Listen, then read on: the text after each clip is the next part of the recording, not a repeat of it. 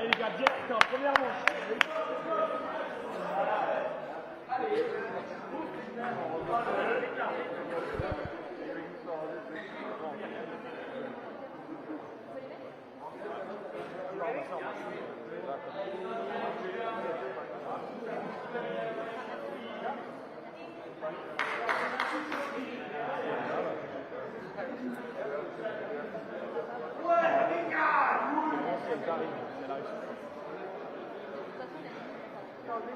C'est la ligne du milieu.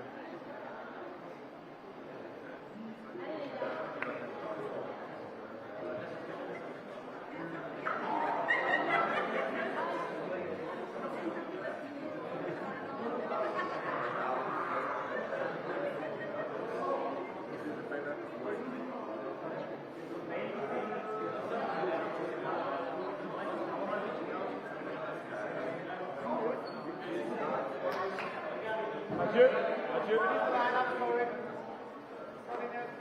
Der Co-Coach ist hier so ein bisschen gemischt. Das ist unser Co-Trainer, ist so viel. Mathieu, tu caches Paul. Nein, aber er soll.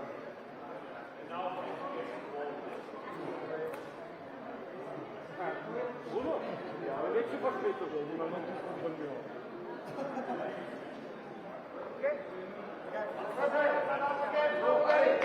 Allez les gars. Gutes Signal einbauen muss.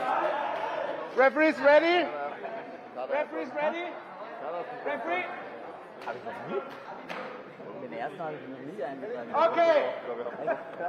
Teams line up. Ready? 63, Luke, and number 4, Benjamin Favre. Yes. Yes. Gut, ich habe verstanden, 600 Schlimmste mit einem Spieler weniger. Champions Tour bracket matches for you live today from Mexico City.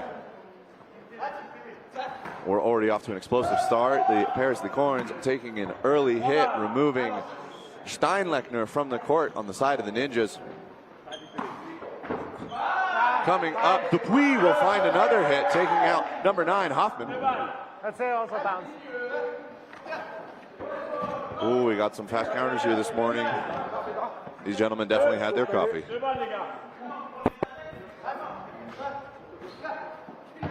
Ooh, and that is going to be a strong hit from Hackle onto number 11, Givarch of the Licorns. Udongo's looking for a hit on Nemeshkari, can't find it. Hard pressure from the wings. Grill and Dupuis are going to trade. Nemeshkari is then going to find Udongo over here on the wing. Hackle looking for an easy hit, trying to catch Auger sleeping. It'll be Ryu and Auger left for the Licorns with about 90 seconds left in this set. Wobei ich hätte nicht geben, ich hätte. Nein, kein Bounce, aber ja, du warst ab, bevor du. Big pumps from the Ninjas. It is going to be Ryu on his own, looking for options. Hopefully going for a catch. Favre doesn't see an opening, doesn't take the shot. Burton will be on Ryu to throw. Play one ball. Free. Ooh, and that ball will bounce back to the side of the Licorns. And Burton will once again be on Ryu.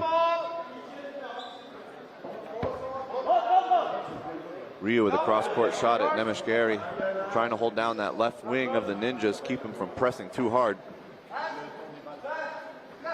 Ninjas on the offensive. It's going to be a double at Ryu, dancing on the back line. He avoids the double.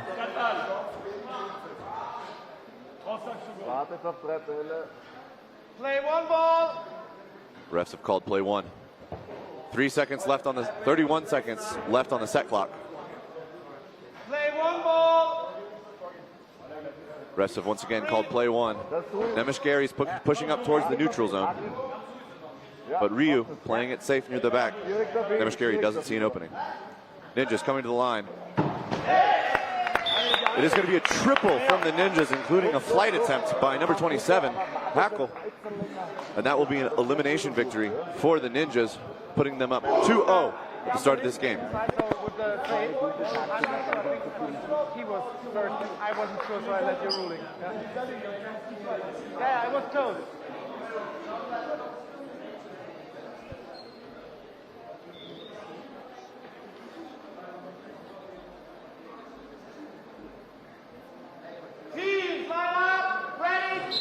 And we're off. Ooh, Sebastian Grill, number 92, beating number 11, Givarch, to the line. And that is going to give an opening. Nemeshkieri finds the feet of Kudongo.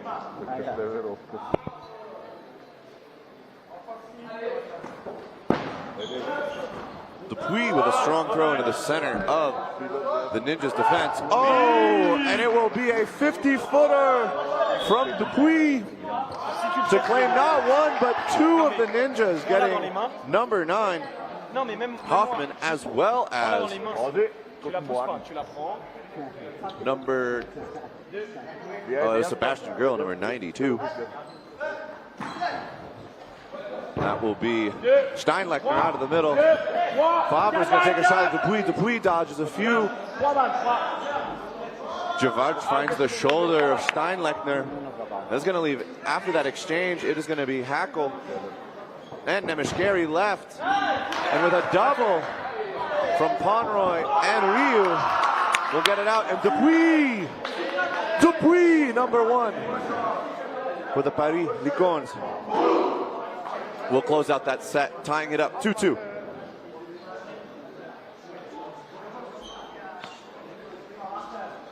Good job, offer. We get ready for set number 3 here. The first game of bracket play, the Dodgeball Champions Tour on PX Sports.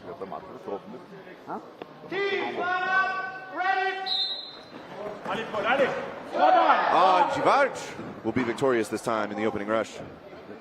First offensive will go to the Licornes. And Kudongo with a powerful shot into the chest of Hackle. Give the Licornes an early lead, 6-5 over the Ninjas. Steinlechner out of the center.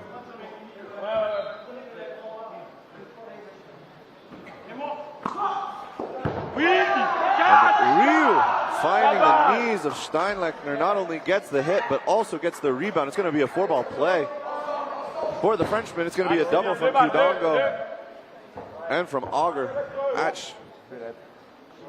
Nemeshkieri. Pre-counter from Dupuis. Throw from Nemeshkieri at Kudongo.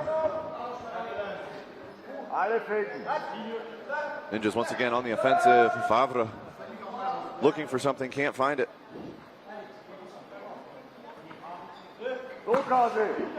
Oh, beautiful pump fakes from Dupuis and from Kudongo. Sets up Ryu to find number 92, Sebastian Grill. Ryu with the catch, and Kudongo follows it up with a hit on number 63, Nemeshkieri. Oh, beautiful pressure from Ryu, gets a ball out of number 4, Favre. Another pre-counter and a double from Ryu. And Givarch will secure 2 more points for the Frenchman.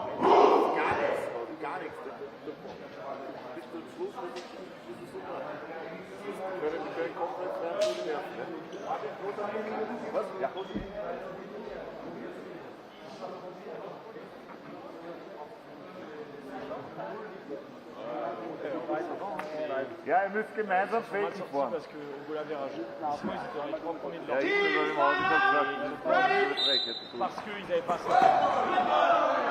And that is going to be once again Givarch beating Sebastian Grill for the contested ball. Dupuis, oh! Number 9 for the Ninjas. Hoffman with a wing-to-wing double. Finds Dupuis and it bounces all the way across the court into Kudongo. And then that'll be number 27, Hackle, finding another hit on Auger. Oh, Nemeshkieri with a pre-counter. Will find number 11, Givarch. And then Ryu taking out an ensuing play. Pomeroy looking for options, seeing if he can catch something. With 3 balls on his side, Burden now falls to Pomeroy to throw in a 1v4. 2 minutes left in the set.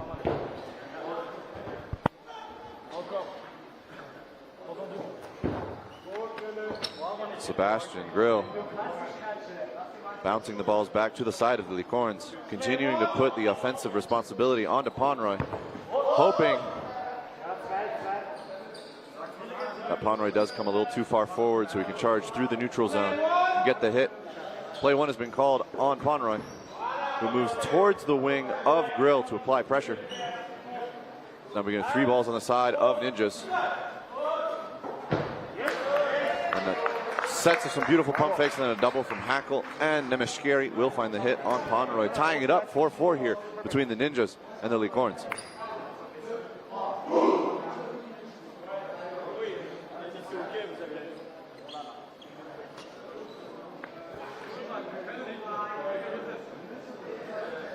What can I say? This is a beautiful way to start the day.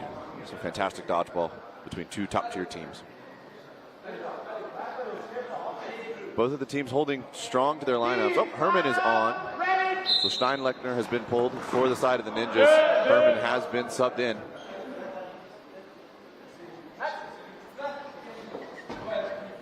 Qdongo is going to get up and over that one. And on the rush down counter from the wings, he is going to find the shoulder of number 27, Hackle.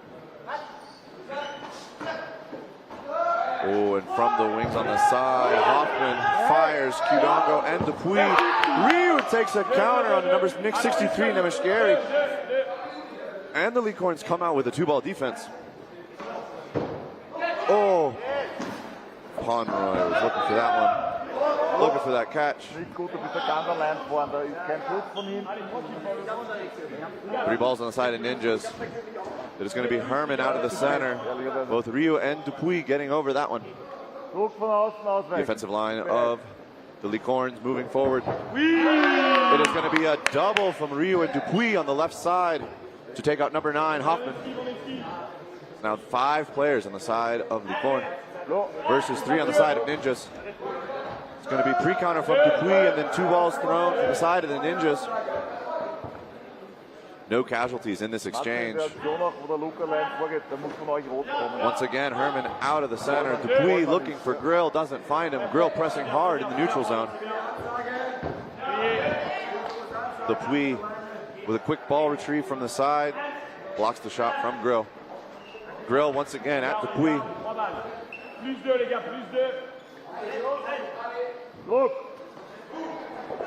And it is going to be a double from Ryu and Qdongo on the right side to take care of number 4, Favre, on the side of the Ninjas. Once again, giving the Ninjas 4 balls, but the French defense looks happy and comfortable with just 1 ball. Qdongo dodging 1, blocking another.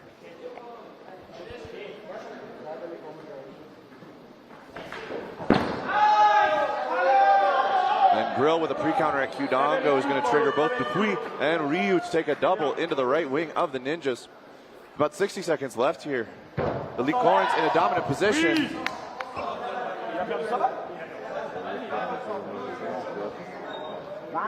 Dupuy rushing into the neutral zone against number 52, Herman.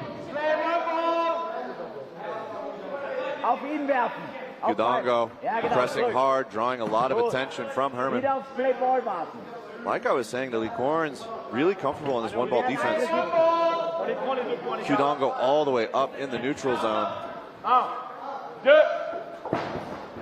Herman feels he has to throw at Qdongo just to check that pressure. It's going to be 2 balls from the side of the Licorns, leaving Ninjas with 4. 8 seconds left on the set clock. And Qdongo with a flight kill. Beautiful height, beautiful throw. Herman put in a lot of work there defensively on the side of the Ninjas, but unable to find connections. And the Paris Licorns are going to go up 6-4 over the Vienna Dodgeball Ninjas.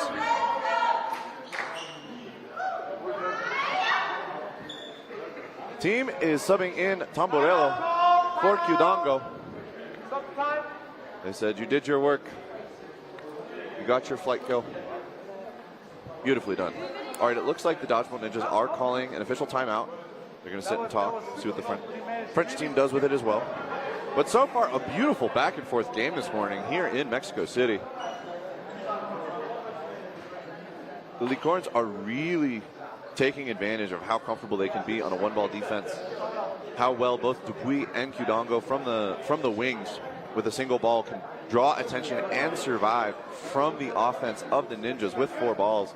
And then that really opens up their offensive line, right? Normally with a 3-ball offense, you only want to be throwing 1 ball. You want to maintain a 2-ball defense in your wings. But given that the team from Paris is comfortable with only 1 ball, it means that they can take doubles both on 4-ball plays and 3-ball plays, which means if they have a high priority target, say, number 63, Nemish Gary on the side of the Ninjas in the left wing, a very big threat that we saw yesterday. They're more than happy to double him, get him off the court, and then survive on that 1-ball defense. Now Tom Borello has entered the court. Let's see what he can do this morning.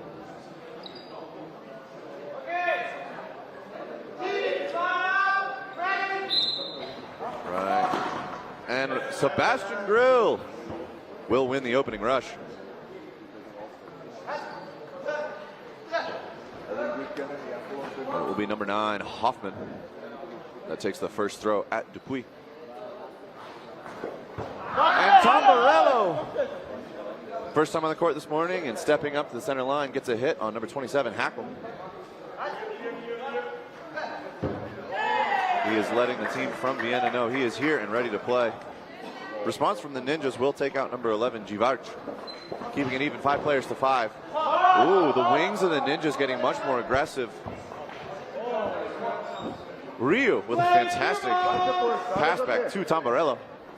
And once again, the double on a 3-ball offensive from the Licorns. Finds number 63, takes out Nemish Gary, gets rid of that left wing of the Ninjas. And then once again, Ryu survives on the 1-ball defense. Dupuis survives after the post counter. The Licorns really leaning into their defensive capabilities in order to maximize their offense. And it's going to be Dupuis trading for Hoffman on the far side. Favre gets an extra ball out of Ryu, and that is going to be all 5 balls on the side of the Ninjas with a little over 90 seconds left in this set.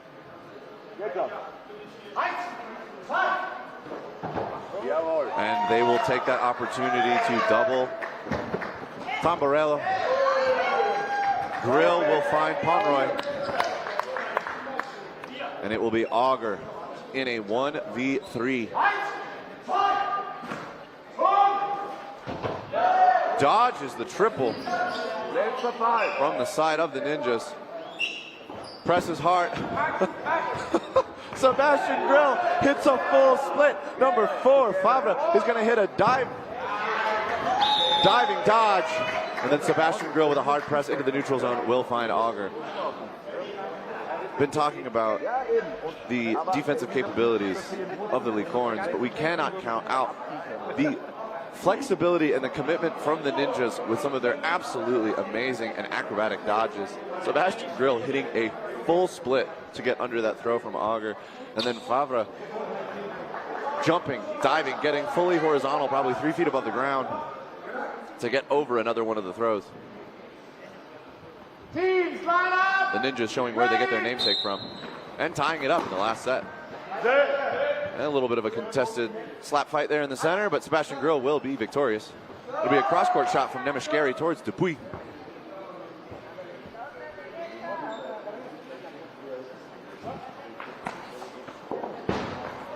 Oh, Kudango!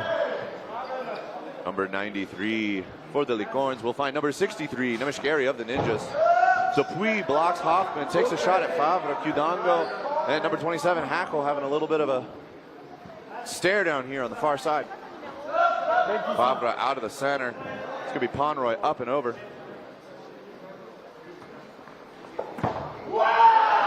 And Hackle knows. Kudango getting through that blocking ball.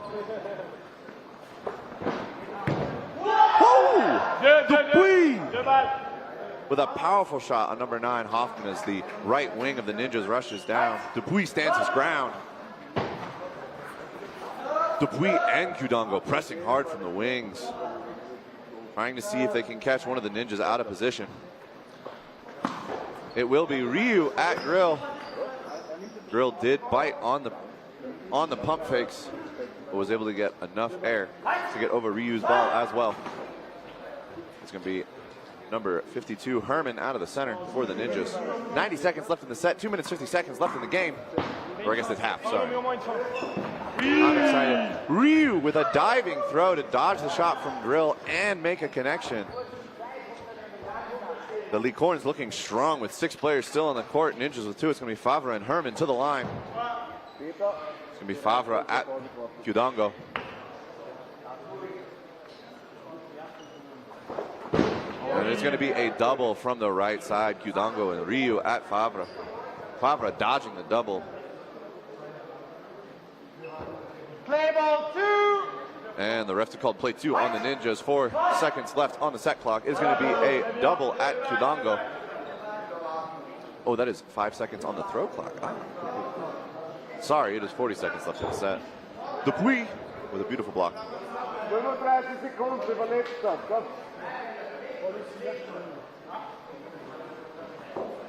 And that is a double from the left side of the Licorns, trying to find Herman. Not able to do so. Qdango pays the price up in the neutral zone, trying to retrieve that ball for his teammates. Herman is going to find the first hit of this set for the Ninjas. And it will be Ryu and Givarch with a double at Favre. Favre blocking both balls. 3 seconds left on the set clock. Favre and Dupuis have a little stare down there, but ultimately it will be the Paris Licorns who will take that set by player count, getting them 1 point. I just hit the hit in the middle. It was just a hit. Oh, sorry, that was super mistaken. Not I wanted to give a draw. 7-6. 6-7. It will be 7 points on the side of the Paris Licorne. And 6 points on the side of the Vienna Dodgeball Ninjas as we go into the final 90-second set of the first half of the first game of day 2 of the Dodgeball Champions Tour here in Mexico City, brought to you by PX Sports.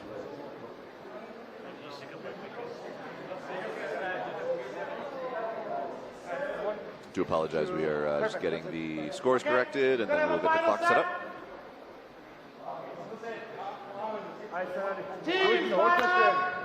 Oh, no, sorry. We have to wait for now. Sorry. But I've really been enjoying the willingness of the Frenchmen to go down to 1 ball and trusting in their catching ability, their blocking ability, and their dodging ability to survive the ensuing 4-ball play from the Ninjas in order to take out priority targets. Nemeshkari has not really been able to have any impact in these particular games. No, Sebastian Grill will have a center line violation. He does win the center, the contested ball, but it will be at the cost of his life. Qdango with a beautiful jump gets over that ball, dances on the back line. And oh, it will be number 27, Hackle, that will catch the throw from Qdango, bringing back Sebastian Grill. And Ninjas with a full 6.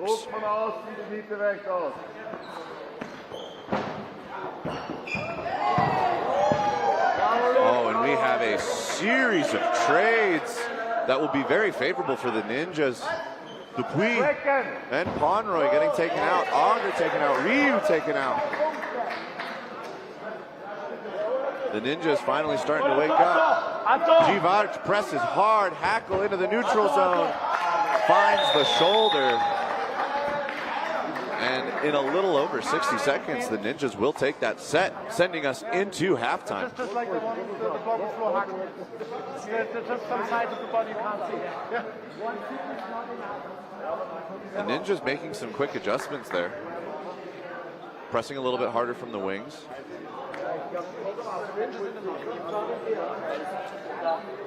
Also think very critical catch there from Hackle to start it off.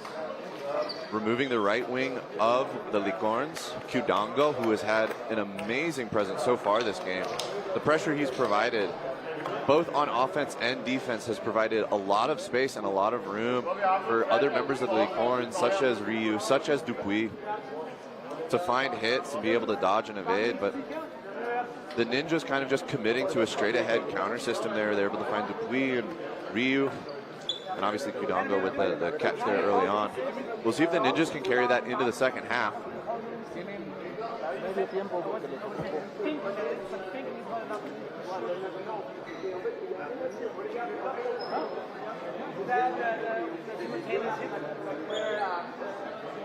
Once we had a quick conversation about it.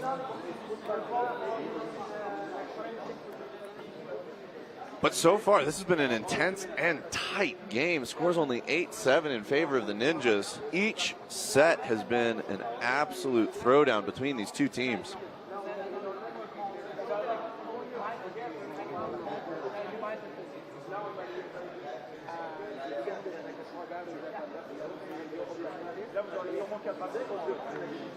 Currently where I am in the commentator's booth, the Vienna Dodgeball Ninjas are directly below me. I wish I knew enough German in order to be able to eavesdrop on them and hear what they're talking about.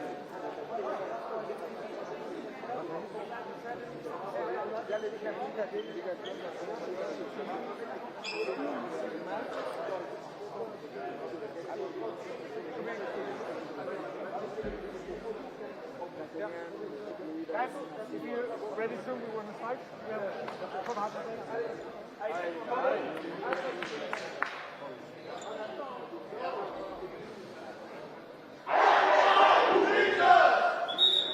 All right, it looks like the Ninjas and the Licons are ready to get back to it. Officially, there's still 2 minutes and 30 seconds left in the halftime, but these teams are like, we don't want it. We want more dodgeball. Looks like the Ninjas are making some adjustments to their lineup.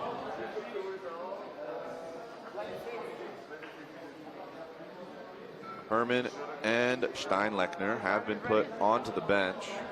And number 26, Ziffer, has been brought onto the court. The Paris Licons.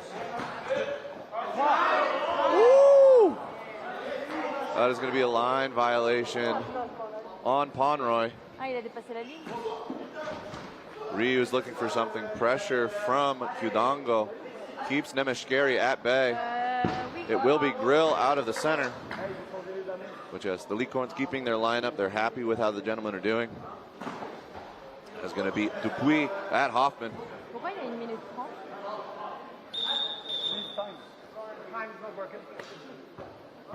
I'm so sorry, ladies and gentlemen.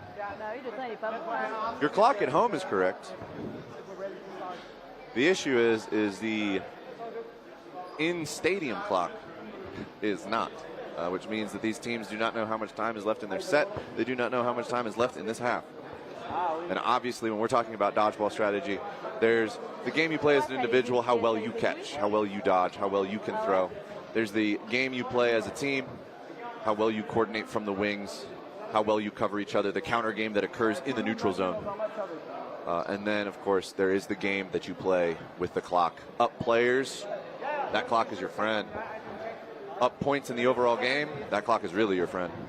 But, of course, if you don't know where that clock is at, you don't know if it's helping or if it's hurting you. So we're working to get that updated here right now in the stadium.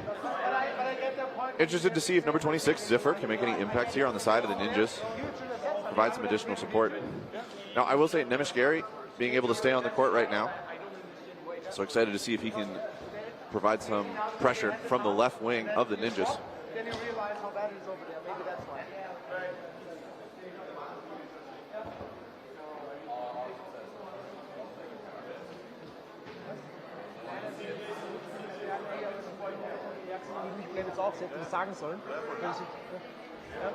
Okay, we're good now.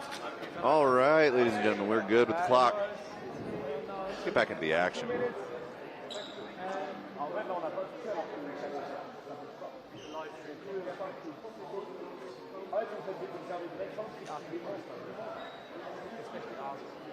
And also, yeah, perfect. And 1933 then. 1933 then, from Kyle.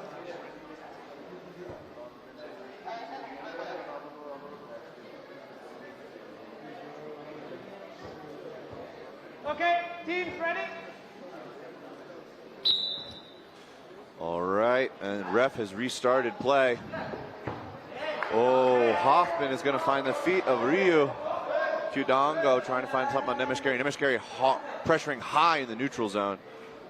Trying to keep Kyudango from getting a ball. It's going to be Nemeshkeri that does get a hit onto number 11, Jivarch. Sorry. And Favre, number 4.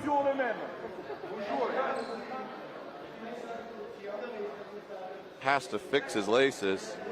Okay. One foot on the back line. Teams ready?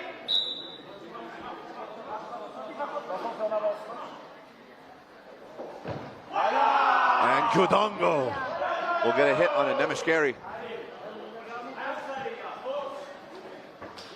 And Ziffer looking to hit Kyudango. Shot from the center on the side of the Ninjas. About 90 seconds left here in this set. The Lorns will press to the line. And it will be Dupuis that finds a hit onto number 9, Hoffman. All right, is Grill. Ziffer. Hackle with a double at Kyudango. And it will be Kyudango that gets hit in that double. Excellent work from Ziffer and from Hackle, removing one more player from the Lorns. Auger and Dupuis are the only 2 left.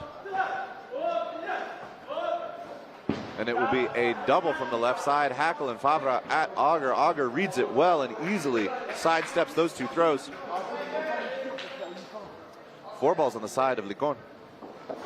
It'll be a double towards Sebastian Grill and number 26, Ziffer. Neither of them, though, finding a connection. The Ninjas are up 4-2 with 35 seconds. I stand corrected. Dupuis says, no. It is 3-2. Play ball is called. It is going to be a double from Favre and Hackle, and they will find another player, that player being Auger. And Dupuis in a 1v3 with 15 seconds left on the set clock. The Ninjas trying to open this lead up a little bit more. The Lorns wanting to keep it close. Oh, and Hackle. Dupuis almost evening it up to 1-1 with him and Grill being the only ones left on the court, but Hackle with an excellent flying catch outside of the court. So for those of you at home, in order for a catch to be counted as valid, you just have to have physical control of the ball before you touch the ground, whether that's inside the court or outside the court. So Hackle jumping out after getting struck, secures that ball with 2 hands, clearly seen as having control of it, and then lands out of bounds. Catch is good, it's a catch and out, but Sebastian Grill is still on the court, and the catch would bring in somebody else. Giving the victory to the Dodgeball Ninjas by elimination, giving them another 2 points. They will go up 10-7 over the Paris Lorns.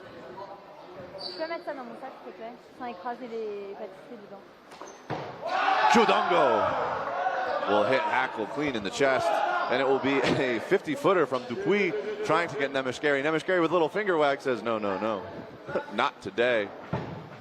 Oh,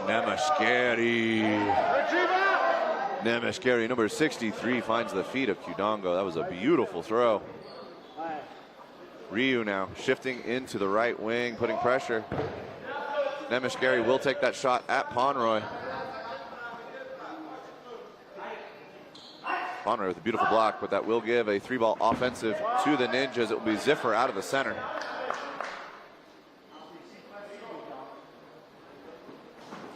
Dancing to the line, Jivarch takes a shot. Sebastian Grillo evades.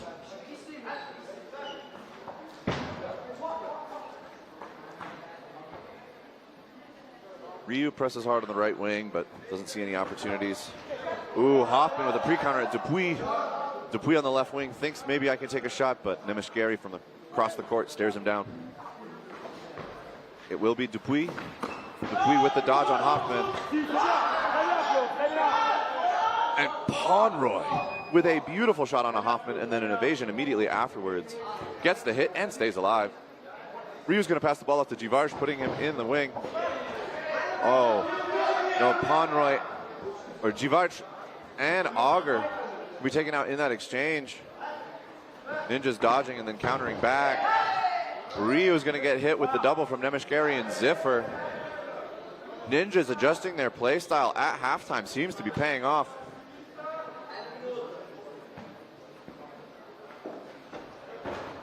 Pomeroy and Dupuis.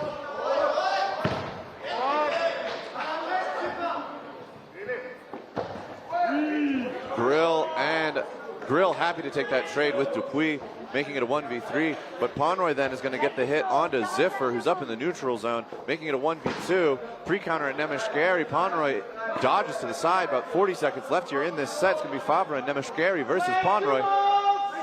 Play 2 has been called. Pre-counter from Pomeroy. And it will be a double. Pomeroy knows he could have caught one of those. No. Finally, it was a play ball count, the first time on the screen. Oh, really? That's the first time I did see it. Number 26, Ziffer being subbed onto the court, and a little bit of a playstyle adjustment from the Ninjas. Prioritizing dodge and then countering back at the Lorns. Definitely paying off. They've opened up this lead. It's now 12-7 in favor of the team from Austria.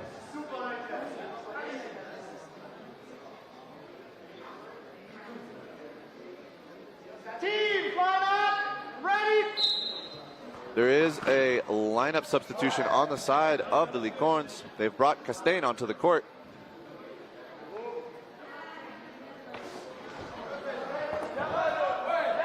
And in a flurry of blows, there's several dodges, but Dupuis is able to find the feet of Nemeshkari. Dupuis is going to take a pre-counter. The shot from number 4, Favre, is going to bounce back in favor of the Ninjas, having another offensive play. Hackle takes a shot from the left wing, but doesn't find a body. Kudongo does, though, finding number 92, Sebastian Grill. And that's going to be Hoffman at Kudongo. Favre with some beautiful pressure in the neutral zone keeps Kudongo from rushing down on the left wing. Kudongo with the play call. It is going to be counters from both corners. Hoffman and Hackle throwing into the Paris offensive.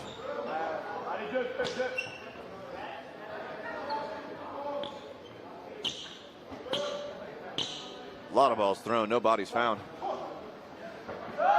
Big pump fakes. Ziffer getting really close to the toes of Dupuis. There's going to be a shot from the center by Castain.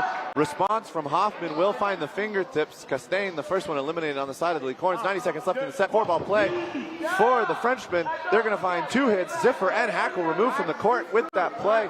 Pressure from Givarch and from Kudongo is going to mean that there's another offensive play for the Lorns, and it is going to be a 4-ball play.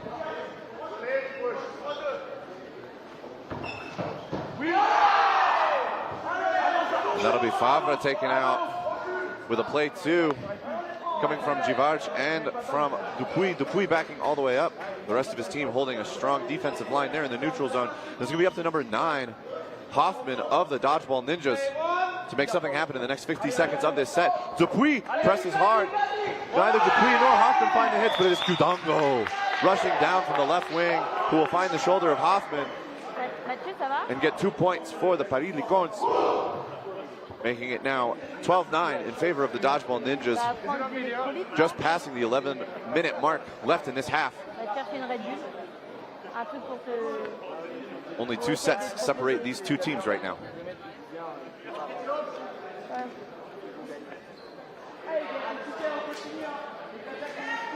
Woo.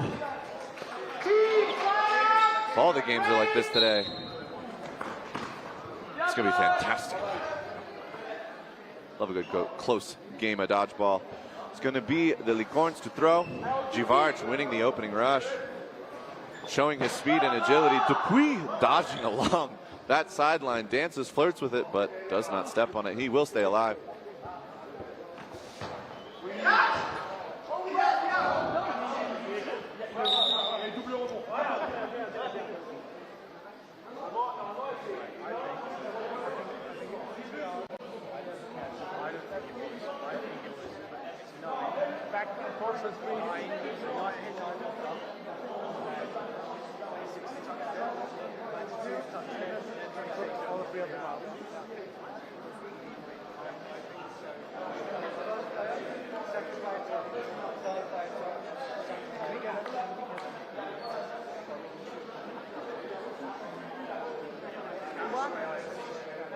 I thought so too, but I'm not really. It was like hit, going there, going here, kick catch. So it's all 3 hours.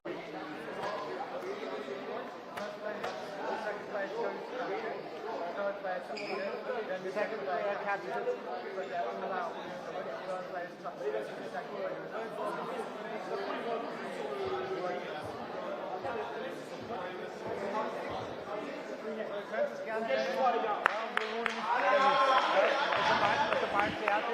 Raus, dann noch fliegt, die und kurz mit dem Catch machen.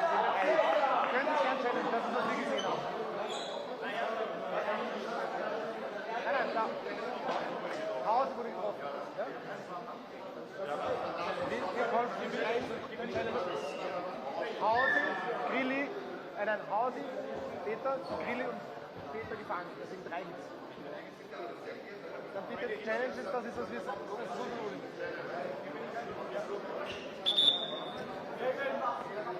All right, ladies and gentlemen, we do have a little bit of a contentious call, I assume.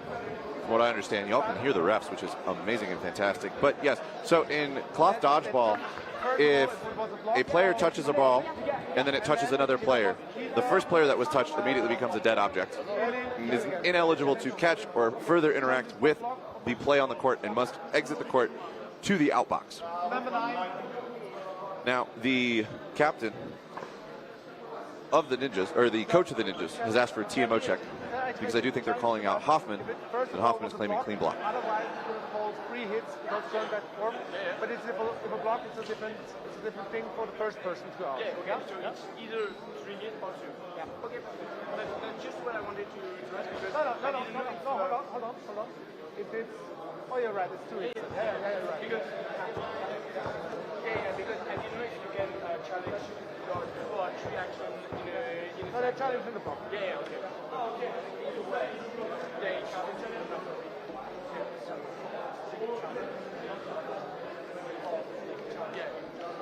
Yeah. That's what I was asking because I didn't know. Yeah, But that was a tricky situation. yeah.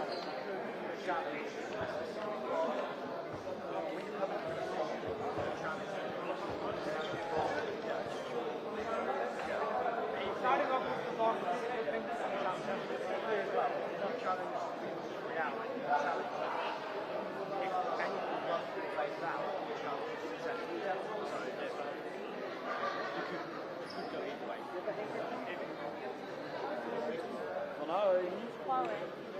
I think we have it. C'est bon, Amy, c'est bon.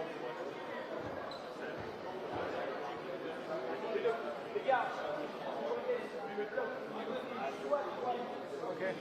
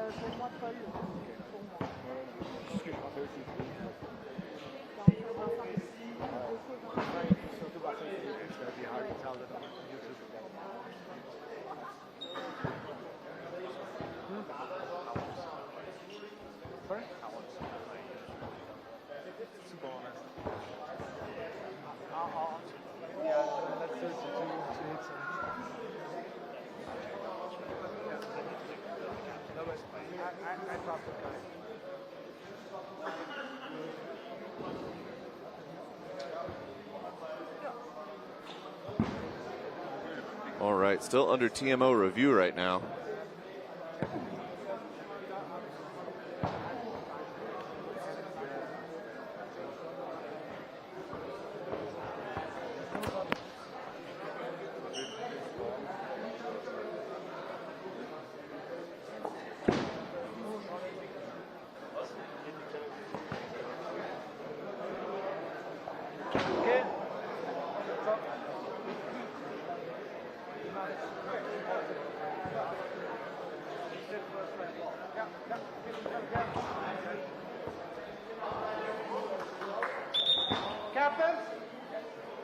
Well, seems the refs have come to a decision.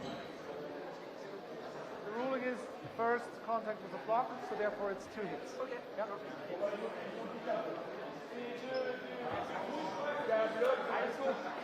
Fantastic. So after TMO review, the block by Hoffman is clean. However, the ball then hit Ziffer, bounced over, hit Grill. At the point that that ball hits Grill, Ziffer is out, must exit the court to the out box. Unfortunately, it went from Grill, and then Ziffer was ultimately one who attempted and secured what could have been a catch. But since Ziffer was already out, since the ball had touched Grill, the catch is no good, and both Ziffer and Grill are eliminated with that single throw from the Lorns.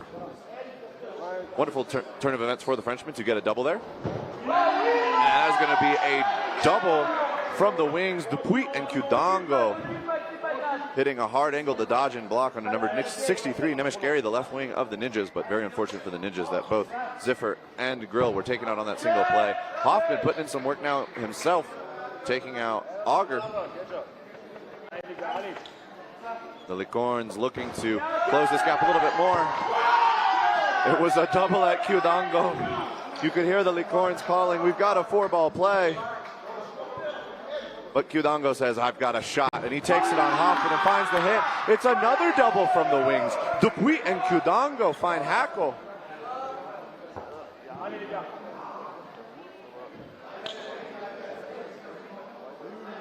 And it will be Favre in a 1v5.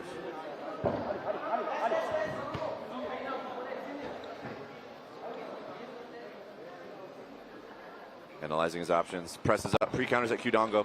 Dupuis launches one back. Qdango throws another.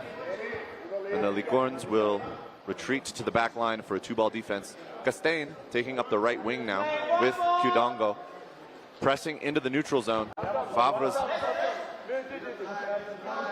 pressing and takes a pre-counter, or I guess takes his offensive shot at Qdango. Play 1 ball! The Lorns applying a lot of pressure, moving far up the court. Qdango making it all the way to the neutral zone, while it is still. I call the bounce. Bounce. And the refs are going to call bounce. Favre knowing that ball didn't hit my feet, that hit the floor first. Favorable call for the Lorns. Or for the Ninjas, sorry. And Castain! Number 95, Castain. Out of the right wing, will find the shoulder of Favre. And that will close the gap even more. There's now only 1 point separating the Dodgeball Ninjas and the Lorns. I saw a bounce.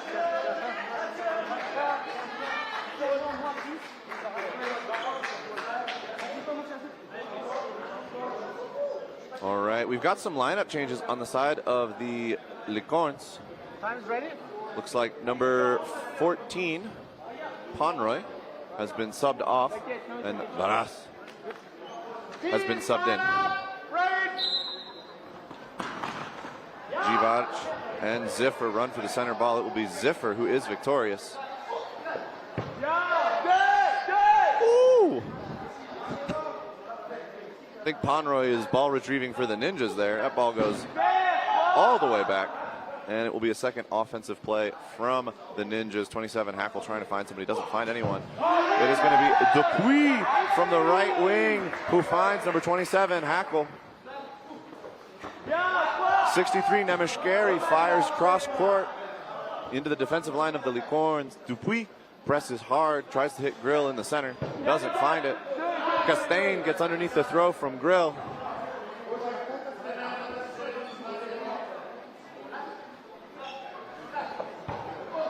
Oh, and Hoffman is going to find Auger. Qdango will find Ziffer. And I do apologize. It is Tamborello who is on the court. Jivac has been subbed off. It will be Dupuis, Castain, and Qdango to the court. Castain with the throw. Doesn't find a body, but the counter from Hoffman. Castain will pull it in. And Qdango will take a trade with number 92, Grill. Tamborello in support, also throwing from the center of the Lorns offensive line. And it'll be two players on the side of the Ninjas now. Dupuis and Tamburello pressing hard from the wings. Tamburello with a beautiful cross-court shot. Tries to catch Nemeshkeri unaware. Dupuis holding Nemeshkeri's attention. Nemeshkeri finds Castain. Dupuis pressing up. Nemeshkeri straight ahead. He's feeling the pressure from the right wing of the Lorns. And it will be Nemeshkeri that gets a catch on Dupuis as Dupuis and Auger throw a double into the left wing of the Ninjas. Hackle is back on the court, and we find ourselves in a 3v3. 4 balls on the side of the Ninjas. The Ninjas say, no, it's a 3v2. And it will be Varas and Tamburello for the Lorns. Varas presses hard from the right wing. It is a double into Hackle. Hackle dodges one and blocks the other. And it'll be 3 balls for the offensive line of the Dodgeball Ninjas. 30 seconds left on the set clock. They throw at Tamburello. Tamburello drops looking for a catch. 20 seconds left in the set. It is ground. Hackle pressing on the right wing. Nemeshkeri play calls for the Ninjas. It will be Tamburello with a catch and out that will bring back Qdongo. Varas. And Qdongo will find number 27, Hackle. And it is now the Lorns! The Lorns who turn it around in the final 15 seconds. And they will take that point by player count at the end of set time. And that will tie it up. That will tie up this game. 12-12 between the Austrians and the Frenchmen, with 3 minutes and 50 seconds left in this game. This is a fantastic way to start the day. The back and forth is absolutely beautiful. Both teams are adapting, adjusting, shifting in order to account for the changes that the other team is making. Love to see it. Maybe that one was a close one, but And obviously the Dodgeball Ninjas have been around for a little while. They've got a lot of experience on their side.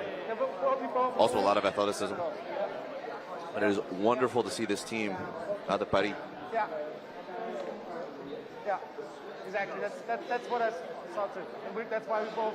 But I always think that is growing so much instantly, then we're probably right. And having such a big presence here on the international stage.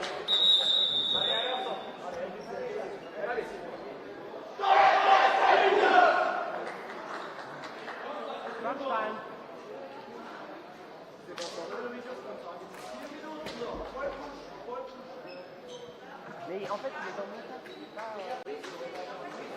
Okay, teams line up, ready. Another opening rush. It will be Sebastian Grill who beats Varas to the line. We have a ball not properly inflated. Good. Okay, teams ready. And play has been restarted. Burden is on the Ninjas. Ryu with some beautiful air. Gets up and over it. Woo!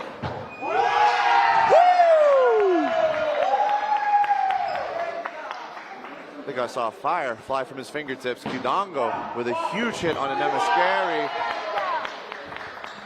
Qdongo fires another one at Grill. He will block it on the left side. Hoffman and Ryu will be traded. 4 balls on the side of the Ninjas to make something happen, and they do. They find Qdongo.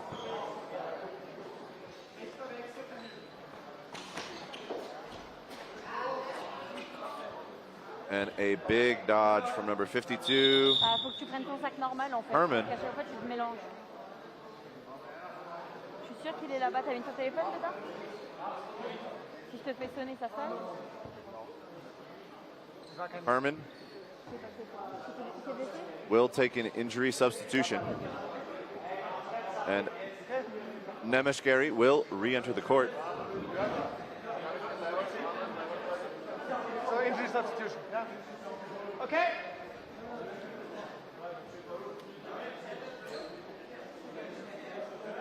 Herman with some beautiful dodges, but he's definitely putting his body on the line. Okay, so the injury substitution cannot be from the outbox. Oh, no. The injury substitution is going to be Steinlechner, who is now in the outbox for Herman.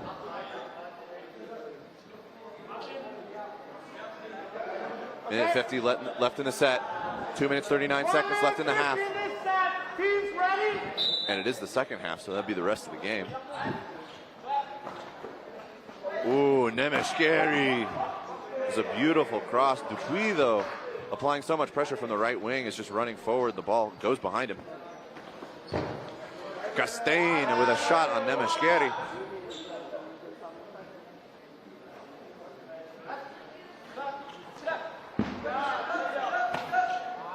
Tamborello.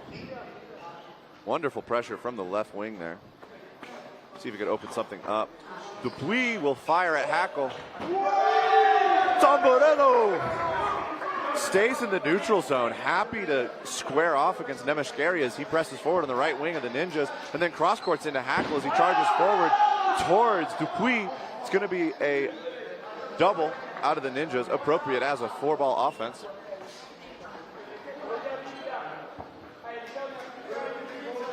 Ninjas calling for patience here. They're up 4 players to 3. Dupuis pre-counters into Nemeshkeri. Nemeshkeri finds the counter. Tamborello once again presses up into the neutral zone, makes his wing respect him and stare him down, and then cross courts, this time finding Nemeshkeri.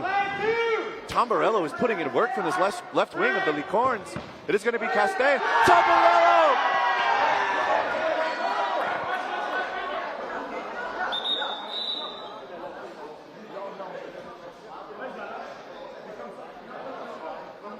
GL2 est pas tombé. Good, good.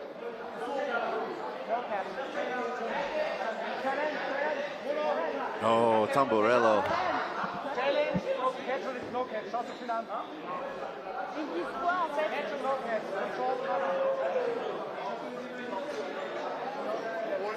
So as you can probably hear from the reps,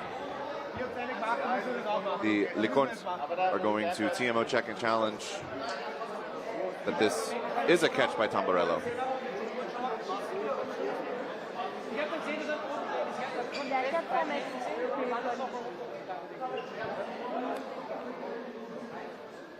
Tu l'as pas laissé en haut?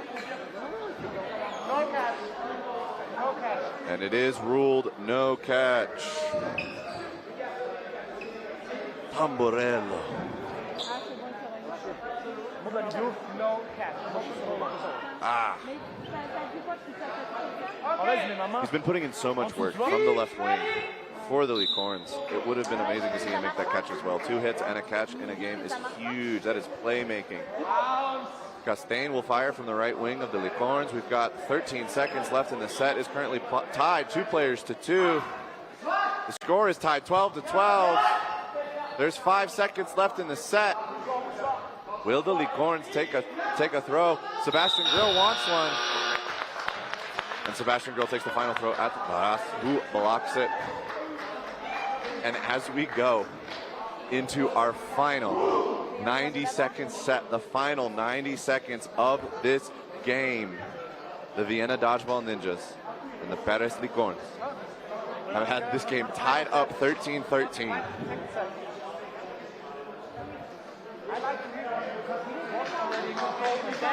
Absolutely fantastic dodgeball. Holding the ball in both hands.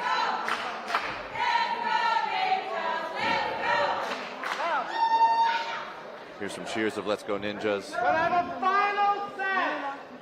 Teams line up. Ready. Sebastian Grill will win the opening rush. Ninjas now looking to find that rhythm again. It will be Steinlechner who finds the first hit on Barras in the center of the defensive line of the Licorns. Coming forward, Kudongo will take a shot towards Hoffman and Grill, but does not find a connection. Steinlechner fires again. This time Ryu gets out of the way, and it will be Dupuis, Ryu, and Kudongo. Ryu firing straight ahead. Favre gets underneath it. It is Nemeshkeri from the left wing of the Ninjas who will hit Ryu. Steinlechner is taken out by Kudango. The Licorns fighting back. Hoffman. Kudango and Dupuis released from the wings. 24 seconds. The Ninjas are up by one player. With a 4-ball play. It's a triple on the Kudango, and they will find a connection. Tamborello shifts into the left wing. There's 10 seconds left in the set. I should say, in the game. That's 2 hits for the side of the Licorns. It is 3 players to 3 as the buzzer ends.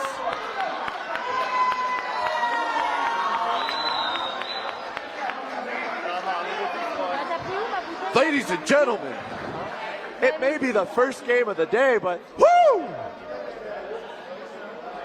These two teams are giving us a game. Tied up 3 players to 3. The Licorns coming back, getting 1, 2, 3 hits in the final 5 seconds of that set. Are going to tie it up 3 players to 3. They're going to take the score to 14-14, and we're going to have to play 3 more minutes of regulation time.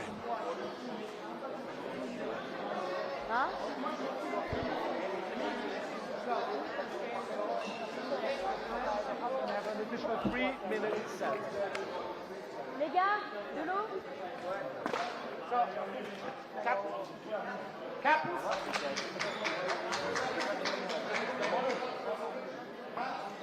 All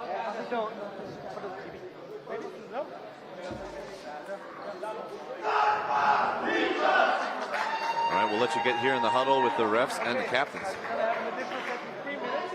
If it's after 3 minutes equal, I'm going to stop the game for a second, and then after that, subset. Yeah? Okay? Perfect. Good luck. All right, ladies and gentlemen, as you've heard, we've got 3 minutes of regulation play. 3 more minutes of fantastic clock dodgeball between these two teams. And if they are tied players at the end of this 3 minutes, it will go to sudden death. Which means that whichever team gets the next hit after that moment wins the set and wins the game. Steinlechner fires an absolute rocket out of the center of the offensive line of the Ninjas. Costain gets underneath it. Ryu finds Steinlechner. It is going to be Hoffman to take out Ryu. Kudango's looking for something, can't find it on the left wing. Looking for opportunities. Costain will fire out of the middle. It's going to be Favre who gets over it. 5 players to 5. 2 minutes, 30 seconds left in the set. Nemeshkeri with a huge cross court tries to find Kudango. Dupuis and Kudango communicating from the wings as this ball comes into their back line. They press up. It is going to be Dupuis. Tamborello presses up from the center with the retrieved ball. The Ninjas find Varas. Hackle with an accurate throw into the fingertips. Kudango tries to find Hoffman. Hoffman with some hops, though, gets over it. It's Hoffman. Oh, Kudango tries to find Favre, but it just goes underneath his feet.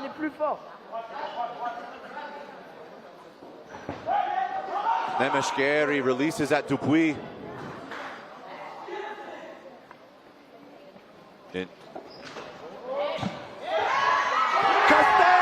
Costain with the catch. A beautiful throw by Hoffman does hit Tamborello, but Costain with a good heads up will catch it. This will bring back Ryu. 4 balls on the side of the Licorns. The back wall, though, returning one of those to the side of the Frenchman. It is going to be Kudango. Favre with a huge dodge. Grill pressing in the right wing. Doesn't allow a ball handoff. Kudango will get hit. Nemeshkeri will find Dupuis. The Ninjas with all 5 balls.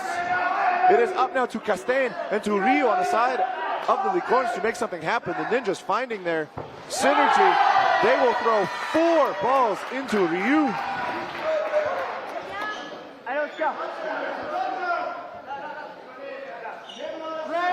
The Ninjas pulling this out, finding the energy. Castaigne now, with 30 seconds in the set.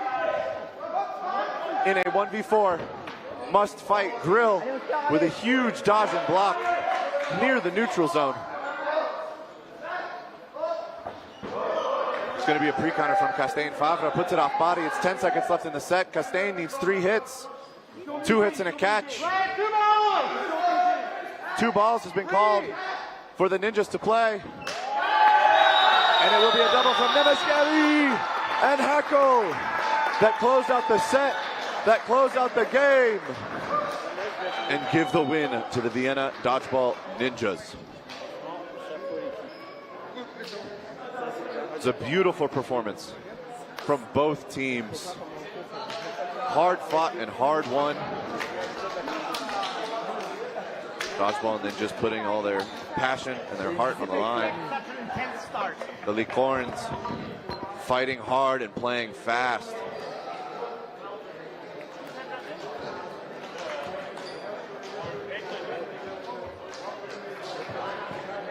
Few clutch and key moments.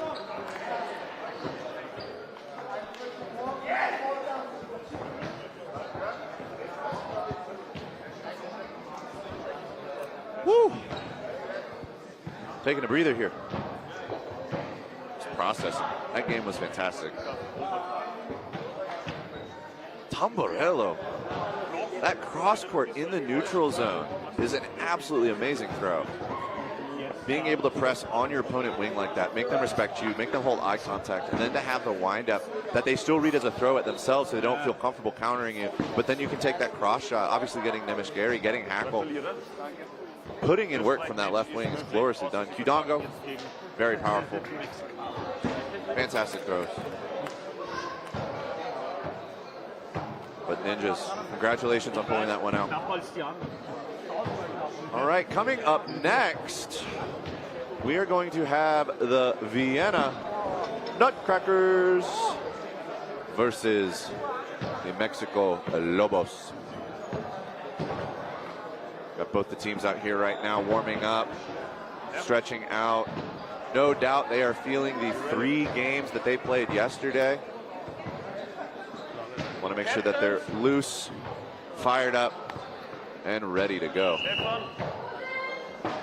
I am excited to see if the Lobos watched film last night. Obviously, all the games were streamed yesterday and available to rewatch.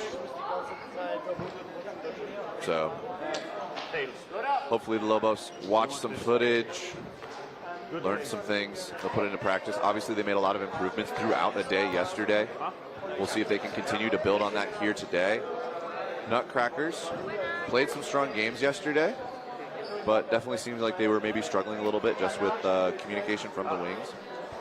We'll see if they've got a little bit more of a unified line.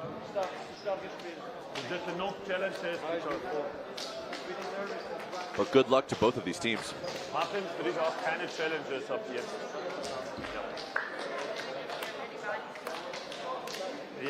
And of course, big thank you to all of you at home tuning in right now and watching the Dodgeball Champions Tour here in Mexico City. Brought to you by PX Sports.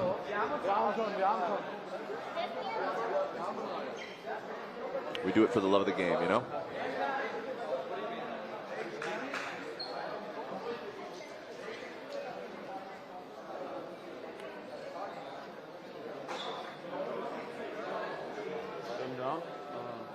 Good ask, Armando.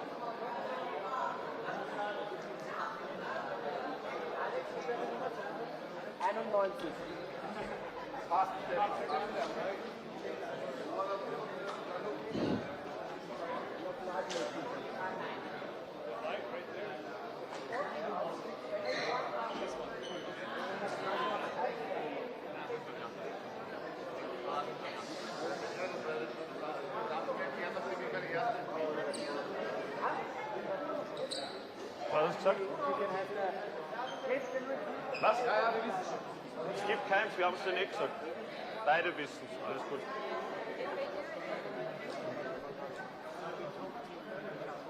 Ja. I told both coaches. Well, from semifinals on, is going to be there again. It's just for the replacement. No, England is semifinal. What? Yeah. The rest, okay, yeah. Place 1 to 4 is also placement, but we don't call it that because it's a semifinal. So the first 4 matches we don't have it, so 3 more, and afterwards we have it again.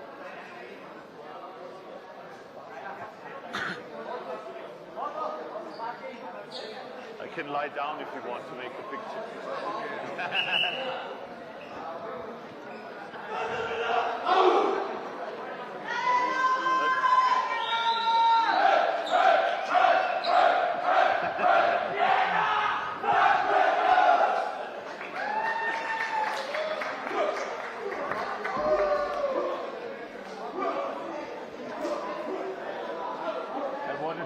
All right. We're getting geared up here now for the opening rush of Game 2 on Day 2 of the Dodgeball Champions Tour here in Mexico City. Beautiful, amazing Mexico City. All these games brought to you by PX Sports. Teams, ready? There's going to be Lobos versus the Nutcrackers. Oh, and a little bit of a slap fight between Leon and number 5 of the Nutcrackers. Should be Urte Ballon. Ooh, Rocas goes for his first catch of the day, but does not get it as Juato gets a hit for the Lobos. But it will be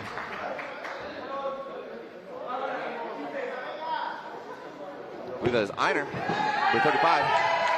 Woo! Leitner, number 10, lighting up. Number 5, Dorantes Castillo, also taken out in that exchange.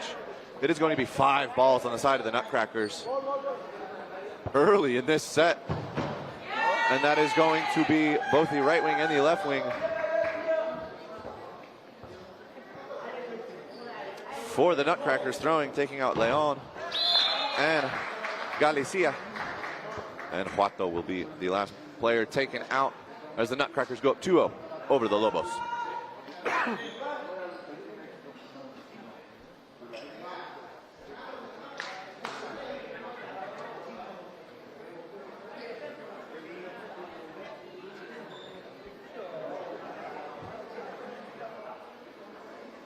For the lineups right now, we have Dorantes, Leon, Castillo, Alarcón, Juato, and Galicia for the side of the Lobos. On the side of the Nutcrackers, we've got Florian Leitinger. Oh! On the right wing, and then all the way on the left wing, we have number 10, Stefan Leitinger, who is going to get a hit on Galicia. A beautiful cross court in that first offensive play. And then it will be, again, number 10, Leitinger, who will pull in a catch on Dorantes after blocking it. A strong performance from the left wing of the Nutcrackers here in set 2. No catch. First was hit. Castillo, unfortunately, is hit before making that catch.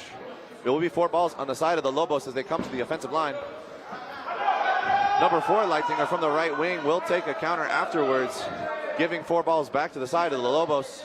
It is Einer, number 35 in the center with 1 ball for the Nutcrackers, drawing attention. Play 2 has been called on the Lobos. 1 will be from Juato, the other one from Alarcón. Juato, unfortunately, I do believe there was a line out. And Leon with a strong throw towards the right wing of the Nutcrackers. Coming forward to the center, it's Urte Ballon, number 5. And it will be a double from number 5 and number 10 of the Nutcrackers. Alarcón with a beautiful 2 blocks on both of those balls. They are looking, Leon with the cross-court shot at Rocas. The Lobos fighting here with 90 seconds left in the set. Florian Leitinger looking for a cross-court. Alarcón with a block as he takes a shot at Rocas himself. And it will be a double from Rocas and from Florian Leitinger. From the wings. Woo! But Alarcón says, I'm not going down without a fight. He puts one into the chest of Rocas. I could feel it from up here. It will be number 35, Einer now, who switches into the left wing for the Nutcrackers. Big pump fakes from the wing, sets up number 10, Leitinger from the center.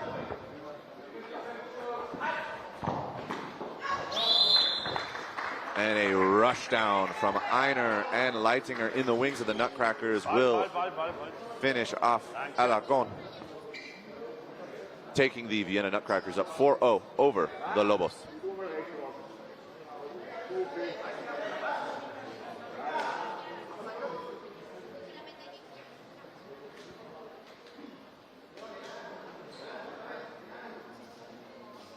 The Lobos are holding strong with the players they have on the court. However, they have shifted their lineup. Dorantes now in the left wing. Galicia, number 9, here in the right wing. For the Nutcrackers, they have brought on number 71, Lukas Decker-Nugbauer.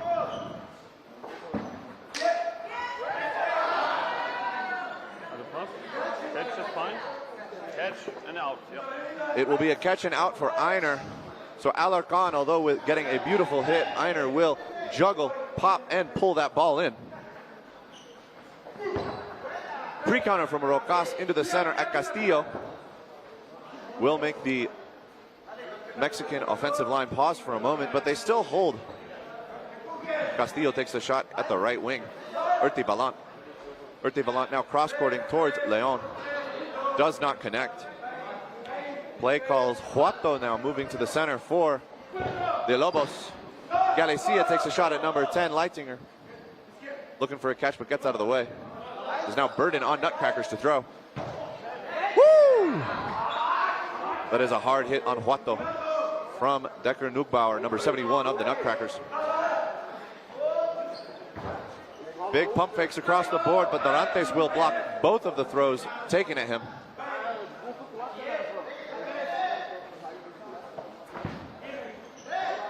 It will be Galicia and the Rocas, both releasing a ball. Number 4, Florian Leitinger with an all-hands catch on Dorantes. That's crazy. Anytime, like, I play foam, and seeing a foam all-hands catch is crazy. Seeing a cloth all-hands catch is more insane. Einer taken out. Number 4, Florian Leitinger makes another catch, this one on Castillo.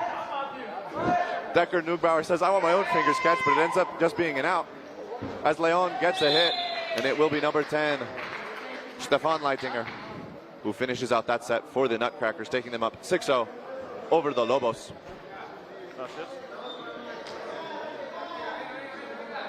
I don't know, what are you supposed to do against somebody like Florian Leitinger who can just all hands catch a cloth ball? Insane. And he's not the only one this weekend. We had a few yesterday that were absolutely crazy. We've also had 60-foot shots that got hits. Not something you typically see in cloth. Teams ready?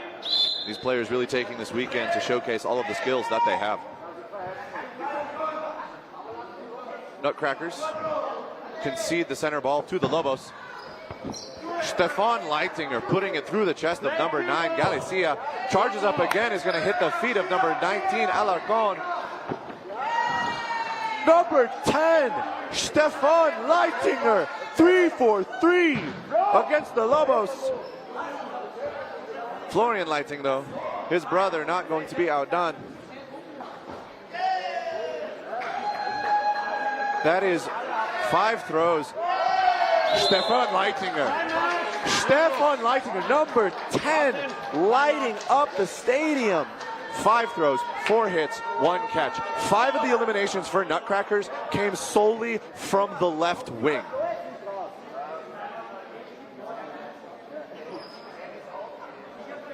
Absolutely insane. Absolutely insane what Leitinger just did there for the Nutcrackers. You're telling me 80% on his efficiency for his throws? Yeah. My goodness. They started playing again. This is dodgeball. They should have played like this yesterday. Obviously, the Lobos, the coach, they're talking about what's going on right now. I mean, it's only thing you can really do with Leitinger, somebody like number 10, who's popping out of that left wing and really applying a lot of pressure on the defensive, is you have to let your right wing know that he's coming, which is unfortunate because it means that you may not be able to apply as much pressure that may leave your left wing exposed. But it's one of those situations of you have to be able to survive against your opponent wing, that one-on-one that you kind of find yourself in often enough as a wing player. And then after surviving that, you need to be able to punish. 12 minutes, 11 seconds left. But knowing that he's coming, not getting caught sleeping, because Leitinger is really just looking for any small opportunity he can. And it's a slap fight in the center between Leon and number 4, Florian Leitinger. And that timeout for the Lobos paying dividends as they hit number 71, Decker Neubauer, and number 4, Florian Leitinger. One after the other. Castillo with another one. Castillo almost gets a catch. Cuato punishes his opponent wing and takes out Urti Valon. It's going to be a double from Jensen Fernandez and number 21, Isidro. And the Lobos come out with fire in their hearts. And it will be Isidro that takes out number 35, Einer. And the Lobos are looking for it. Rocas at Jensen Fernandez. Fernandez looking at Isidro saying, we were supposed to go together. Oh, that's going to be a double from the wings.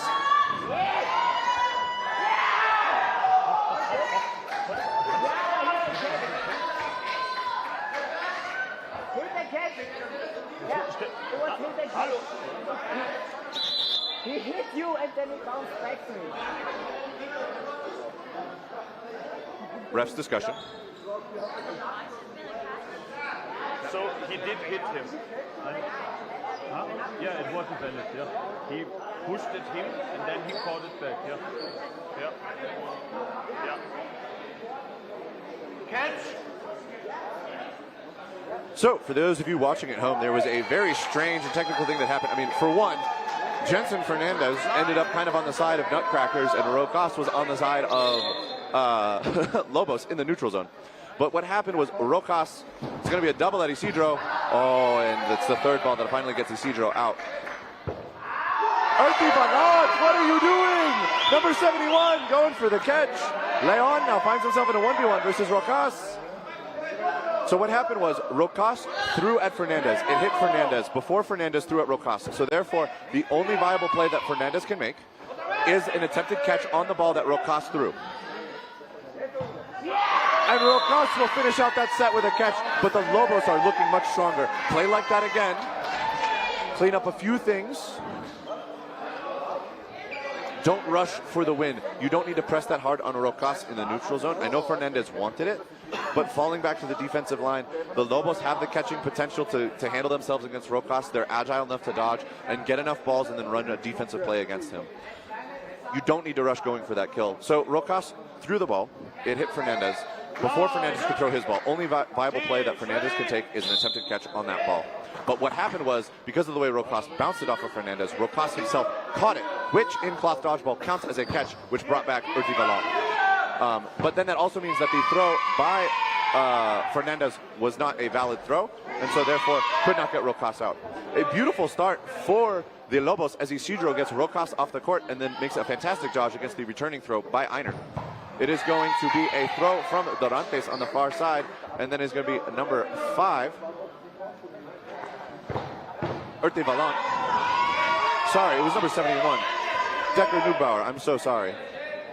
But a trade on the far side will see Urti Valon eliminated. Yeah, this side. Just trying to keep up with the action. And these teams like to play fast. Ooh, and it's going to be number 8, Krenmuller, who takes a cross-court shot at Cuato in the left wing.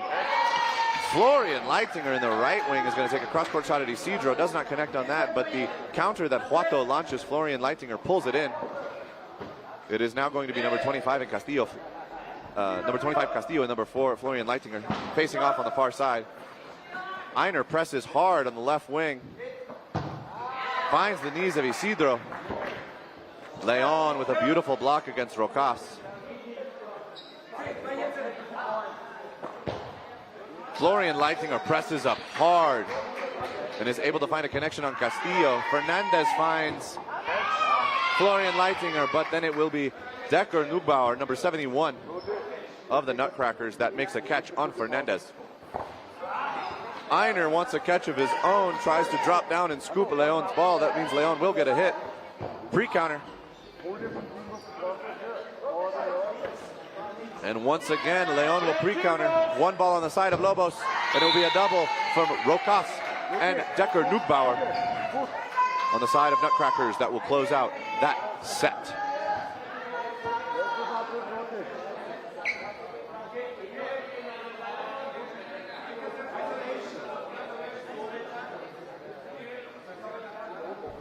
Isidro and Fernandez staying on, as well as Leon, Castillo, Dorantes, and Huato. Looking across the court, we see number 5, Urti Ballon. Number 4, Florian Leitinger. Number 8, Krenmuller. Number 71, Decker Nugbauer. Number 35, Einer. For the Nutcrackers, Florian Leitinger presses up hard. Isidro responds by taking out Rokas. Florian Leitinger, though, presses up and hits Huato in the neutral zone. Huato has to place his ball down. It's now a 5-ball play. Florian Leitinger with a solo throw onto Dorantes will find a connection. The Nutcrackers taking solo throws. It will then be Florian Leitinger hitting number 21, Isidro. Florian Leitinger with another hit, this time on Jensen Fernandez. Play one ball. Florian Leitinger gets hit out by Leon going for a catch. Leon, body language says, I'm throwing at your right wing, but instead cross courts towards Krenmuller. Will be Einer now with the single ball for the Nutcrackers, applying heavy pressure in the neutral zone. Einer goes for the catch and is hit out by Leon. Leon slowly bringing this back. He will hit Krenmuller. Leon now in a 1v2. Lobos fighting back.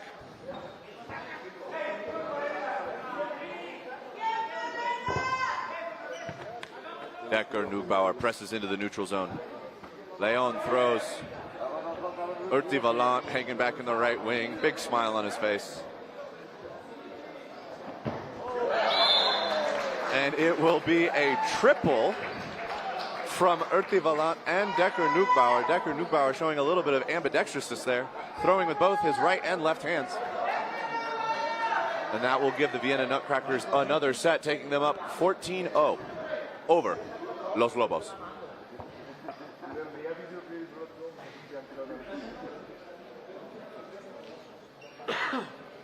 Right now, a lot of the successful hits early in the game from the Nutcrackers are coming from their defensive line. It is the willingness of their wings, whether it be Florian or Stefan Leitinger. Obviously, Stefan has been sat. Oh no, Stefan is back on. Florian has been taken off.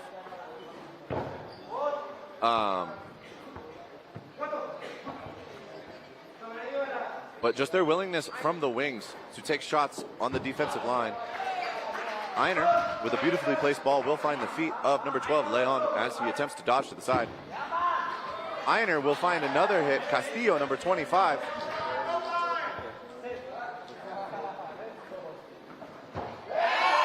Einer going 3 for 3 as he hits Fernandez.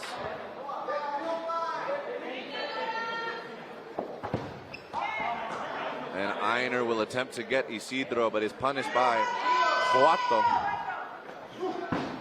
Isidro falls to the ground early. Ground hits in front of Dorantes. Be 5 players on the side of Nutcrackers. The 2 of Lobos. Huato with a toe shot onto Decker Nugbauer. Stefan Leitinger, though. And I do believe Krenmuller will close that out with a shot onto Huato and a shot onto Dorantes. Vienna Nutcrackers will go up 16-0 in the first half of this game.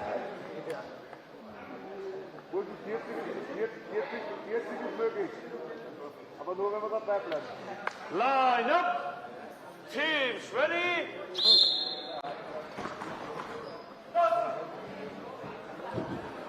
Decker Nugbauer with a little bit of a juggle there in the contested ball rush. Huato taking a playbook out of the Nutcrackers, pre-counters into the center. Almost connects with a player, rope cross with an absolutely insane catch on Fernandez, and then lines out, attempting to go for the ball that now Dorantes has. Dorantes understands Einer with a flight kill.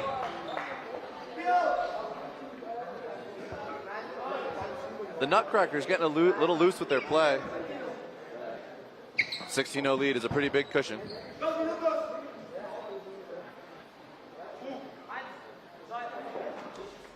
I think, though, that the Lobos can capitalize on that. The Nutcrackers, although they are having 4-ball situations, are still taking a lot of solo throws.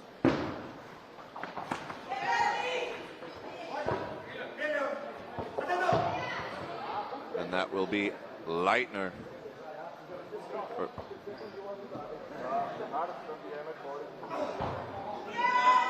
Leitinger. Apologies, Leitinger, number 10. With the shot onto Leon. Einer from the left wing. It is a 1v3 that Castillo now finds himself in. 90 seconds left in the set. Minute 50 left in the game.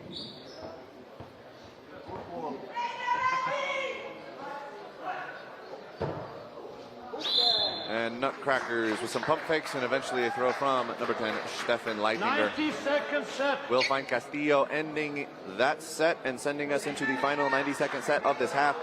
The Vienna Nutcrackers are up 18-0 over the Mexico Lobos.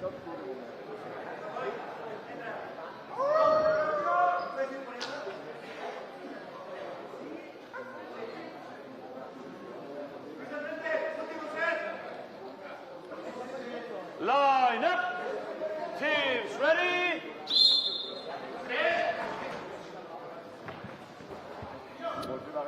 And the Nutcrackers concede the center ball to the Lobos. It will be Isidro from the right wing. Isidro! Isidro with a catch on Einer. Blocks the pre-counter from Stefan Leitinger. And the Lobos will release all 4 balls, but they will find a connection onto number 5, Urti Valent. Castillo will take out Decker Nugbauer as he attempts a flight kill. Isidro is taken out on the far side. 4 balls on the side of Lobos. It is going to be a double at Krenmuller. It is now Cruz, Leon, Godoy, and Toro. Big lineup change. Apologies for not noticing that. Godoy is going to be hit by number 8, Krenmuller. Leon, Toro, and Cruz left in a 3v3. Toro is hit out by Stefan Leitinger. Krenmuller takes his opponent wing, hitting Cruz. And Leon, you have found yourself here many times before. You are in a 1v3. And it will be Krenmuller and a flight kill from number 10, Stefan Leitinger, to finish out that set, taking us to 20 points for the Vienna Nutcrackers and 0 points for the Lobos.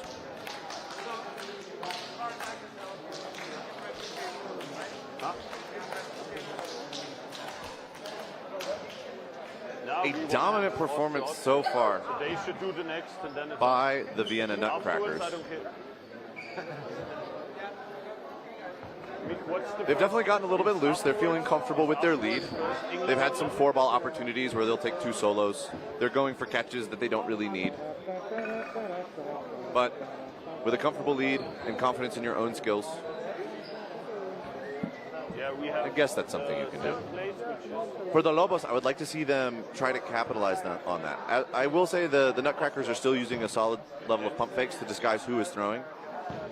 But taking those opportunities, if you see one of the Nutcrackers pressing up, one of the Nutcrackers surging forward, they are taking those shots most times. So go ahead and anticipate that shot is coming, survive it, and then take those 4-ball plays. I will say when the Lobos have 4 balls, when they're able to set up, when the Nutcrackers give them the space, they're able to execute very well.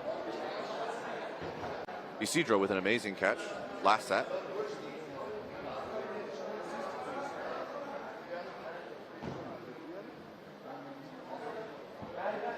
But the Nutcrackers showing us why many of them on the Austrian national team and the 2024 world champions. Huh? Yeah, no, but still, I'm just waiting to whistle.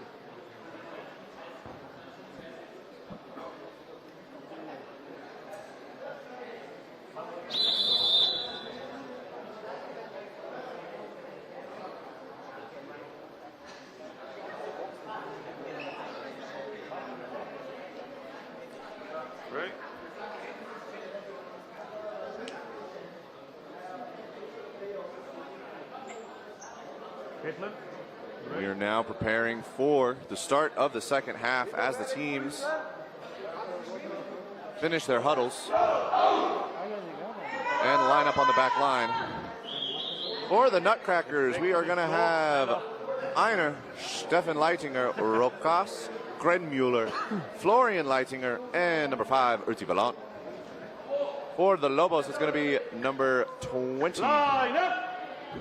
Teams ready? How's it going? We're going to have number 21, Isidro, number 7, Toro, number 12, Leon, 25, Castillo, 17, Godoy, and number 1, Cruz. That is going to be a hit and catch for Stefan Leitinger against number 7, Toro. It will be Stefan Leitinger who takes another throw at the far corner. Isidro, Einer pressing up far on the left wing.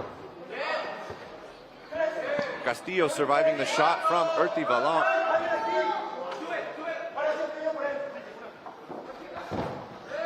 They call for the double. Isidro takes a solo on the far side. He finds Einer. Godoy up in the neutral zone, dancing with Urti Valant. Is able to draw a lot of attention and a lot of fire, not just from Urti Valant, but also from Florian Leitinger, which is going to get 3 balls for the Lobos. Castillo out of the center. Urti Valant with the response. Cross court from Cruz. But even in that exchange of throws, there are no casualties. Once again, it's Lobos to the line. It will be Godoy for Rokas as Stefan Leitinger takes a cross court shot into the center, keeping it even 4 players to 4. Number 4. Stop. Two all-hands catches for Florian Leitinger in this game. Absolutely insane. And that will take it to 3 players on the side of Lobos to 5 players on the side of Nutcrackers. Castillo has something to say about that, though. Hitting out Urti Valant makes it a 3v4. And it will be 2-ball defense and a 3-ball offense now for the Lobos. Florian Leitinger once again with the pre-counter onto Castillo. Stefan Leitinger with a pre-counter onto Isidro. And it will be Castillo and Isidro with a double onto Stefan Leitinger to get the hit.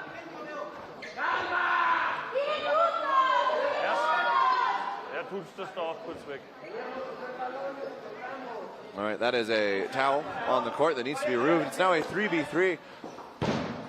You can see the Lobos, that is going to be a hit on Isidro from a double from Einer and Grenmuller. You can see Lobos is communicating. They're pointing, they're calling for the doubles. They're just not getting the timing quite right. It was kind of a 1-2 shot from Castillo.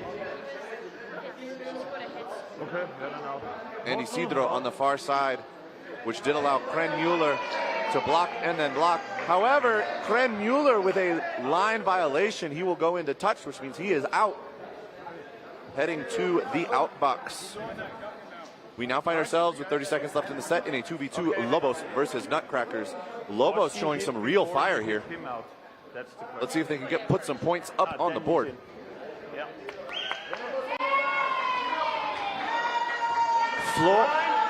Oh my goodness, Grenmuller had the line violation before his hit.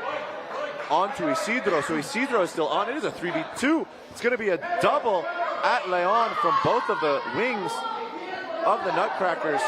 Florian Leitinger and Einer now in that situation. That will be a catch by Einer against Isidro. It is now a 3v2. It is a 1v3 in favor of the Nutcrackers. Castillo is looking for something. He goes for a catch on Florian Leitinger. He cannot pull it in. And the Nutcrackers will put another 2 points up on the board. They're not live, yeah. Okay, watch out when the retriever brings the balls in, that they have to, as players still have to activate it behind the line, because they give it here, it's fine, but if they shoot, it's not valid. Yeah. Line up! Oh, what? Sorry. Line up! Teams ready? All right, and we're off into set number 12. That is not something we've seen, but is a permissible strategy. So if you are able to win the opening rush consistently, and you know you're winning the opening rush, an opponent team does not contest it, then you know that you're going to have burden. You're going to know that it is your turn to be on the offense. Einer with a ricochet catch. Urti Valant and Rocas from the wings with hits on to number 21, Isidro. But one of the things you can do is, if you know that you're going to win that rush, you know you're going to have 3 balls, you can pitch back to the back line. The back line can toss back forward. That is not an invalid throw. After activating the ball, which means that you now have, it is faster to toss the ball forward than it is to run a ball back and then run a ball forward.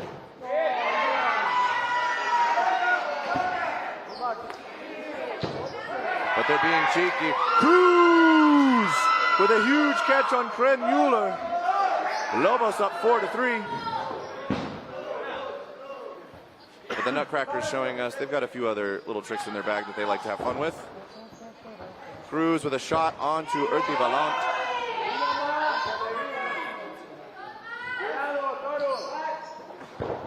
The Lobos are fighting.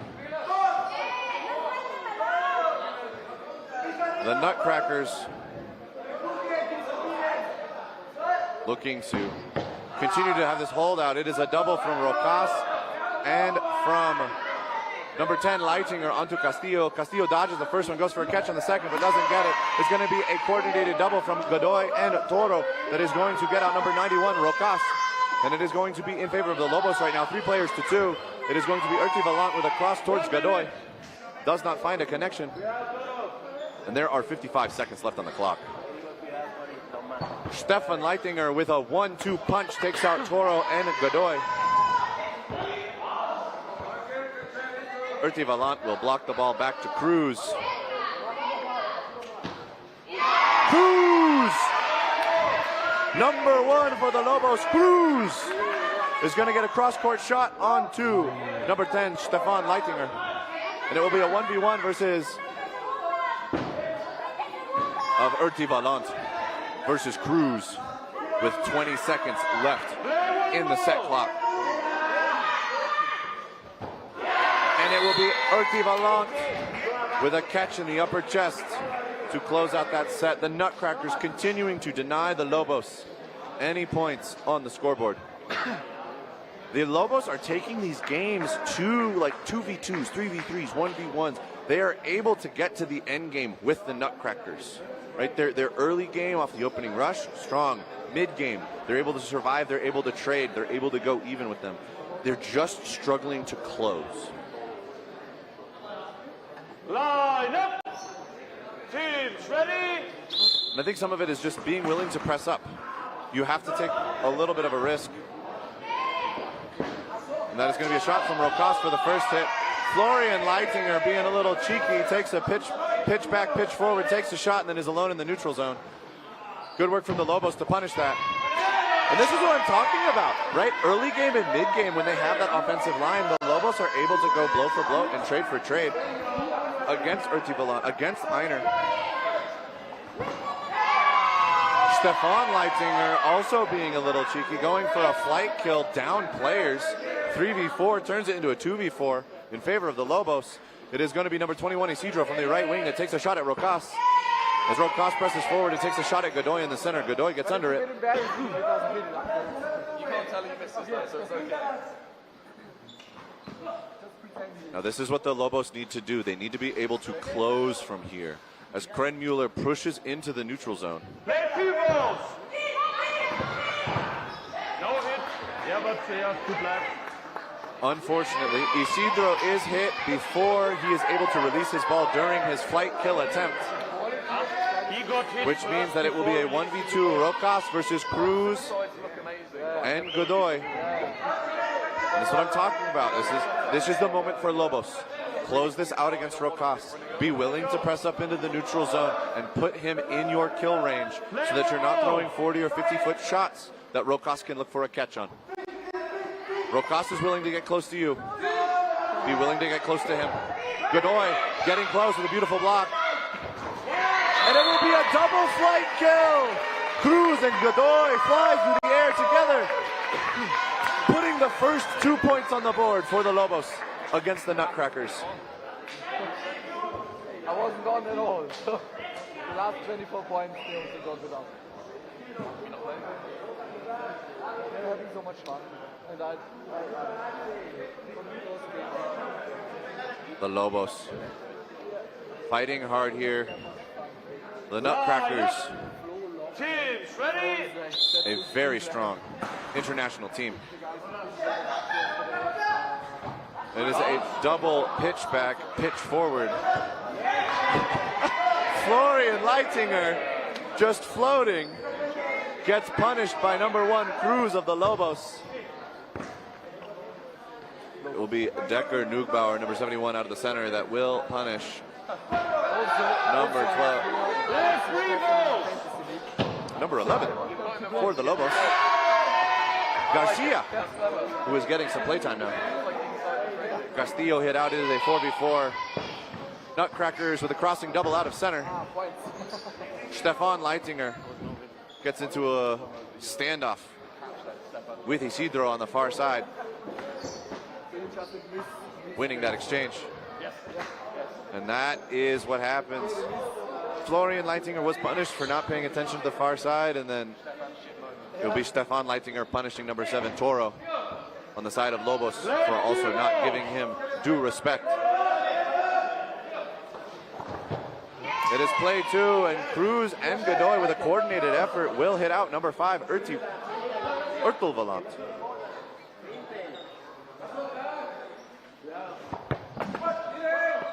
So sorry. I've been mispronouncing. Cruz.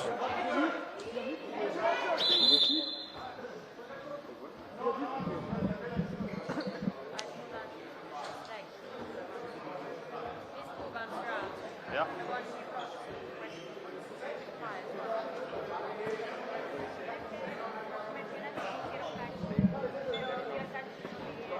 Number 5, Max Urtelvalant. I am so sorry for the mispronunciation. All of yesterday, and for the first 30 minutes of this game. We've been doing very well. But I'm sorry about that.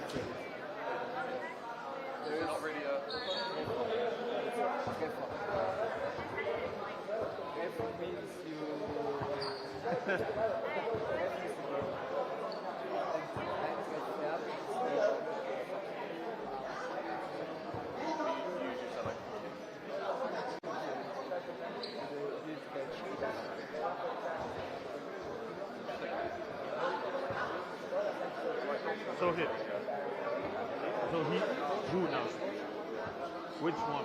Here or there? Which player now? This one here or there? This one. Here? Okay. So he's out. And here? No, and this one here? What about him? The Mexican. What about him? It's kind of, that's also why it's a bit, in society it's a bit, it's difficult because So he's still in? something where you play. Okay, Stefan, ab. Na, anscheinend Block auf dein Knie, Bruder. Ja, der Hit war drüben. He blocked. Okay, so he's out. Der was, not der Hit, okay, der was now der, I noch ein understand. Stefan. Okay. Hit, Und Stefan out. no catch, hit from Because blocking it's kind on of like gold. the knee. Representing war more.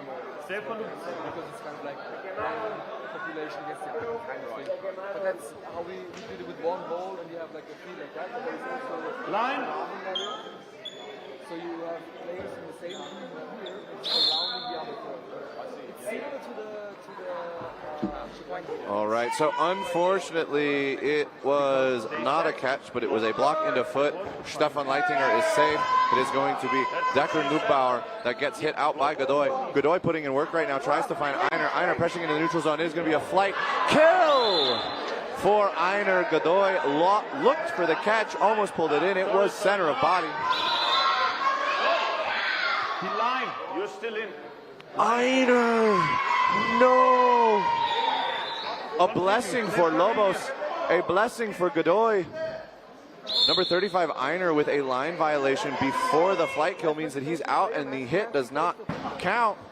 Stefan Leitinger with a left-handed throw, toss up, pitch into Stefan Leitinger, number 10.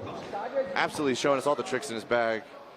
Left-handed throw, toss-up lob into a fastball, and he will eventually find Godoy after 3 what are valid throws, if a little strange. And that will get the Vienna Nutcrackers another 2 points on the board with a little over 8 minutes left in this game. Castillo telling his team to breathe. The Lobos can do this. Teams ready? If you've taken points before, you can take them again. It is only Florian Leitinger who's going to run up to retrieve balls on the opening rush for the Nutcrackers, probably resting up for some of their games that they're going to have later today. Florian Leitinger with a shot into Godoy will eliminate him as the Lobos come to the line. Big pump fakes. Cruz onto Urkel Valant. Number 5, you're supposed to catch that. Rocas retrieving a ball in the neutral zone for the Nutcrackers as they press forward on the offensive. And it will be number 21, Isidro, that is hit out by Florian Leitinger from the right wing. It is going to be Florian Leitinger with another hit, this time on to Castillo. Florian Leitinger pressing up towards the neutral zone with the only ball the Nutcrackers have. One shot will go towards the far side at Rocas from Toro. Florian Leitinger blocking another shot from Cruz, continuing to press up. Florian Leitinger throwing solos cross court at Toro. Nutcrackers, I know you're up, but that's still a risky shot. Easy read on the throw. Toro dodged it. Could have gone for a catch if he wanted to. He made a few yesterday. Florian pressing hard. It'll be 3 balls, 5 players on the side of Nutcrackers. Ooh, some good pump fakes get Cruz to move. Number 4, Leitinger looking for a hit, but does not connect. Once again, the cross court towards Toro. Little twinkle toes keeps him on the court and keeps him alive. Toro with a far shot. That ball almost ended up in the commentator's booth. I'm not going to stand up for it. Third time's the charm for number 4, Florian Leitinger, as he cross courts once again, finally connecting with the feet of Toro. Cruz has play 1. Florian Leitinger attempts to punish the throw that he takes on number 91, Rocas. Suicide throw. Wenn er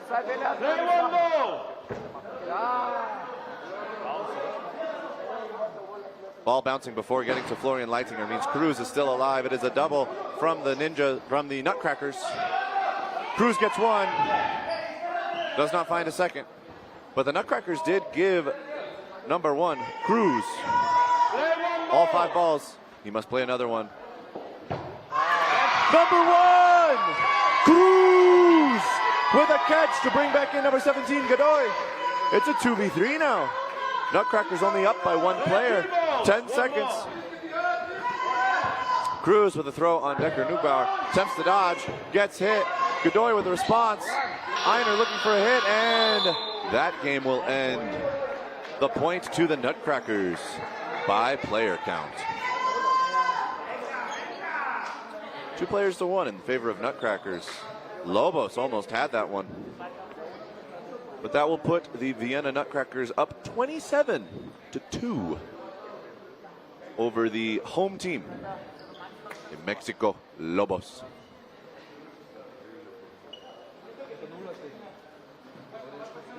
Four and a half minutes left in the game.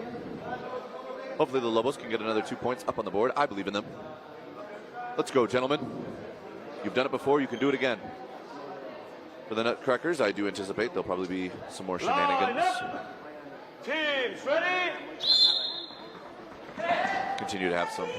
They're probably having some fun with this matchup, feeling comfortable with their point lead. Rocas with the pre-counter. Ortal Valant, number 5 in the right wing, presses up hard. It will be Castillo that finds Grenmuller. Urti Valant will attempt to hit Castillo. Jensen Fernandez, number 22, has rejoined the court on the side of the Lobos. Castillo calling out, we only have 2 balls for defense. Urtal Valant takes the shot. Number 5 does not find a connection. And the Lobos are up 5 players. Oh no, he did connect with Godoy. And he will connect again, this time with Huato. Urtal Valant getting hit on a double. Isidro with an absolutely powerful shot into the chest of number 10, Stefan Leitinger. It will be a double successful flight kill for Decker, Nuckbauer, and Einer, taking out both of their opponent wings. Isidro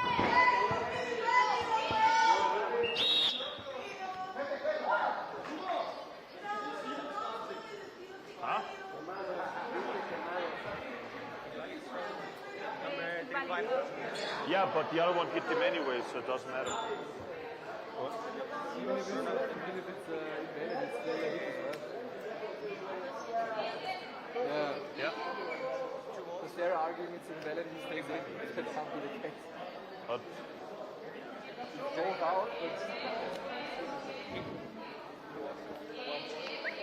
yeah, but the other one hit him anyway, so it's over. Where's the problem? I mean, we can call invalid, but then there's a hit anyway, so the match is over.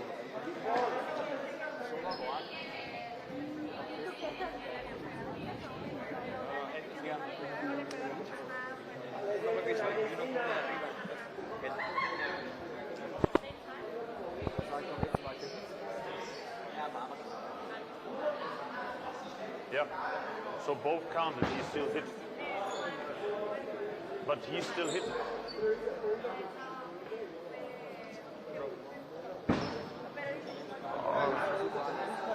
We need a what?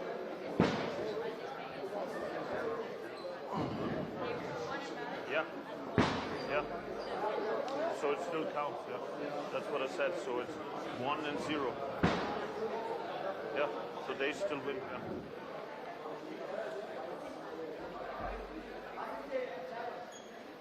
Pastor hit, Pastor. Pastor is the channel. No, it still hit 2 points there. But I needed translation because I didn't understand what they're gonna try to tell me.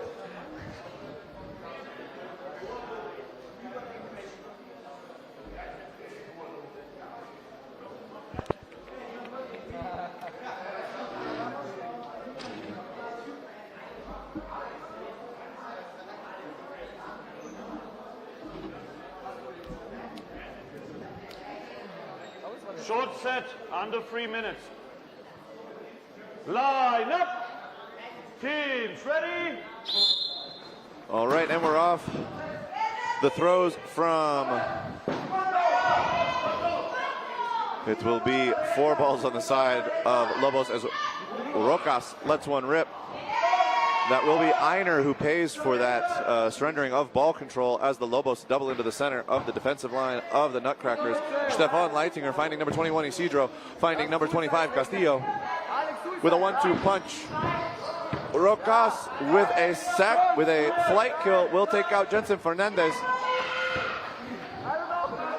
Decker Nuckbauer with a backhanded throw and Krenmuller. 90-second set. Was that like a 30-second set? The Nutcrackers absolutely popping off. That was like 25 seconds. I'm stunned. Okay. Absolutely insane. Absolutely crazy. 25-second set for the Nutcrackers. Line up. Teams ready.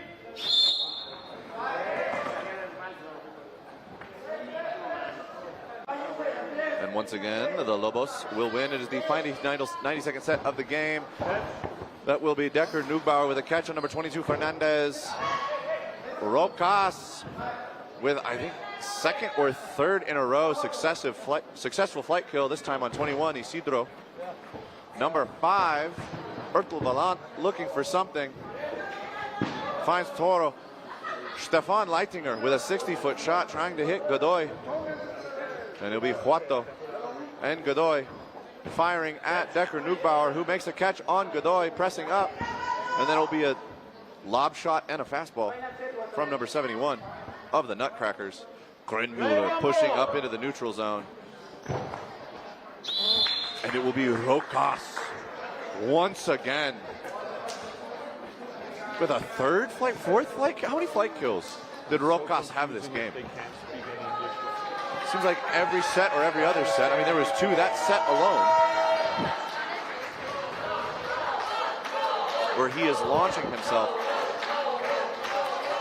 over that neutral zone line and into opponent territory. Final score will be 34 points for the Vienna Nutcrackers, 2 points for the Mexico Lobos.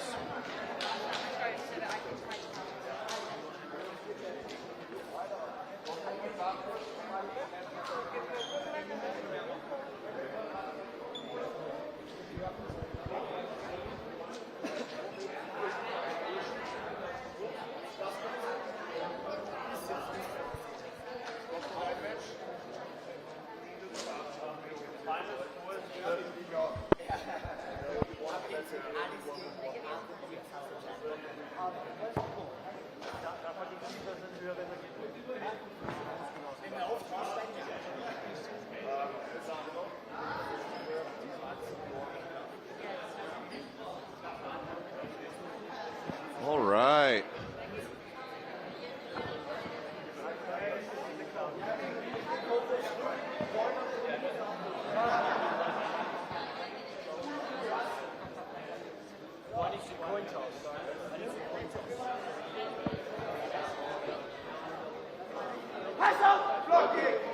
Strong showing by the Nutcrackers there. Very dominant performance.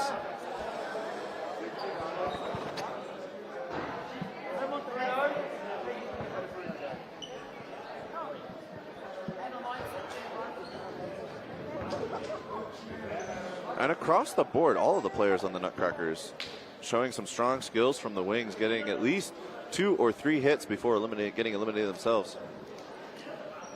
I think set number 3 or set number 4 was an absolutely insane showing by number 10, Stefan Leitinger.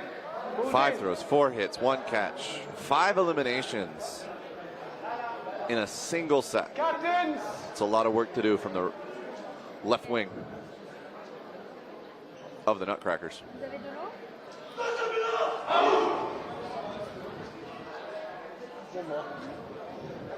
But don't go anywhere, folks. We got a lot more dodgeball today. 6 more games, actually. 6 more hours of fantastic, wonderful cloth dodgeball here in beautiful Mexico City at the Dodgeball Champions Tour, brought to you by PX Sports. Which side do you want? Okay, change sides, shake hands. Coming up next, we are going to have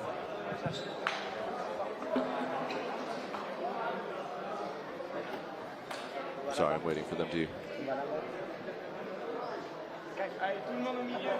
update the schedule. Obviously, pool play, you can plan for all of those games in advance. However, here we are in bracket play. Wins and losses matter. I wouldn't say more, but they definitely do impact the schedule. This is the bit that take time that we can't control really. And I can't stop. The scoreboard's not ready. There's no point me telling them to. I don't know what they're doing. Have you got lineup ready? Okay. So I can't. Neither thing's ready. Neither thing is ready. Neither thing. I do think the Lobos will be playing again. It appears that it will be the Lobos from Mexico Neither team good. versus the Lorns from Paris, France.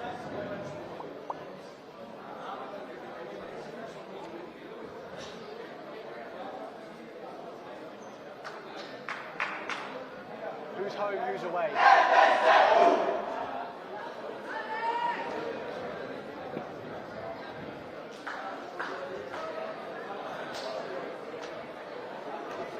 Standing above the Frenchman's bench, they sound fired up and ready to go.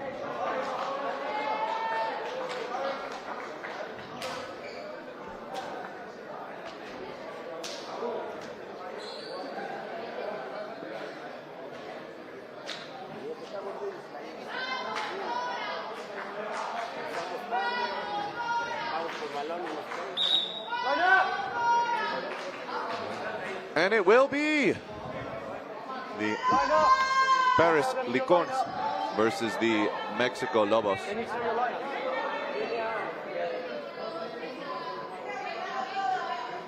For your next game, we'll see if the Lorns have as a dominant performance as the Nutcrackers do, or if that last game has only gotten the Lobos more fired up and given them additional lessons that they can use here in this game.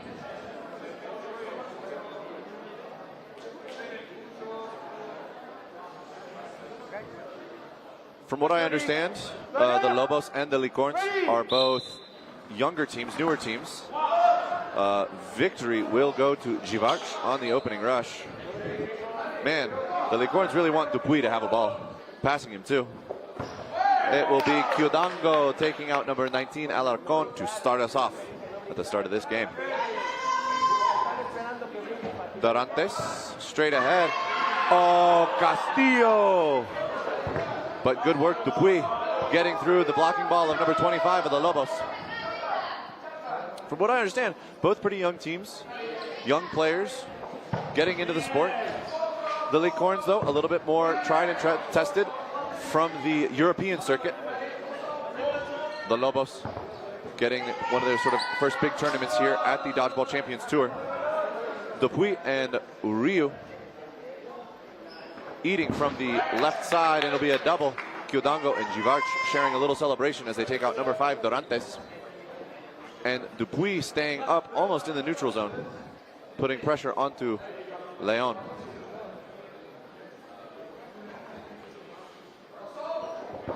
And it will be Ryu and Dupuy who get the final hits for the first set of this game. Closing out that set in under 90 seconds. That will put the Lorns up 2-0 over the Lobos. I thought you were trying to tell me to play four. I was like, that was too early.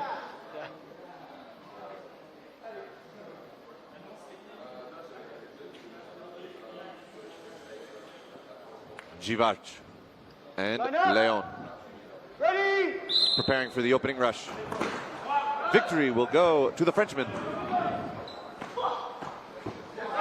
Kyudango gets some big dodges out of the Lobos defense with that pump fake. Auger was looking for something, unable to find it. Givarch is hit by number 9, Galicia.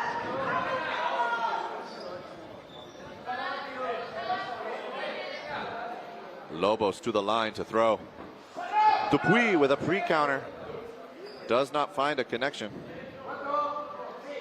Be Lobos once again to throw. Oh, Auger wanted that catch on number 24, Huato, but Huato with too much sauce.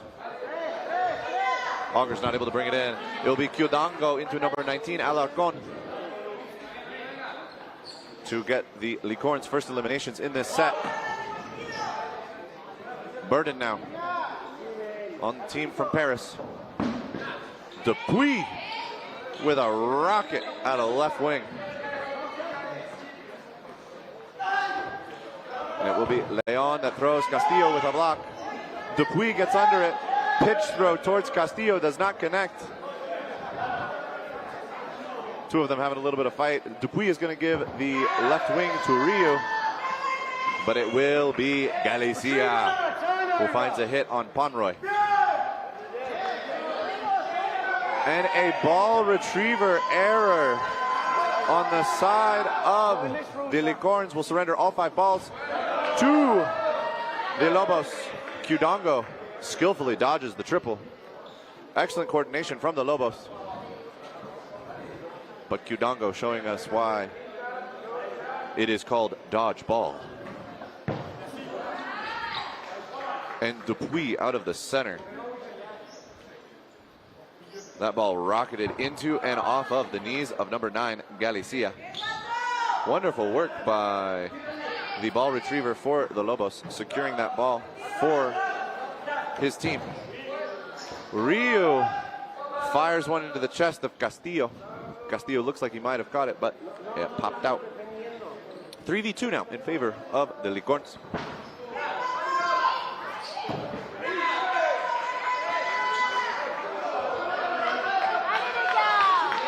And the Lobos with 5 balls has weaned it up to 2v2. 30 seconds left in the set. It's going to be Leon and Huato. And they will get a hit on Dupuis. The Lobos are here to play. And Huato will take the trade on Kyudango, leaving Leon as the sole player left on the court, giving the win by elimination to the Lobos, which will net them 2 points, tying it up 2-2 as we prepare for set number 3 of the first half of this game. Again, you don't reset the sets at the second half.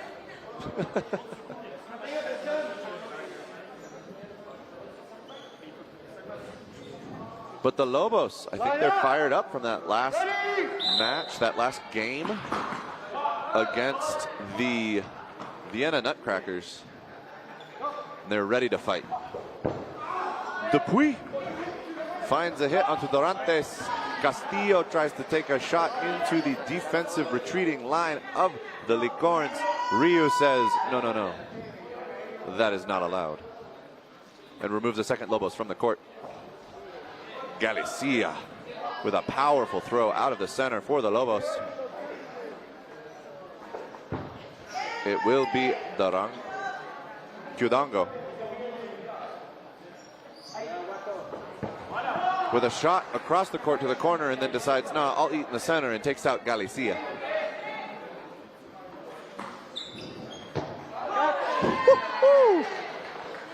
Number 92 for the Licornes, Auger, with a gorgeous catch on number 12, Leon. It's going to be a throw from Kyudango and a throw from Auger, giving the Lobos 4 balls. But the Licornes are comfortable here. 1 ball defense. They know where the opponent is throwing, and Kyudango will survive. 6 players for the Licornes as they go to the line.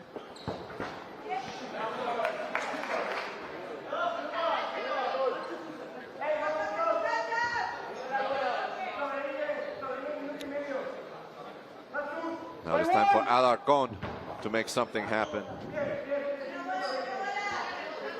Dupuis with a skillful block. Ryu with a skillful block. Dupuis with the play call. And that will be Alarcon eliminated, giving 2 points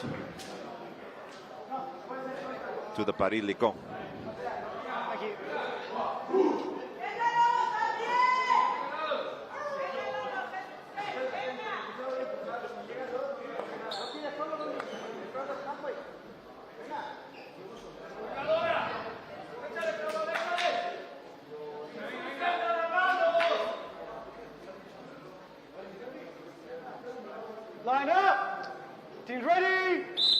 And we're off at the start of set 4.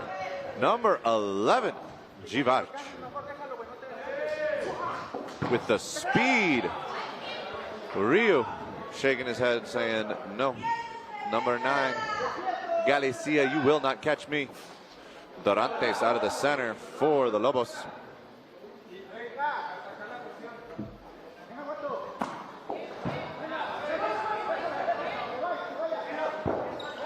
Kyudango takes a shot at Huato. Huato takes a shot at Ryu. All teams and players surviving the exchanges. Oh, Castillo. Projecting aggression from the right wing. But he reads that they have lost ball possession, should not throw that ball. Ooh, Kyudango almost hits Alarcon. Dupuy with the pre-counter. Quick communication from the Mexican team. They double into Dupuy. He dodges both of them, but it is the follow-up, I do believe, by Alarcon. The third ball that finally finds the connection. Kyudango fires into the center. The Lobos calling, we have 3 balls. Set play. It is going to be Huato opening up the body and firing cross court from the left wing. Kyudango with a powerful shot into Alarcon. Auger holding a strong defense against the left wing. Huato of the Lobos.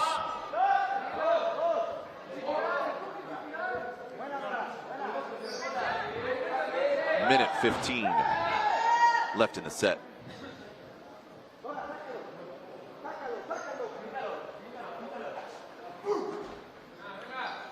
Dorantes. A strong throw out of center. Dupuy fires a warning shot across the bow, letting Huato know. Well, that's Ryu. My apologies. Ryu with a shot at Dorantes across the bow. Beautiful catch, though, against Dorantes. Now Dupuy is back on the court. I do apologize, viewers at home. There's a lot going on. I'm doing my best to keep track of all of it. Beautiful double from Ryu and Kyudango. Will take out Leon, giving the Paris Lecon 2 more points, taking them up 6-2 over the Lobos.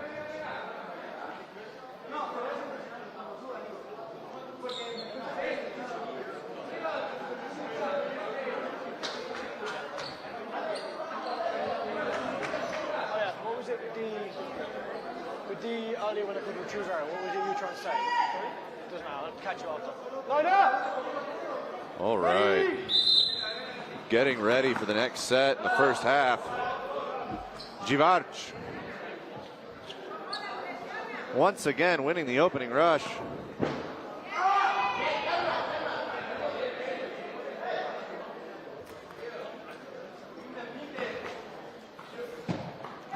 And it will be number 21, Isidro, who has entered the court and will take the first shot in this set for the Lobos.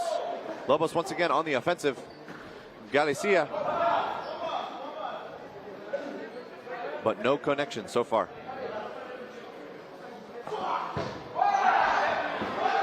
And it will be, I believe it is number 23, Molton, who has entered the court and gets a hit onto Castillo. 4 balls on the side of Lobos. It is going to be a double at Ponroy in the left wing. Auger pressing forward.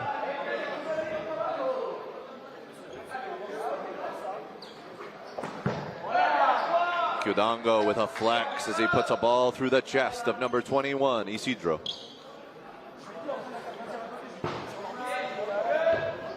Beautiful block by Auger. Dodges Dorantes, then hits him. Huato!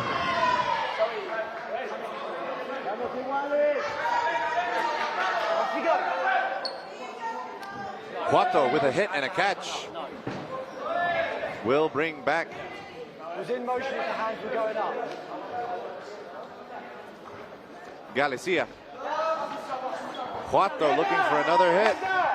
Wants to get the Lobos 2 more points. Don't make me call skims on you. Play 2 has been called.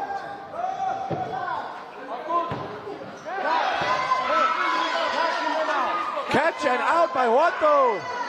Beautiful work by number 24, Huato, to bring back number 25, Castillo, keeping this a 2v2 with 40 seconds left in set number 5. Galicia working hard to stay alive. Blocks 1, blocks 2, gets a ball to Castillo. It is 3 balls on the side of the Lobos. Oh, and it will be number 92, Auger, for the Paris Licon. That gets a hit onto Galicia, putting the Frenchman up 2 players to 1 with 15 seconds left in the set. Givarch with a beautiful dodge. And that is going to be a line violation by Castillo. Pressing hard in that neutral zone, but lost awareness of where his foot was. He steps on the line, giving 2 more points to the Lecon. Taking them up 8-2 over the Lobos.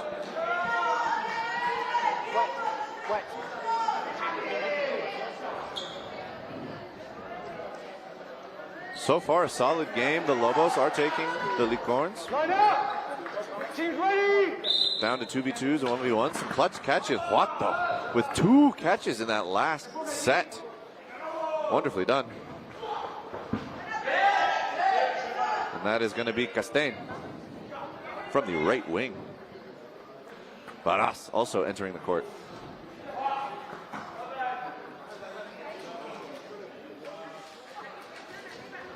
The Licon mixing up their lineup. Number 34, Barras, with a strong throw out of the center. Kudongo presses. Dorantes blocks. 3-ball offensive play now, as Burden has shifted to the team from Paris. Castain takes a shot but does not find a body.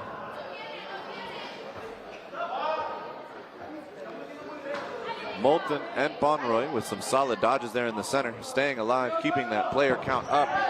It will be Leon that is the first casualty of set number 6 due to a powerful throw from Kudongo in the left wing of the Licon.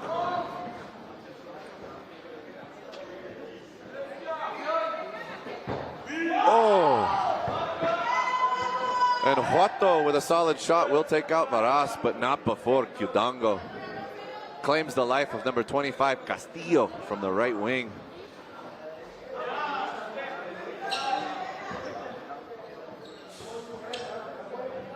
Bonroy and Moulton sharing a moment as they hold hands on the court.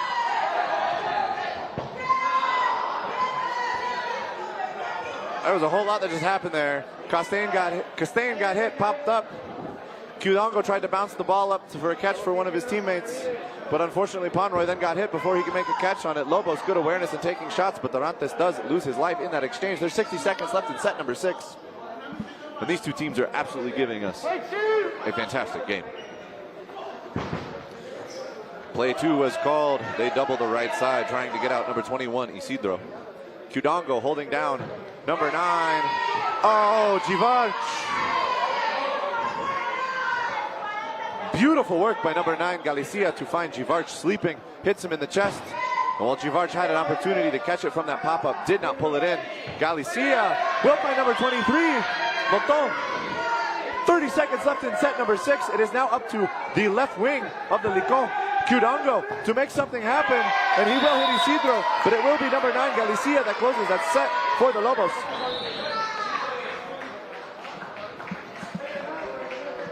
Giving the team from Mexico 2 more points on the board. While the Licon still lead 8-4. The Lobos are keeping this game close. 2 minutes and 50 seconds left in the half. Let's see if the Lobos can use the momentum from that last set to make another point. Or will we see the Licon hold strong on the defense and show us the strength of their arms on the offensive line? to further widen this gap.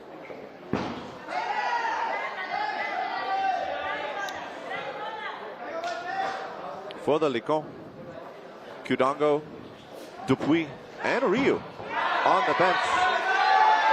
Number 25, Tamborello in the left wing will get taken out in exchange for number 5, Dorantes on the side of the Lobos.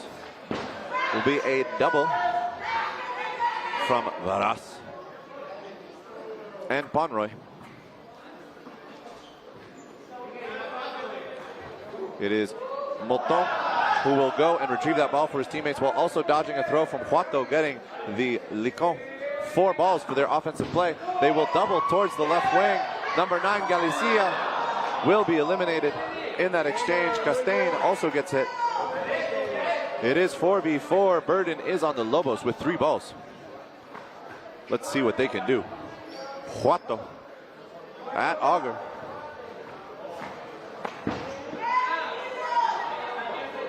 Auger launches one at number 21, Isidro, who play calls for the Lobos.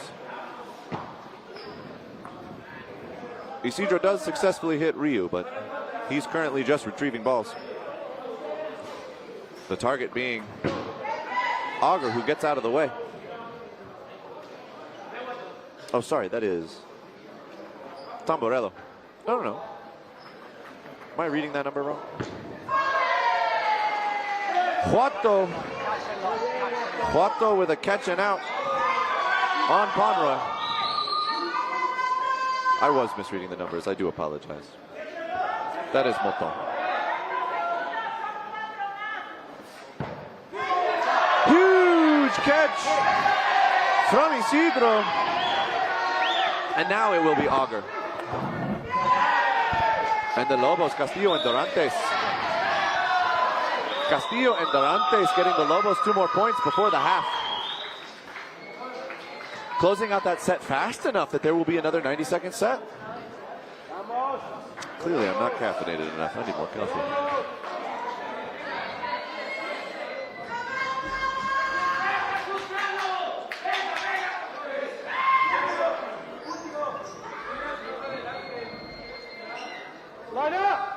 All right, the Lobos bringing this to a 1-set game right now as we prepare for the half. 90 seconds on the set clock. And Leon will win that opening rush. That will be Moton as the first casualty. Galicia the second. 5v5 with about 60 seconds to go. The Licon with all 5 balls. But they only find 1 hit and give 4 balls to the Lobos.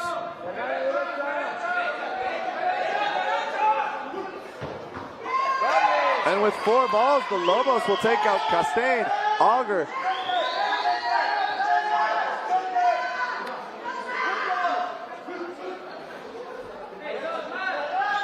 and Tamborello. Varas and the Lobos. The Lobos will tie it up 8-8 at the half. 25 was like, that was a headshot price, but no. Yeah, half time. Yeah. Can you take your chain off, please? Necklace off.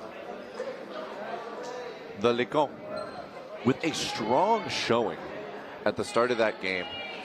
Dominant performances from the wings, excellent communication. But the second half of that set, the Lobos really came alive, hitting the shots they needed to make, getting some great catches, taking shots in the chest, and still directing that ball up so that it floats in front of them, allowing them to pull it in. Taking rush downs, quick communication. You can really see the growth that this Mexican team has seen throughout this tournament. Now, I'm curious to see what adjustments the Licon are going to make going into the second half. Looking across the court right now, it looks like Varas is going to be putting back on a penny. Will be getting subbed out. The captain, Ryu, does not look pleased with the last few sets.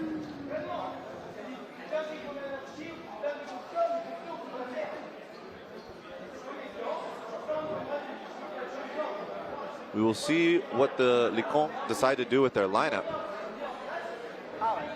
as we prepare for the second half.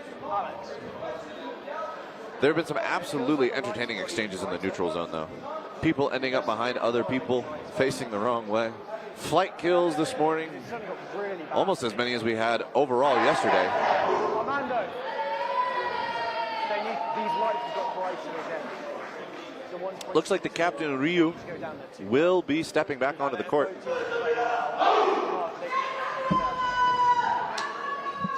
Let's get ready for some more dodgeball.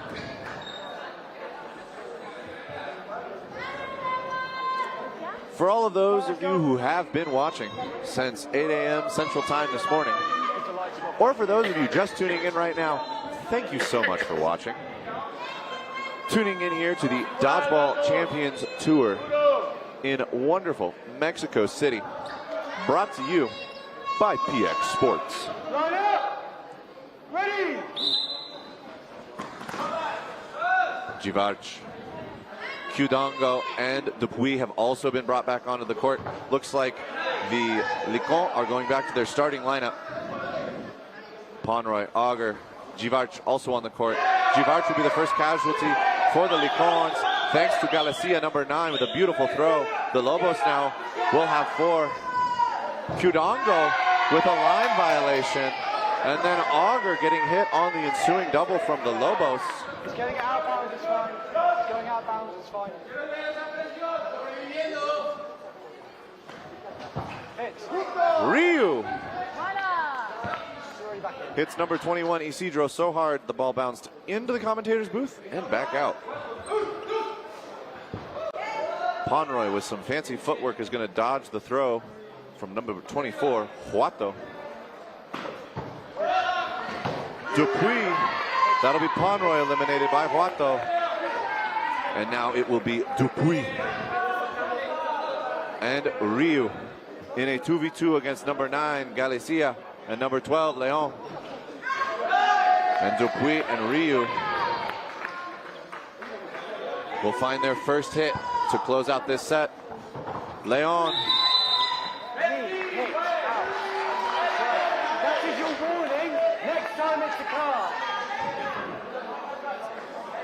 A strong performance in the start of this second half for the Licon. It seems that they are now... Captain in.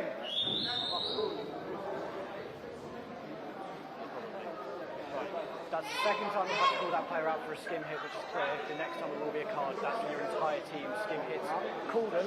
If we think they're obvious, it's going to be a card. First time a blue, after that we go up to a yellow, okay? Warn your team, call your hits, okay? Thank you. Oscar, I'll explain to you once he's for something. A warning to the Lobos player number 12, Leon. No, that's the warning. Next time is, okay? Yeah, team warnings now. Yeah. Okay. Line up. Ready. Givarch winning the fight for the center ball. Qdongo onto Isidro. Step out of the way, let you go. And once again, the Licon come to the line. Dupuy with a lot of pressure onto Castillo, doesn't let the Lobos wings press forward. Pump fakes from Qdongo interrupt the pump fakes from the Lobos. Lobos now, wings pressing hard. Leon is hit by Dupuy.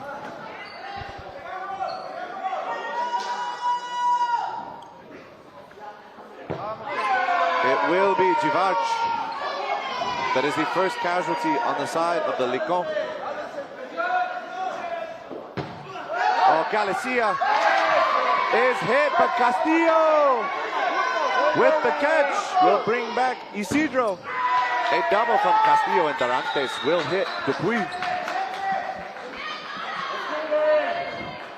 Fantastic plays across the board. Oh, that ball is up. Castillo will be hit out. Get your hands in the way down. Out. And number 21, Isidro, will also be called out. Play 2.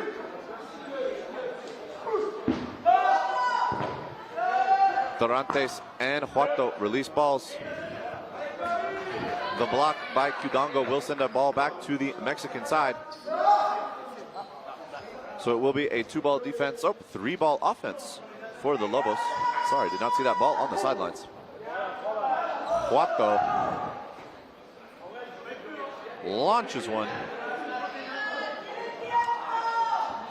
It's a 3v2 here in Mexico City between the hometown team. Huerto with a deflection catch. A little exchange in the neutral zone, though. We'll see Huerto eliminated afterwards.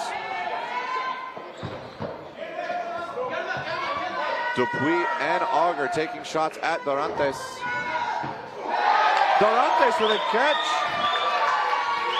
Sorry, on Pomeroy.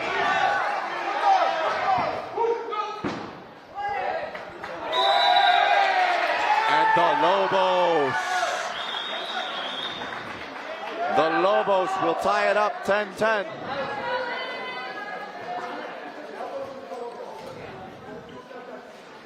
Like I said in the first game we had today, if all the games are going to be like that one, like this one, close, tight, every set, every point, every decision impacting the final outcome of the game. Or I guess the first game we had of the day. This is the third game. It's going to be a fantastic day. Givarch conceding the center ball to the Lobos. Oh, Pomeroy saw the throw from Castillo coming, tried to catch it.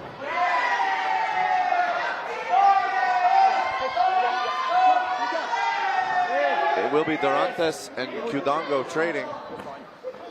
Or no, it was Dupuy got Dorantes. And it was Huerto and Qdongo trading on the far side. Dupuy fires a shot. It's blocked. Isidro looks for the catch. Doesn't get the pop-up. 3 balls on the side of the Lobos.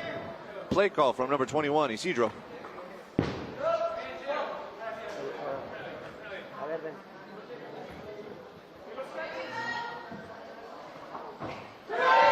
And Isidro will get a catch on Ryu, followed up by a hit onto Givarch.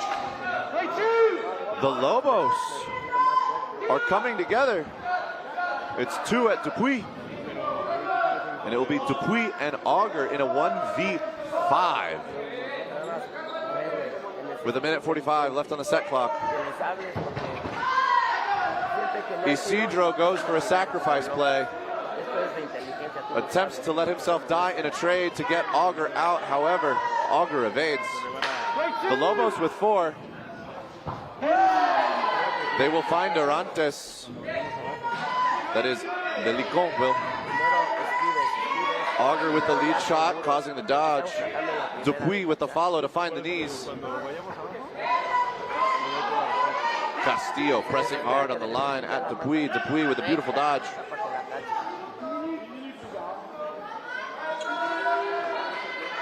(3v2) in favor of the Lobos right now. 60 seconds left on the set clock. It's going to be a double at Galicia. Galicia dodges. Castillo and Dupuy go for a trade. Dupuy survives, gets Castillo, but then Galicia, number 9, follows it up, and now we found ourselves in a 2v1. Auger versus Leon and Galicia. 45 seconds left on the set clock. It's tied 10-10 right now. And it will be Galicia who finds the side. Finds the hit of the Licon player, Auger. And the Lobos, for the first time, will go up over an opponent team. They are now 12-10 over the Licon.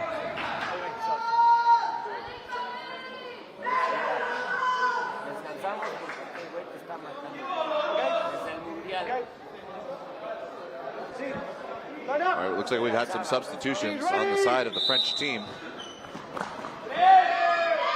Tamburello and Mouton have been subbed in. It is going to be Dorantes for Dupuy. 5-5. Licorne's burden with 4 balls. Jensen Fernandez has been subbed in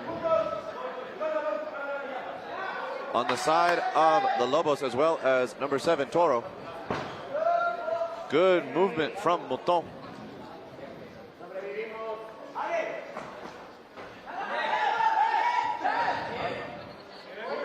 And it is a 5v5.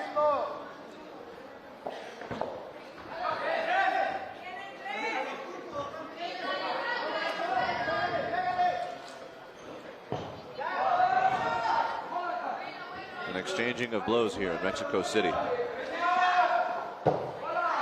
You want to talk about blows? Qdongo's got a cannon for an arm. Puts it into number 9, Galicia. Castillo doing a good job of surviving on the right wing. Will then counter, throwing back on the Mexican offensive line.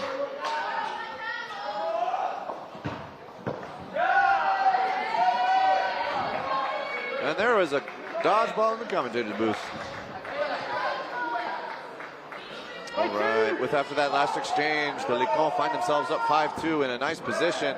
Qdongo sees the opportunity, but Huato reads it, pulls that ball in, and it will be Dorantes now who is back on the court.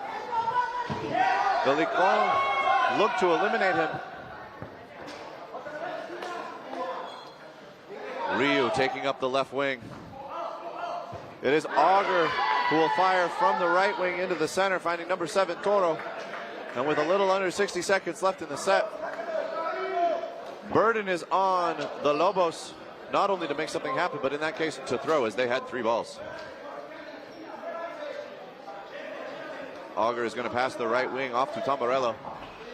And it will be Ryu who gets a skimming shot off the hip of number 5, Dorantes. And it will be up to number 24, Huato, to fight in this 1v4. And Ryu, showing restraint and respect, knows that Tamborello already got the hit, got the elimination. There was no reason to take that shot on that flight kill, though I have no doubt that Ryu would have hit that shot. And that will tie it up, 12-12, with 9.5 minutes left in this game.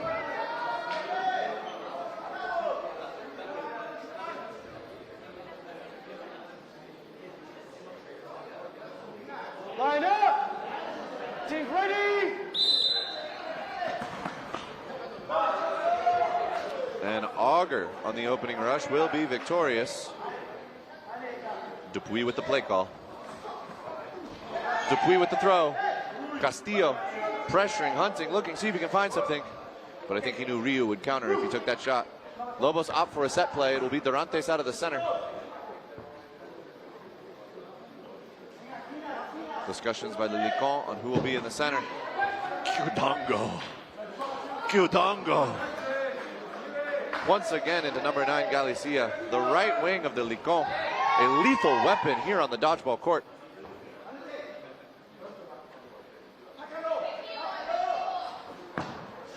Ryu! With a huge catch on number 24, Huato. He sent that flying with speed and power. And Ryu reeled it in.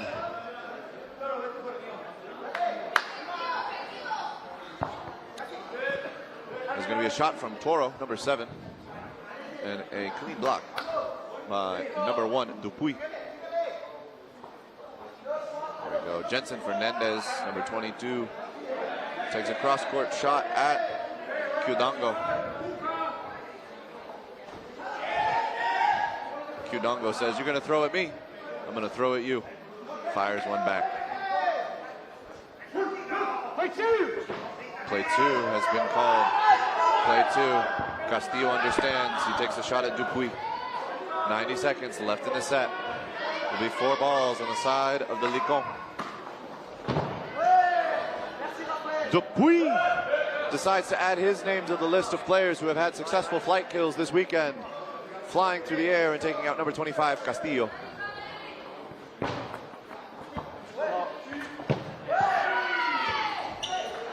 Dupuis. Ryu. Qdongo, the merciless onslaught of the Licon. showing the strengths, the versatility, and the physicality of this team from Paris. And that will put them back in the lead, up 14-12 over the Lobos. 6 minutes, 40 seconds left in this game.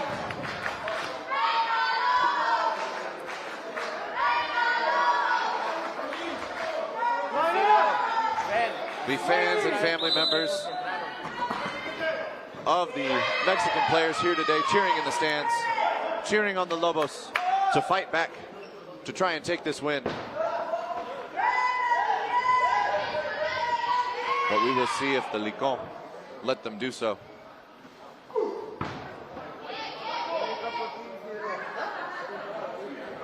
Play call from Dupuy. Ryu with a powerful throw and an agile dodge to stay alive. It will continue to be 6 players versus 6 players on the court. Kyudango once again hitting number 9, Galicia. Hitting that guard, that player just inside of the wing. Ooh, Dupuy. Dupuy, that is a gross throw. Open shoulder, cross court, trying to find the feet of Huato.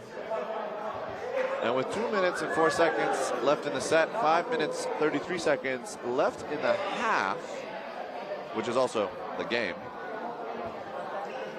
the Mexican coach, the coach for the Lobos, calls a timeout. There's a wire hanging down here. Cable hanging.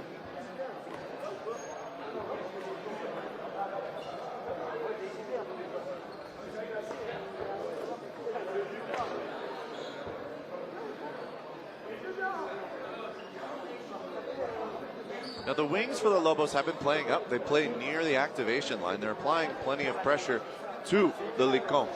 The Licon are doing a fantastic job of pump faking and disguising their thrower.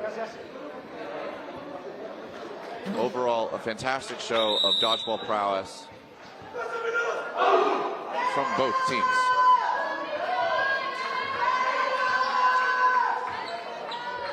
All right. As we line back up. 6 players on the side of the Licon. 5 players on the side of Lobos. Lobos with burden to throw. They move up to the line. It is a shot from Dorantes out of the center towards Kyudango. Oh, Ryu almost getting a double there. Puts it into the chest of Toro, and it just flies over the head of number 25, Castillo. And it will be the captain of the Licon once again, Ryu. This time hitting number 22, Jensen Fernandez. That is 3 hits, 3 eliminations for the French captain. Putting in work from the center of that French offensive line.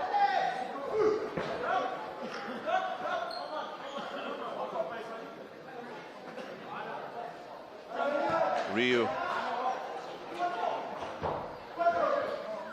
tosses the ball to Mouton, number 23. Says it is your turn.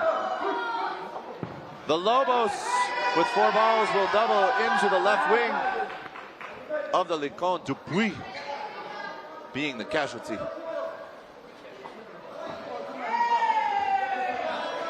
Cross court shot from, I do this, Ponroy. No, that is Tamborello. Tamborello goes for a catch, does not get it. Castillo and Rio will trade here on the wings. And with 30 seconds left in the set, it is a 3v2. It's going to be a cross court from Kyudango trying to find Dorantes. Huato and Dorantes, 2 of the strong players from the Lobos. Here with 3 balls and burden to throw. 20 seconds left on the set clock. 3 minutes, 45 seconds left in the game. That is going to be a juggle from Mouton. But Auger will find a hit in the ensuing rushdown.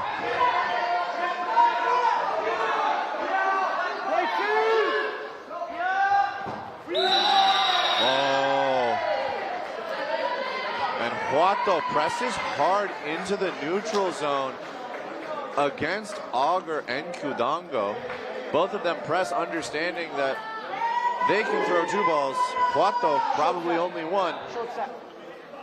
This will be a 3-minute game, or 3-minute set to close this out. The Licons up 16-12 over the Lobos. If the Licons keep playing the way they are, I think they'll take this game. Ready! If Cuatro had stayed alive, though, the Licons would only be up 15-12, perhaps slightly more manageable for the Mexican team.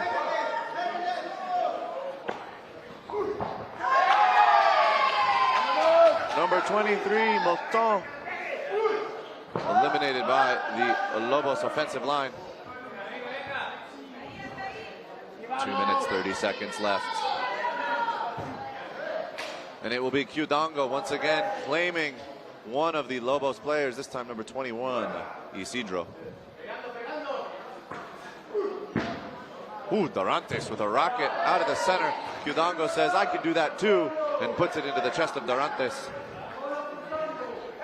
Putting the Licon now up 5 players to 4 over the Lobos.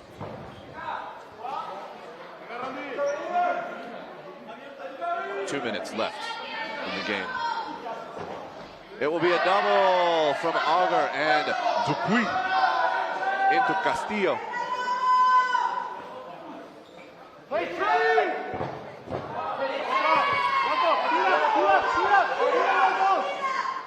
There we go. Leon making a wise decision, playing 3 as directed by the referee, so there is not a non-throw penalty and an elimination. But because of that, the Licon will get 4, which means that Ryu and Auger, with a coordinated effort on the right wing, will be able to hit number 24, Huato.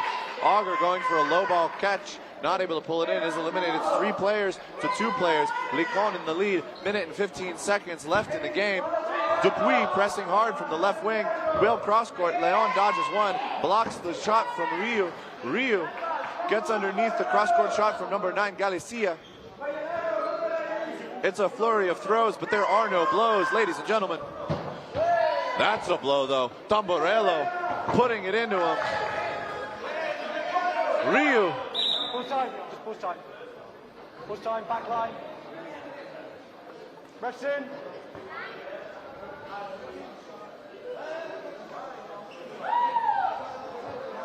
Airborne player, was he hit by ball before he threw? Are you saying both players out, or are you saying the player who jumped, was he hit before he threw? Yes. Hit before throw? What are you saying? No, so you're saying they're both out. Did you see? What are you saying? Both out, or in the air, hit, throw?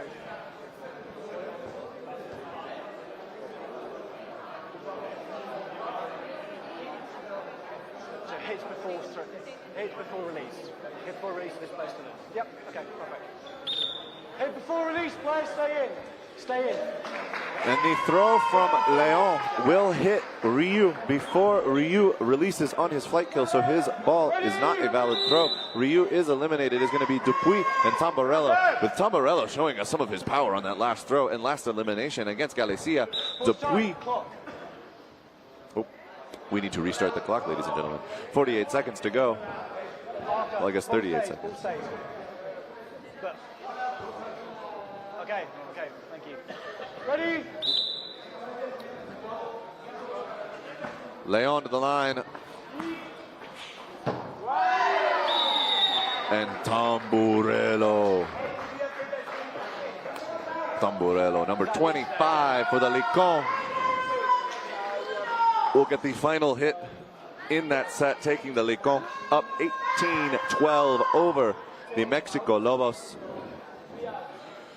Needless to say, the Licon have secured this game. They have secured this win. But both of these teams will give us one more 90-second set. 90 more seconds of beautiful, wonderful cloth dodgeball. The Licon are going to sub out Qdango, Ryu, and Dupuy, enjoying some rest, well earned from the bench. And now it will be the rest of the Licon players to have their spot in the limelight. We have Castain, Auger, Givarch, Varas, Moton, and Tamburello. For the Lobos, the final lineup for this game will be Isidro, Juato, number 5, Dorantes, number 12, Leon, number 9, Galicia, and number 25, Castillo. Bruno, you got a stopwatch. Stopwatch.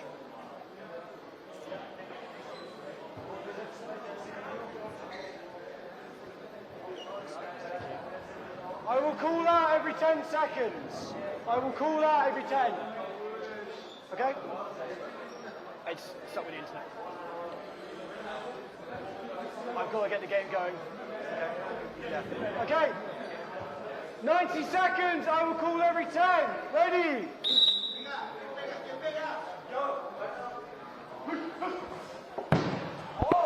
Woo! And that is going to be shot for shot. Castillo and Tamburello, those balls colliding in air. And it will be Moton out of the center for the Licon. Also at Castillo, I think the Licon are recognizing the threat that number 25 from the right wing of the Lobos represents. It will be Tamburello who finally takes the shot into the center, removing Galicia. It's 4 balls on the side of the Licon. It's going to be 2 to the left side, trying to take out Isidro, number 21. The clock screen is correct. And there are 48 seconds left in this set. And Tamburello hitting number 24. It will be Varas with a flight kill onto number 25, Castillo. The Licons having some fun in this 90-second set, but still giving the Lobos respect and discipline. Ooh, Moton pressuring in the neutral zone, daring Dorantes to throw. Castain with a pre-counter takes out Isidro. Dorantes will find a hit though here on the far side, and Auger with a beautiful catch on Leon. And it will be Castain. Castain, number 95 for the Licon, who will finish out this game with a flight kill, taking the Paris Licon up to 20-12 over the Lobos. Oh, the internet's funny. The internet's killing us.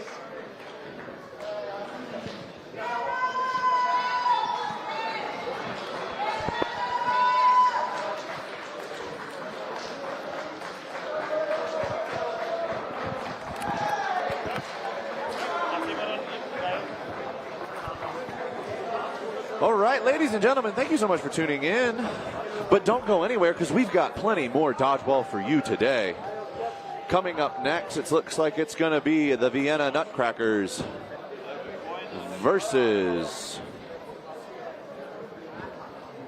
the Vienna Ninjas. It's an Austria versus Austria game here for you today in Mexico City at the Dodgeball Champions Tour tournament, brought to you by PX Sports. Should prove to be an entertaining and fast-paced game. Both of these teams probably know each other pretty well, both playing in Vienna. So I can only imagine that these players have a lot of experience with each other. One, that means they'll probably have some cool strategies and interesting tactics to deal with the weapons on the opponent team. It also means that since they're well acquainted, they'll probably have some fun with each other. I know I'm looking forward to it. I hope you are as well. Game will be starting in a few minutes. If you want to get some drinks, get some snacks, now's the time to do it. Get back here quickly for a fantastic game of cloth dodgeball.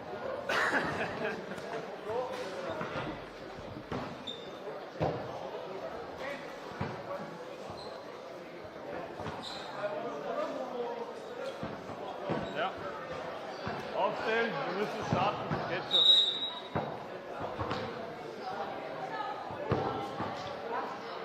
Aufschwung. Safe. Geil.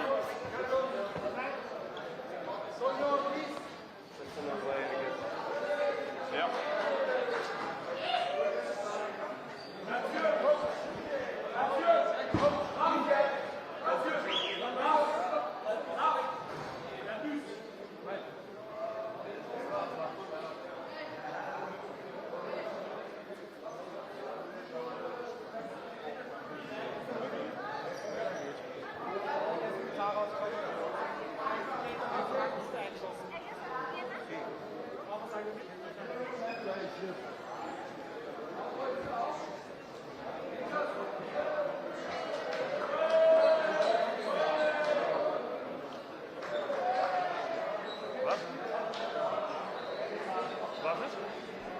so retriever oder was?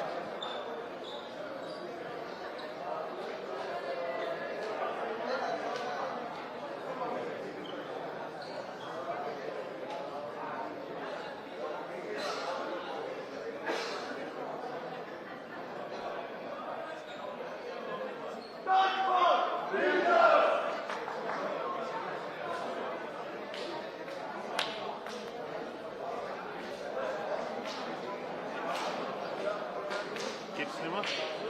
Geht's nimmer? Das ist bitter.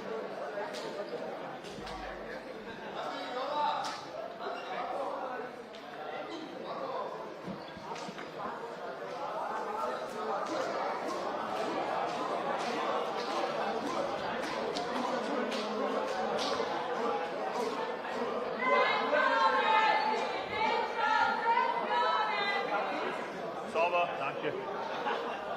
Der war schlimmer als du. Geht.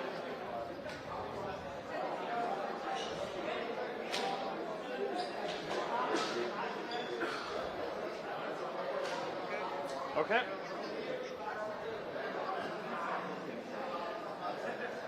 Dort coachst du, nicht dort. Gutes Spiel.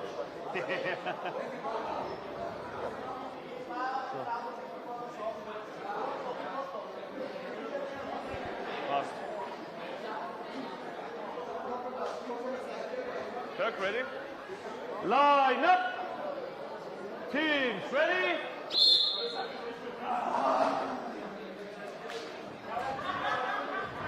Schieß sie ab!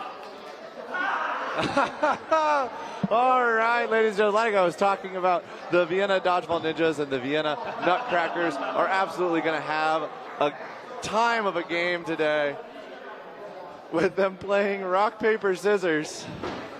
Little Rochambeau there for the center contested ball. Grill, unfortunately, not winning it.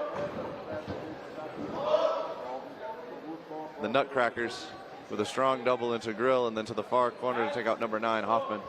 Nutcrackers in a strong position here at the start. Stefan Leitinger throwing a hard shot at number 13, Golda, the right wing of the Ninjas. Nemish Gary in the back, loosening up his shoulder. Favre is going to take it off the shoulder.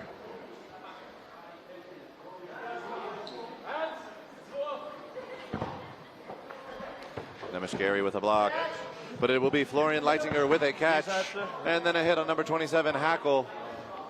And it will be Golda in a 1v6. Nutcrackers in a dominant position. Rocas had 4 in the game against Lobos that were successful, but he can't seem to hit Golda.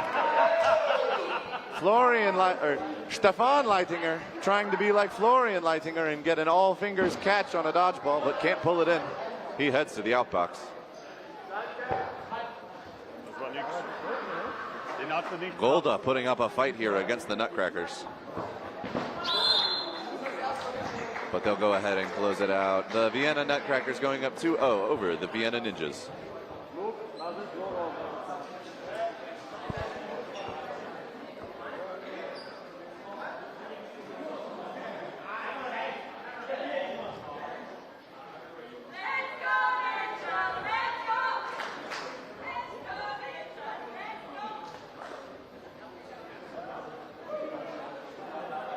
Let's see if they do a rock, paper, scissors again for the center ball. Teams, ready?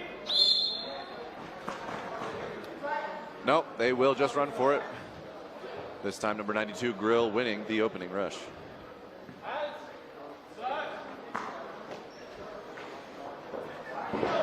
Woo! Favre dodging to Mitterauer, taking a hard shot from Hackle. Favre launches one towards number 5, Urtel Valant. Urtel Valant looking for Golda, doesn't find it. The Dodgeball Ninjas come to the line. All right, stunned into silence, folks. Sorry about that. So it's going to be a hit on Hackle, a hit on Hoffman, and then a catch as well. And then a preceded 1-2-3 coordinated double and a flight kill for the Nutcrackers to take another 2 points. That was absolutely insane.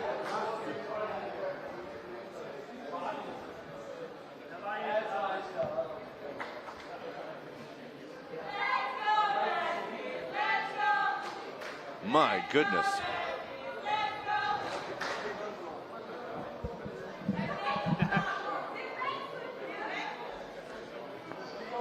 Line up. Teams ready.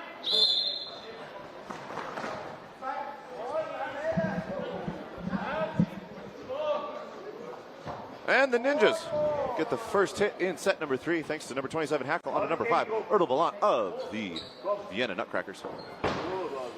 Jeez. Stefan Leitinger, absolute rocket. Florian Leitinger is going to cover number 10 by hitting number 9 Hoffman, and Hoffman takes a counter shot. Oh, and that is going to be Florian Leitinger, number 4 for the Nutcrackers into number 4 of the Ninjas, Favre. It's a little 4-on-4 violence here. Florian Leitinger is going to take it out by the pre-counter from 27 Hackle, but it is going to be number 30 Mitterauer who covers and takes out Hackle himself. After the dust settles, it does appear, I do believe, that Grill got a shot onto number 10, Stefan Leitinger. Ref is called play 2 against the Vienna Ninjas. Mitterauer is going to get hit. Rokas is going for the flight kill. Doesn't get it. There was a catch. Erdl Ballant back in with Einer, facing off against Grill and Nemeshkeri.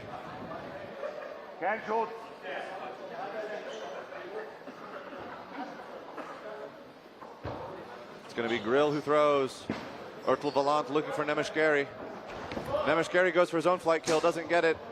It is now going to be a 2v1 in favor of the Nutcrackers. Grill with a hop. Pump fake from the Nutcrackers. 4 balls on the side of the Austrians. Yes, that statement is intentionally confusing. Grill with a catch and out on Erdl Ballant is going to bring back in number 9 Hoffman for a 1v1 against number 35 Einer. Hoffman with the first throw. Second throw. Einer still alive. 60 seconds in set number 3. Ninjas looking to get on the board. Play 1 ball. Play 1 called on Einer. Number 9 Hoffman. Now with Bird the throw. Einer with a beautiful block. Now pressing up. Dodge on the side of the Ninjas, block on the side of Nutcrackers. Play 1 ball. Einer. 3 counters onto Hoffman. Hoffman takes the opportunity. Einer was looking for a catch, but Hoffman puts it high and to the left, off of the shoulder of his fellow Austrian. And that will get the Vienna Dodgeball Ninjas on the board. It's going to be 4-2 Nutcrackers Ninjas.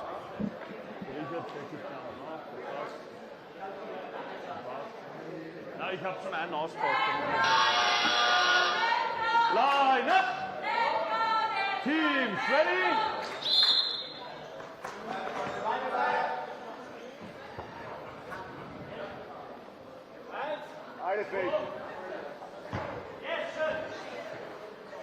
Time? Okay. Beautiful catch by Hackle on number 71, Decker Neubauer. Florian Leitinger, though, is going to find 27 Hackle. And after the dust settles, this could be a 4v4. Ninjas, Nutcrackers. Nutcrackers with Burden. Pre-counter from Ninjas. Florian Leitinger with a response gets Favre. It's going to be 63. Nemeshkeri. Rokas looks like he was taken out by number 13, Golda. And with a double, it'll be 5. Erdl Ballant that is taken out by the Ninjas. Nemeshkeri, number 63, the left wing, pressing hard towards number 30, Mitterauer of the Nutcrackers. 2 minutes, 15 seconds, only been 45 seconds in this set. These teams play fast. 2 balls. Mitterauer throws everything. And Nemeshkeri, number 63, with a flight kill. And finishing out with a little bit of a finger wag. Now, normally, any kind of taunting or directions toward the opponent team is generally frowned upon. However, I do think that there is a general understanding on the court that it is all in good spirits and good fun.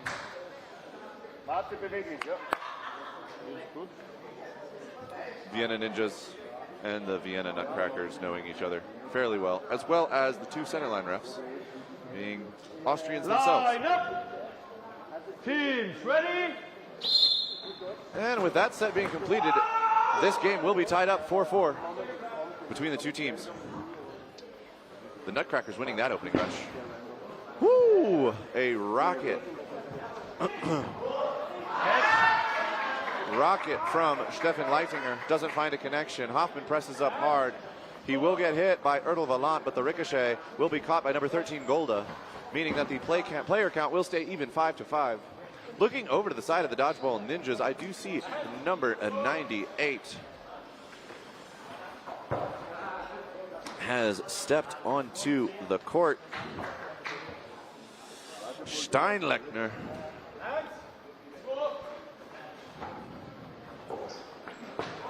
Playing out of the center for the Dodgeball Ninjas.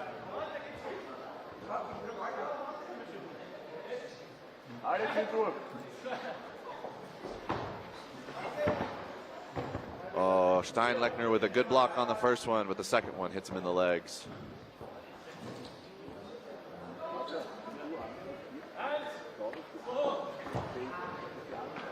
Hackle goes for flight kill, doesn't find it on Mitterauer. Nemeshgeri, oh, looking for the ricochet catch off of Decker Neubauer.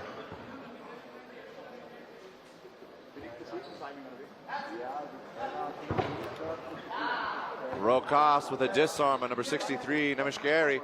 Rokas will go for his own flight kill. Does not connect with number 13, Golda. Bis jetzt 0 erfolgreich.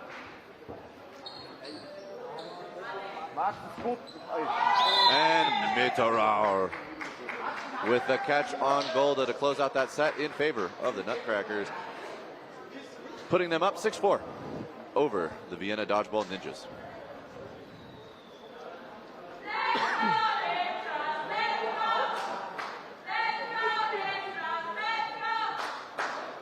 The Dodgeball Champions Tour tournament here in Mexico City, brought to you by PX Sports, proving to be a fantastic show of skill from all of these teams from across the globe.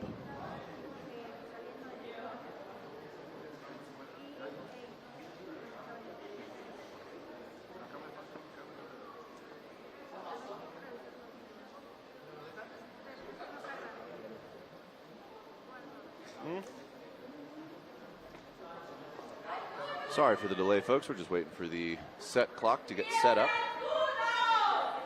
Dankeschön. German cheers echoing through the stadium.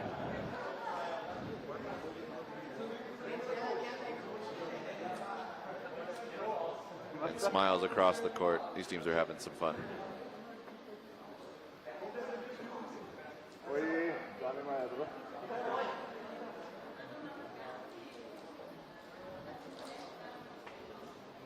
Wie viel hast du auswechseln lassen, dass das so lange dauert? Line up! Teams ready? And Sebastian Grill will beat Florian Leitinger in the opening rush. Will be number 92, Sebastian Grill, out of the center. Oh, Steinlechner calling Hackle, catch it, catch it. Hackle's like, catch your own ball. I got to hold down the wing. Shot at Mitterauer. Oh, the deflection off of Hoffman. Golda tries to catch it but can't pull it in. Hackle goes for a catch. Hackle goes for a catch, but Mitterauer gets to the blocking ball. Haben den schon? Ja. The Nutcrackers quickly whittle down the Ninjas. Nemeshgeri getting pre-countered from both the wings. The Nutcrackers surrender all 5 balls to number 92, Sebastian Grill. Number 5, Erdl Valant. My man. took it in the chest and said, yeah, that's nothing. Gorgeous catch.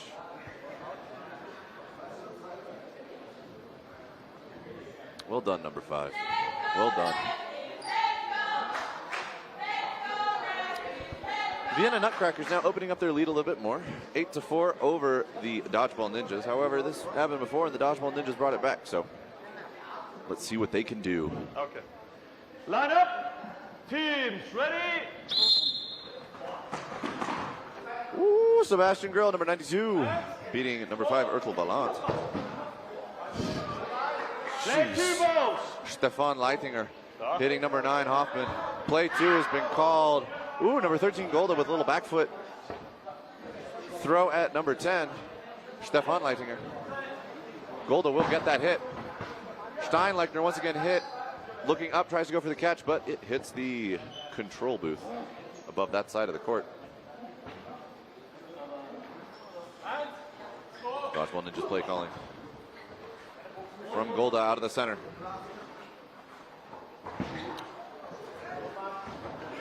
Grill.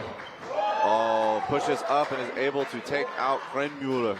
But it is Mitterauer who pushes up, and as Grill hits a split in the air, it'll be Mitterauer who hits him in the foot. Cross court from Hackle. Oh, Nemeshgeri with a disarm on Einer.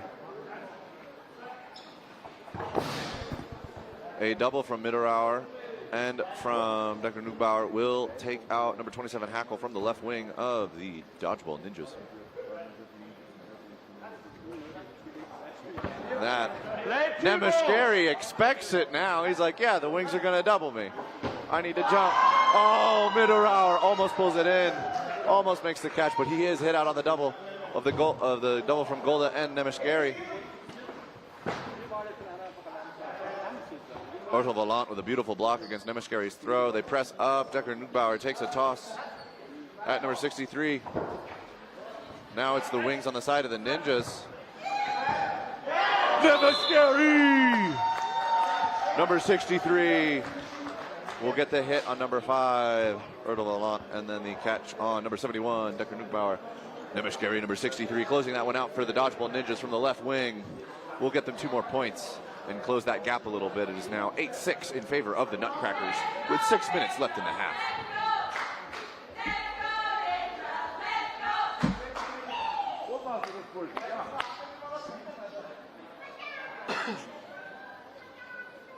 Line up. Teams ready. I want another game of rock, paper, scissors, folks. I thought that was fun and very entertaining. But that's just me. All right. Steinlechner will get hit, and in the process of trying to catch it, it will bounce into number 52, Herman, and Herman will also be hit out. Hackle, number 27, takes a counter shot at number 35, Einer, after Einer fires cross court at number 9, Hoffman. No casualties, though, in the exchanges. Number 10, Stefan Leitinger.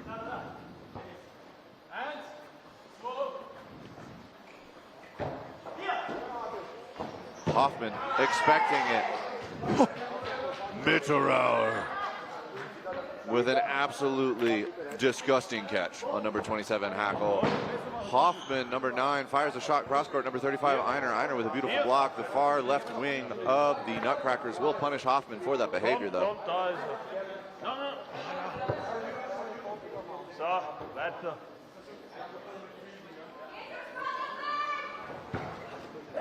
Oh! Number 92, Sebastian Grill gets hit, but it pops up and he brings it in for a catch. That's going to bring Steinlechner back onto the court. Nemeshgeri pushes hard. Einer gets into a very defensive position. Nemeshgeri opts, I'm not going to throw you, I'm going to throw behind you. I'm going to aim at Decker Nugbauer. Doesn't find the hit, though, and that'll be Ertel Ballant, Krenmuller, and Einer to the line to throw. Sebastian Grill with a pre-count is going to be from the right wing. There was just a shot.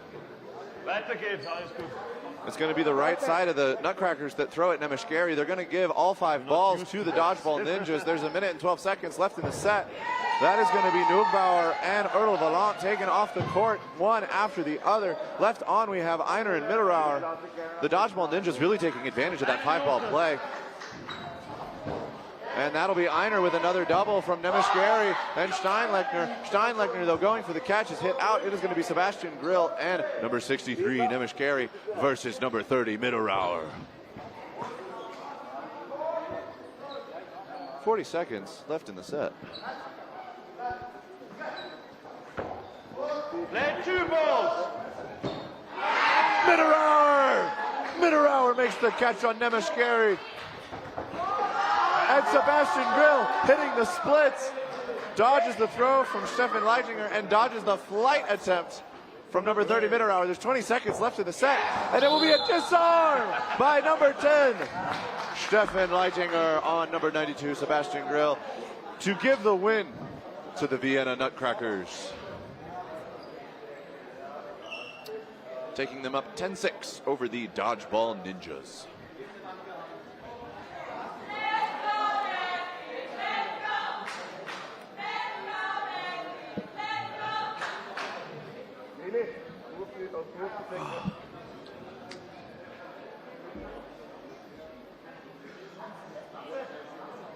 Good.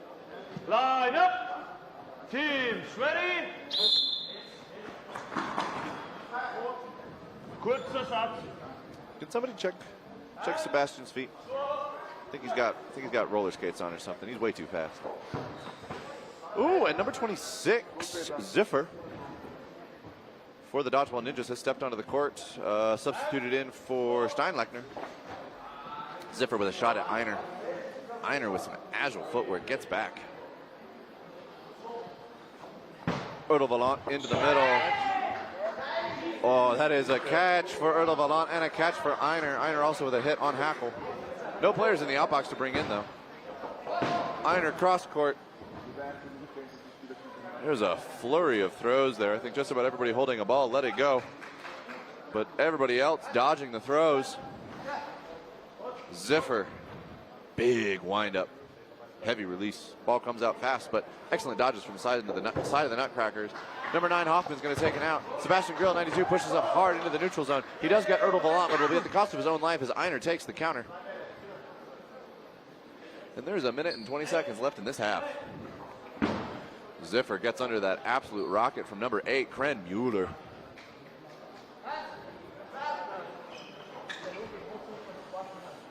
Ziffer trying to find something. Herman pushes hard in the center, but number 52 will be taken out by number 35, Einer of the Nutcrackers.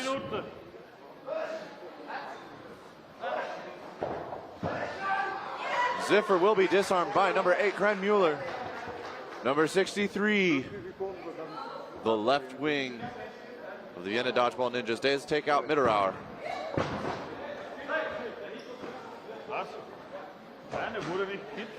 And Nemiškari gets a hit, survives some flight kills, gets a flight kill himself on number 10, Stefan Leitinger, and he puts himself into a 1v1 against Decker Nugbauer. And this is where dodgeball is at its finest. A true test of skill, talent, physicality between two players. Oh, Nemiškari just getting over those two, and it will be a 40-foot throw from the left wing of the Dodgeball Ninjas, number 63, that connects with number 71 of the Nutcrackers to get 2 more points for the Dodgeball Ninjas, bringing the score to 10 points for the Vienna Nutcrackers, 8 points for the Dodgeball Ninjas. And there will be a 90-second set before halftime. The Dodgeball Ninjas right now calling a timeout. I mean, as they say, if you don't use it, you lose it. But for those of you watching at home, there is 1 timeout per half, per team. Each team also gets 1 challenge per half. Something that is really wonderful about this tournament, I've really been enjoying it, is if the captain of a team or the coach of a team does not agree with a call that is made on the court by one of the refs or by a player, they can call for a TMO to take a look at the footage. We've got a lot of camera angles here. And I will say, for a lot of the tournament, it has confirmed the refs making the correct call. But a few times, it has overturned it, resulting in showing that a player is truly safe in a situation where that player may be thinking they're taking an out. I know I've been enjoying it. Good. Line up. Teams ready. And it will be Sebastian Grill, number 92. Oh, man. Number 71. Edgar Nugbauer, you made that look easy. Gets a catch on number 26, Ziffer. There'll be an exchanging of blows then where number 9, Hoffman, will get a hit on number 4, Florian Leitinger. Einer, though, taking a hit of his own, will get out. Number 27, Hackle. Ooh, Herman able to get over that shot from Einer, and we find ourselves in a 5v4 favoring the Nutcrackers with 50 seconds left in the half. That will be a shot on Rokas and a shot onto Mitterauer. Beautiful work from number 63, Nemeshgary, and number 92, Grill. The Dodgeball Ninjas now up 3 players to 2, turning this around in a quick series of events. Grill is going to get hit by a Decker Nugbauer in the leg in the neutral zone. It's going to surrender a ball to the Nutcrackers. 4 balls on their side. Nemeshgary with the pre-counter, reads the throw, pulls in the catch on Erdal Vallon. Nemeshgary, Herman, and Ziffer now in a 3v1 with 8 seconds left. Erdal Vallon needs to make something happen. He's going to oh, no. Thought it was 2 dodges and a block from my perch up here, but the line ref, who is much closer, calls that there is a hit, as well as Erdal Vallon calling himself out. And ladies and gentlemen, the Dodgeball Ninjas are going to tie this game up for us 10-10 at the half.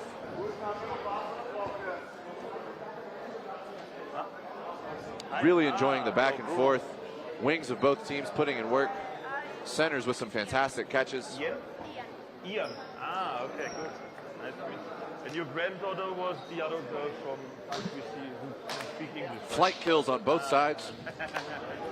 Couldn't ask for anything more. Whole family.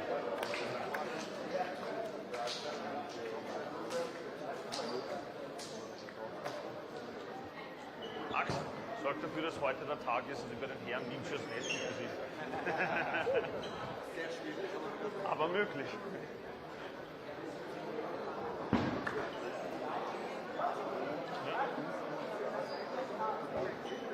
Nein, habe ich tatsächlich nicht. Ich habe einen Block gesehen und ich wusste nicht, was der andere gemacht hat und dann hat die Hand geholt. Aber er hat ihm was irgendwo abgefälscht. Am Fuß, okay.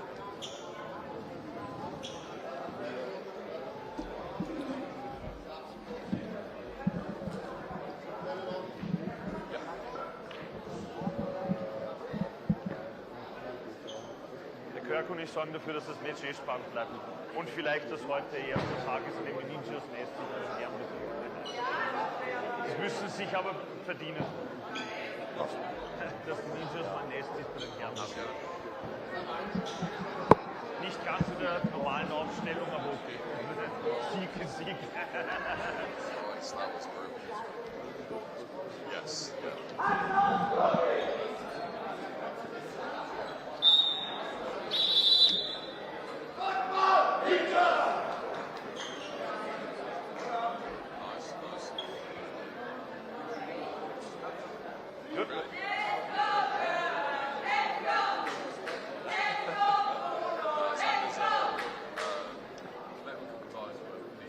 Line up! Teams ready? Yes, bro. And we're off to the races, ladies and gentlemen. Back into this quick. Both of these teams saying, I don't need that long of a halftime.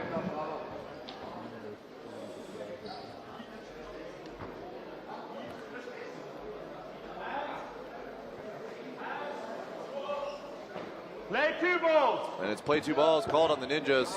Taking a little too long on that offensive line to make a decision.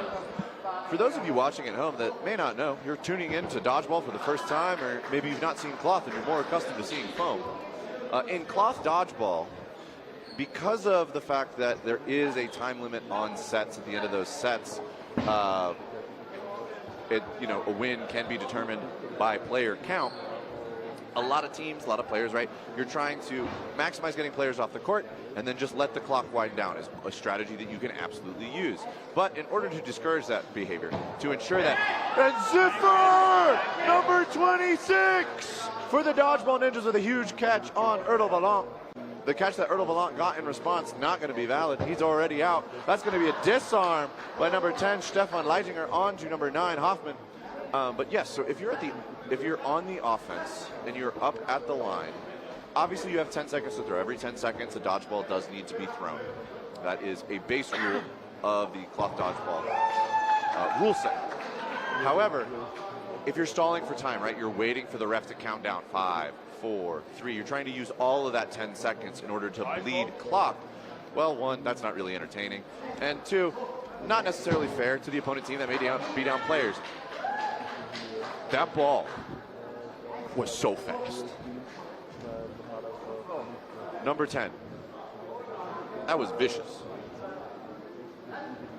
But that will mean that number 26, Ziffer, is eliminated. Florian Leitinger is going to throw to number 27. 27 is going to make a catch. 27 is going to throw it straight back. It's going to be number 35, Einer. That's a catch to a catch. So in order to discourage that, if you're at the line and the clock is winding down and the refs do not feel that you have made an adequate attempt at an offensive play, aka releasing a ball, they can call you to play more balls than is required to release burden or release the majority of the balls. Example being, if you have 3 balls, normally you only have to throw 1 to release burden, transferring 3 balls to the opponent's side of the court. But a ref can call play 2.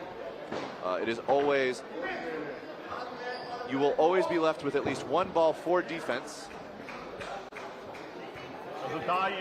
However, giving the opponent a 4-ball offense, very strong.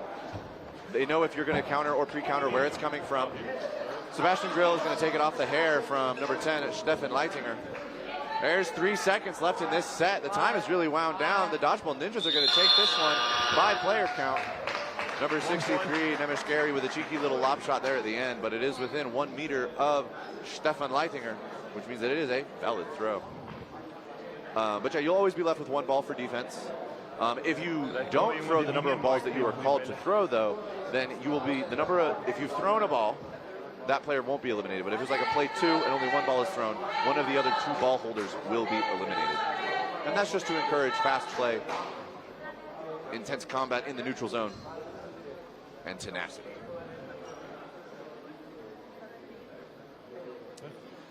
Dodgeball Ninjas taking the lead up 11-10 over the Vienna Nutcrackers. Teams ready? And we will get set number 12 underway here in Mexico City at the Dodgeball Champions Tour, brought to you by PX Sports. Stefan Leitinger once again finding the body of number 26, Ziffer. The left wing of the Nutcrackers has shown us how vicious and lethal he can be. And he's not slowing down. Florian Leitinger is going to get a hit on number 9, Hoffman. However, it will be number 27, Hackle, that responds, removing Leitinger from the court. Going eye for an eye in this situation. Stefan Leitinger with a beautiful block. Herman with a strong throw. That one bounced all the way up into the rafters. Oh, Herman almost pulls in that catch on Mitterauer. But it pops out, and that will be a hit for Mitterauer. Oh, and Hackle will respond with a hit on number 91, Rocas of the Nutcrackers. Thank you. Play 2 balls. Thank you so much. Play 2 has been called.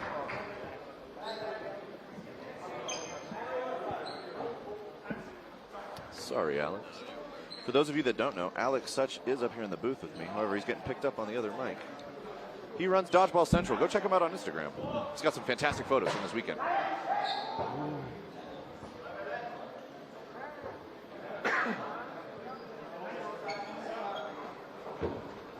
a double into number 27, Hackle.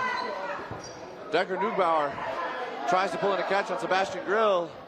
And the Dodgeball Ninjas have evened this up 2-2. Play 2 balls. Play 2 is called on the Ninjas. And that will be a hit on Mitterauer. It will be Einer left to make something happen. Oh, exact example. Play 2 was called. Not enough balls were thrown, and Sebastian Grill will be eliminated. And we once again find ourselves in a 1v1. It's going to be Einer versus Hackle. It's a throw, a dodge, a block. There's 37 seconds left on the clock.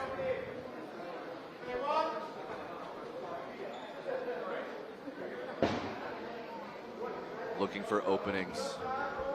Looking for weaknesses in their opponent's defense. Hackle's pushing up into the neutral zone. Einer more comfortable on the back line. He presses up. Hackle stands his ground and finds the toes. Dodgeball Ninjas go up 13-10 over the Nutcrackers.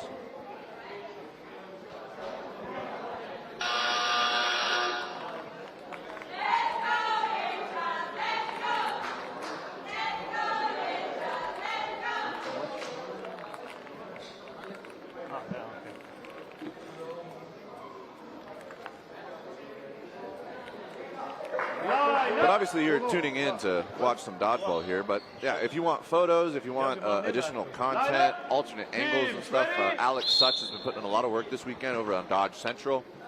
Tons of fantastic photos already posted from the pool play yesterday. Highly recommend going and checking it out.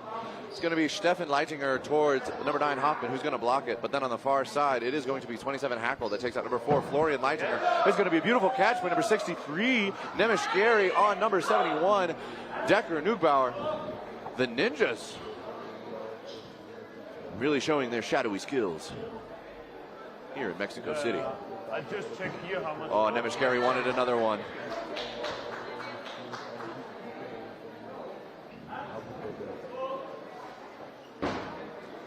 Going to be a Hackle at Mitterauer, Mitterauer at Ziffer, but the only casualty will be the throw that comes from number 10, Stefan Leitinger. Lightning fast, he's going to hit number 9, Hoffman, in the shoulder.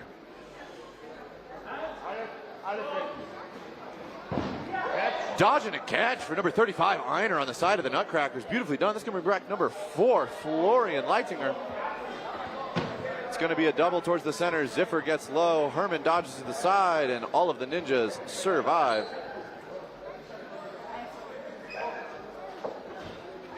Sebastian Grill gets low, looks for a catch. Ooh, Herman, number 52, tries to catch number 4 on the Nutcrackers sleeping. Ball's just a little shy of the toes. Beautiful placement from Mitterauer. He's going to bounce off of the fingers of Ziffer and into the ground, giving the Nutcrackers a 3-player advantage with 1 minute and 40 seconds left in the set. Gorgeous cross court from number 52, Herman. Finds the ankle of Stefan Leitinger. Two teams very familiar with each other. Both from Vienna.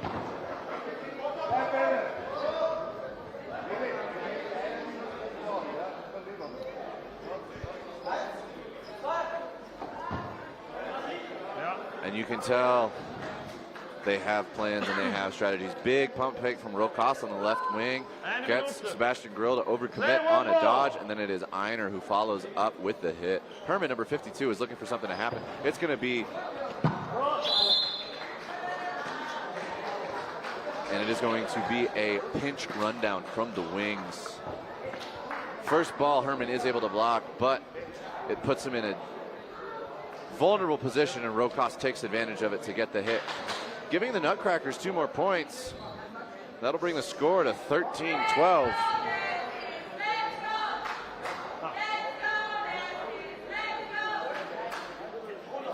Ja, wir werden es schnell. Das kommt gleich, kommt gleich. 10 minutes left in the half. Score? Also? Okay. Then maybe stop shortly. Yeah.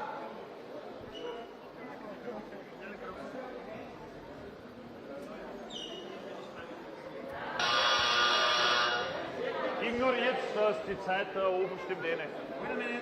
Ja.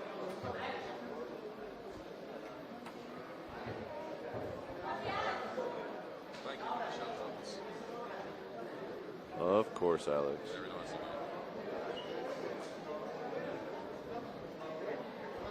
Okay, this will start also. Line up! Teams ready?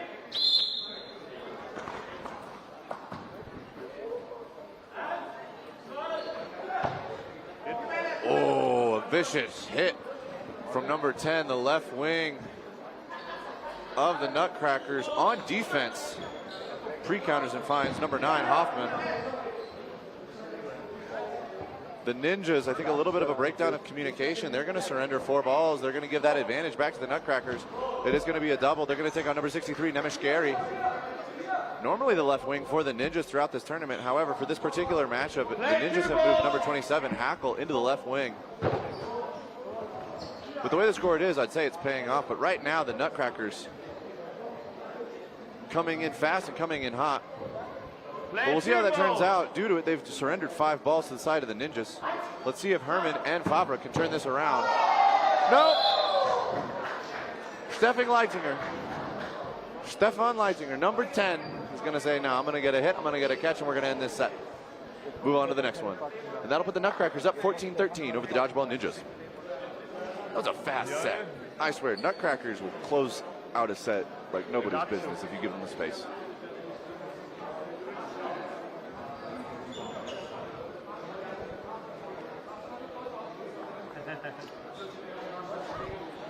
Line up! Teams ready? Ben.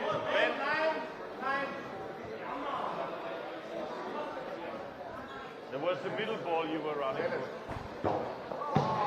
Mitterauer. Oh, no, is that Kremut? No, that's Mitterauer, number 30. Mitterauer with a huge catch on Hackle. Charges up into the neutral. It's going to be 3 balls on the side of Nutcrackers. Sebastian Grill is going to be the casualty. Nutcrackers are turning up the heat. Winding down to the final moments of this game. Nemish Gary's going to get taken out. Herman's going to take out Rokas. Einer is going to catch number 9, Herman. Unfortunately, neither Rokas nor Florian Leitinger were in the outbox to come in on the catch.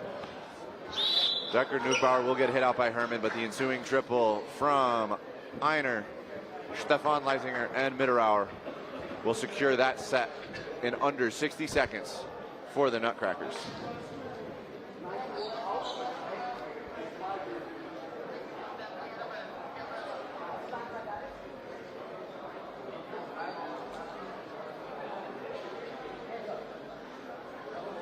Weißt du, worauf du wartest?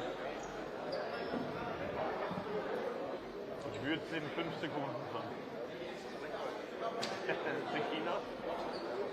Timeout, Ninjas. Ninjas are calling a timeout. I think that's a good call. 3 sets in a row. 3 sets in a row have gone to the Nutcrackers. The Nutcrackers seem to have cracked the code on how to win sets quickly and decisively against the Dodgeball Ninjas. I do believe the last 2 sets have both been just about under 60 seconds. So I think the Dodgeball Ninjas are going to reassess their lineup. They're going to reassess their strategy. Curious to see how that's going to work.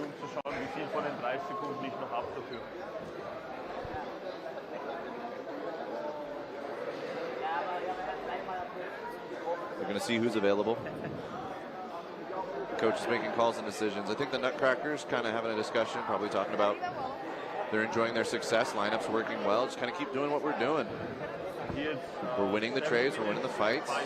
When we get ball advantage, get those 4-ball plays, take solid doubles against the Pryos over on the side of the Ninjas, taking out players like number 27, Hackle, 92, Grill, and of course, we all know him, number 63, Nemish Gary.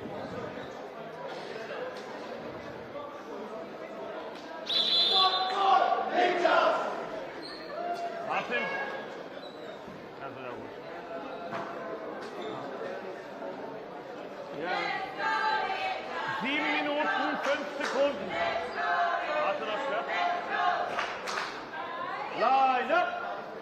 Teams ready? And we're off.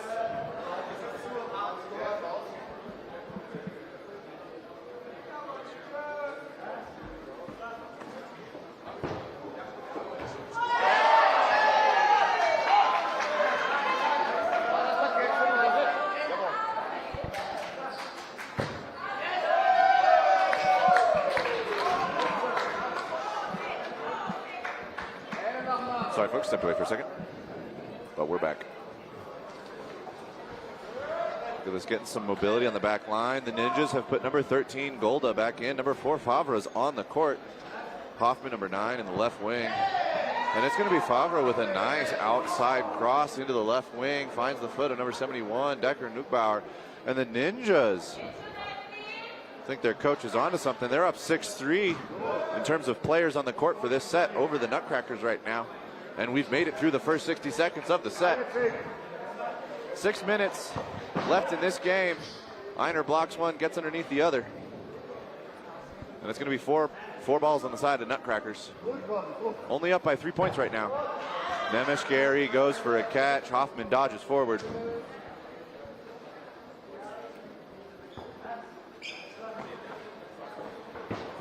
Some big pump fakes, big dodges. Favre, though, goes for a trade on Mitterauer. I like the look of that. You're up 5 players to 3. Trade 1 for 1. It's now a 4v2 in favor of the Ninjas. And look at that. They'll take the double, take out a prio target. And Sebastian Grill with a little push throw is going to find the foot of Einer. And the Dodgeball Ninjas take a point back. Sebastian Grill and Einer sharing a moment on the court. Someone else throws it always in because the Dodgeball Ninjas now bringing it back. 15-16 is the score with 5 minutes left to go. Don't be pissed at me if someone else is throwing it. But,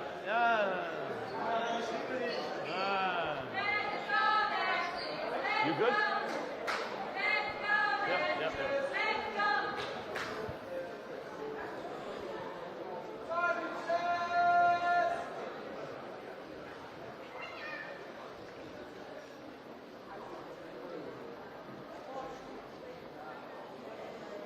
All right. Set clock is getting set as we prepare for another thrilling match of dodgeball. Good. Line up. Teams ready. And victory to the Nutcrackers thanks to number 5, Erdl Valant. Stefan Leitinger in the left wing looking for something, doesn't find a connection. It's going to be Sebastian Grill, number 92, that fires back.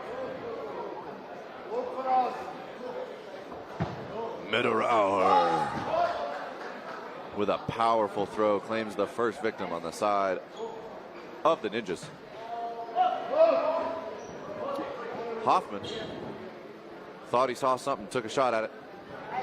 Didn't find it. Ooh. And that is going to be number 10, Stefan Leitinger. Showing more of that dodgeball prowess. That ball comes out fast, hard, and accurate. That'll be Favre who moves to the outbox on the side of the Ninjas. A little bit more patience from the side of the Nutcrackers. I say that, and then Florian Leitinger is going to take a pre-counter. Mitterauer is going to get hit out from the center thanks to, I do believe that was Nemeshgary. And a throw from Hoffman will find another member of the Nutcrackers team. And he will even it up 4 players to 4. I don't think Stefan Leitinger liked that, though, because he immediately went and got a hit for himself. Took out number 92, Sebastian Grill. It's a double at Hackle. He chuckles and smiles. He knows that was almost the end.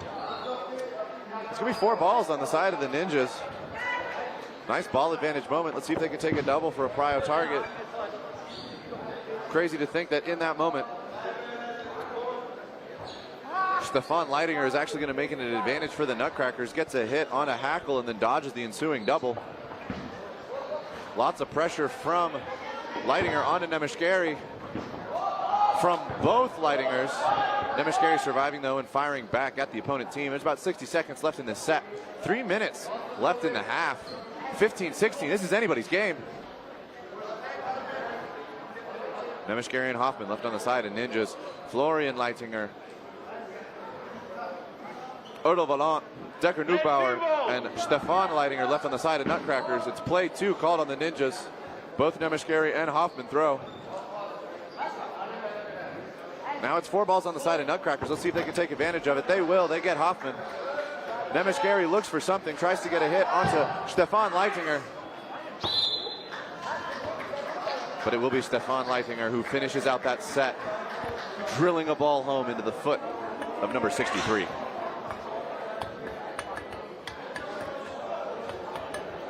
Vienna Nutcrackers, or should I say the Nasty Nutcrackers, as that is the full name. Have gone up 18-15 with 2 minutes left in the game.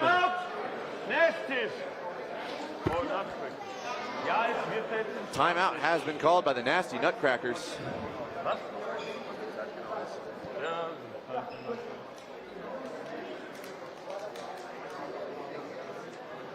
We need 2 seconds more. So 2 minutes. I think timeout somewhat right here. So the timeout was called by the Nutcrackers. Typically, right, you see the team that's down will call the timeout, how to strategize, how to come back from this. I like that the Nutcrackers are taking a timeout here. Came off of a really strong win on that last set. They're probably feeling pretty good. But do they necessarily need to be aggressive in this moment? You have 2 minutes left on the clock. The Ninjas are going to be looking to play fast. They're going to be looking to play hard. Because if they can win one game by elimination, with time still in the half, time still in the game, there will be one final 90-second set. And if the Ninjas can then also take that one, that'll put them up 19-18 over the Vienna Nutcrackers. Now, the Nutcrackers really want to control the tempo here, right? They're going to be looking to punish when they can, but not put themselves in vulnerable positions or situations so that they can control the pace of the game and perhaps get to the end of the 2 minutes. Because even if they have one player left at the end of the 2 minutes, and the Ninjas win by player count, the game is done, but the Ninjas will only get 1 point. Let's see what we do here. Big pump fakes. Nemeshkari thinks he sees something over on the right wing of the Nutcrackers. Hackle with a catch on Decker Neubauer. And then a hit onto Erdo Valant. Are the Ninjas about to do this? The Ninjas about to clinch it. It's going to be Golda that gets hit out by Einer. The Dodgeball Ninjas collect themselves. They come to the line. And it'll be Grill with a beautiful cross court. Number 4, Florian Leitinger, fully focused straight ahead at number 9, Hoffman. And 92, Grill takes advantage of it. Play 2 balls called on Nutcrackers. It is going to be a hit on Favre. There's 50 seconds left in this game. The Ninjas are looking for something. Will Stefan Leitinger pre-counter? He's pump faking. Einer survives. Nutcrackers are in no rush here. Only thing pressing them is the throw clock. It's ground right in front of Grill and then pops up into him. 30 seconds left in the game. Ninjas looking to make something happen. That'll be a block and dodge by Einer. And again, Nutcrackers are happy to have they have 4 balls. 1 ball in the hand of the Ninjas. Sebastian Grill will get taken out. Stefan Leitinger dodging the throw.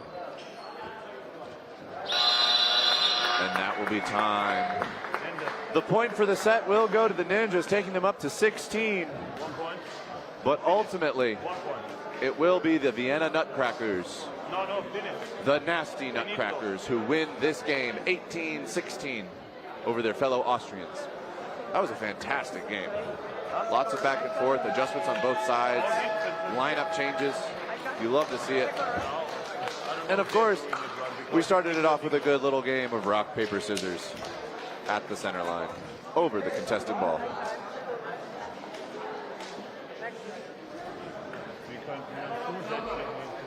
Yeah, but talk to them because they're referee. Of course, just reiterating, thank you so much for tuning in and watching Dodgeball here at the Dodgeball Champions Tour tournament in Mexico City, brought to you by PX Sports.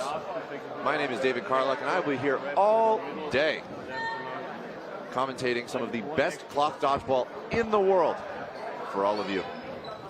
Happy you're here, and hope you stay until the finals. Okay, yeah. There will be a little break right now as we transition to another game. So if you want to get some snacks, head to the bathroom, whatever you need to do, maybe walk the dog, now's the time to do it. But coming up next, we are going to have a semifinals match for you. It is going to be a UK versus UK. I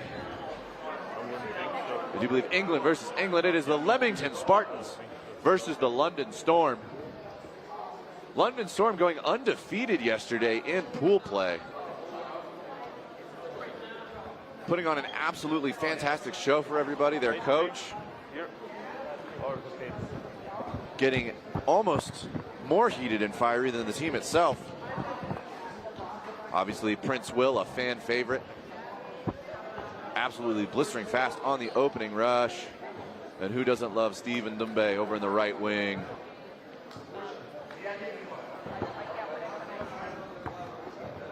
Of course, on the side of the Spartans.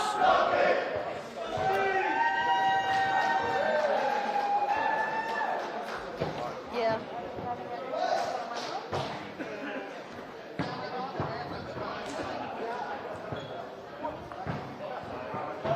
Ready to go.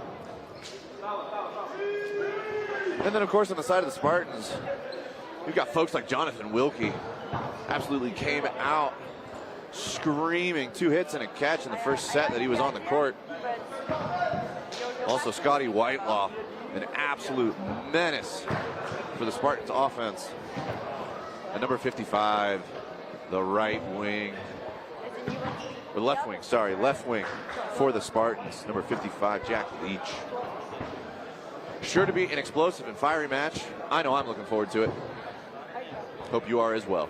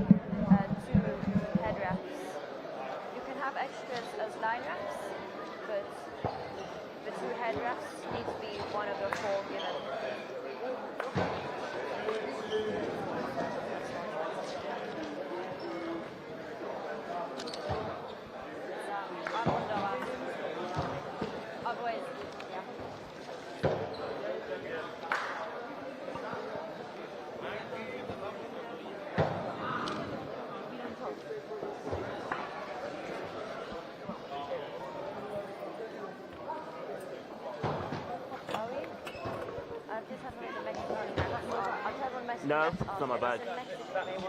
This one? Yeah. And they've just got like comebacks and forwards and handling on Nutcrackers. Also not for an English versus English game. It'll be better if it's not an English team versus an English team who speak no Spanish and he speaks no English. Yeah. It's not a Spanish speaking game. It's brilliant because we had so many issues with the Mexican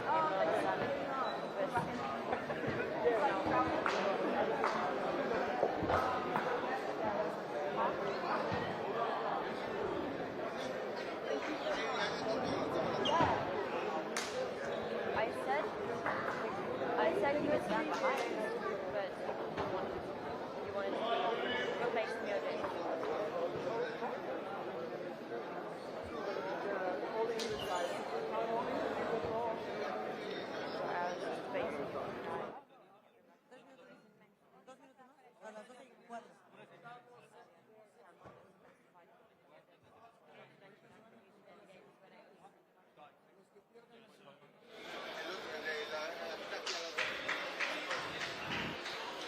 Welcome, ladies and gentlemen, to the Dodgeball Champions Tour here in Mexico City, brought to you by PX Sports.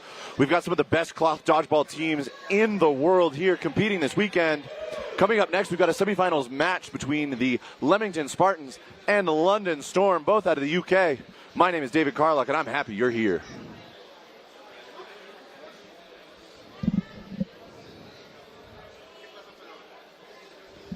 Oh, and commentating with me, Jorge Mile. Hello everyone. Yeah, this is going to be a very good game of dodgeball. Watch it because these guys know each other. I chat with Coach Tara Jones. She's a player. She's also a player. And we have some stories to tell about the Storm and also the guys of the Spartans.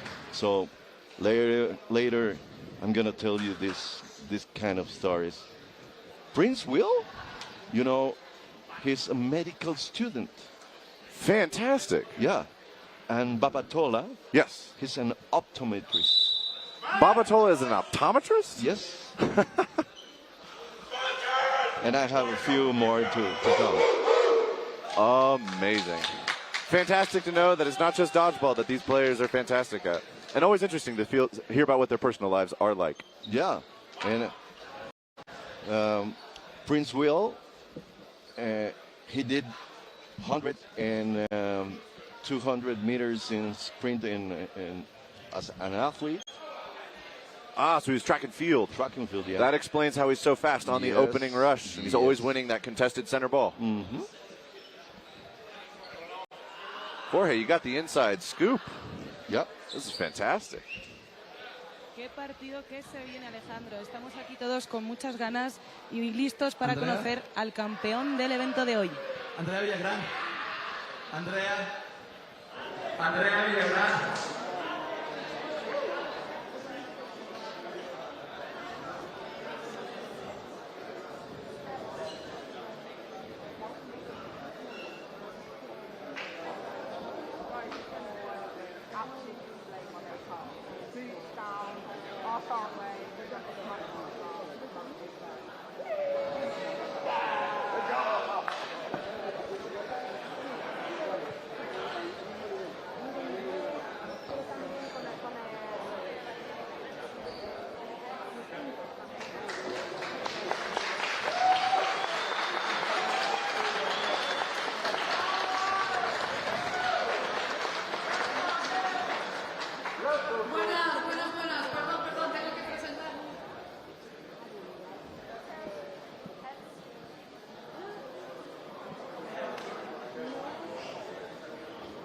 Heads.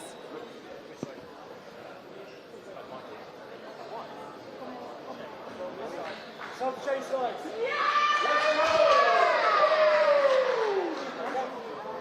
Good luck. Good luck. What else?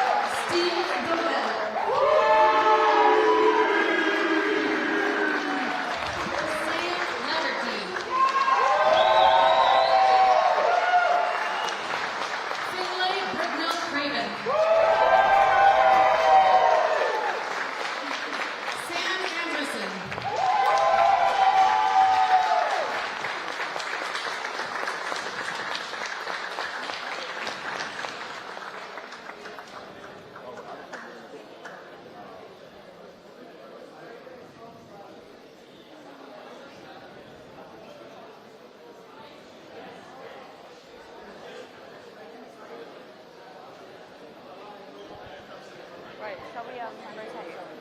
We'll rotate in line. One line, please.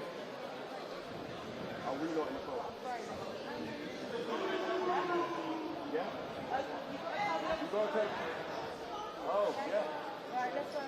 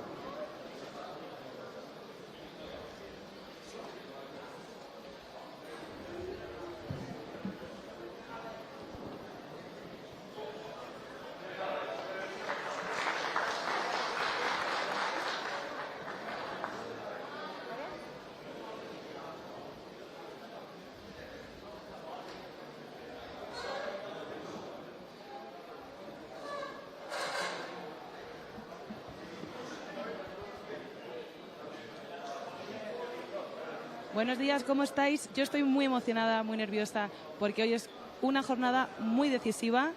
Hoy se disputan la semifinal y la final y hay un ambiente aquí bastante tenso, primero con equipos ingleses y luego vamos con los de Estados Unidos. Yo estoy muy nerviosa, pero estoy lista y preparada para esta jornada y para conocer al campeón del evento de hoy.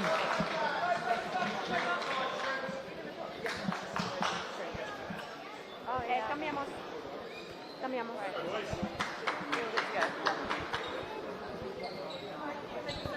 Sí. Right. You know, pull your playboard up for mine. Everyone gets it. Sorry. That's how we used to run.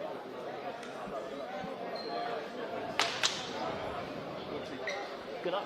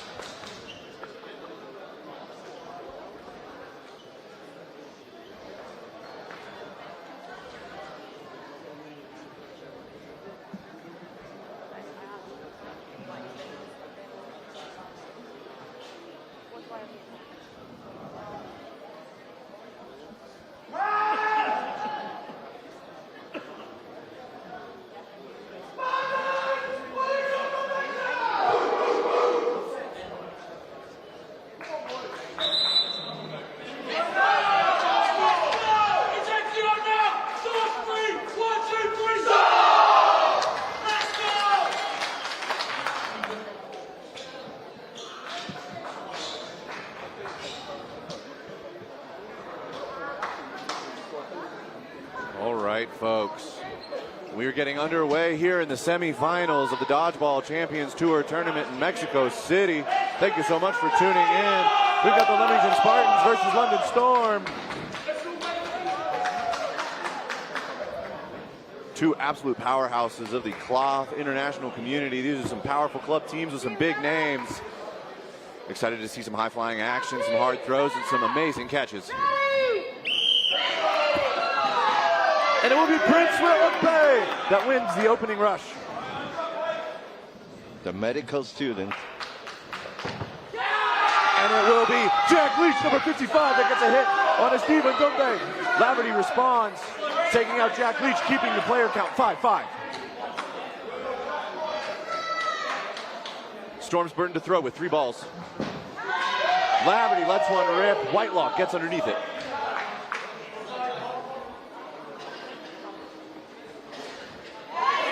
Whitelaw fires a shot back at the Storm defense.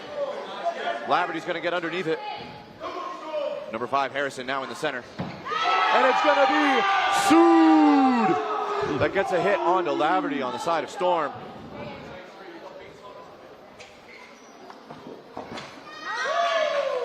And Drayson with a close shot near Sood's feet, but he sidesteps it. It's now Spartan's burden to throw. It's going to be a pre-counter from Laverty in the right wing of Storm. It's getting 4 balls on the side of Spartans. It's going to be a double at Princewell. Princewell showing off his athleticism, getting up and over both of those balls. Coming to line now once again is Storm. It's going to be Whitelaw firing low at Laverty, but it hits ground before it finds target. Harrison finds a target. Princewell, that ball is up. That's a catch by Princewell. That's going to be a double on the Britnell Craven. And then Drayson by Whitelaw from the right wing. Stephen Dumbe is now back in on the side of Storm. It's going to be a 4v2 in favor of Spartans right now. And Doherty takes a shot out of center as both teams collect themselves. Spartans on offense. Whitelaw and Doherty take out Stephen Dumbe. It's going to be Princewell by himself. Whoa. Matt Sood looks for it, doesn't get it. And it's going to be a ricochet hit onto Princewell from Matt Sood.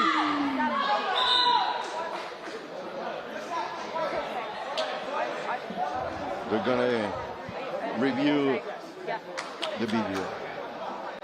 No, ricochet.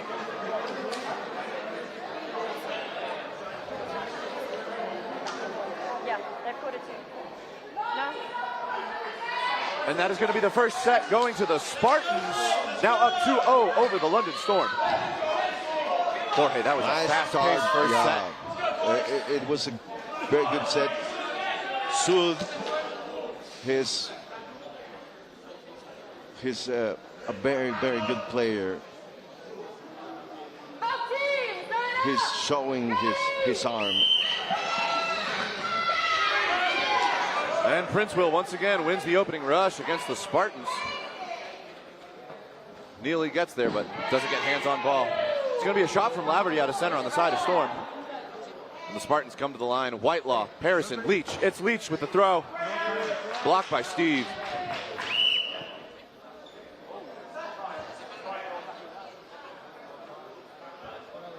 Wi-Fi?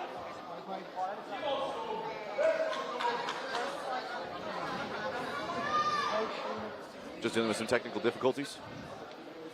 Players will reset on the back line. Ref will call for play to restart.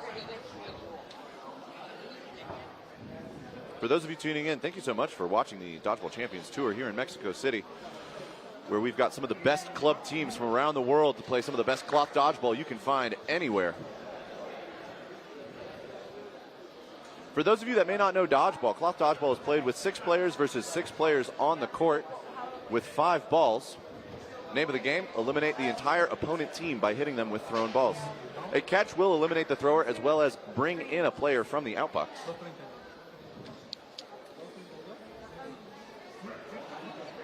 Ricochets are still live, so if you get hit and your ball bounces to a teammate, it can still get them out as well.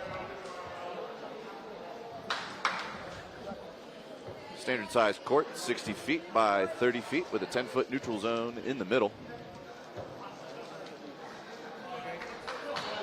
There's There's a whole lot of other rules and special technicalities. We'll get to those when they show up in the game. But in the meantime, let's see what Storm does with their offense. They have Burden right now since they've got more balls. It's going to be a shot from Laverty out of center. And now it's going to be on Spartans to make a throw. It's going to be a pre-counter from Steve. Leach dodges it.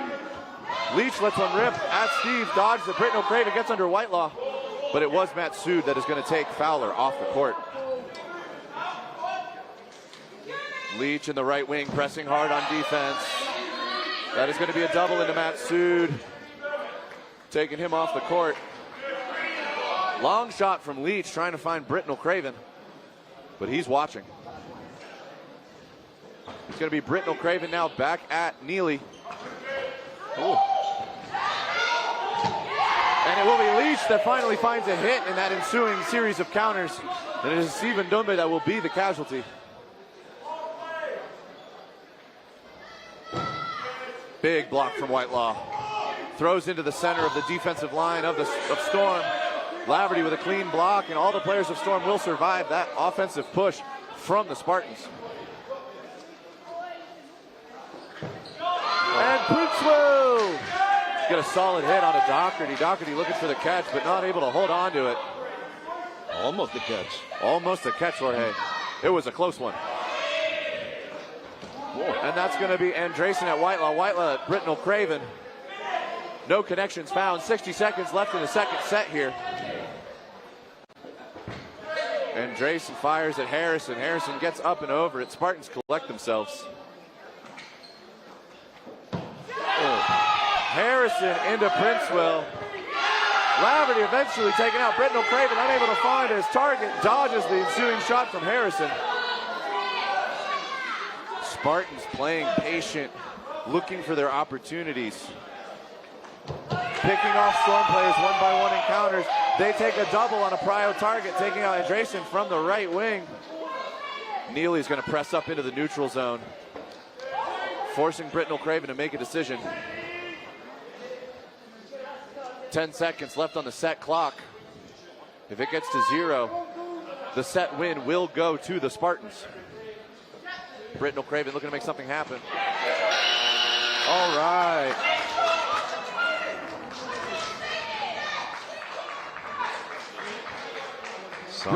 Somehow Britton O'Craven survived this double shot. Absolutely. He's a big guy, but he knows how to get small and get behind his ball. But since Britton O'Craven did survive to the end of the set time, that means that the Spartans will only receive 1 point for that victory. After 3 minutes, you count the players on the court. Whichever side has more players wins the set. However, it is only 1 point versus the 2 points that you will win if you get a full elimination like Spartans did in the first set. If the two teams are tied as far as number of players, both teams get 1 point. But that brings us into set 3, where the Leamington Spartans are up 3-0 over the London Storm.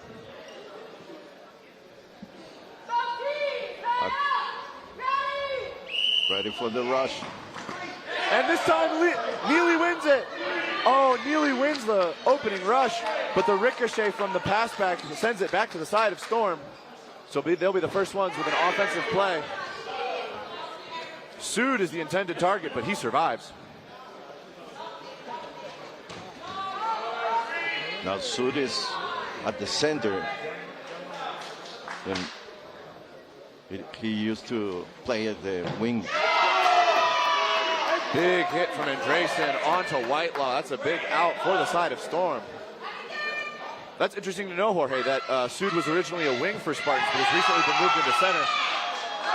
It's going to be Leach that finds Steve, and it's going to be Harrison that finds Laverty, pushing the Spartans up 5 players over 4 on the side of Storm.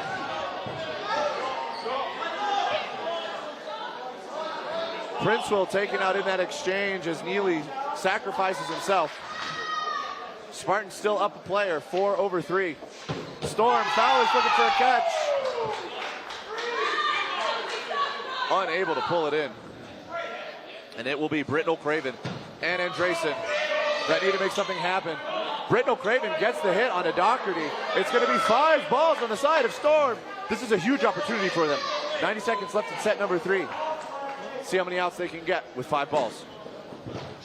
First one will be Leach. Matt Sood survives. Harrison throws. Harrison with the catch on Britnell Craven. Awesome catch. Absolutely amazing, Jorge. Hits a full tombstone to bring that one in. And with that catch, Whitelaw is back on the court, over in the right wing. And that'll be a disarm by Harrison to take out Andresen. But so the face of Sood? Oh yeah, he gave him the stare down. But that is really cool to know that Sood was originally a wing for the Spartans and has since been moved into center. I can only assume that they really want to utilize the strength of his arm from a central position, giving him closer access to all the targets on the defensive line of his opponent teams. Sood is an energy consultant. He's an energy consultant? Yeah. As a mechanical engineer, I work with energy consultants all the time, so that's fantastic to know. And Ryan Neely, he's a plumber. Ryan Neely's a plumber? Yeah. Let's go.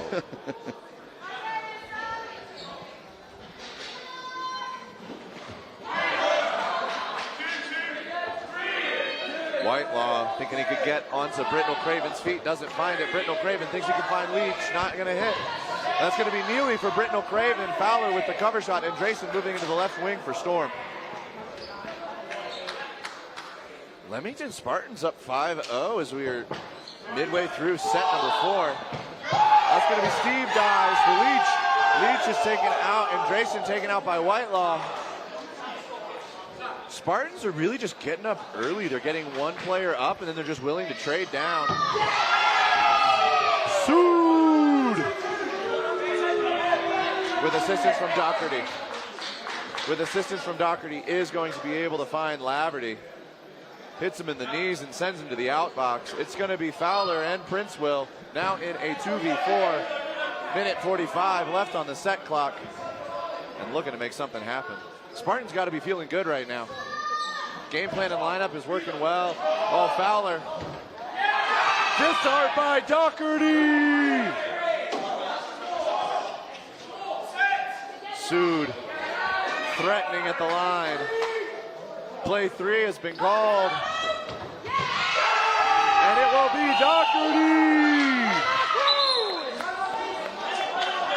Doherty with the final shot on a Princeville to close out another set in favor of the Leamington Spartans. Triple shot against Princeville.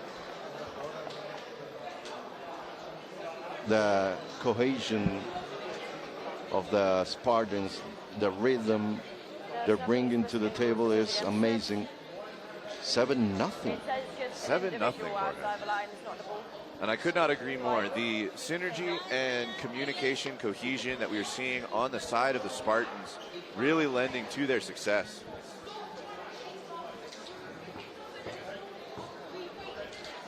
Timeout called by Tara Jones.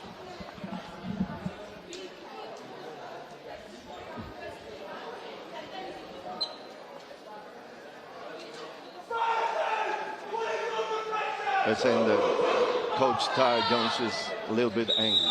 I mean, if I was... By the way, Coach Tara Jones, yes, she's part of the national team. The women's national team. Yeah, the women's national team. And she is a teacher in high school. High school teacher, yeah, dodgeball coach, and a professional dodgeball player herself. What can't the woman do? But yeah, if I was Tara Jones, I would be quite upset today. After seeing the performance that Storm had yesterday, yep, I would expect this to be a little bit closer at this point as we are halfway through the first half. Britnell Craven takes out Doherty.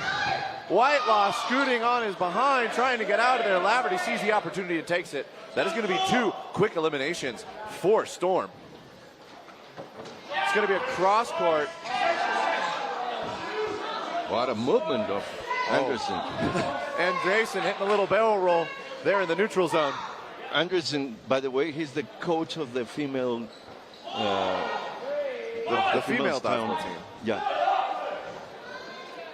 Love to see the mutual support that they have over in England from both the men's and the women's side. All right, Storm. I think that timeout definitely got them fired up, Jorge. Yeah, absolutely. We can hear echoing through the stadium the call of Steve as he gets a huge hit on the left wing of the Spartans. Leach having to leave the court. Big block by Steve. That ricochet, Harrison looking at it thinking, man, maybe I should have dove and caught that.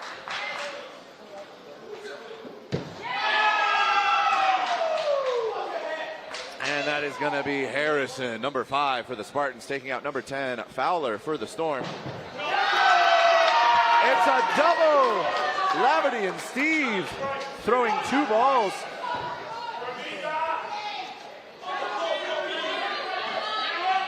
Oh, and Drayson with pressure. But I like this. Storm has been losing in those neutral zone trades. They've been losing in the trade fights. Woo-hoo! That was a little close to Neely's head there. Big shot of Anderson. But I like Storm going more for set plays, using their pump fake, setting up, and then covering each other on the ensuing counters. Spartans pressing hard here. Oh, Neely and Harrison are going to get hits. It's going to be Britnell Craven and Laverty that suffer here. Yep. It's going to be Steve, Princeville, and Andresen coming to the line. They've got 4 balls. It'll be a double. It's a double. It's a triple into Neely. Neely is taken out, and Harrison finds himself in a 1v3. Storm looking to get their first points on the board. And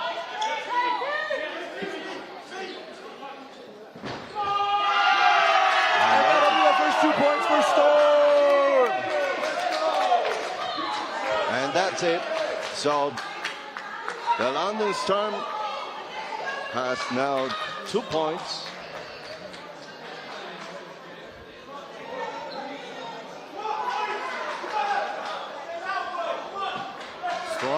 Storm finally getting on the board. They got 2 points to the Leamington Spartans 7. There's 7 minutes left in the half. Let's see if they can keep this momentum. Jorge, what do you think Jones said in that huddle? Because they seem fired up. Yeah. She told me that it's not just a team. They know each other from years ago. It's a family. So I think maybe we should talk about that. Oh, Laverty's going to get taken out by Leach. Jorge, I know that feeling though as a dodgeball player myself. The people that you share the court with, it's not just the court. It's practice. It's dinners after practice. It's morning coffee and pancakes as you do film review. Yeah. You spend a lot of time with the people you play dodgeball with. And yes, they do become a family to you. Oh, Andresen's going to get hit out. He goes for the catch, but he can't pull it in. Spartans trying to put some brakes on the momentum that Storm was building in the last set. Neely's going to be the only one with the ball. Is he going to sacrifice himself to try and get a hit? He is. He's going to find Fowler. He's going to die for it, though. Britnell Craven looking for a ball. He's up and alone in the neutral zone. Steve is going to get taken out by Leach. And that's going to be Wilkie! Whoa! Leamington Spartans hit the gas and did not let up. The assault was relentless, and it was 1, 2, 3, 4. All of the Storm players eliminated.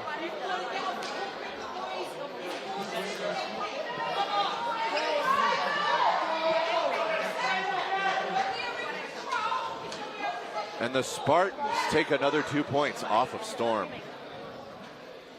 Storm there, I think they're just kind of broken. Steve is at the back line with a ball. You know, Britnell Craven's getting caught up on Andresen up in the neutral zone trying to go for a ball. Gives an opportunity for the opponent team, the Spartans, to pick something up and go take him out. He's alone up there at the line. Neely dancing with that center line, flirting with danger, but he does win the opening rush. It's going to be Spartans with the first offensive play of this set. And it is going to be Leach into Steve. Steve blocks into Jorge. We've got Babatola on the court. Yeah, back. The optometrist is back.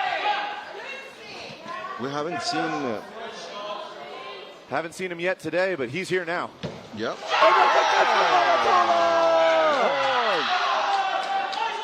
Big catch by Babatola on Harrison. That's going to be the first elimination for set number 7. Steve throws at Sood. Sood presses. Sood back in the wings now. Yep. for the Spartans.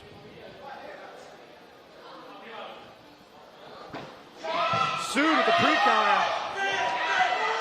He does find Babatola, but Steve will punish him for that. Oh, and Wilkie is going to get Andresen sitting on the floor. We haven't seen the power of Fowler. Let's see if now he comes.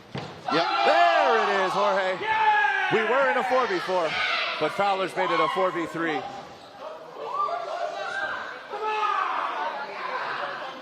Let's see what Whitelaw, Neely, and Leach can do. Whitelaw's going to be the one to release.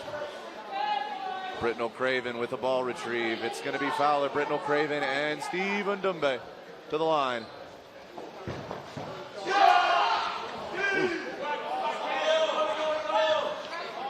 And another elimination.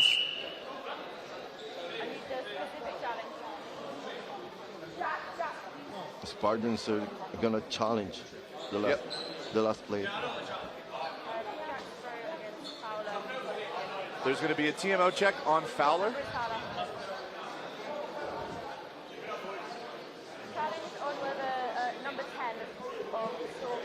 So we'll do a TMO review here.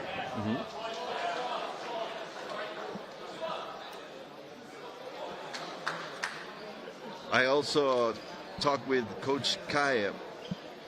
She's coach, player, and nurse. A lot of people in like medical field for the Storm. Yeah. No, the Spartans. Spartans. Yeah. Oh, just in the general in the UK then, or at least for their dodgeball teams. Yep. Wonderful to hear. We've got so many medical professionals on site.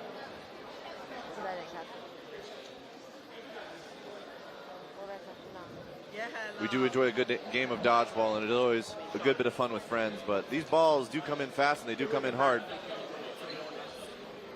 We did see on the side of Anarchy a little bit of blood spilt yesterday. Adam Hill. He wiped it off, walked it off, kept playing. And the challenge, after the TMO, the challenge will go in favor of Storm. There was a bounce. Fowler is safe. So that does mean Spartans are going to lose their timeout. Yep. 1 minute 17 remaining. On my whistle. And we're off. Oh, it's a double at Whitelaw. He gets under it. He tries to hit Britton O'Craven.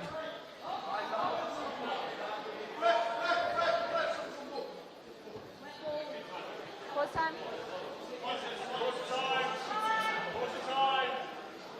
I don't know what. I would throw that to you, but I was kind of grim. Careful how I put your hand. Seems like a ball went outside of the court and into something a little sticky, a little gross, a little wet. So they're just changing out the balls. 57 seconds remaining on my whistle. 57 seconds left in the set. Storm up 4 players to 2. Spartans, Whitelaw, no, he's going to take it in the chest from Britton O'Craven. Play call comes from the left wing of Storm.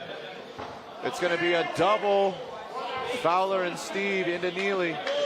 Neely with 40 seconds. Looking, planning. He had a strong day yesterday. Let's see if he can continue today. Fires towards Fowler, doesn't find a hit. Burden still on the side of Spartans. 25 seconds to go.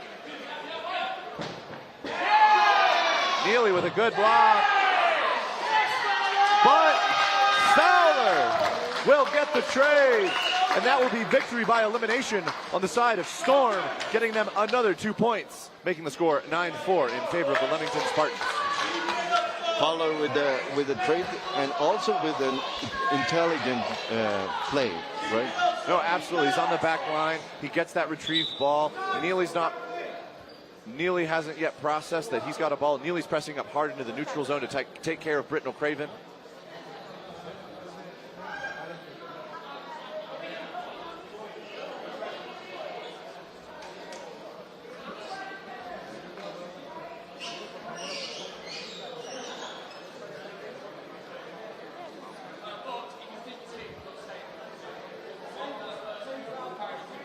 Just ask him to stay in the box before we go with him, so we can count players. Just a little rules clarification for the captains. It's a short set. 2 minutes 12 remaining. 2 minutes Both 12. teams, line up. Ready?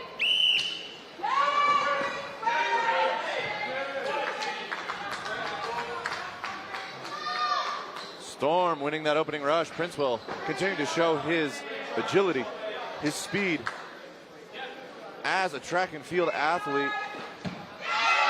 Fowler with a huge catch at number 8, Wilkie. Wilkie put it fast, he put it low, but Fowler got down and scooped it up.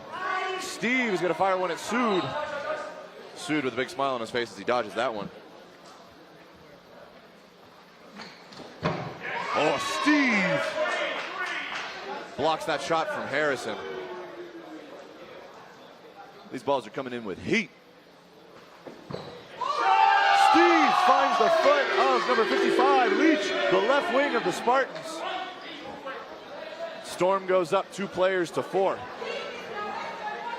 Spartans looking to make something happen here with this offensive play. It is going to be a catch by Andresen between the knees against Whitelaw. Storm, they're finding their groove, getting in the rhythm. Shot from Andresen in the left wing at Neely. Neely gets over it. Neely running down into the neutral zone. He's pressing hard. He presses on Andresen. Andresen smiling as he comes out of the left wing.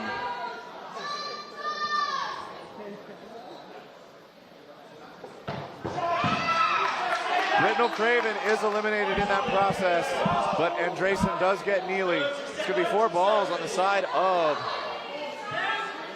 Spartans. And that's going to be a double onto Andresen. That's going to be the second elimination for the Spartans. There's 20 seconds left in the half. Fowler shifts into the wing. Steve still holding down the right wing. Harrison looks for something, can't find it. It's play 2. And Steve sees the counter opportunity. And it's a triple! It's a triple from Storm to get them another 2 points onto the board.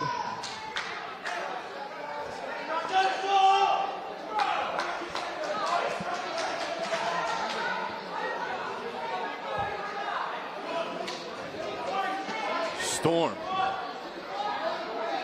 took a little bit to get that thunder rolling, but it's happening now. Now let's see if they can have lightning strike twice and win another set. Ready? Or if the Spartans can set up a proper phalanx on defense and hold down their back line. It's going to be a shot from Sood over the centers. It's Whitelaw this time at Babatola. 2 throws from the side of the Spartans. Neither one of those spears finding their targets.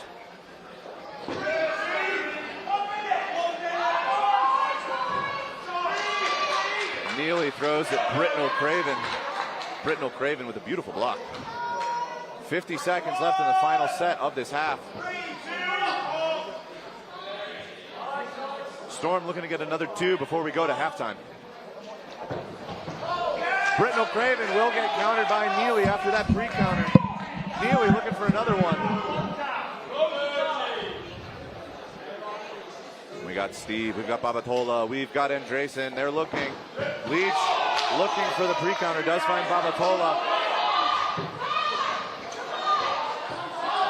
Neely survives after the pre-counter. Or I guess not pre-counter, he just pressed hard into the neutral zone. It's going to be a 2-ball defense. It's going to be Harrison finding a target, number 20. Steve Ndumbe is going to be removed from the court. 2 seconds, 1 second. And that will be victory by player count to the Leamington Spartans, taking them to 10 points over London Storm 6 here at halftime. Halftime in Mexico City, here in the Dodgeball Champions Tour. The highlights. We're watching. Did it on the floor while I started the final set. The start of the Spartans was amazing. They came with this spectacular rhythm. And then with the timeout, Ty Jones, the coach of the Storm, start like they're making plays. They're having the level that we have saw of the Storm. Oh, no, absolutely, Jorge. Spartans came out with a solid offense, fantastic tempo, wonderful coordination, pressing hard on Storm, not letting them get comfortable on the defensive back line. But that talk from Coach Jones put some fire in the hearts of those Storm players. They locked in. They've brought back a few sets so far. So it's still a really close game, 9-6. It's only 2-set difference between these two teams. Oh, no, 10-6, sorry. Still just a 2-set difference. Thank you. Let's see if Storm can continue to carry this forward in the second half.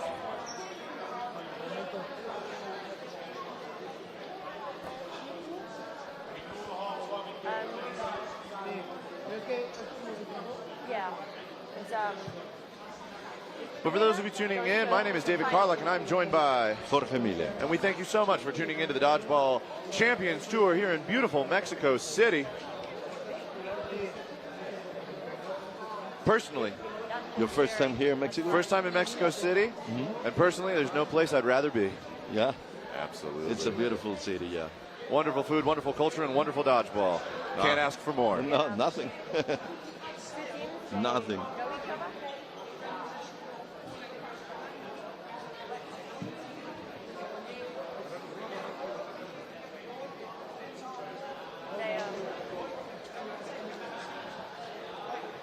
Also remember that we have the Spanish version of this tournament. So if you want to tune in Spanish, we have a wonderful team doing the job.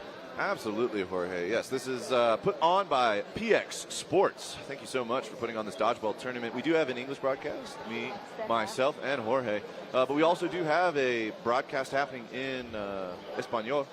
So if you want to go check that out, both of those are streamed on YouTube, as well as I do believe some live broadcasts on Telemundo. Tons of places to find some fantastic games. How many years have you been in the dodgeball? I've only been playing dodgeball for a little over 2 years. I started in January of 2024. So I'm generally what's considered a very new player to the game. I haven't been around that long. But when I picked it up in January of 2024, absolutely fell in love with the sport, fell in love with the community, just kind of loved the spirit of the game and loved the intensity of it. So I've really thrown myself into it fully, going from not really knowing what the sport is to I'm now the captain of my own team out of Seattle, Washington, the Berserk.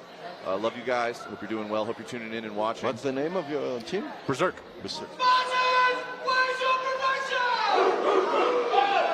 Spartans giving a nice war cheer, getting ready for the second half. But no, I've thrown myself into the sport fully. If I'm not playing dodgeball, I'm watching dodgeball video, trying to learn as much as I can about strategy, tactics, play calls, whatever I can to improve my game that little bit more. Nice. So you're a player, and have you ever coached? I have not officially coached. However, there are some like younger fledgling teams that are currently coming up in Seattle, and I do offer to do film review with them where we sit and we'll literally just watch some of their games. Take like 2 or 3 hours. We'll walk through like this is why you won this point. You know, you had good coverage from your wings. You're making appropriate play calls based on ball count. Versus, you know, the games or the sets that they lose, it's like, all right, this is why you're losing it. Like, your wing isn't pressing hard. So, you know, left wing is falled back at the back line. Your right wing is pushing really hard into the neutral zone. Just stuff like that, trying to help out the community any way I can. The community gave me a lot when I jumped into it, and I'm just trying to do my part to give back. Awesome, awesome. Well, we're just a few seconds away from the restart of the game. I don't have my phone on me.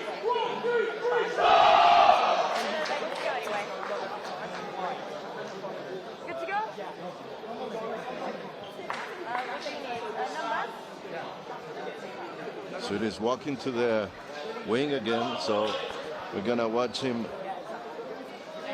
in his natural zone.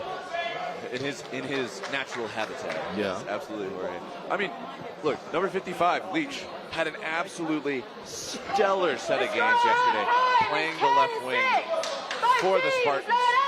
But if they feel that number 26, Sood, if they feel that he's going to really thrive in that space, oh, that is a line violation on Leach. Or Neely. on Neely, sorry, on Neely. Sood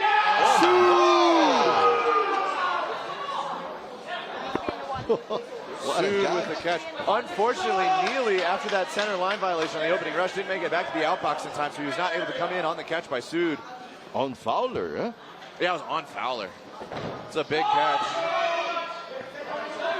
Britnell Craven's going to hit Whitelaw. There's some counterplay, but plenty of blocks on the side of Storm, keeping them alive.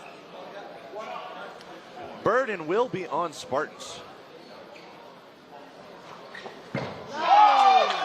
Wilkie. Number 8 is going to find the chest of Britnell Craven. And Drayson tries to punish back. Wilkie with the block. It's going to be 3 balls on the side of Storm. Steve Babatola and then Drayson coming to the line. Babatola finds Sood, giving Storm a player lead here with 1:45 left in the set. It is Steve out of the right wing. I think he hit Doherty back there trying to ball retrieve. Rocketed the ball back to the Storm side. Oh, and some pump fakes from Steve, and Babatola is going to get Wilkie to overcommit on a dodge, get behind the ball, and Drayson with a beautiful drop shot puts it on his back. Steve survives the onslaught from number 55, the left wing of the Spartans, Leach.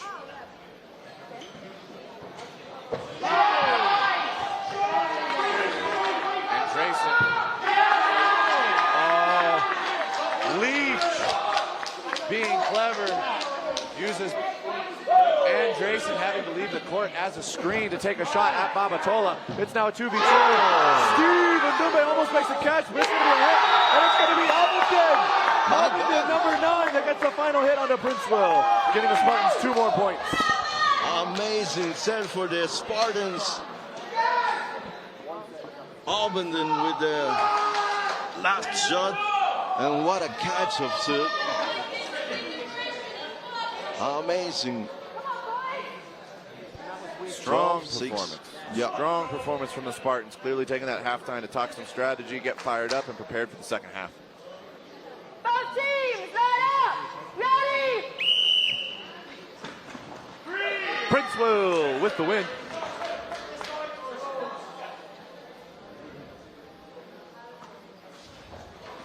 It's going to be Steve. Leach presses. Babatola covers. Spartans collect.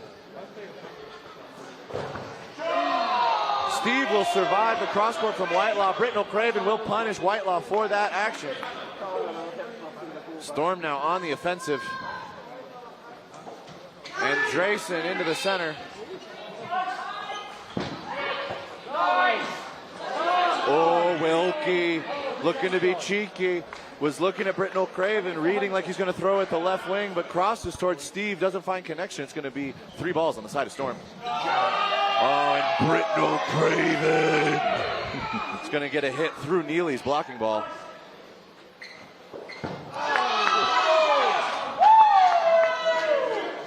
And Ovington is going to find a hit on the chest of Babatola. Shot from Whitelaw. Shot from Whitelaw finds 2. Finds Britnell Craven and Andresen.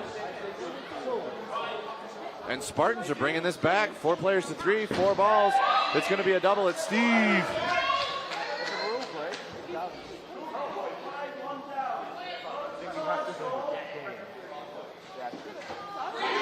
Princeville tries to find a hit. Tries to make something happen. It's going to be a quick shot from Wilkie. Ndumbe dodges.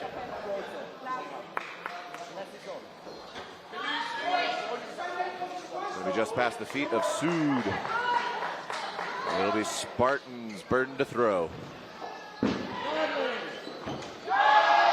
Steve finding Leach on the far wing. 2-ball defense on the side of Storm. 50 seconds left in the set. They've tied it up. It's 3-3 in terms of players. Cross shot from Sood is going to find Fowler. Wilkie's looking to hit Stephen Dumbe.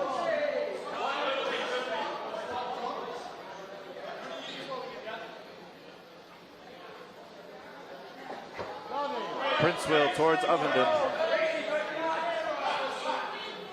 3-ball, 3-player offense for the Leamington Spartans. That's going to be a shot from Sood. Coming in fast and hard. Steve with a solid block, but it will send the ball back to the side of the Spartans. They'll get another offensive opportunity. Princeville with a huge dodge. I think he jumped his full height there.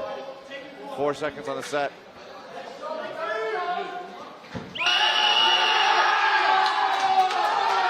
And the Spartans popping off as they win that set by player count.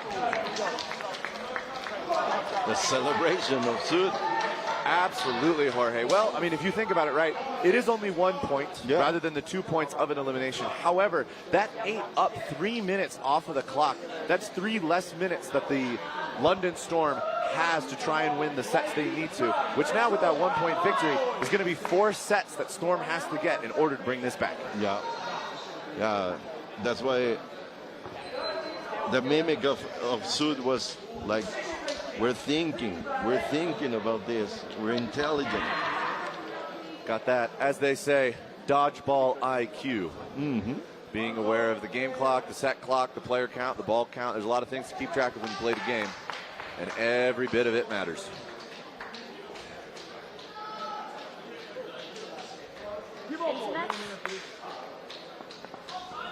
Sorry, ladies and gentlemen, a little bit of technical difficulties here in the stadium. We're getting the in-house set clock set to the right time. The one that you're currently seeing streamed on your TV or your computer is correct, maybe even cell phone.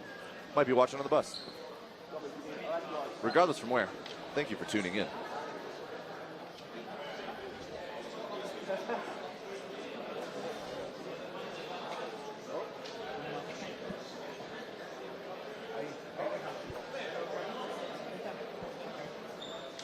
James, was the top clock different too?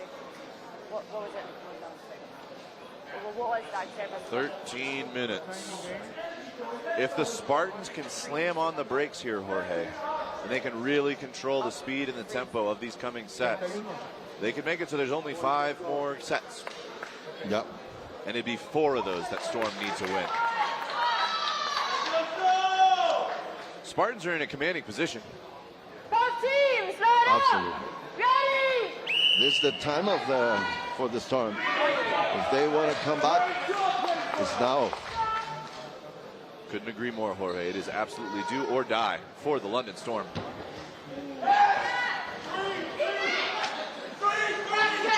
Laverty looking for it. Whitelaw. There's a series of throws and counters and crosses. Only casualty. Only casualty is going to be on the side of Spartans, and it will be number 8, Wilkie. Yeah, it's coveted war or something. Just leave it up. I don't want to pick that up. 2 minutes 36 remaining on my whistle.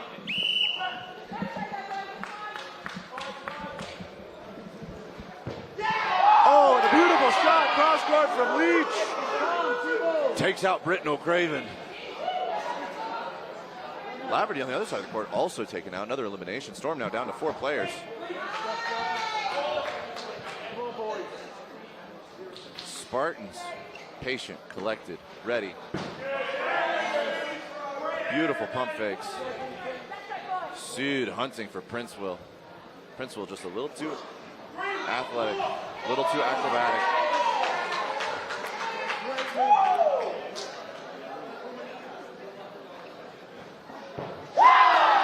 Whitelaw will take out Fowler.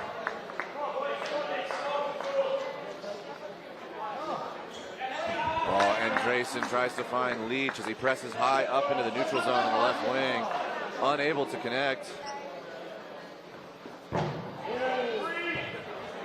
It's going to be sued at Steve. Leach trying to make something happen here.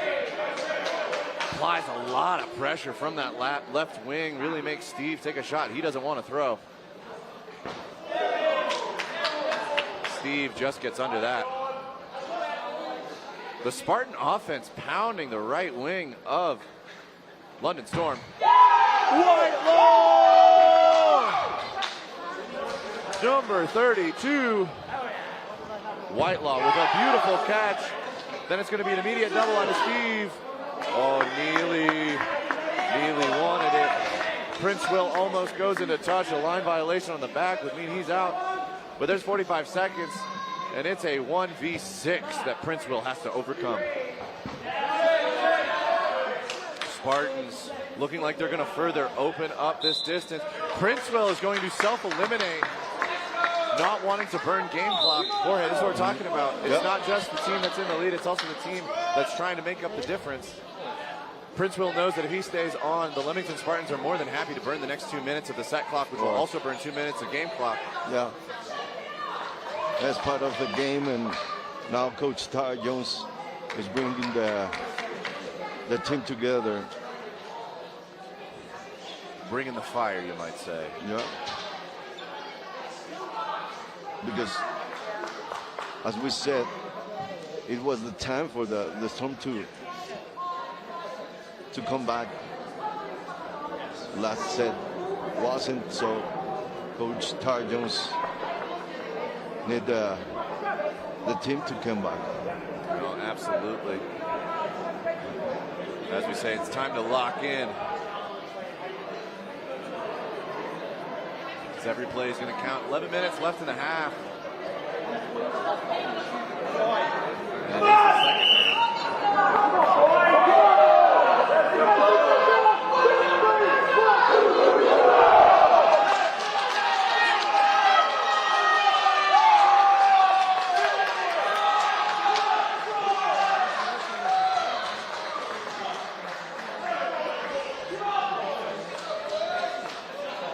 Jorge, I don't know if it's the sound of spears on shields or the sound of rolling thunder, but it just got real loud in here. Yeah. Both these teams are ready to go. Let's see what Storm can do. Laverty gonna rocket it out of the center. Leach pressing on the left wing. Steve holding him down. Britnell Craven play calling. Holding position. It's going to be Britnell Craven taken out by number 32, Whitelaw. Whitelaw's been putting in work this game for the Leamington Spartans.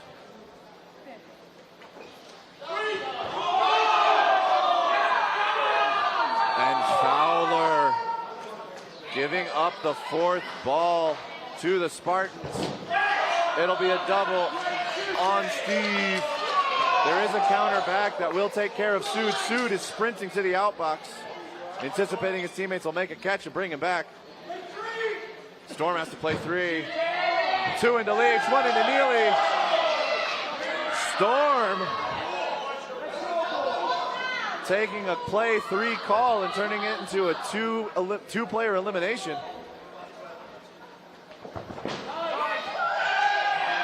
And then Drayson finding Whitelaw, hitting him and taking him out. This is what Storm needs. Quick, effective outs. 9.5 minutes left in the game. 90 seconds left in the set.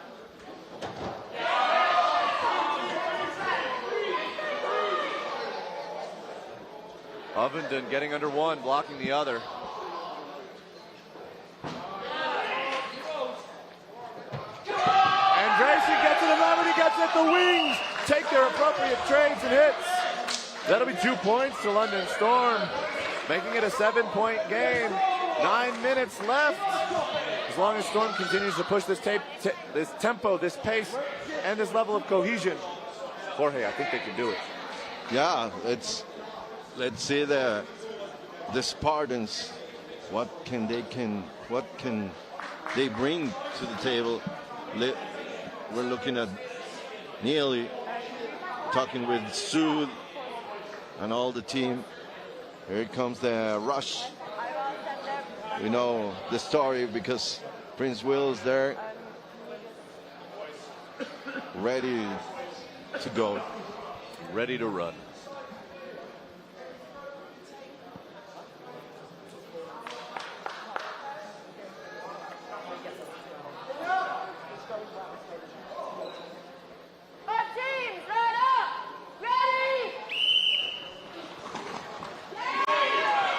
Princewell winning the opening rush.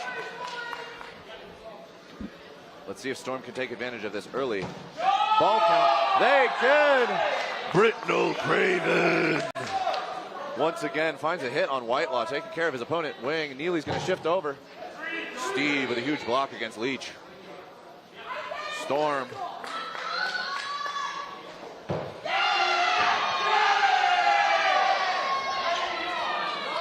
Out. Sood is out now. Sood is out. Sood taking a shot from Steve Ndumbe. That'll be a hit onto Ovenden by Andresen. However, the catch will be.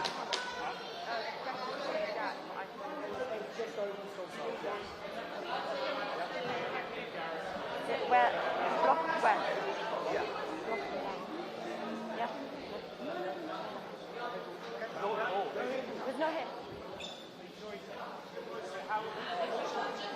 We have the talent.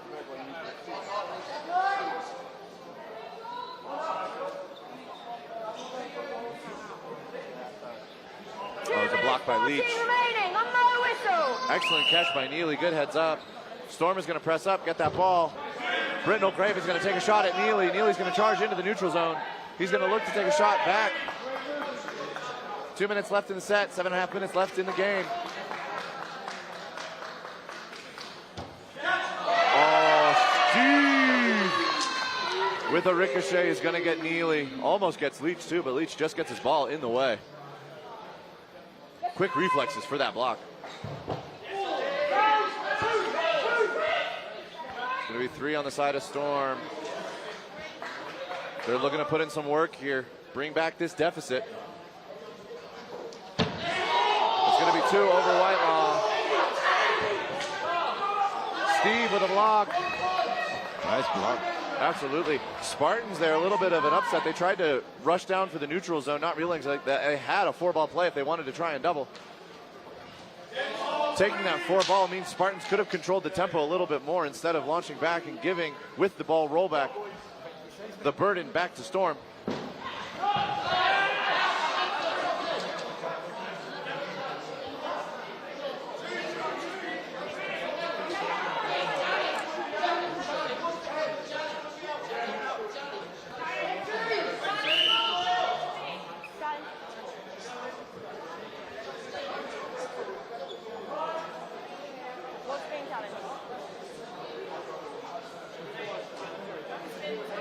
What number are you? 9.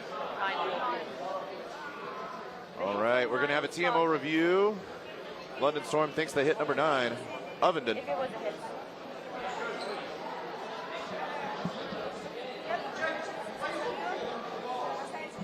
I want to hear what it is. I've got it. They're pointing out. Can you, while I sort that, can you break out the next thing? 9.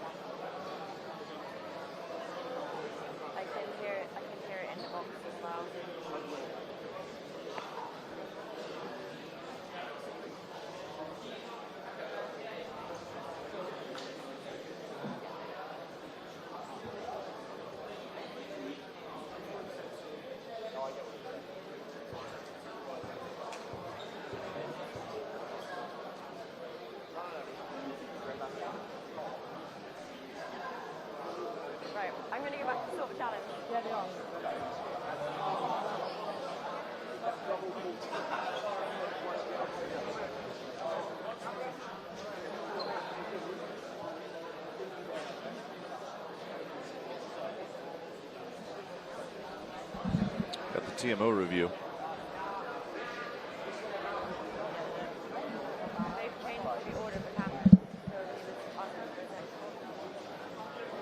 So the question here is the center, number 9, Ovenden. Does he get hit by this shot thrown from Britnell Craven? Here, right? No. He's right here in the center. Sorry, folks, looking at another screen. Oh, if it is, that's fingertips. Oh, no.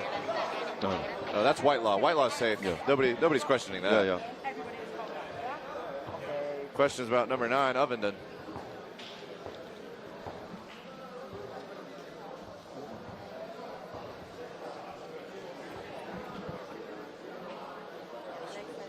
Yep.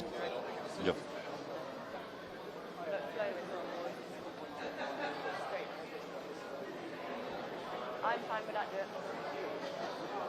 Either side, either side is here.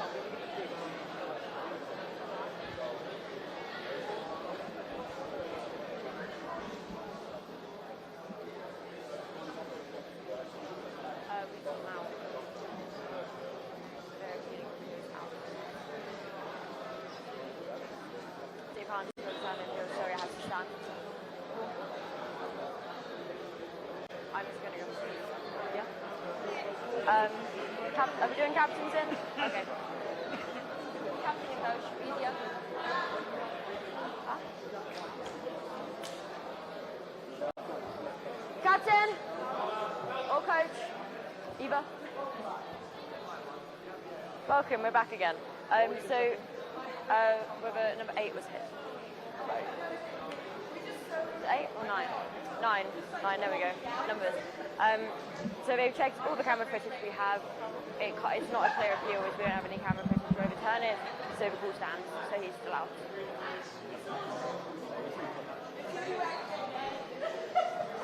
Okay, so they challenge. Yeah. Okay, cool. They challenge. There's now no time.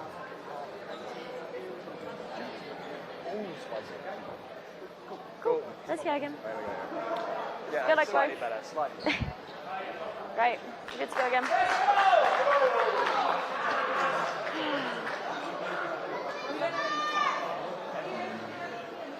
There's 46 seconds left on my whistle. TMO review reveals that Ovenden did in fact get touched by that ball before it hit the ground. And Steve with Princewell are going to find Leach. It's going to be Whitelaw, Babatola pressing hard.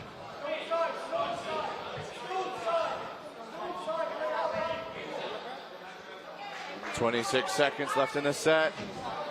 If Whitelaw can survive, he'll further the efforts of the Spartans.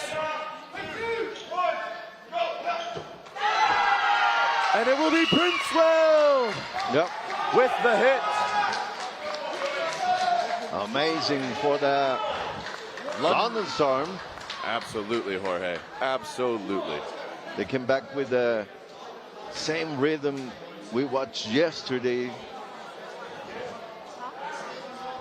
Now, Sud is talking with the team.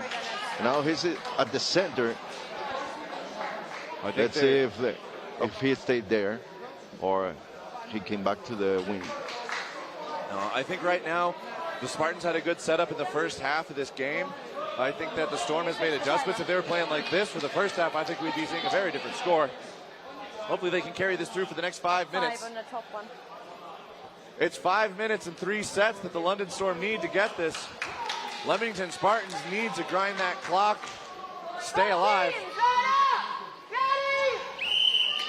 Of course, if they can take a victory, that'd be a pretty solid nail in the proverbial coffin. Princewell winning the opening rush. Steve lets one rip. Laverty with some good coverage. Leach was pressing hard.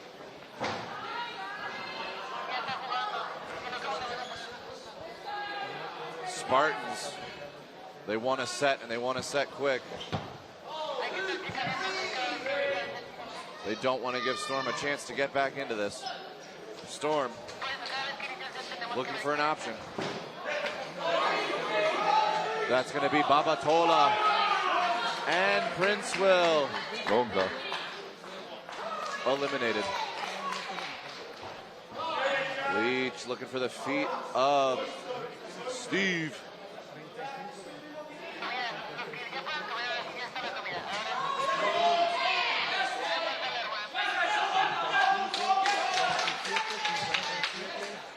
Beautiful movement by Neely there.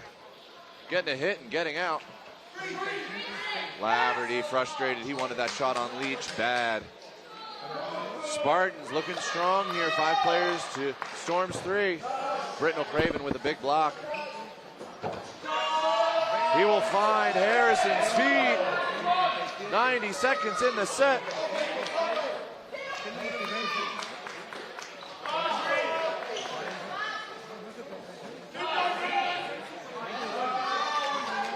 The cross coverage. Britnell Craven doing a good job of helping Steve after Steve's offensive play. Britnell Craven pre-counters, doesn't find a hit, and Neely punishes.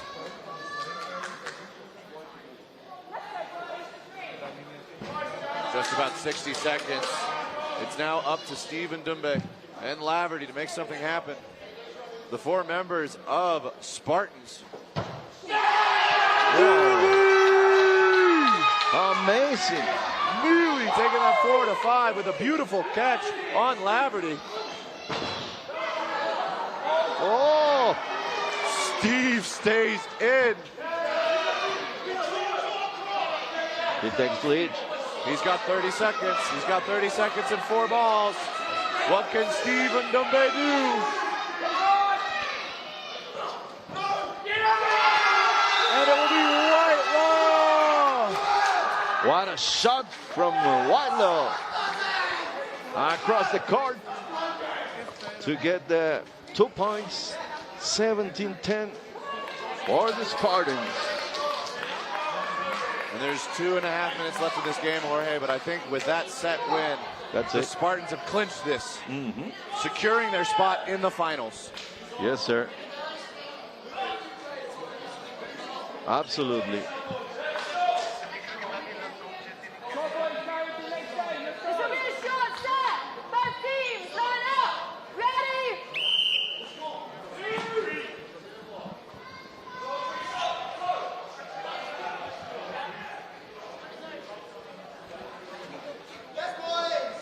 Laverty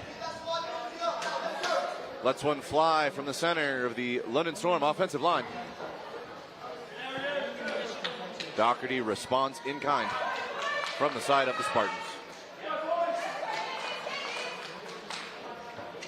And Drayson trying to find the fingertips or the toes of Ovenden. 90 seconds left in the game. That'll be a double from Wilkie and Harrison. That will remove Steve and Dumbe from the right wing of the Storm's court.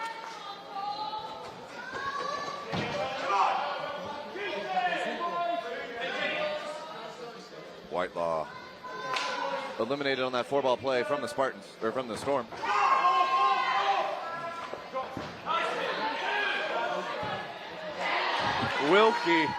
Wilkie with a 45-footer to take out Babatola. And Drayson wants something.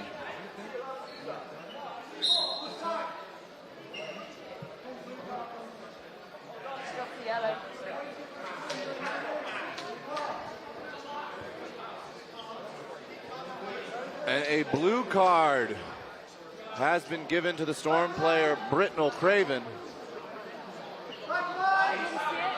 If you saw it, you can appeal it if you want.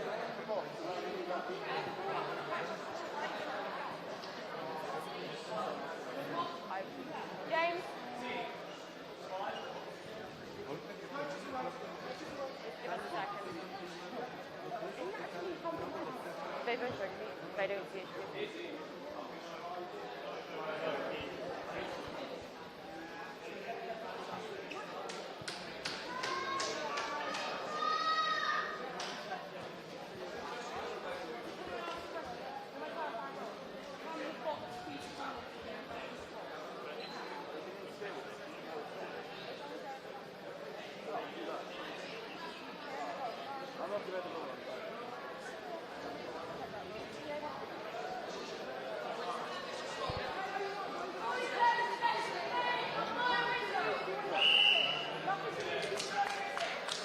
And Britton O'Craven, receiving a blue card, will be sent to the sin bin.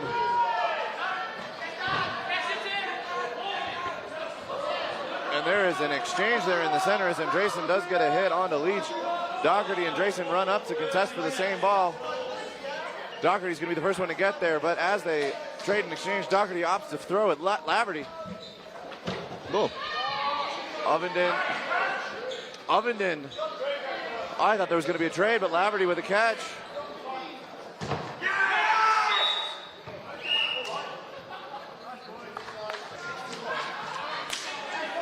And Storm will take another 2 points, making the score 17-12. This will be the final 90-second set. Spartans probably feeling pretty good, getting to go to the finals. I imagine that Coach Tara Jones will be having some words with the London Storm prior to their third place match. Yeah. She's a little bit concerned about the game they had here in Mexico City against the Spartans.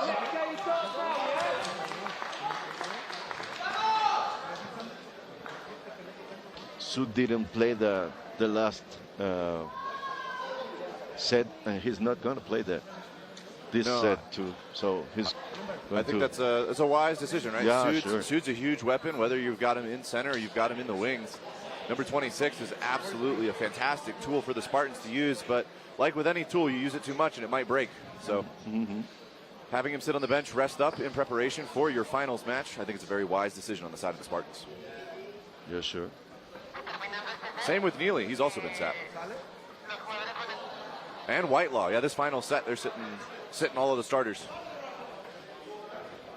I will say, I'm kind of curious on the side of Spartans. Number 7. Hopkins? Yeah. Sam Hopkins. Absolute menace. Like, yesterday, would not... Oh, gotcha. Yeah. But no, I mean, Sam Hopkins, with just how he played yesterday, right? He wouldn't be on the starting lineup for the Leamington Spartans. However, when they did put him in, he had huge game impact. Yeah. I mean, the first game that they put him in, he got a hit, survived a double, got another hit, turned around, made a catch. He had 3 eliminations all on his own. And I think him playing alongside, Sudes, playing alongside Neely, absolutely a fantastic asset for the Spartans. I'd like to see them use him more. Here it is. A double! Number 7, Sam Hopkins gets a double to take out Andresen. And I do believe that is Rob Clark. That's Laverty. Again, Sam Hopkins from the right wing. Number 7 for the Spartans. Put the boy in. Yeah. Put the boy in. Give him a ball. Wilkie with some pump fakes and no ball, and then hits the deck, survives and gets Babatola to pause for a second. Hopkins is being sneaky in the right wing. He's hiding a ball. Hopkins is hiding a ball in the right wing. And he's going to catch. Oh, it's a catch. It's a catch on Babatola. And that's it. And Jorge. That will be the game. The catch made ball. He makes the final catch. Amazing performance of the Spartans. As you said, we didn't see Hopkins until the last set, and they win by 7 points. So imagine with this guy in the court. Absolutely, yep. Leamington Spartans with a solid win over London Storm, 19-12. We'll see Storm again in the third place match, and congratulations to the Leamington Spartans getting to go on to the finals here at the Dodgeball Champions Tour in Mexico City, put on by PX Sports. But I'd like to see more of Hopkins. Number 7 is dangerous. Yes, amazing player. And not to say that the other players on Spartans don't have all of their own talents, but it's just every time he comes on the court, it is hugely impactful to that set, typically really impactful for the game. maybe he's just kind of like an ace in the back pocket, right? They're like, we don't need to use him all the time, but we can pull him out for particular situations. Yeah. But Jorge, that game is done. It's time to go on to the next game. We've got our next semifinals here. It's going to be USA versus USA. Yeah. We've got Boston Anarchy versus Phoenix Hex.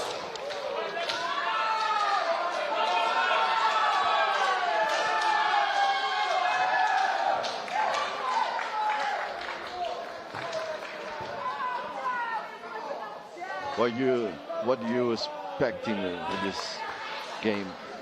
I am expecting this next game between Anarchy and Hex to be a bloodbath. I expect it to be an absolute brawl, bare knuckle fight in the neutral zone. These two teams know each other very, very well. They've probably both reviewed a lot of film on each other. They're coming with tricks, they're coming with tactics, they're coming with plans. But these are both very strong teams. And I think they will both be quite aggressive going into this game. But I do expect overall the game to be close. Mike McGee, Murphy, altísimo para el partido que viene ahora, para el partido de los Estados Unidos, que me han dicho unos pajaritos de la grada que hay bastante rivalidad, que hay un pique sano, pero que hay un pique latente. Así que estoy muy nerviosa y con muchas expectativas de este próximo partido. Fingers, Jorge, sticky fingers. And then they have their own tools and assets they can use, like Shota Barbeau. Sí. We saw the speed that he can access yesterday during some of the round robin matches and pool play. Not only that, but how much he likes to go for a flight kill. Duelo de titanes. I like to see the, I don't know, like Danchenko against Shota. No me digas esto que me voy corriendo. Against McGee. Those kind of matchups. Oh no, absolutely. Shota Barbeau versus Nick Danchenko, a couple of the young guns coming into the sport. It'd be fun to see what the two of them can do with their no, a mí ya hoy no me roza ni un balón, ya os lo digo.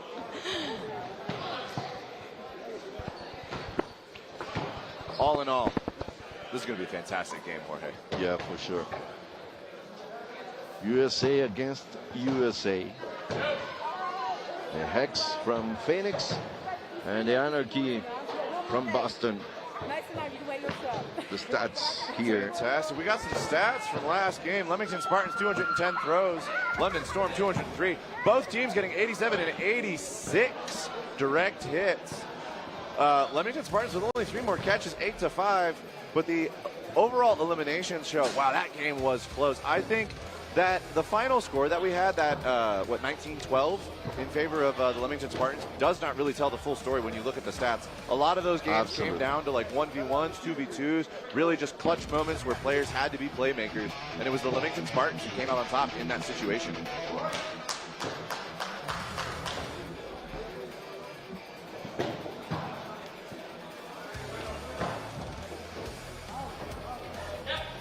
Are the highlights of the last game between the London Storm and the Leamington Spartans, with a huge game from the Spartans.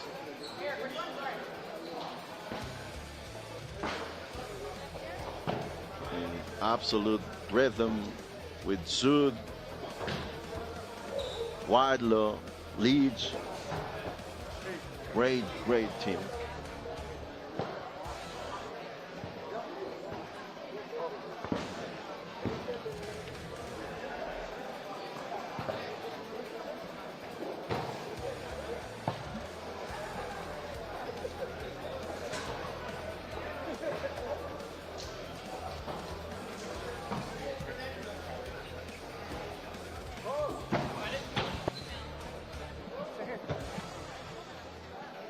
Literally right here.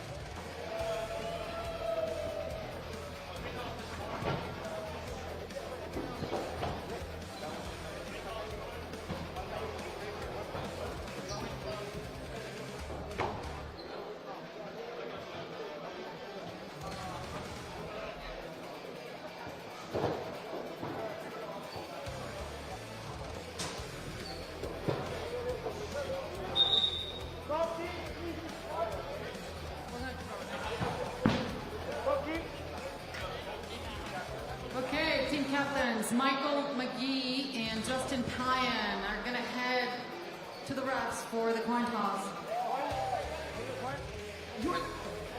Eric Jones, excuse me, Eric Jones.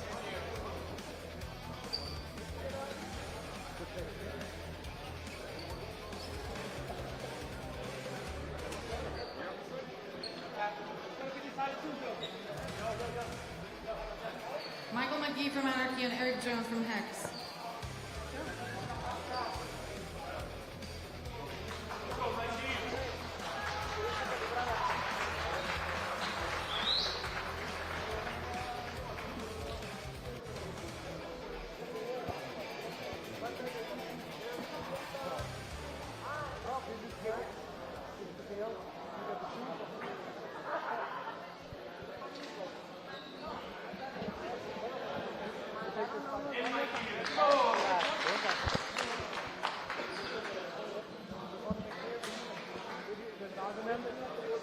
If they say something, I'm going to hand a blue card. It's your job to talk with the referee, no other players.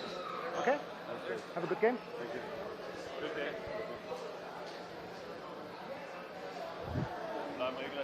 Yeah.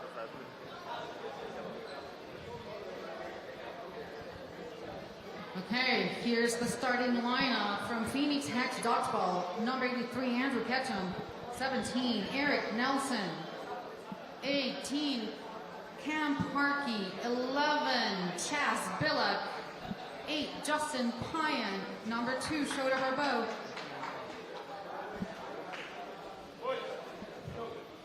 From Anarchy, number 18, Johnny Hill. 20, Aaron Murphy. 70, Brandon Kelly. 23, Nicholas Danchenko. Number 7, Adam Hill.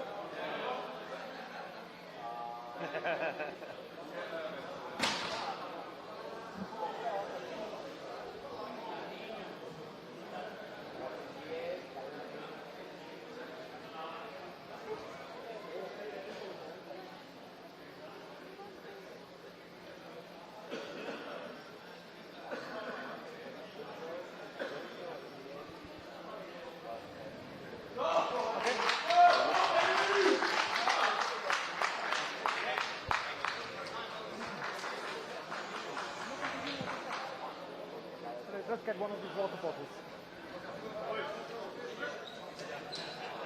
Thank you.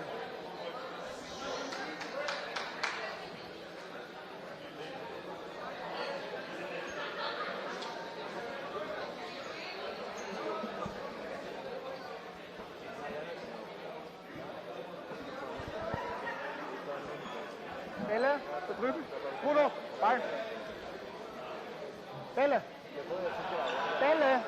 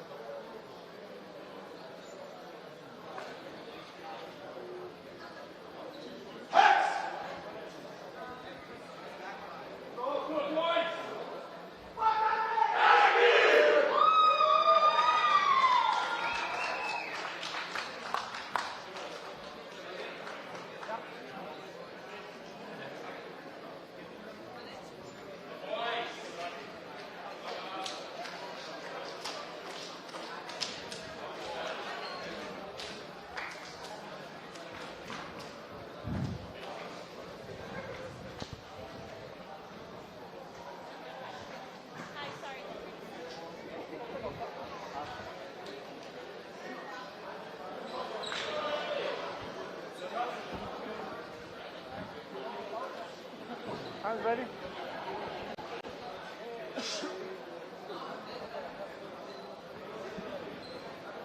Okay.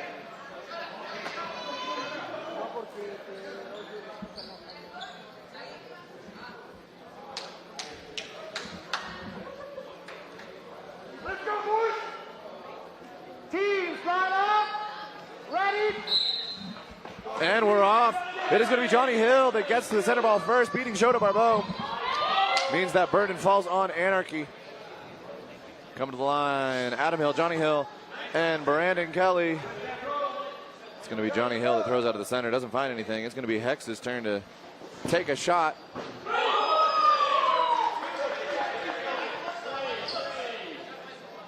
Throws exchanged.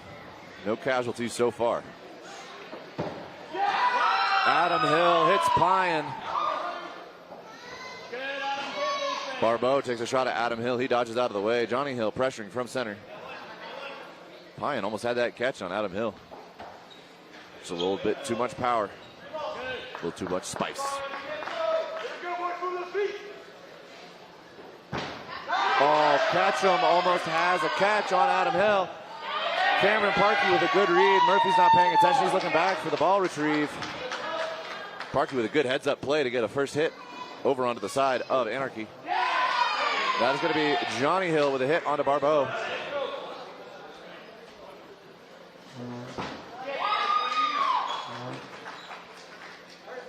Nelson with a shot at McGee. He gets under it. Oh. Kelly making it look like he's got a string attached to that ball. Bounces off the chest of Parkey back into his hands. That is going to bring Murphy back onto the court. And Billick is going to be in a 1v6. It's going to be 1, 2, 3 throws from the side of Anarchy, and it is Adam Hill who will eventually find the target. Nelson now. Oh, he was hiding in the court. Didn't even see him. Being sneaky. He is in a 1v6. Sorry, it was a 2v6 earlier. Billick and Nelson. Now it is Nelson in a 1v6. Play one ball. About a minute left on the clock.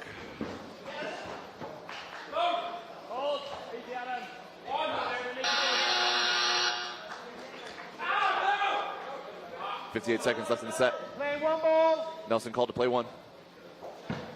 He will hit Johnny Hill. He will hit Brandon Kelly. Wow. Nelson is putting in work right now. Aims for Danchenko. It's Danchenko and Murphy coming to the line. That'll be Murphy, McGee, and Danchenko. Nelson pre-counter at Murphy, or McGee. It'll be a double from Danchenko and Murphy that eventually hit out Nelson. And the first set is going to go to Anarchy. Yeah, nice level from the Boston Anarchy. Playing together, playing at a high level against the Phoenix Hex. Shota Barbeau and Pyan they were out very early in the game. No, I agree, Jorge. The set play, just doing an offensive set play from the throw line for Anarchy really paid off in that last set. They were able to get Pyan and Barbeau two big targets. Whoa! McGee rips one into the center of Hex, and he finds Nelson. Pyan's going to get hit by Adam Hill. Ketchum's not able to retaliate.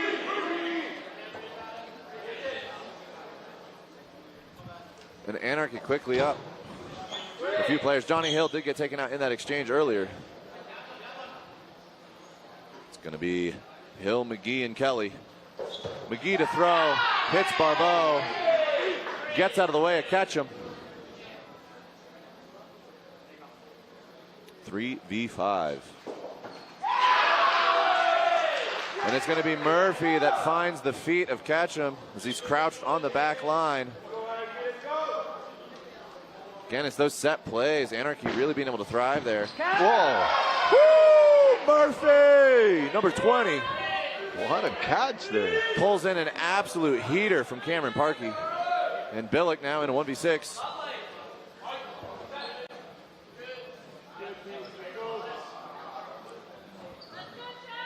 Play one ball.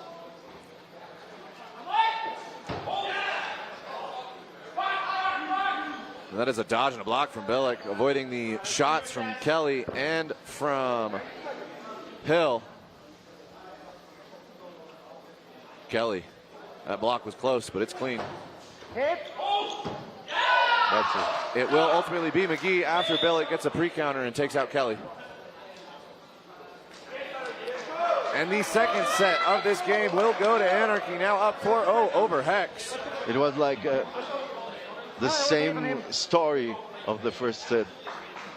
They take out Payen, Shota Bourbeau, and Ketchum so early in the set. I mean, I think that just goes to show you Anarchy's preparation for this game. They've definitely watched footage. They've picked out who their priority targets are, and they're picking them off as fast as they can right from the get-go. Absolutely. Victory of the opening rush conceded to Anarchy. It is going to be Hill, McGee, and Kelly. It's going to be Kelly that hits Ketchum. Parkey gets McGee to throw at him. Parkey's pressing into the neutral zone.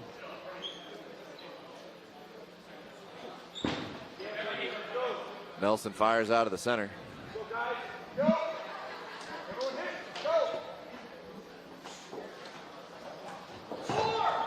Ooh.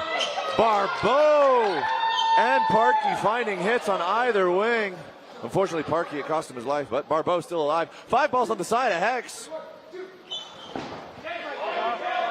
McGee is gonna survive. How? He's slippery. He's sneaky. He knows how to get out of the way. There's another one.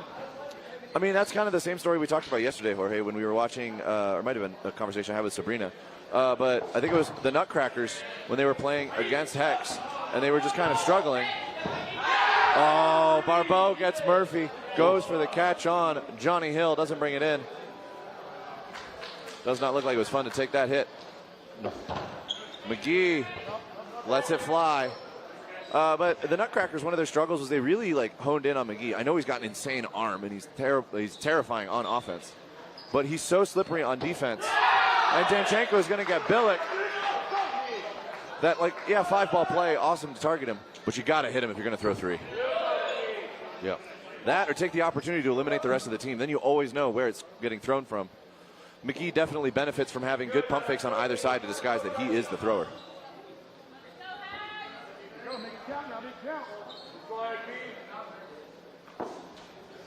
That is going to be McGee once again.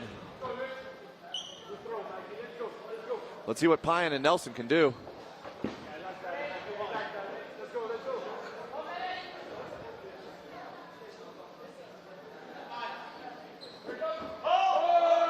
Payen.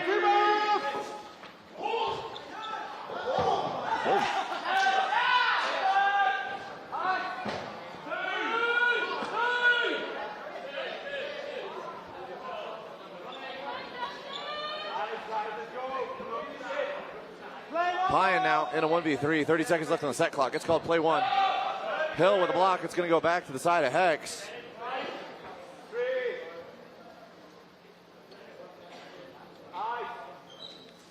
Anarchy coming up with a plan.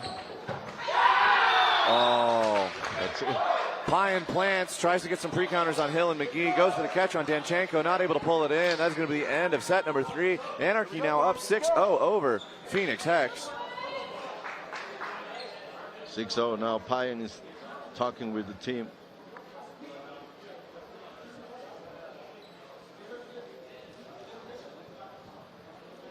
We haven't seen Parkey, we haven't seen Ketchum. Just a little bit of Shota Bourbeau. Shota Bourbeau's doing well. Parkey's been getting hits over on his wing, but it's typically at the cost of his own life. He has to take a trade. Would love to see him get a hit and survive. Anarchy now is absolutely playing phenomenally, though. McGee is throwing absolute rockets. Kelly on Ketchum. It'll be a catch for Johnny Hill. One for the stats, but not for bringing a player back on.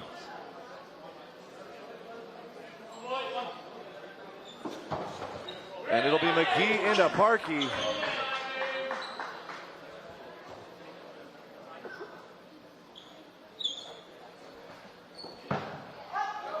And Billick doing what many people have not been able to do, and that's hit McGee on a solo. Billick with a second solo takes out Johnny Hill. Give the boy another ball. Yeah. Barbeau and Adam. Nelson takes a cross shot at Adam Hill as he presses up. Kelly punishes Nelson for that decision. Counter straight ahead. Billick slides into the right wing. It's Barbeau with the only ball on defense. It'll be a hit on Barbeau and a hit on Pyan.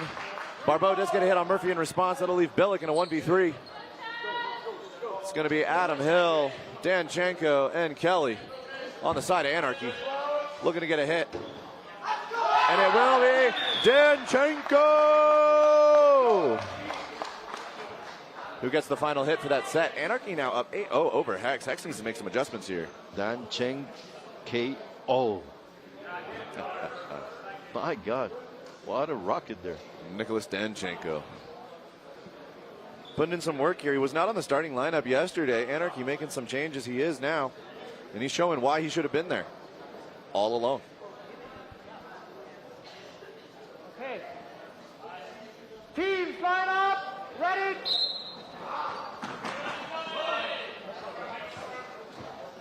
Let's go, let's go.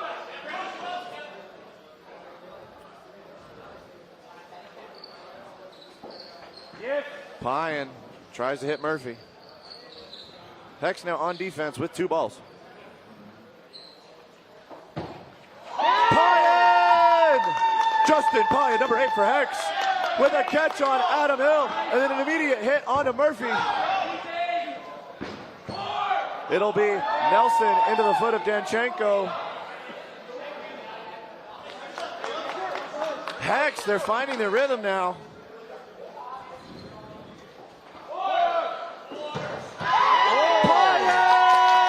Number 8, Justin Pyan with an insane catch on Mike McGee. Pyan shifting the momentum into Hex's favor, one play after another. My God, what a catch from Pyan. Amazing. That was a speeding bullet out of McGee's hands, and he just wraps his fingers around it. Kelly is going to get a hit on the Nelson's ankles.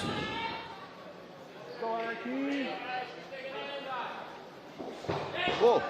And it is going to be a double from Barbeau and Pyan into Johnny Hill, which will remove him from the court. 4 balls on the side of Anarchy. It's Brandon Kelly all alone in a 1v4 against Hex. And Shota Barbeau! Shota Barbeau with an ankle shot onto Kelly. Closes out that set. Hex is on the board.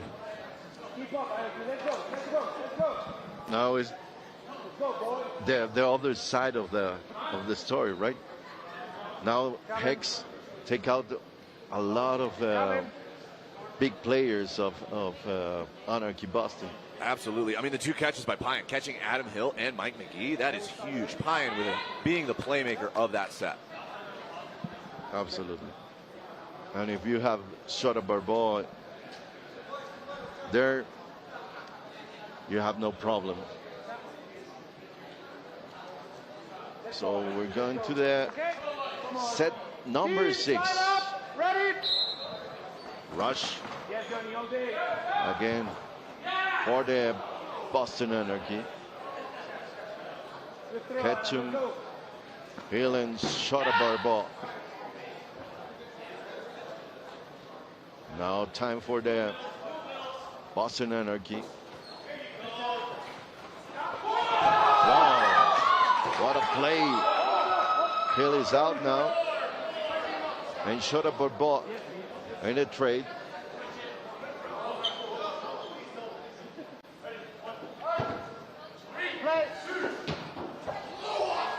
Nice shot from McGee. He takes out Ketchum. And now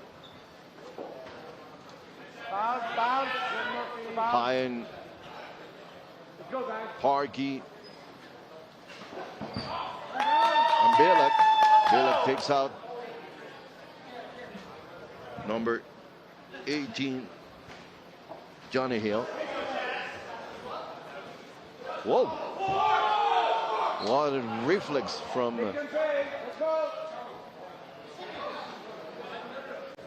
Hill. Amazing from Murphy. Aaron Murphy, number 20. Now Shota Barbeau is back.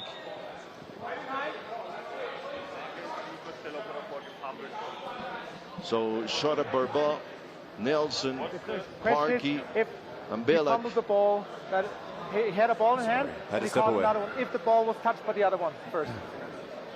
You get it?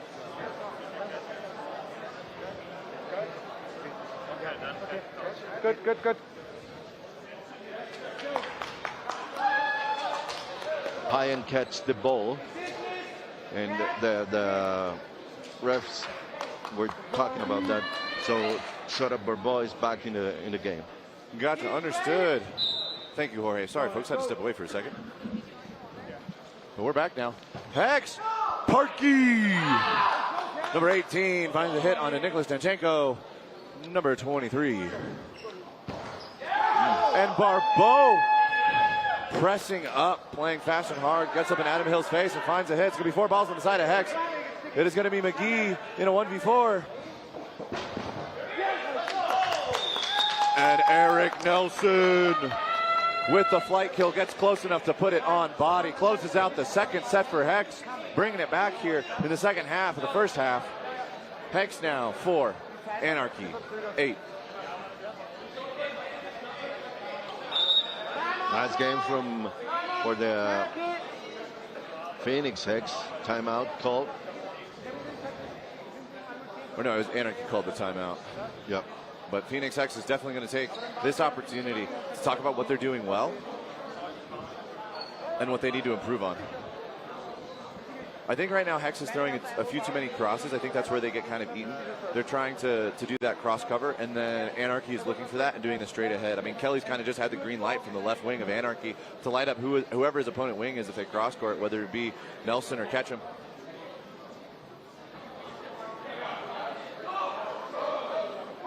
I'm excited to see what adjustments Anarchy makes. Yeah. Also pumped to see what Hex can do. A lot of players on both of these teams are top-tier dodgeball players. I've seen them do absolutely crazy things. I mean, I talked about it in just a few sets ago. We watched Payan catch 2 balls back-to-back. Well, not back-to-back. Catch Adam Hill, go hit Murphy, and then make a catch on Mike McGee. At the same time, I mean, we watched Mike McGee survive more triples than I can count. That'll be Johnny Hill winning the opening rush. Cross court from Murphy. Adam Hill with a big pump fake, trying to get some movement out of Hex.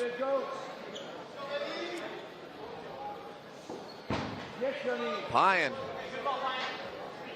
Hard and fast, just underneath the feet of Johnny Hill.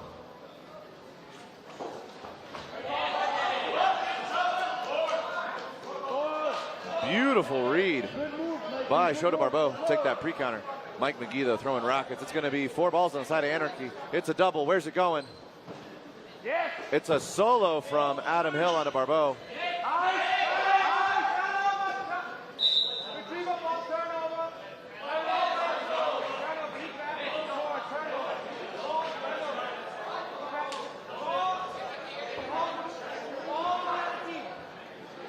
Ball retriever error on the side of Hex means that they are going to surrender all balls to Anarchy.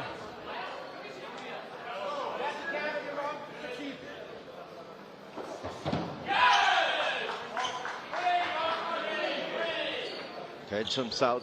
That'll be a triple on a Ketchum. Anything less, he's probably going to catch one. Billick just barely dodging that shot from Adam Hill, but he lives. It's going to be Parkey. Nick Danchenko showing off his own ups.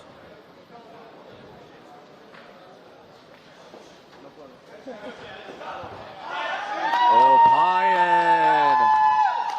Going to throw a solo into the side of Mike McGee. Beautiful shot, number 8 from Hex. And Murphy fires back with another beautifully placed shot right onto the tippy toes. Justin Payan will make his way to the outbox. Be Adam Hill at Billick. Billick fires back.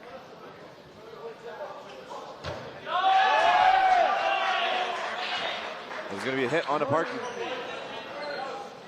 And Hex find themselves in a 2v5. It is Nelson and Billick against almost the full force of Anarchy. Mike McGee calling encouragements from the outbox. Billick is going to get Adam Hill. Murphy's been shifted over into the right wing.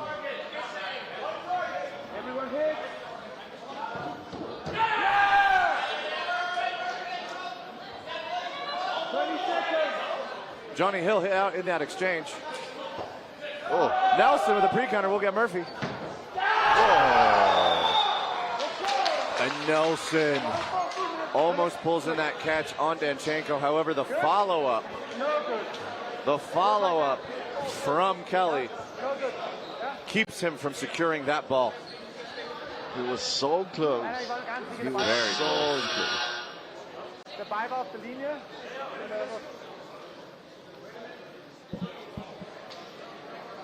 The Anarchy now 10 points. Leading 10-4 with 2 minutes left in the first half. Unfortunate. Solid coordination in play from Danchenko and from Kelly. Unfortunate for Nelson. Teams, line up, ready.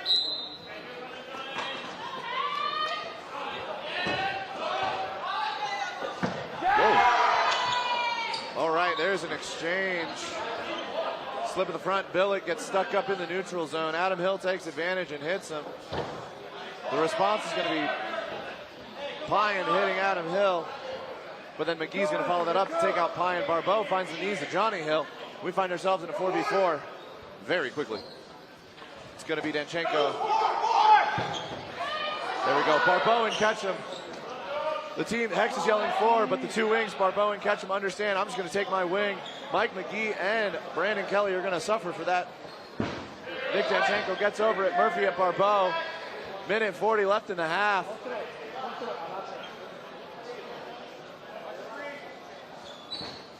Parkey. He's hunting. Looking for some toes. Murphy gets over it, though. It's going to be Danchenko at Ketchum. Ketchum is going to get Danchenko. Murphy, though, will win on his wing, taking out Barbeau. Murphy in a 1v3. His opponents, Cameron Parkey, Aaron Felton, and Andrew Ketchum. 3 balls on the side of Hex now. It'll be Ketchum to throw.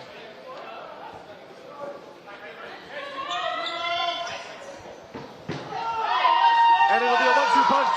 Ketchum and Parkey making sure that Murphy does not bring in a catch. Beautiful work from the side of Hex with some coordination. Final set. And as you can hear from the refs, we're going to move into our final 90-second set of this half. Score now 10-6 in favor of Anarchy. Let's watch if the Hex can keep this momentum.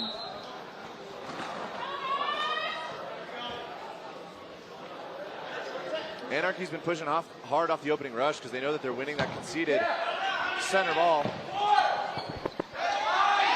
No balls.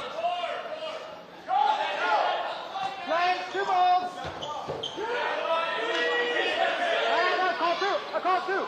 Call 2. I call 2. Pyan!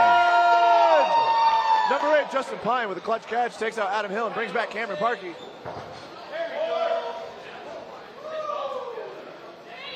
Johnny Hill taken out by a double from the left side of Hex. McGee charging the line. Barbeau taken out by Murphy. Billick dodges 1, dodges 2. Catches Danchenko! No. And that'll be Andrew Ketchum brought back. And that'll be a Billick Parkey combo followed by a Felton Pyan combo. Take out Murphy and McGee. Jorge. What a set from Pyan.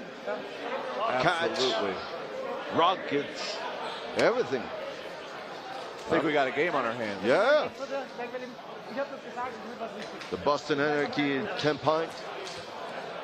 The Phoenix Hex 8. Amazing performance in this last set from the Phoenix team. Absolutely. Anarchy, though, absolutely playing some insane dodgeball. Their success rate with like 3-ball or 4-ball set plays at the line with pump fakes is exceedingly high. The success rate they have with just like set up, throw, fantastic. Obviously still eating on the counters as well. Scoreboard reflects that. But like I said, I thought this would be a brawl, and I think that's what we're going to get this second half. The two of you guys, sorry. Please remove your chain. You two. Both of you, please.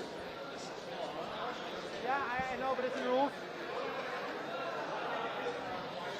Yeah, because maybe you get stuck somewhere and then you... What do you see for the second half? Yeah, maybe it helps. What adjustments can the Boston Anarchy make? I think they need to find a matchup on the right wing that Adam Hill feels good with. I think Barbeau's been able to apply a lot of pressure. Barbeau's been taking some trades. And Adam Hill has not been as effective. I mean, Adam Hill's also been throwing at Payan. Obviously, in the first set, he got him out, but since then, Payan's just been bringing him in and catching them.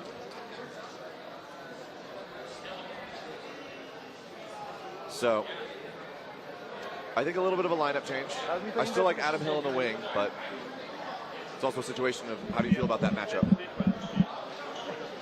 Overall, I think Anarchy leaning on set plays and then going for counters after. I think will find them a lot of success. I think the Anarchy is a very explosive team.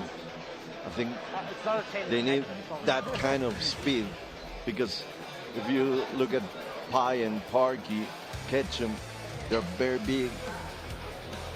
So maybe the speed. Estamos esperando a que empiece la segunda parte. La primera parte ha estado muy intensa. Han ido escalando a tope hacia arriba Phoenix. Vamos 10-8. No sé lo que puede pasar en la segunda parte. Yo veo un nivel increíble. Están dejando también el listón muy alto, así que no me quiero imaginar lo que vamos a ver en la gran final.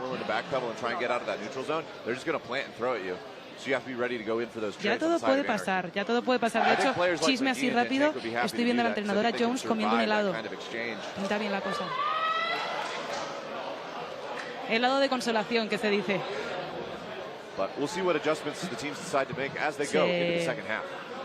Sí, no, es broma. De hecho, iba a pedirle un poquito, pero he dicho, igual otro día se lo pido. El de pistache es mi favorito, te lo prometo. Anda.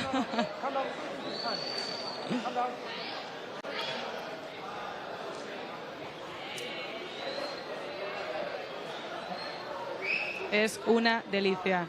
Bueno, el que se está tomando ella también tiene muy buena pinta, tengo que decir.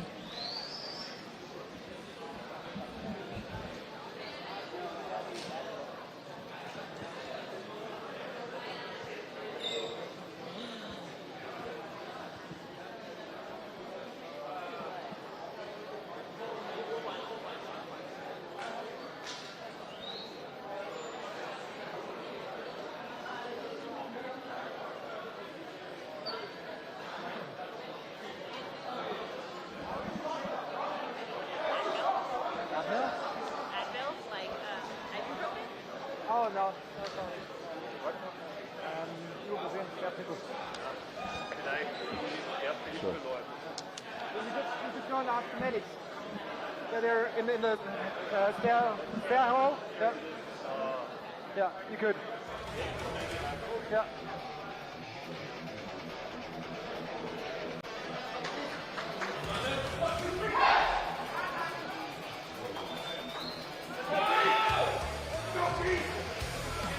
All right, ladies and gentlemen.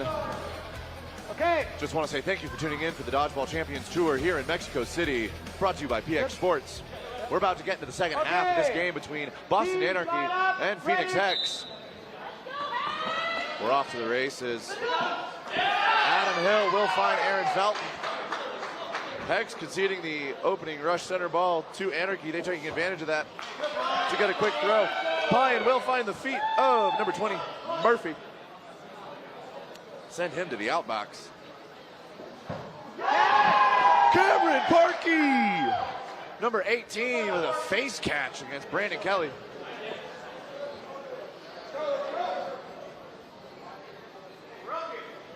All right, Anarchy to the line. Barbeau just sprinting. Payan reads the situation, understands they have 4 balls, know they'll have 2 balls on defense, immediately go for a double onto Mike McGee, number 35.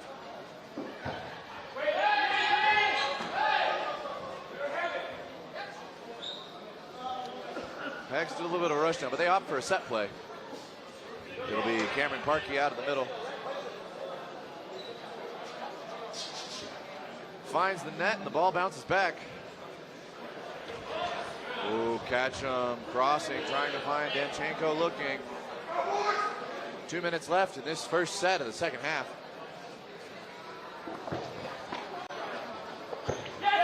Adam Hill pauses.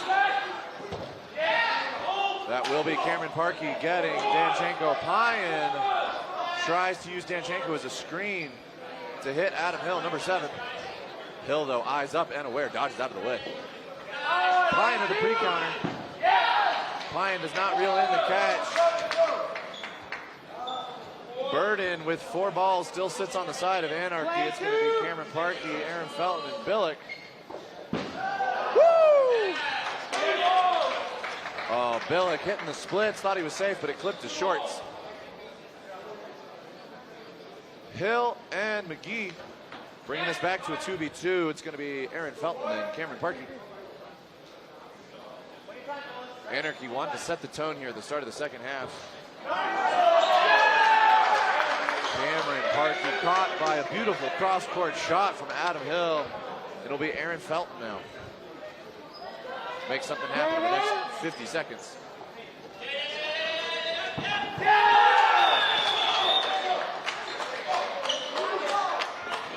And Anarchy will take that set. Going up 12-8 over Hex early in the second half. What a set from Adam Hill. Amazing number 7 of the Anarchy. Nice performance.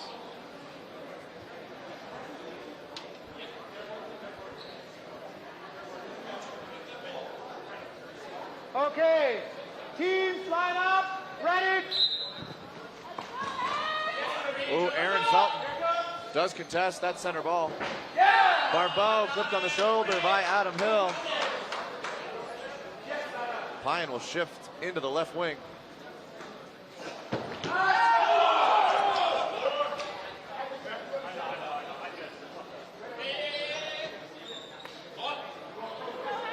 Payan gets Hill. Billick unable to connect. Hill taking out Billick.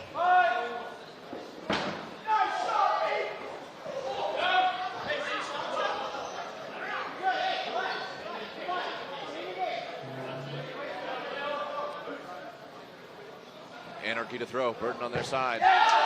Johnny Hill drills that ball home into the knee of number 17, Eric Nelson.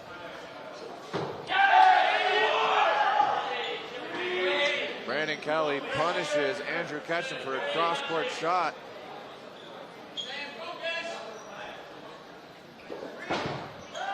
Payan, though, will punish McGee as he takes a shot at Aaron Felton.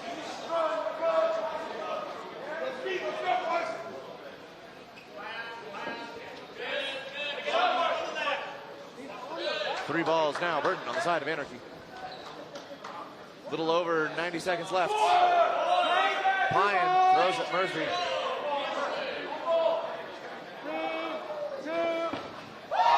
Payan with a dodge and catch takes down Murphy. Will bring back Shota Barbeau. Amazing. Again, Payan doing the catch. Felt with some beautiful moves, gets evasive, gets behind the ball, dodges the shot from Brandon Kelly. 3v3 Hex versus Anarchy. Payan identifying that ball not to the standards of the game. 1 foot on the back line, please. Teams ready. Hex with about 60 seconds trying to make something happen. Anarchy. Johnny Hill's ooh, beautiful block from the right wing of Anarchy. That ball tempting to the side of Anarchy, but I would say wise decision. Leave it. Survive another offensive play. Shota Barbeau with a cross-court shot at Brandon Kelly. And it's Anarchy's turn now. Aaron Felton. Danchenko with a gorgeous throw. Felton with a better block. Aaron Felton. Barbeau gets Johnny Hill. Kelly got pie, and there was an exchange of blows very quickly. Set clock's winding down, 10 seconds. Danchenko gets under it. Oh. Felton gets under that. Hex opts to take the victory by player count. That'll take the score to 12 for Anarchy, 9 for Hex. It's a motivation for the Phoenix Hex. I think they're going to come back with more power. We have so Payan. I want to watch Shut Up Our Ball doing those amazing plays. Yeah, that time correct. Okay.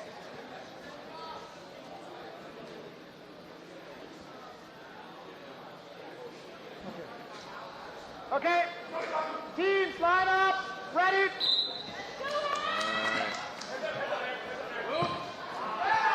It is Nelson. Turnover. Okay, play on.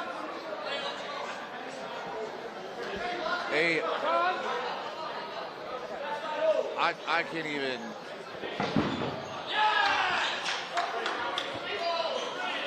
That kind of retriever behavior just not is not it. At this level of dodgeball, your retrievers need to know how to properly retrieve. That is very unfortunate for Hex. Full ball, all balls surrendered. 5-ball play is going to lead to the elimination of Pine and Shota Barbeau. Billick fires a shot at Adam Hill. Adam Hill getting underneath it. Catch him with a beautiful block as Adam Hill throws a cross-court shot. Parkey showing off the guns. Hits Johnny Hill in the knees. Oh, it's going to bounce off the back wall. Hex getting another chance at an offensive play. Burden on their side. Number 20, Aaron Murphy. That catch was crazy. Billick put speed on that shit.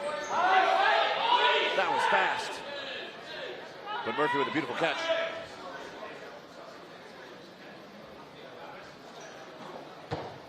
Catch him. Fires a second. He's hoping to get another. He only gets Danchenko. All right, Anarchy, can they open this lead wider? Catchum finds the toes of Murphy. It is now a 3v2. Parkey and Catchum fighting back. Parkey's going to find Hill. Parkey dancing.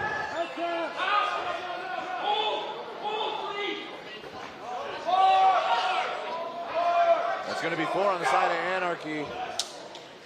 Hex really playing this one-ball defense.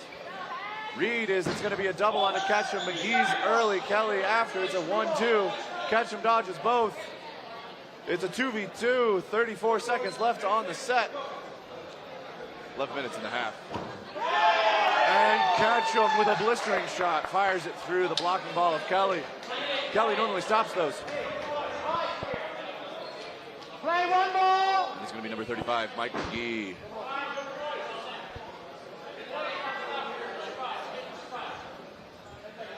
In a 1v2. Blocks it back. 5 seconds left on the set.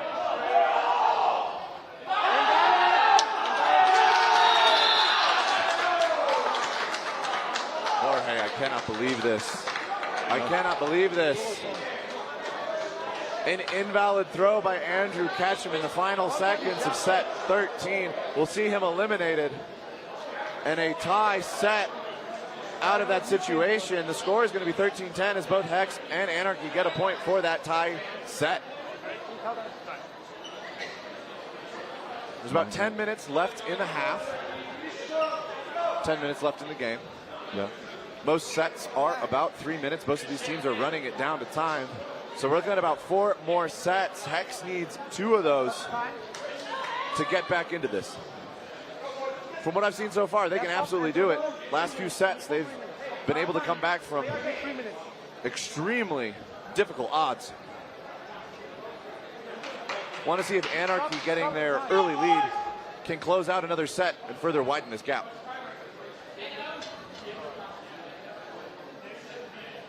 So, Ketchum's out, right? He was out in the last game for the invalid throw. There's an invalid throw does not carry any cards or any penalties. Okay. You're just eliminated. That is the consequence of that action. But I mean, it was very significant in this case. Had Ketchum not thrown that invalid throw, the score would be 12-10 because they would have won with 2 players on the court, and it would only be a 1-set game instead of currently being a 2-set game. We'll see if that comes back at the end of the game. And that's why Parky and Shota Barboa are talking with his teammates. Oh, absolutely. I mean, Ketchum is absolutely going to take that personally. He is passionate about the game, extremely talented.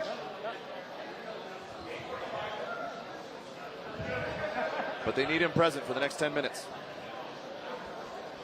As you wish.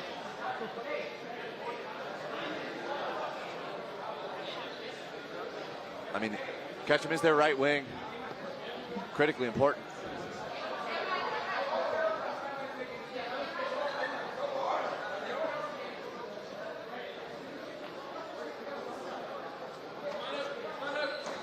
There have been some very unfortunate retriever errors on the side of Hex. They've definitely made this fight much more difficult than it needs to be.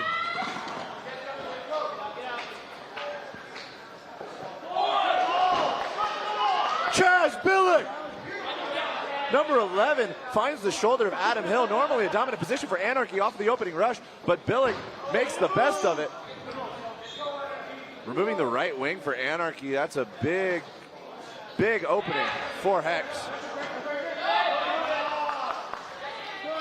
McElroy has stepped on the court. Ketchum with a catch. Murphy finds one in response. It'll be Adam Hill back on the court. You're out. You need to enter the court from the. You're out. You're out. You enter the court from the side. You need to enter from the back. Jorge. No. Jorge, Adam Hill just entered the court from the side. Yeah. The catch. He does not come in on the catch. He is eliminated for not entering the court properly. Shota with a ricochet catch will take out Murphy. That'll bring back Ketchum. Nelson heads to the outbox. Whoa. Johnny Hill playing a little limbo. Getting low. Dodges the double. All right, Anarchy down 3 players. Oh. McElroy. What a shot from McElroy. Absolutely put it through the chest of McElroy with a huge catch on Ketchum. There's the ball. Keep it out, keep it out, keep it out.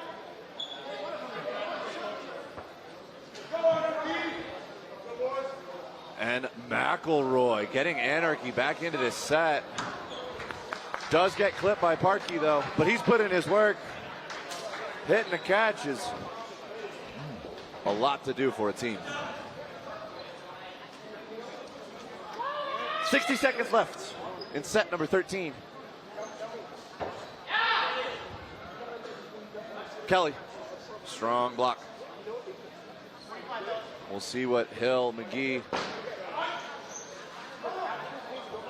and Kelly can do. Not only is the burden of this burden to throw on Hex, but also the burden to make something happen.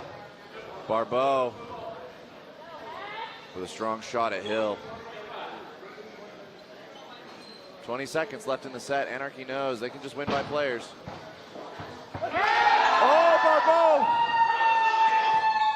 Barbeau with a catch and a hit. He takes out Hill. He takes out McGee. He brings back Nelson. Oh. And Barbeau cancels the flight kill. Parkey will get the final hit. Jorge. Hex wins that set by elimination. Amazing performance from The Phoenix Hex. Park is back. Pine doing great job. Oh, shut up, boys. On the floor.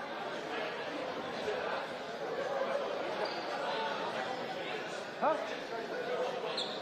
Yeah, but what was going on with Adam Hill? That was so obvious. Both was caught right away.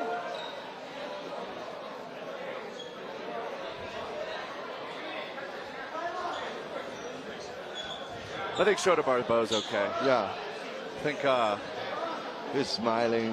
I think he might have taken a little. I think he might have taken a little bit of a a headshot. Yeah. In that last exchange with Kelly. So let's just need a second to catch his breath. All right, Anarchy has finished up with their huddle. It took a timeout. It's a 1-point game, ladies and gentlemen. Boston Anarchy at 13, Phoenix Hex at 12.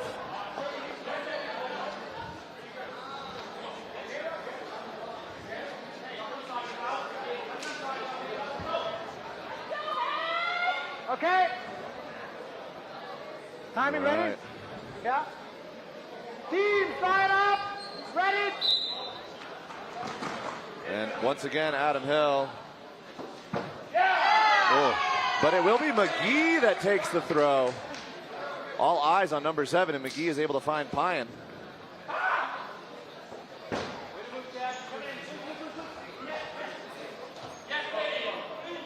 Ketchum ends up throwing from the right wing of Hex. Anarchy opting to have all of their Irishmen on the court.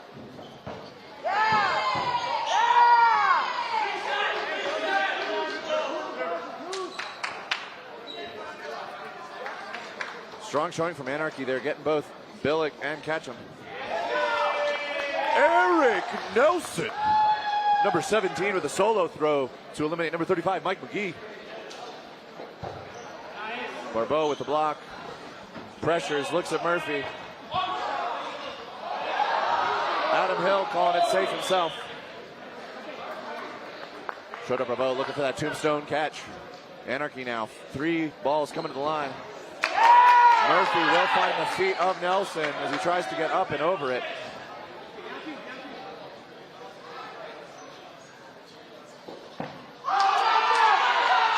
Barbeau goes for the catch on Murphy, and that will be him eliminated. Parkey finds himself in a 1v4. Murphy's been putting in some work this game. It'll be Kelly, Murphy, and Hill coming to the line. Bounce, bounce, bounce. It is ground just in front of Parkey. So Burton will go to him as he has 3 balls. He does find the feet of Kelly. Getting himself into a 1v3. Play 2. One more. Parkey drops ball, looks for a catch, dodges, rest call, play 2. Anarchy has to give up 4 balls. It's going to be Adam Hill, number 7. Parkey, cross court, making sure to check that wing.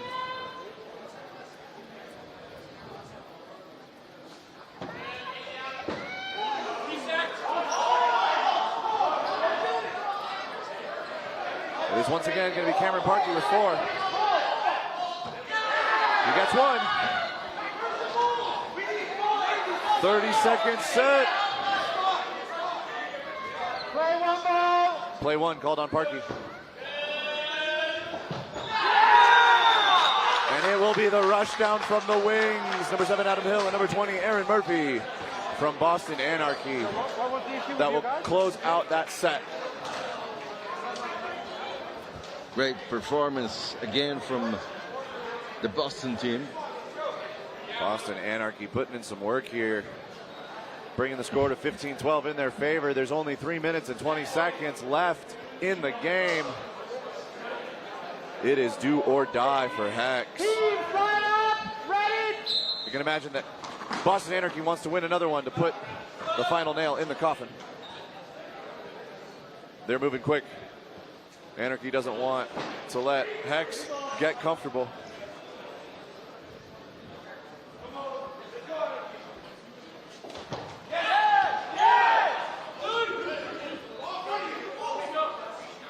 Nelson Oh, God.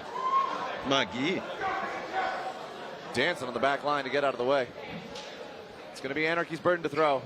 It'll be Adam Hill. Barbeau dodges and responds in kind, connecting with Adam Hill.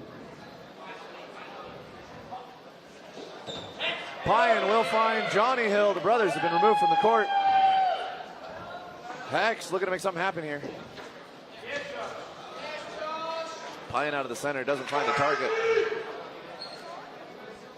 McGee, Murphy, and Kelly. It's at Felton. Felton gets over it.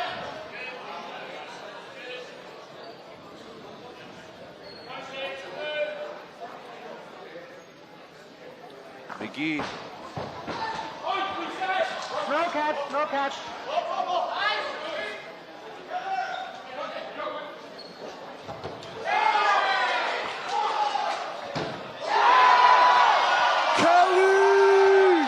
There's a beautiful play over here on this one side by Hex. Barbeau, Pye, and Billick are able to get out McGee, but Kelly with an insane catch on Ketchum is going to bring back Adam Hill, this time properly entering from the back of the court. Minute 30 left in the game. Minute 13 left in the set.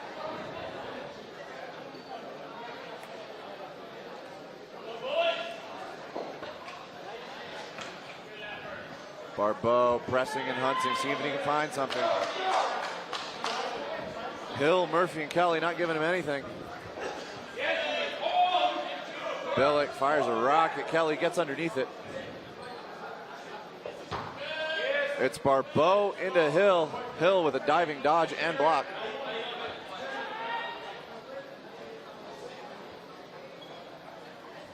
Play two. One more. Billick looks for something.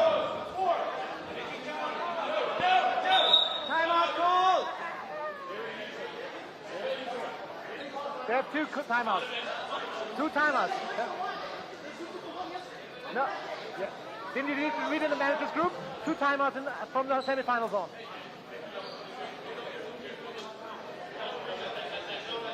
No, it's in the manager's group. Two timeouts from the semifinals on. Yeah. Hey, one thing though, 70 when he had that catch, he was showboating. Yeah, that was too much. That should be a yellow. No, I'll tell him. Nobody was just getting the play. It was not cheering against you. No.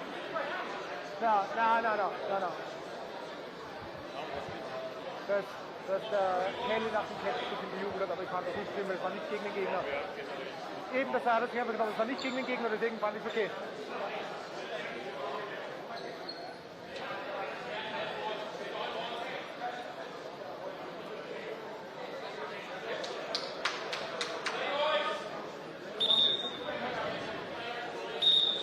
Timeout call.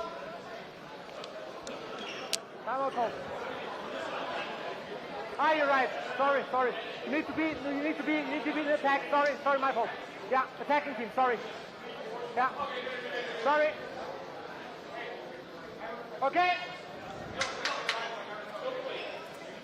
Team's ready. All right. Timeouts are over. We're back into the game. And with a double, Barbeau will be eliminated from Hex.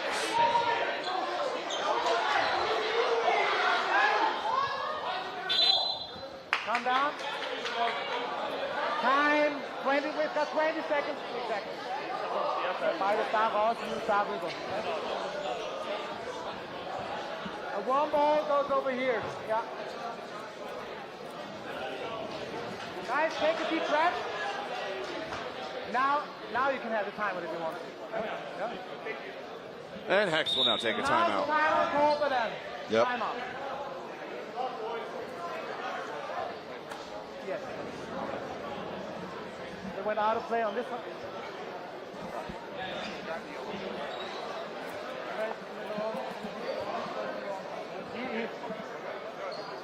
Yeah, so it was going on this side, and he goes.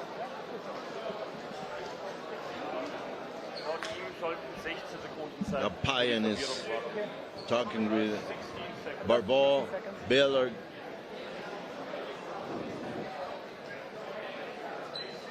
Absolutely. Okay, Getting all of the Hex guys on the same page, same as the Anarchy guys got themselves on the same page. 8 seconds left in the set, 19 seconds left in the game.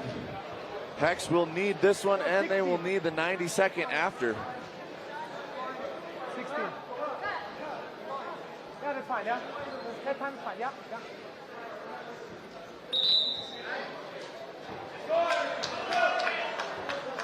And once again, the teams are lining up. Teams ready?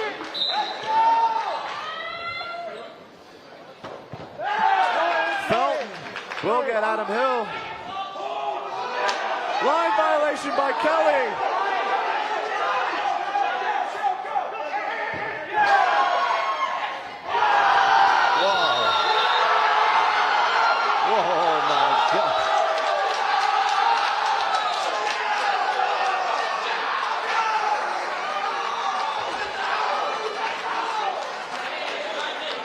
Jorge, Wow. with Murphy being able to survive there. How he made it. Amazing, Murphy. That will make the score 16-13 in favor of Anarchy. And that's it. Anarchy. There should be one more 90-second set. Yep. But with the point differential, That's it. that is game. Boston Anarchy, your second finalist for this Dodgeball Champions Tour.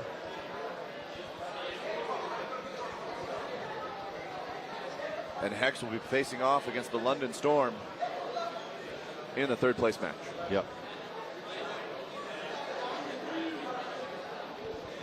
So it will be USA against the UK. Yes, it will, Jorge. Final set. 90 seconds. 90 And seconds.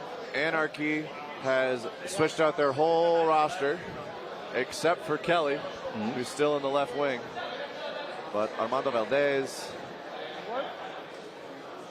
De La Riva, McElroy, Golela, and Danchenko. It's there. Hey, it's there. Too much.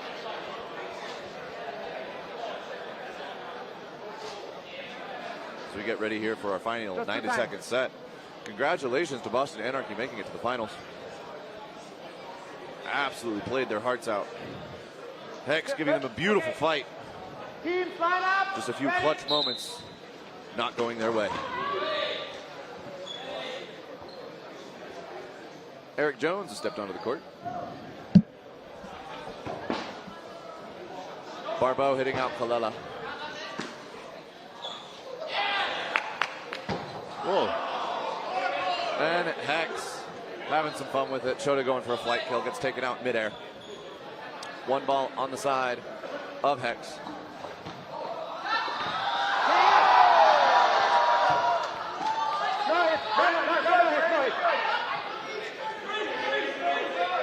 Catch him. Hit before he tossed it, Kelly.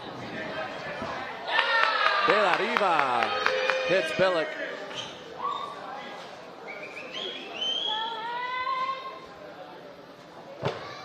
Oh, De La Riva looks for it. Catches Felton. That'll be Kalela back.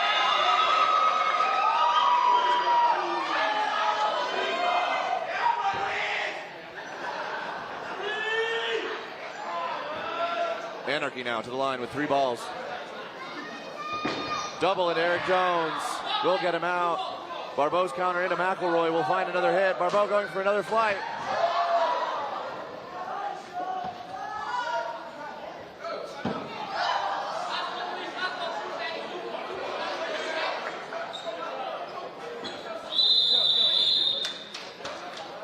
And it will be victory by players to Hex. 1 point to them, bringing the final score to 16-13. So Boston against the Spartans, Anarchy against Leamington, USA against UK. Yes. For the final. Thank you. It will be an amazing game. I'm looking forward to the third place match and the finals. Yep. Both The stage has been set for two epic battles. Adam. Cannot wait for them to get underway. For all of you tuning in, thank you so much. We appreciate that you're here. The Dodgeball Champions Tour with us. Hosted by PX Sports. We've got a little break here between games. Excellent time to go get some drinks, get some snacks. No, from the semifinals on. It's two. Get a little sunshine if you've been sitting inside. Are you hungry? You want some tacos here? Oh. I'll get some food after these games are done. I can't think about eating right now. There's dodgeball to be had. Yeah.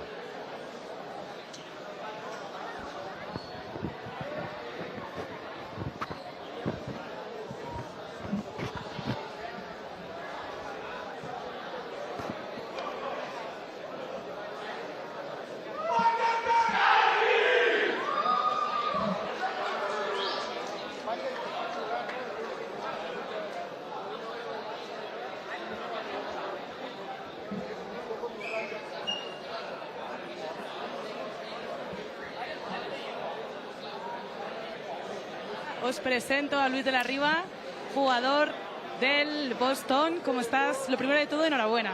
Ha sido un partidazo. ¿Cómo estás? La verdad es que sí, nervioso. Estar en la banca y ver a mis compañeros darlo todo. Y todavía tener la oportunidad de entrar y hacer un buen papel, ir a la final, la verdad es que lo valió todo. Lo valió todo. ¿Has tenido en algún momento alguna sensación de que ibais a perder o de que podíais perder el partido? Sí pasa por la mente, pero creo que eso es lo más importante, vencer esa parte mental y verte en la final, ganar, y eso se va a ver. Claro, además ha sido un partido muy nivelado que hasta el último momento no se sabía muy bien quién iba a ganar. Lo habéis luchado hasta el final, te doy la enhorabuena y quiero saber cómo te encuentras, cómo se encuentra el equipo. ¿Está motivado para la gran final? Estamos emocionados, muy felices. Creo que nunca lo había gritado tanto cuando se ganó, cuando lo hizo Murphy sobreviviendo, y estamos más que listos. ¿Estáis más? Vamos a ganar, este trofeo es nuestro. Te veo muy seguro y con esa actitud y convicción estoy segura de que lo vais a hacer. Enhorabuena, Luis, muchísimas gracias. Nuestro, gracias. Muchas gracias por esta entrevista. Nuestro. Muchas gracias.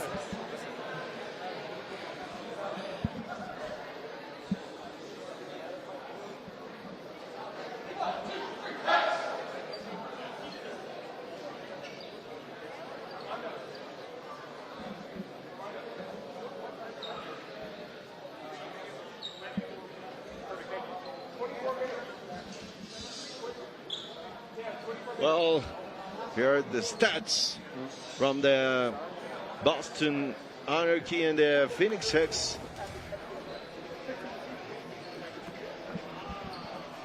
My goodness. Yeah, the catches. Yeah, and I mean, to overcome that kind of catch differential, I mean, Anarchy shows it with their hits. They really just trusted in their arms against Hex, and it paid off. Absolutely. Those are the stats here. Mexico City. A terrifically close game between two fantastic U.S. teams. Amazing teams. Coming up next, we will be having our third place match. It'll be Hex versus the London Storm. And then after that will be the finals, where we will get to watch the Leamington Spartans face off against Boston Anarchy.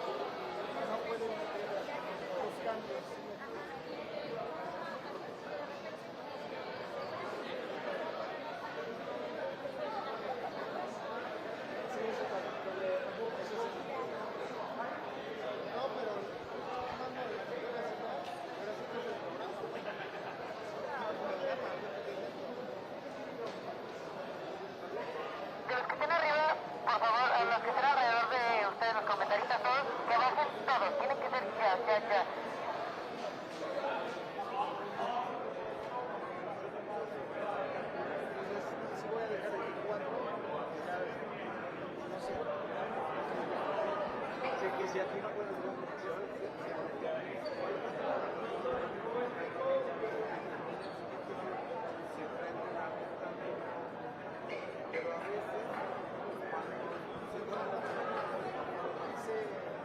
Si la alineación no funciona, no importa, sí, puede pasar. Conforme va pasando, ya lo vamos a solo para saber que esta no vaya. Yo lo que quiero es no detener tanto el partido. Sí, exacto. Yo cuando. Mira, por eso vamos. Sí, no, por eso vamos anotando todo el mundo. No sé. No, sí. Cuando ya termina, ya lo rectificamos por el para yo no dejar la mano. Sí, exacto. Sí, no, eso no queda de otra porque lleva el tiempo. Pero sí, no, nos esperamos. Sí. Sí, o sea, no son quejas, solamente es para que las cosas fluyan bien. Sí, vámonos.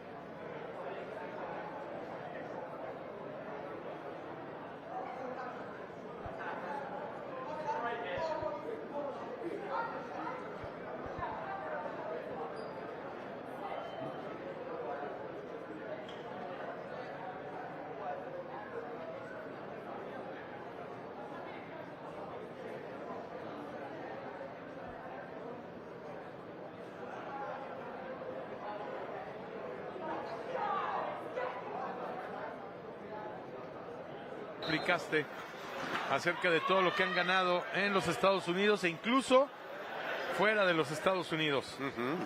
El equipo que ataca. Vámonos, se eliminan rápidamente. A Parky se va. Correcto, Cam Parky. Y buscaba de maravilla el cross ahí, Shota. Uy, a Ketchum. Lo bombardearon a Ketchum.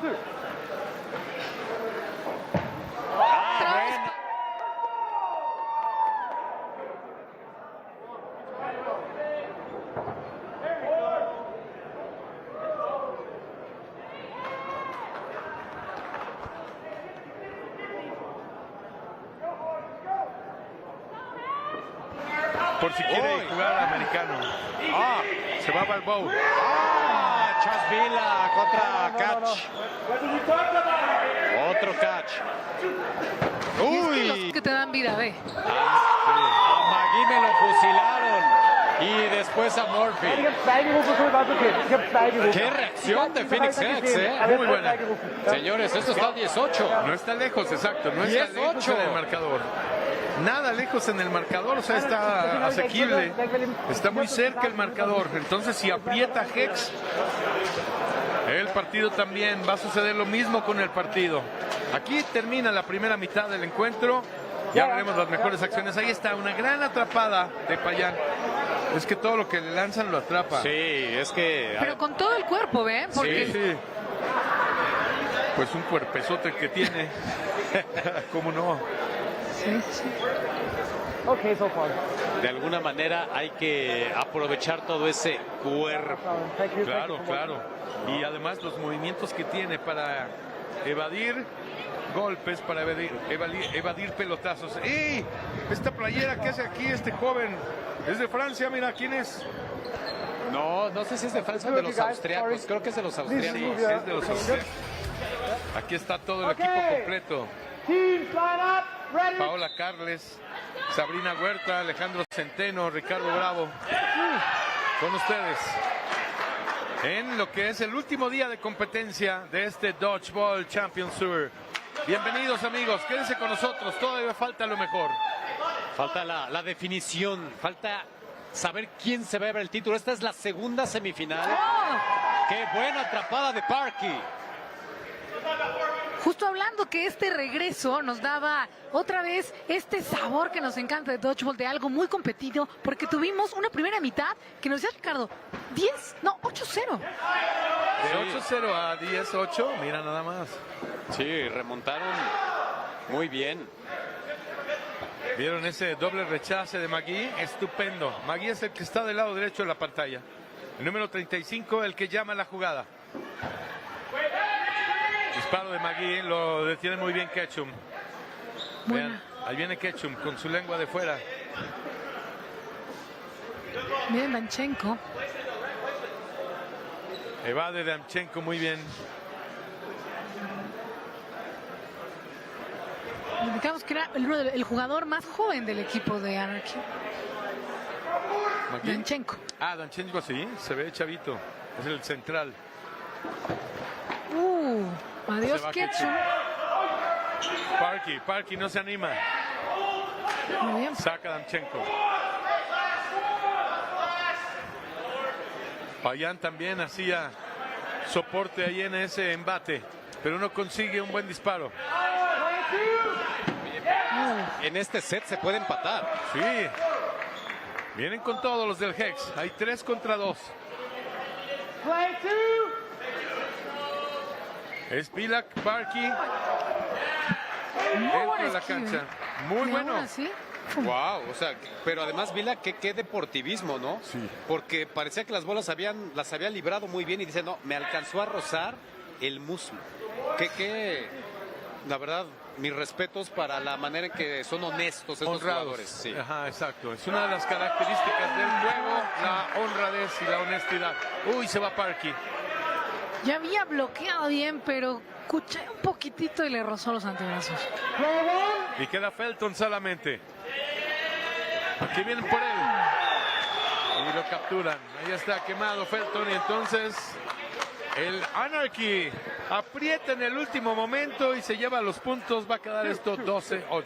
Oye, llegó un momento en el set en que Hex tenía ventaja numérica, tenía más jugadores y por eso yo decía, se puede empatar. Y con 2 jugadores, el Anarchy reaccionó y remontó para llevarse el set. Y es que ha tenido muy buenas decisiones. Mira, ahí estaban 4 contra 2 y después fueron cayendo poco a poco. No, muy buenas decisiones. Ese tarde a Payán fue también muy planeado, no fue casualidad, porque saben que no tiene buena movilidad y no le daba tiempo de reaccionar para el catch. Ahí veíamos el salto de Vila. Y bueno, sale. Y ahora sale Shora por Bow. Intentó atrapar la Shora y pues iba tan fuerte esa pelota que se le pasó. Y bueno, obviamente al rozarla, pues es quemado. Ahora se va Bilak. Chaspilak.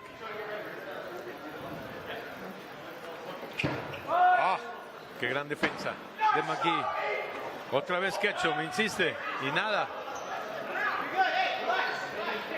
Y ahora los dos equipos están en la línea de fondo, pero ataca el Anarchy con 3 pelotas. Solo lanza el central y saca a Eric Nelson.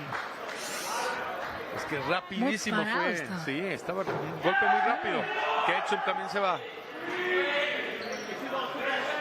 Lo quemaron ahí en la zona de ataque. Recuperó muy rápido su ritmo, Anarchy.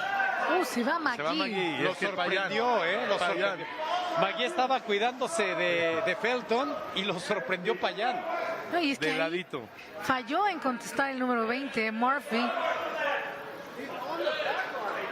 Tenía que haberlo hecho rápido, exactamente.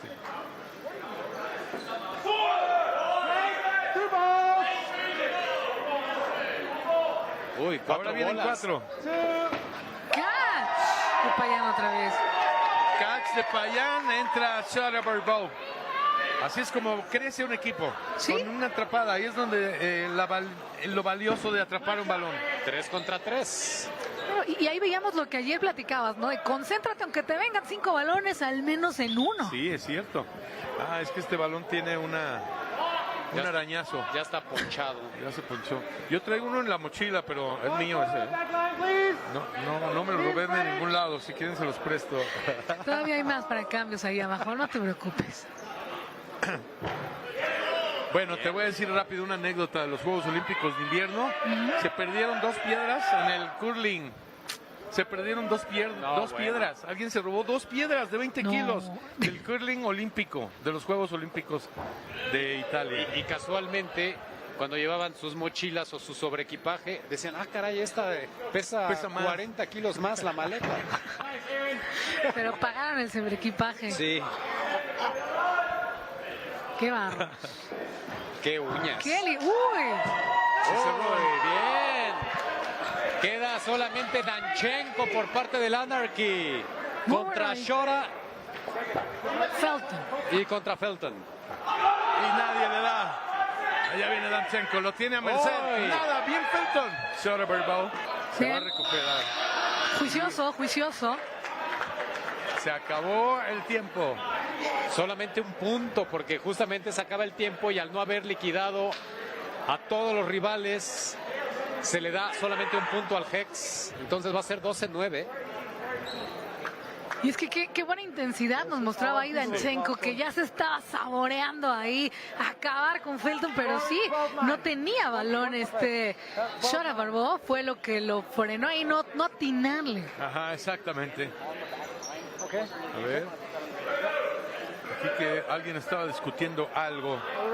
Es un punto 12-9 y bueno, están listos ya para arrancar. Casi siempre Johnny Hill gana el rush ahí para llevarse esa bola media. Sí, de este lado hay mucho peso. Del otro lado, del lado del Hex. Por eso no ganan. No, ya ni la buscan. No, exacto. Uy, rápido, Adam Hill.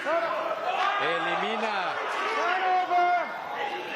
rápido a Felton, a Eric Nelson. Uy, vemos la molestia con el recoge balones del equipo de Hex porque pierde un balón para ellos. Es que hay un tema con los recogebalones. Ahorita te platico algo.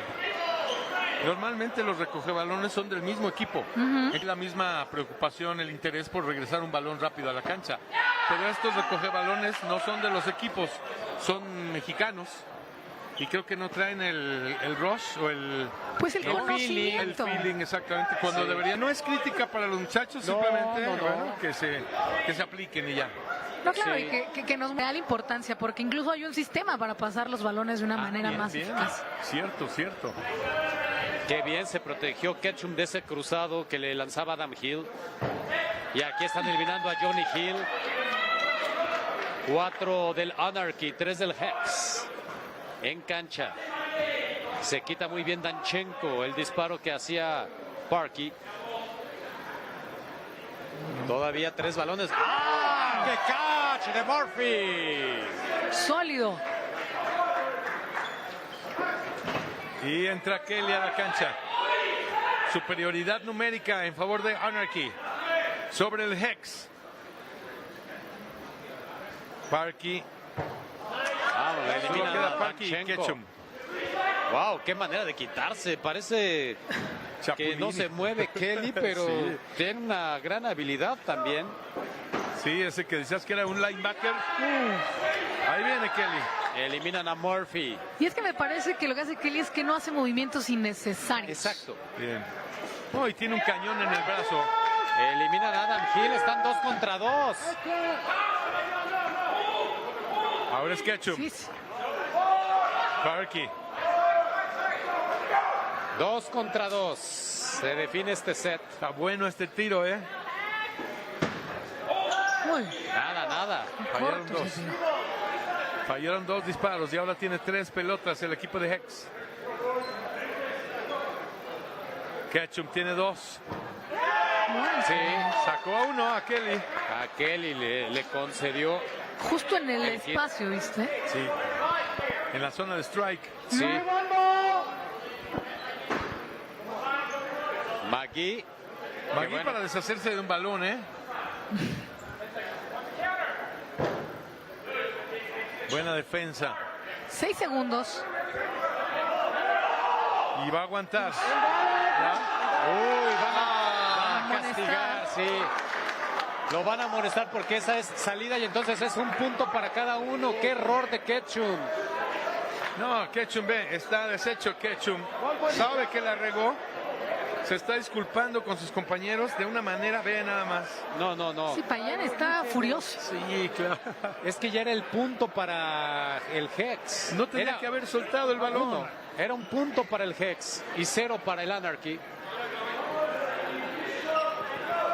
Ahí. Y es que el tiro le salió lejísimos y entonces es lo que platicamos ayer. Cuando el tiro es a más de 1 metro de distancia del jugador, se considera un tiro errado y entonces es Y también tenemos un tiro sin intención, que también se castiga. Ajá, sí. Eso, entonces justamente eso es lo que le marcan los oficiales y entonces él termina siendo eliminado, sale. quemado, claro. Se quema y entonces queda 1 contra 1 y ahí es donde se dividen los puntos. Exactamente. Ahora, ayer vimos 2 tiros, uno que fue allá a dar al estacionamiento y Sí. no se marcó nada. Es cierto. No, sí lo marcaron, ¿no? Al final. Sí, no me acuerdo.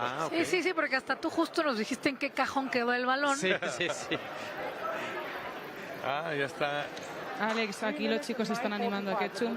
Se siente un poquito mal, yo creo. Claro, no, hombre. Es que regaló un punto. Y ahora mismo no puede haber margen de error y el pobre se siente culpable. Y ahí están animándole. Mira, va Shoto también. A ver, ahí va Shota, Verbow. Va, ahí. lo levanta, venga. Muy bien. Eso es equipo, eso es. Claro, lo que sigue. Allá en la esquinita. Es más, yo pienso que tendrían que ir todos, exacto. Todos a animarlo. Sí. Porque digo, Ketchum la verdad es que también ha hecho una gran labor. Súper, sí. Pero bueno, pues a lo mejor simplemente se le zafó. O sea, ¿cuántas veces no se te zafa el balón o la bola y se te va chueca? Sí. O lanzas y dices, no, chin, se A te los va. pitchers de grandes ligas les pasa. A los quarterbacks quarterbacks de NFL también son los peores. Peores. Y tú los peores. Ok. No, quizás se confió del reloj, que faltaba muy poco tiempo y pensó que lo Además, soltaba después. no les beneficia que un jugador juegue con una carga de culpa porque Claro, hay que levantarlo rápidamente. Sí. Ahora, filosofía del deporte, one at a time. Ya pasó tu error, vámonos a lo que sigue, porque lo que sigue es bien importante. Así es. Así es como se hace en el deporte. ¡Uy! Discúlpame aquí por haber soltado una bola.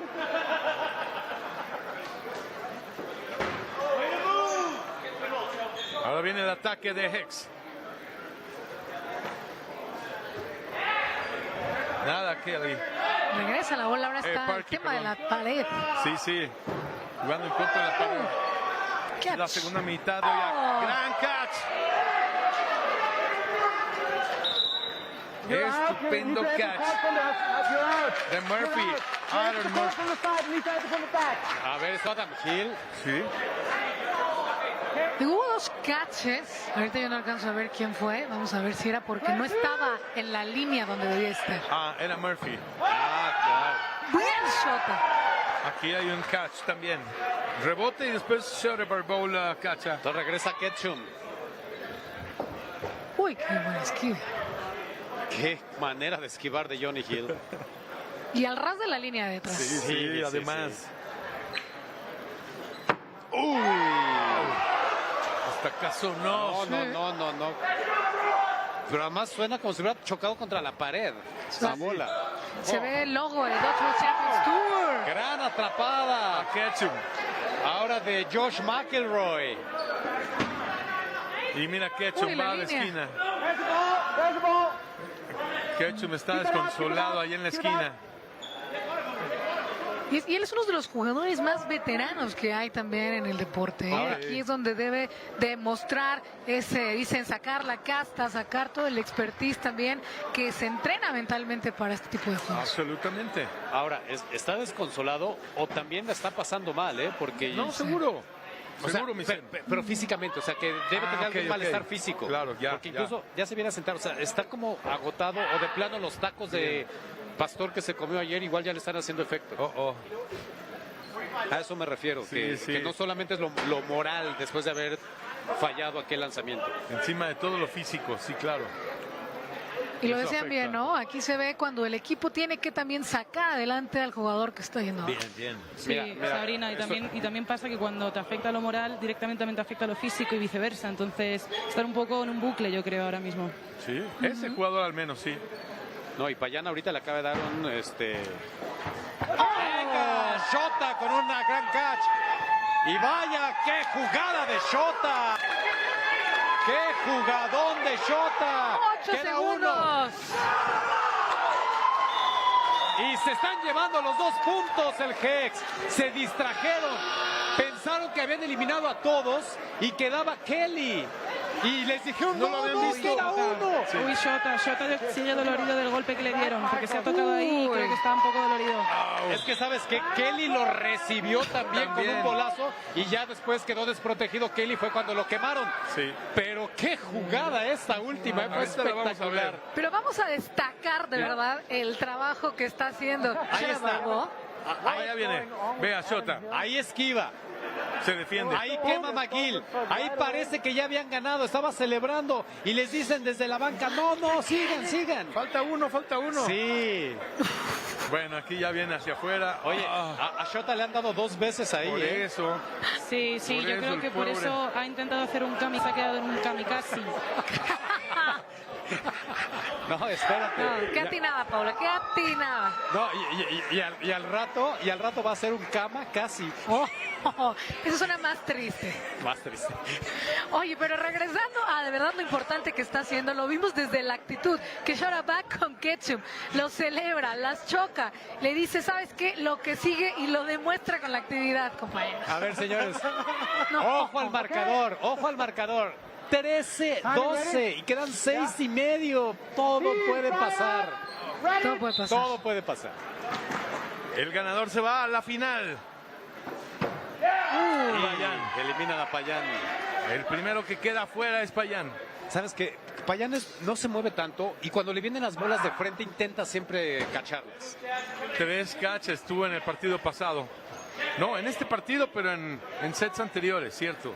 Y es que como jugador tú sabes también cuál es tu mayor fuerte. Si bien tienes que tener todas las habilidades, lo mínimo es tener buenos tiros, buenos catches, y si aquí es tu mayor cualidad, tienes que explotarla. No, pero además, ¿sabes qué? Se están tirando de verdad. Con todo. A dejar marcado el balón. A volar la cabeza. A dejar tatuado el balón en la piel. Marcado en la piel, como decíamos ayer. Bien, Shota haciendo la protección. Uy, falla contra Murphy. Uy, falló Adam Hill, no le dio a Shota. ¡Qué movimiento! Muy buena fuerza. Un resorte de brazos y pum para arriba con Shota Barbow. Ahí vienen otra vez 3 guerreros del Anarchy que intentan. Y sí le alcanzaron a dar. ¿Quién se fue? Nelson, sí. Nuevamente Porky y Shota solos, Uy, a Shota se va. Porky se queda solo. Oye, Shota ya me preocupa, Le han dado mucho, ya se va hasta arrastrando. Pero parece que no ha sido táctica, ¿eh? No. No. Ah, de ahí queriendo agarrar. Bounce. Sí, difícil. Piso, eso, fue piso. Un rebote. Uy, Sacó a qué Kelly. atinado tiro ahí, ¿eh? Sacó a Kelly. Atención, se está defendiendo el equipo de Hex. Con Parky. Play 2. Nada. Nada. Sigue vivo Parky. Atención. Este set es súper importante. Están un punto abajo nada más los de Hex. Y aquí sobrevive Parky. Mira, Lo importante es no darles pelota. 47 y contando. Otro embate. Suelta un balón para tratar y ahora tiene todos los balones, Parky. Todos los balones están de su lado. Creo que está buscando. Venga. Es un punto. Eliminó a uno. Puede empatar, ¿eh? 27 segundos. Pero es que también hay fatiga, hay cansancio intenso. Buena defensa y ahora sí termina. No le dio tiempo de echarse hasta atrás. Ve, jadeando. El esfuerzo también de ir adelante, ir atrás, brincar, saltar, lanzar. Nada fácil. O sea, es muy desgastante. Entonces ya cuando estás en lo último del set, ya también las piernas ya no te responden igual. Y cuando tienes que correr hacia atrás menos. Atrás, adelante. No, impresionante. Ahí están los últimos momentos. Aquí está cuando shot Barbow, ¿qué tal? Resorte de brazos. Parky defendiéndose. Y sobrevivió bastante bien. Sí. Oye, fue oxígeno puro por el Anarchy estos 2 puntos, ¿eh? Total. Ya sentían al Hex, aquí ya. Atrasito, exactamente. Y es que quedan 3 minutos de esta semifinal. Correcto. Y 3 puntos de diferencia nada más. Todavía puede pasar cualquier cosa. Gran partido. Y eliminaron a Nelson. Ricardo, quiero decir una cosa, que este duelo me está dejando a Shota en muy buen lugar, porque aparte de que es muy buen jugador, es muy buen compañero. También ha sido el primero en ir a levantar del suelo a Parky. Bien. Ahora. Cierto. Venga. Muy bueno. Sacó a Hill. Y además regresó la bola a su lugar, así que tienen 3 balones. Pero muy buena observación de Paula, muy atinado, y que realmente eso te habla de un jugador muy completo que tiene esta cohesión y compromiso con el equipo, no solo con el juego. Eliminaron a Johnny Hill, están 5 contra 4. El Hex es el momento, ¿eh? Ganan este set y todo se va a definir en un set de 90 segundos. Y esto va a estar buenísimo. Digo, ha estado buenísimo el partido. Pero imagínate si se define todo en el último set. ¡Wow! Tiros cruzados. No catch. No hubo catch. No. Se fue McElroy. ¡Vámonos! Eliminan a McGee. Y se enoja. Y eliminan a Kelly. Y ahí va la frase que no se las he dicho, pero... no. Cachó Kelly el muy balón. sonado, el catches win matches. A ver, ¿cómo? Catches win matches. Catches win matches, ok. Bien. Y otra vez se va Ketchum. Catches win matches, bien. 3 contra 3. Se protege muy bien ahí Adam Hill. A 4. Son 4 jugadores del Phoenix Hex. Shota. Aguanta. Porque van a tener un balón más. Entonces vienen 3. Tienen que preparar bien el ataque. No le dan a Kelly. Pero mira, el rebote. Eso es lo bueno de tener esa pared ahí atrás. Claro, y la aprovechó muy bien Anarchy en la primera mitad. Sí. Esa es la ventaja. Por eso siempre los que ganan el volado deciden cerrar de este lado. Uy. 30 segundos. Uf. Bueno, 30 segundos que les puede dar un punto, ¿eh? Le puede dar un punto si no eliminan a nadie. 2 timeouts. A ver, tiempo fuera. You need to read in the manager's group. 2 timeouts from the semifinal zone. Uf. Momento muy decisivo porque, como tú lo dices, si se quedan con un punto seguirán estando 2 abajo. Sí. Nos iremos a muerte súbita. En caso de que empataran en el último set. Está buenísimo el partido. No.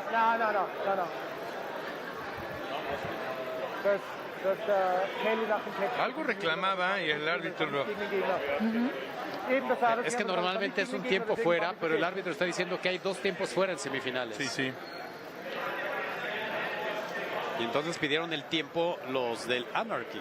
Y reclamaban que ya habían pedido un tiempo fuera y justo era eso. O sea, que semifinales hay 2 tiempos fuera. Ajá. Es que no leyeron el reglamento entonces.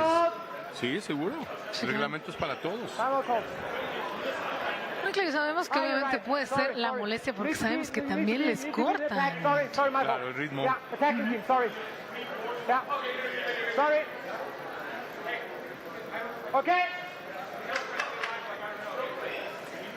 Uy, qué tensión. Bueno, 4 contra 3. 3 balones ahorita del Anarchy. Y eliminaron a Shota. Bueno, pues es que le dispararon 3 bolas, era imposible. ¡Bola! ¡Bola, niño! Acá, ¡No! del ¡Es de otro este lado! A ver, a ver. Ya les dice, a ver, cálmense. Cálmense. Claro, es que difícil, muy difícil aquí que los voluntarios que seguramente lo están haciendo, si tampoco leyeron o no tienen esta experiencia, hablamos de la gran importancia de la figura de los pasapelotas de estos retrievers. No les dijeron a los pasapelotas que le tienen que dar las bolas a los que están de su lado, no a los otros. No, el niño decía que ya había cruzado la mitad en la cancha, pero a lo mejor no vio que era la zona neutra, no la mitad. Puede ser, ¿eh? Bueno, en lo que nos ponemos de acuerdo, se ponen de acuerdo los árbitros. Quedan 11 segundos del set, 22 segundos de la mitad. Esto nos va a llevar a un set de 90 segundos para finalizar. Si el Hex no logra sacar ventaja aquí, o sea, en el último set, con 3 de ventaja, el Anarchy es asegurar la victoria. Sí. Por eso necesita el punto o los 2 puntos ahorita el Hex, claro. Ahorita, exactamente. Mira, ahí están los recogepelotas. Pues mira, no tienen tanta culpa, ¿eh? No, es responsabilidad del equipo. Definitivamente no, sí. Definitivamente no tienen la culpa. Ellos tienen que ser instruidos acerca de lo que van a hacer, cuál es la labor que les toca y demás. Y si son jugadores, pues más a mi favor, sabrán lo que tienen que hacer, ¿no? Claro. Aquí el tema es, esto es un punto para la organización. Esos detalles no se pueden dejar ahí. No, y el equipo, ¿no? Que tiene que hacerse responsable. Claro, bien hecho. Ya sacaron a uno de Anarchy. ¡Ay! Se quedó Kelly. Salió Kelly. ¡Ay, el Anarchy! Aquí no lo sacan. La victoria va a ser para el Anarchy. Aguantaron muy bien el tiempo. Sí. Era cosa de tiempo, aguantar el tiempo, sobrevivir. Qué gran jugador, el que quedó vivo. Lo de Aaron Murphy. Vean el último movimiento. Ahí elimina. Pero ahí venía ese sobre él. Y cómo se agacha. Entonces es un punto para cada uno. Se va a mantener la diferencia de 3 faltando un set. Así que esto está definido. Y mira. Increíble, Sabrina. Yo ahora mismo compro a Murphy, ¿eh? Sí, claro. Ese es otro obligado. Sí. Vean nada más qué festejo se van a aventar. Se ha levantado hasta el público, ¿eh? Claro, sí, claro. Es un punto para cada uno. En esta jugada se definió todo. Bien, sí. Ahí está Murphy, véanlo. Sí, está feliz, contentísimo y con la casaca ya de recogebolas porque ya terminó lo suyo. Y mira, ya el Anarchy, ahora sí va a entrar Armando Valdés, hasta entra Luis de la Riva, entra Colela también. ¿Por qué? Porque el partido ya está definido. Entonces ya, este set lo puede ganar Phoenix, pero no les va a alcanzar. No, porque son 2 puntos. Sí, ganarían 2 puntos. La victoria es del Anarchy. Qué manera de sacar el triunfo, ¿eh? Sí, qué bárbaros, qué manera de ganar. Este equipo sufrió, Hex los les demandó hasta el fondo. Y es que antes de continuar ya con este último set, me parece que Park tira a mitad de la cancha. Si se hubiera leído atravesar 1 metro más. Bien. Lo hubiera tenido incluso ahí. el kamikaze, como dices. Exacto. Yo creo que no era necesario. Con haber atravesado a la línea de la zona neutra, lo tenía de espaldas. Cierto. Correcto. Haberle hecho el amague y después. Eso. Exacto. Pero son decisiones en décimas de segundo. Ahí está, mira. Ahí viene Parky, mira. Ahí lo tenía. Ahí tenía adelántate todavía tantito. más, tenía más espacio para seguir corriendo. Ni hablar. Ahí a Colela me lo eliminan rápido. Se quita Danchenko. Ahí Shota y Kamikaze. Ya para eliminarse. Y es que aquí no hay formación victoria. No, pues ya digo, ya está definido. ¡Wow! ¡Oh, qué granada de Ketchum! Esto ya es... Sí, ya. La hora del aficionado. Sí, ya se volvió una pachanga. Pero está bien, estamos viendo jugadas que no se ven normalmente. Sí, muchos kamikazes. Kamikaze. Le decía... ¿Ya no dices kamikaze? Kill Fly, creo que escuché ayer, no había escuchado yo cómo le decía. Mira, atrapada de Luis de la Riva. Muy bien.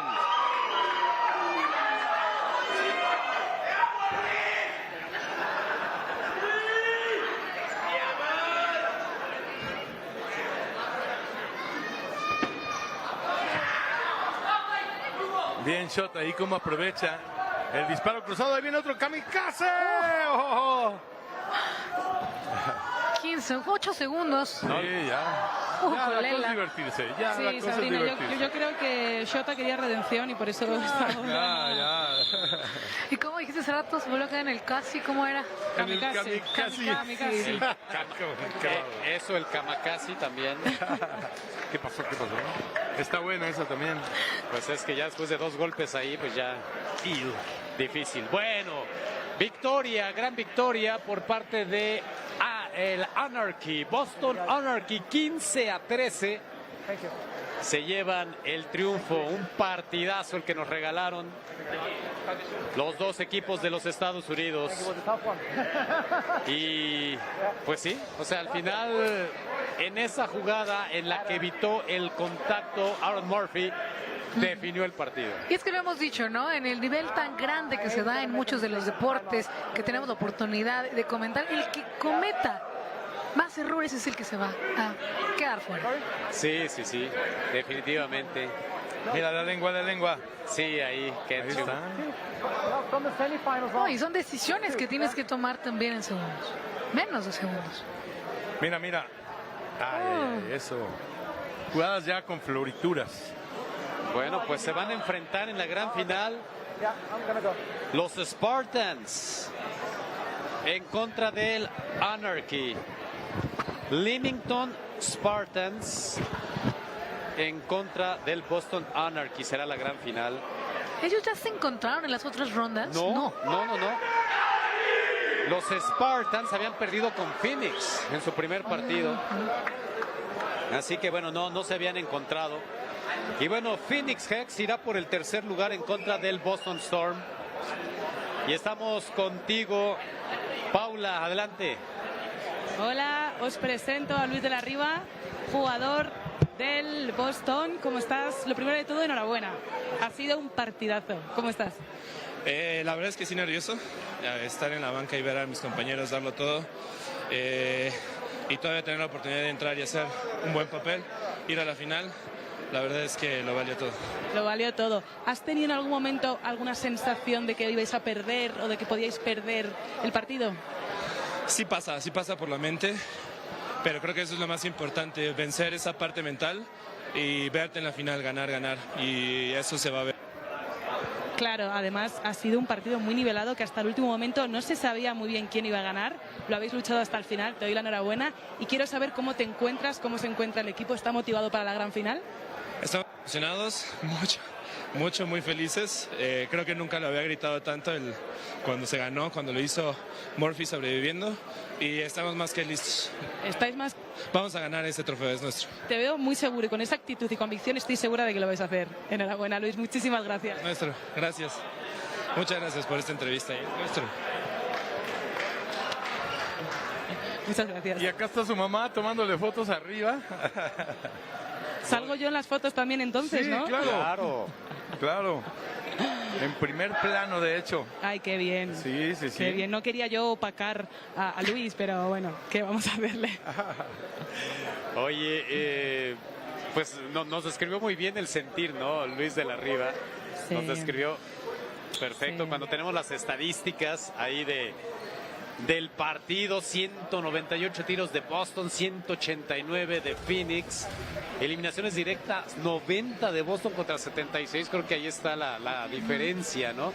Aunque en atrapadas tuvieron más los de Phoenix, son muy buenos atrapando el balón, pero sí, las eliminaciones directas que realizaron los de Boston terminaron marcando el curso de este partido. Ahí está entonces Boston Anarchy, se va a la final en contra de Leamington Spartans. No se han enfrentado en el torneo. Leamington había perdido con Phoenix, así que se van a ver las caras en la gran final. Y este equipo del Hex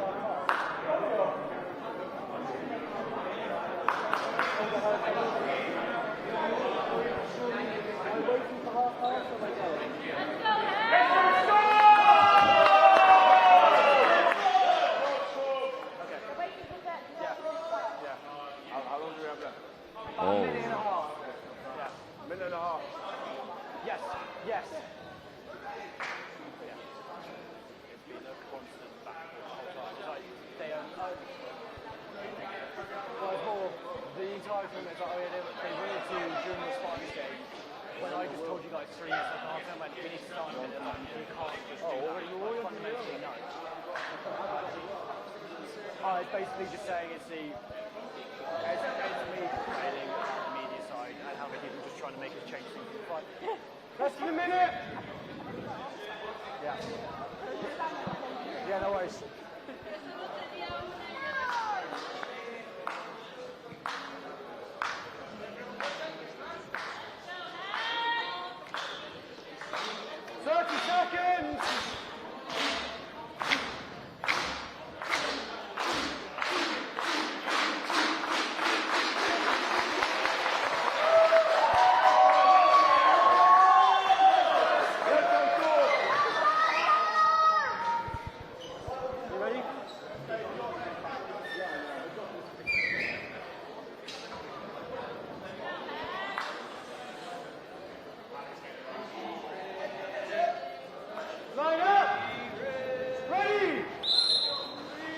Ladies and gentlemen, welcome back to the Dodgeball Champions Tour here in beautiful Mexico City, brought to you by PX Sports. My name is David Carlock, and we are getting started here with the third place match between the London Storm and Phoenix Hex.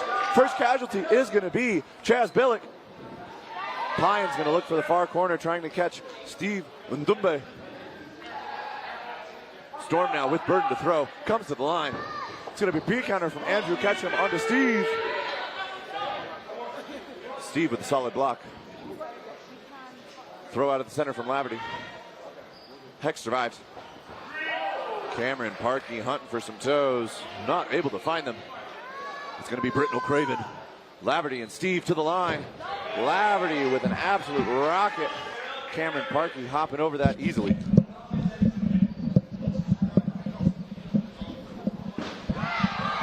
And ladies and gentlemen, I'm once again joined by the wonderful Jorge Mille. Thank you. Happy to have you back, Jorge. Britnell Craven with a hefty throw. Blocked by Nelson. Shota Barbeau pressuring high up near the neutral zone. Storm coming to the line with a 4-ball. It's going to be 2 at Ketchum. Shota Barbeau will get Laverty for that effort. And Drayson, though, will respond, getting Barbeau.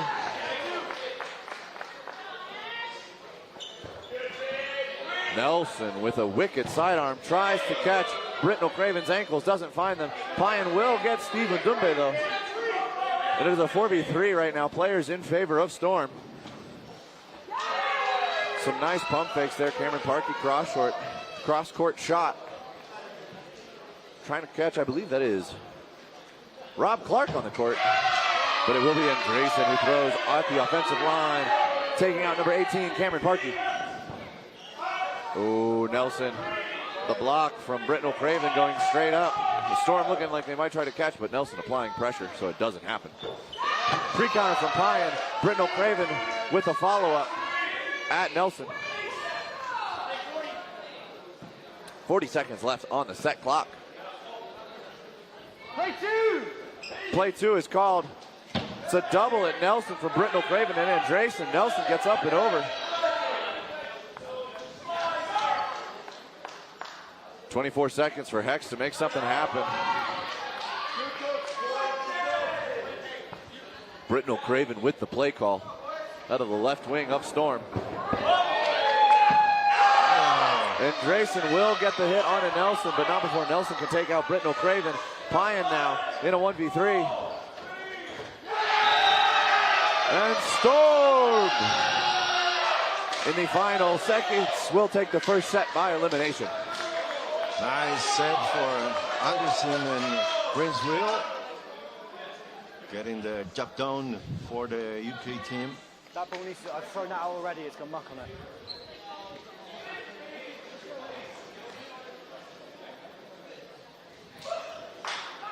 They took out Shota Barbeau.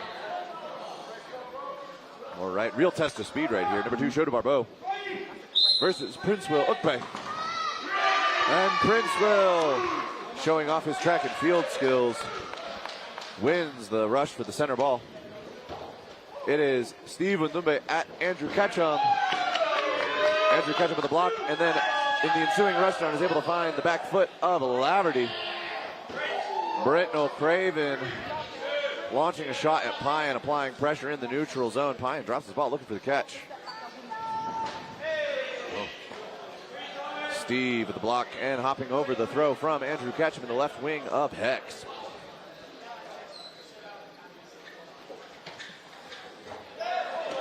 Ooh.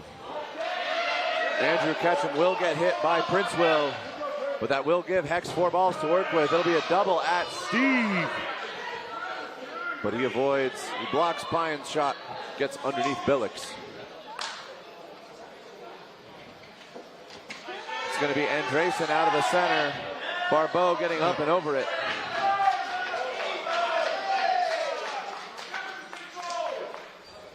Storm to the line, it is Britnell Craven at Cameron Parkey. Nelson fires back at Britnell Craven. You don't get to throw at my teammate like that. Let's see what Storm's offensive line can do here. It's going to be a pump fake from Britnell Craven. Follow through by Andresen. Nelson, though, dodging definitely to the side.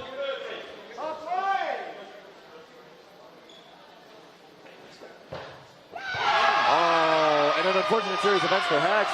But London Storm is popping off. It's going to be a catch by Rob Clark on Shota Barbeau. And a shot from the far corner will find the ankles of number 17, Nelson. Woo! Play 3 is called on Storm. There's a double from Laverty and Andresen on the left side. Cameron Parkey hitting the splits, gets over it. 4 balls. Now on the side of Hex, a nice wide split shot from Pyan, and Parkey is going to catch Andresen. 60 seconds left on the clock. Storm looking for 3 more eliminations. Meanwhile, Hex finds himself in a 3v5.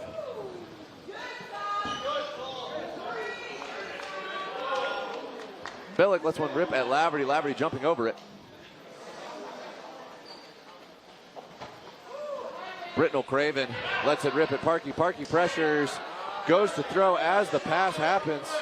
Trying to catch somebody out, but Rob Clark and Britnell Craven will survive. Billick gets hit. 20 seconds left. Storm wanting 2 more to get the elimination win. Britnell Craven calling for a hold. 4 balls. Princeville does get clipped by Pyan in that exchange. Storm with 4 balls to the line. And they will take 2 eliminations with 1 second left on the set clock. That is going to be an elimination win for the London Storm, Jorge. Double shot of the London Storm at the end. They got Pyan and then Parkey to get this second set. Absolutely, going up 4-0 over Hex. Barbeau against Princeville, and there's rush. Ooh. Barbeau is putting the speed on, but Princeville continuing to win the opening rush.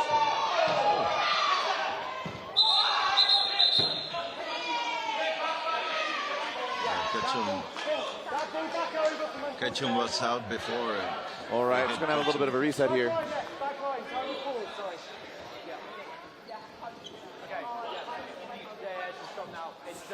Flurry of throws.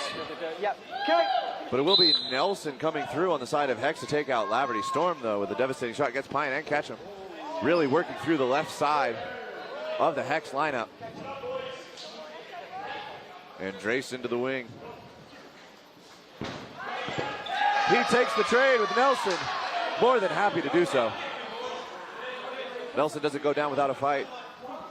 2 eliminations to his name this set. Ooh, Billick and Steve having a little shootout on the far side.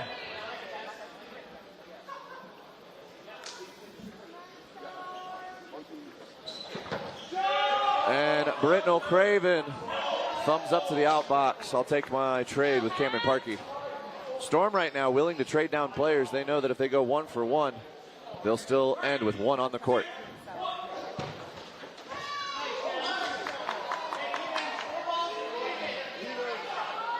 Chaz Billick, though, with some fancy footwork, looking for a catch, dodging side to side, is going to help get this to a 2v2. Shota Barbeau now, and Chaz Billick versus Clark and Princeville. Throw 2 called. Billick lets it rip.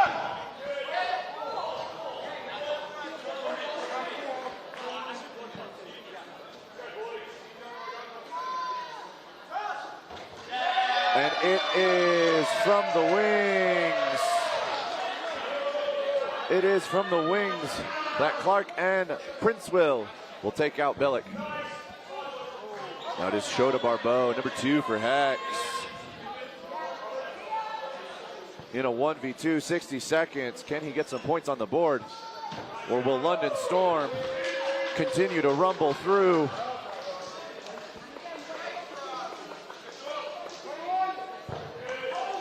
Shota Barbeau with a shot at Clark. Clark gets low and blocks it.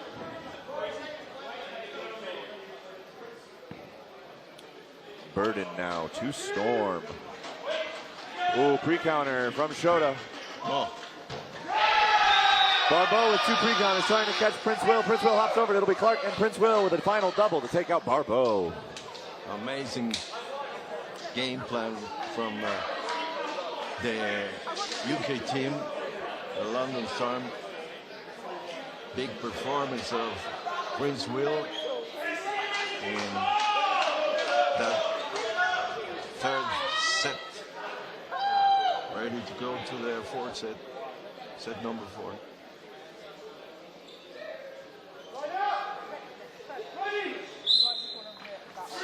Oh. Billick, being the only one rushing on the side of Hex, is kind of left up out and alone. Stephen Dumbe is going to take a free hit there. Ooh, Laverty gets hit. An exchange of throws and blows. We're now 5v5.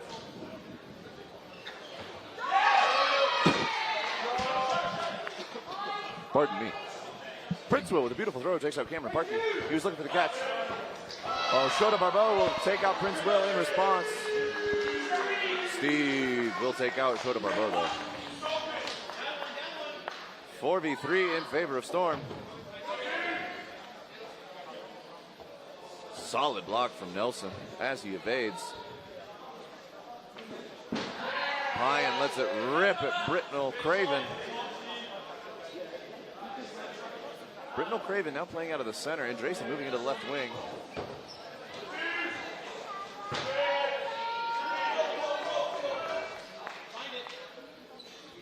An exchange of blows over on the far side of the court. Doesn't see any casualties though. Steve once again at Andrew Ketchum. Ketchum presses, opting not to take a shot from a rush down in the wing. It's Pyan out of the center, and Drayson pushes all the way up into the neutral zone. Pyan set up and ready for a catch. Oh, and Drayson with a gross throw finds the hip of Nelson.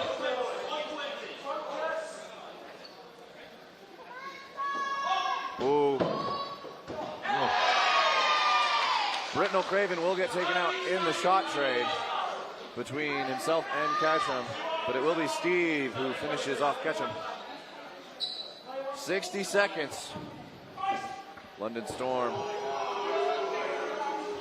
Some ooze here. Might have been just a little shy, but refs are calling valid throw.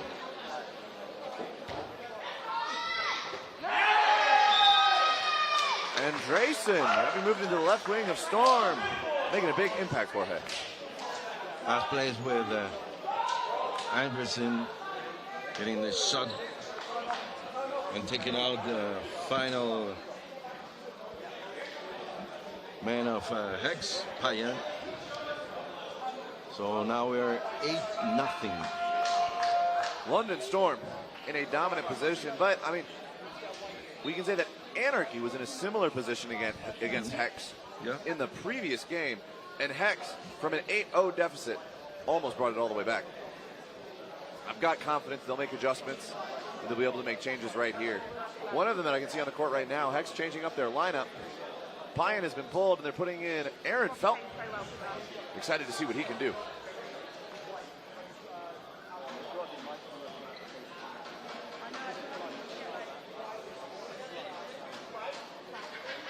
Sorry for the delay, folks. We do love a good game of dodgeball, but there are injuries from time to time. Issue right now, do believe Clark skinned himself a little bit on the court, and there is a bit of blood. Yeah. Just taking the necessary precautions to make sure that the court is clean and safe for all athletes present. Let's go, boys.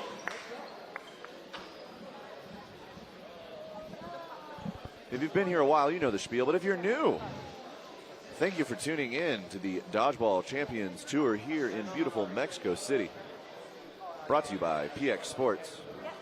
We've brought together 8 of the best club cloth dodgeball teams in the world for a 2-day, no-holds-bar dodgeball brawl-out tournament with a chance at a cash prize, $10,000, and bragging rights as the winners of the inaugural Dodgeball Champions Tour.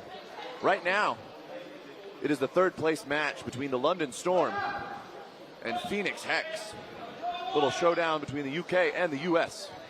Well, looks like the court is clean. We're going to get back into the action. Uncontested opening rush from Hex. Prince will get there first. Laverty looking aggressive, but doesn't see any opportunities. It's going to be a set play from the Englishman, where they will find Chaz Billick, number 11 of Hex. Barbeau fires back at Stephen Dumbe, but does not connect. It is going to be Fowler, number 10, for the London Storm.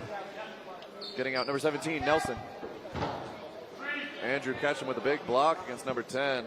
There's been a transition. Andrew Ketchum was in the left wing for Hex. He's now in the right wing, and Shota Barbeau has been moved over to the left wing. It's going to be ground. Aaron Felton safe, however, Shota Barbeau does get taken out in the crossfire. Good cover from the back line of Hex, does find Laverty. And with a nice set play, Steve Ndumbe makes his way to the outbox.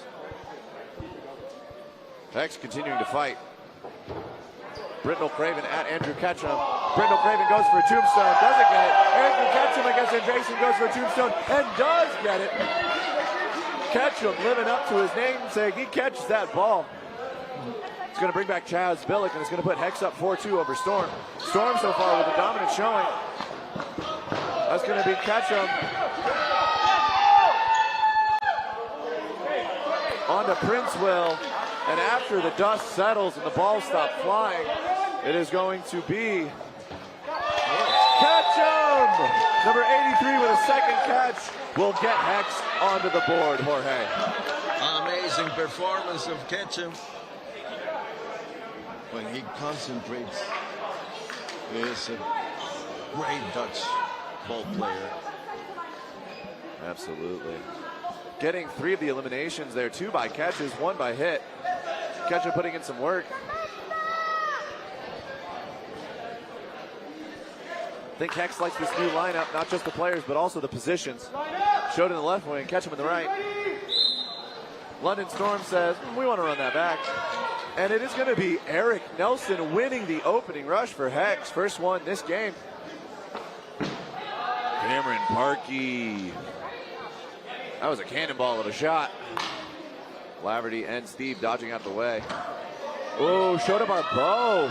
He likes the Steve Ndumbe matchup. Catches him on the ankles. Steve running to the outbox. He wants to make sure if there's a catch on his team, he gets to come in. And Drayson will pre-counter Ketchum. Ketchum fires back, takes out Britnell Craven. Hex showing a little bit more patience. That's going to be ground in front of Clark.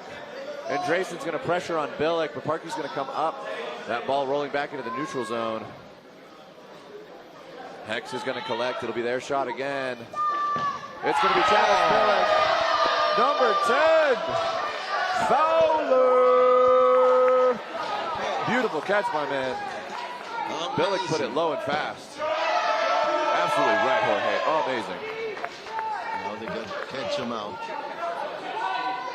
All right, Storm looking like they're rolling it back. Parkey gets up in the air. It's going to be both a shot from Barbeau and a shot from Parkey, ensuring Laverty is off the court.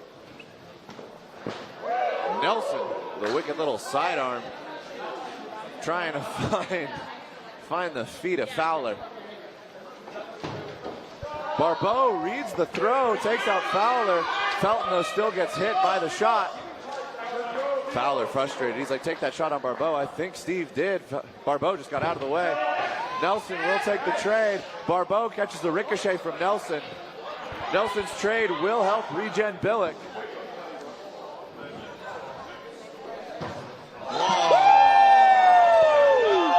Steve Ndumbe put some spice on that. And Shota Barbeau still brings it in. It is going to be Ketchum and Parkey versus Britnell Craven. After an absolutely electric series of events, including an attempted flank kill by Barbeau. Oh. Number 18, Jorge Cameron Parkey, with excellent coverage from the neutral zone on Ketchum. Appropriate pressure. Britnell Craven trying to go for an acrobatic jumping catch. Almost brings it in, but can't quite hold on to it. That was a great set for the Phoenix Hex. 8-4. Now for the USA team. Absolutely. Eric Jones stepping on the court. And Eric Nelson will once again win the opening rush for Hex.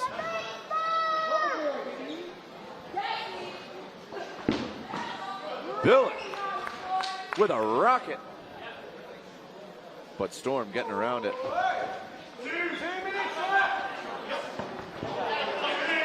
Cameron Parkey, pump fake after pump fake after pump fake, eventually catches Britnell Craven in the air.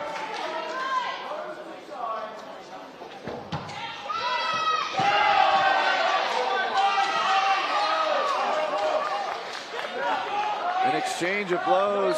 Cameron Parkey pushing hard from the right wing, though gets hit before he can release. Nelson.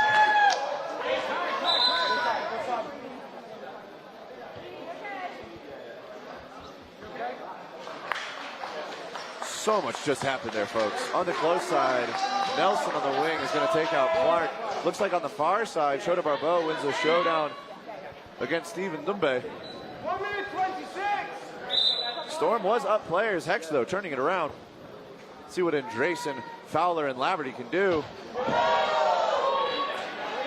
They do not like number 2. Shota Barbeau, they throw a double at him. It's going to be a trade between Laverty and Billick.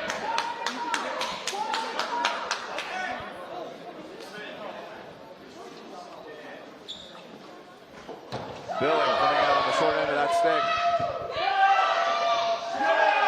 Laverty catches the side of Barbeau.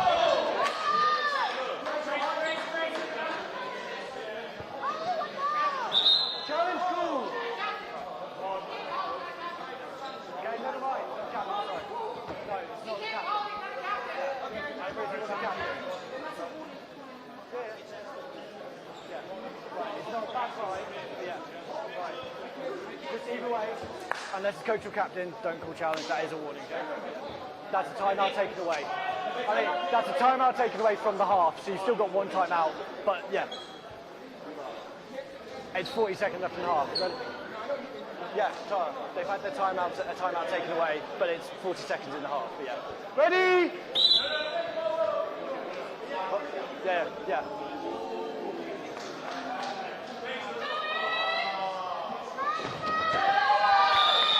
Nelson will get Fowler, but Andresen and Laverty will follow up, ensuring another set for the London Storm.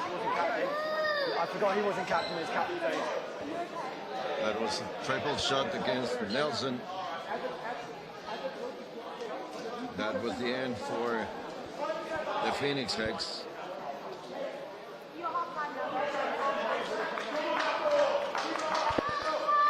We're watching Fowler again doing these kind of shots. Absolutely. And I think it's not just Fowler's presence in the center. Final 90-second set for the half. Storm up 10-4 over Hex. Oh, Cameron Parkey will get Laverty.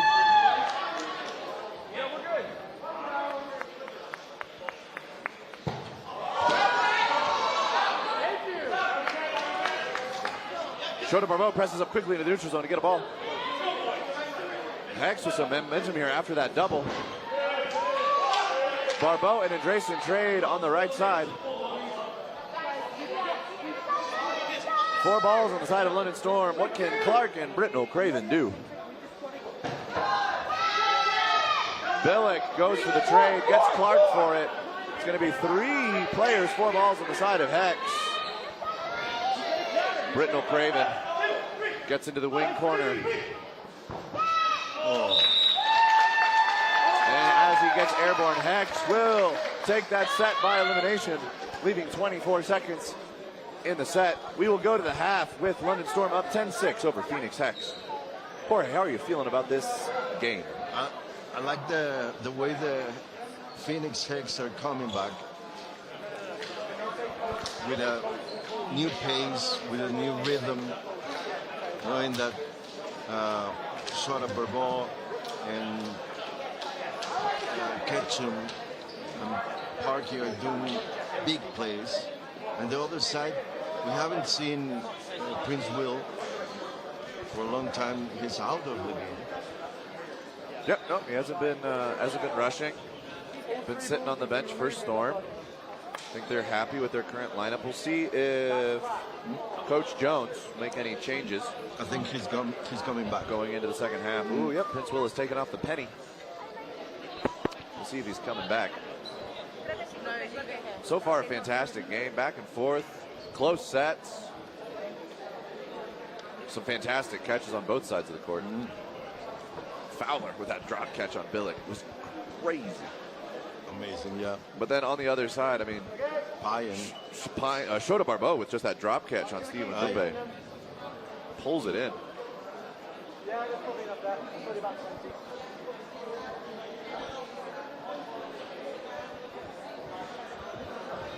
¿Veis cómo están llenando esto de gritos, de energía, de intensidad? Coach Jones with some harsh criticisms for Storm. De los dos equipos que se están She expects peleando more. el tercer puesto. London, estamos ahora todos con London porque de repente están muy arriba y se está notando en el resultado y en la entrenadora Jones también se está notando.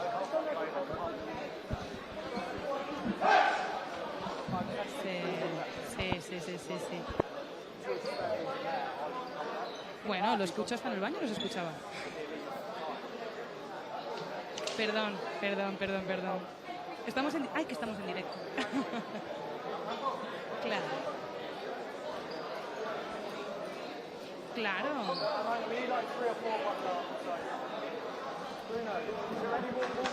Claro, a mí me encantaría tener un entrenador así. Yo lo digo como algo bueno y como un aliciente para que este equipo siga para adelante y llegue a la gran final.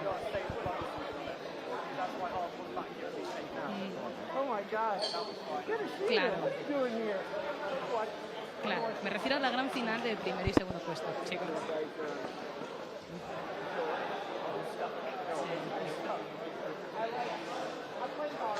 Gracias a vosotros.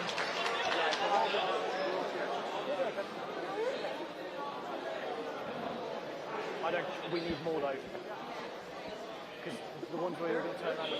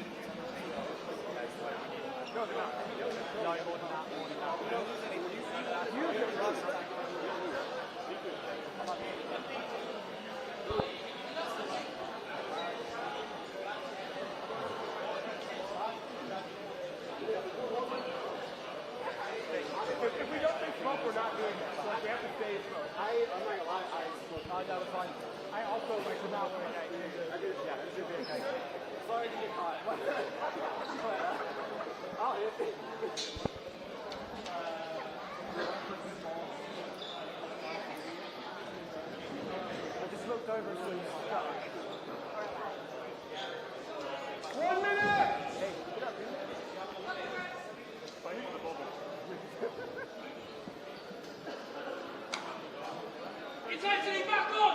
Stop! 3, 1, 2, 3, stop! Let's go, lads! Let's go!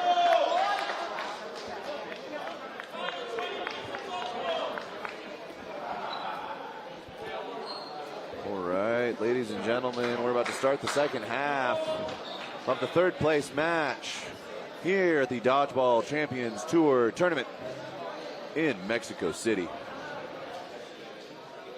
London Storm currently up 10-6 over Phoenix Hex. Hex is in a position, they got to make something happen. Got to get a momentum swing here. But I do know I just heard Coach Jones with some harsh criticisms and some fiery encouragement for the Englishman. Team's ready! Prince Will is back on the court. Eric Nelson beating Prince Will on the opening rush. First offensive will be on Hex. It will be Aaron Felton, number 4, out of the center for Hex.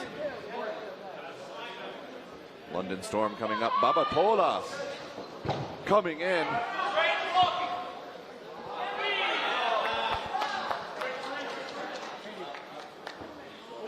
London Storm coming up.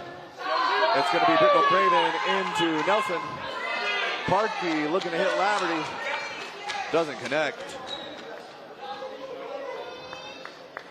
London Storm to the line. Big throw from Laverty. Huge block from Barbeau. Rockets the ball back across the court. 3 balls gives Burton to Storm. Oh, Britnell Craven's pump is going to put Eric Jones in the air. Andreson's going to hit Jones, and Jones is going to ricochet it into Parkey. That's going to be a double for Andreson. Double from Fowler and Britnell Craven. It's going to take out Chaz Billick. Clearly whatever Coach Jones said in that huddle has really got this team fired up. Babatola dodges the double from Felton and Barbeau. Storm with 3 on the offensive. Felton with the pre-counter gets Laverty, but the ensuing double does mean he'll be removed from the court. London Storm finds himself in a very favorable position, 5v1. In front of Shota Barbeau is a mountain to climb. Let's see what he can do in the next minute and 15 seconds. He will pre-counter Andreson, and then there'll be an ensuing triple from the Storm players to end that set by elimination. Triple set against Shota Barbeau. I mean, I wouldn't give any less. He's agile, he's got sticky hands.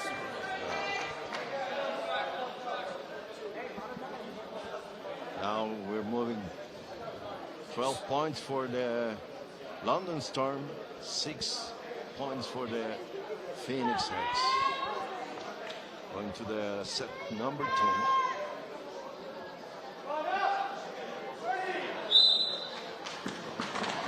Prince Will winning the opening rush that time. Andrew Ketchum has returned to the court. Aaron Felton moved to the bench. Andreson puts it into the chest of Eric Jones. Ketchum slings one towards Andreson. Andreson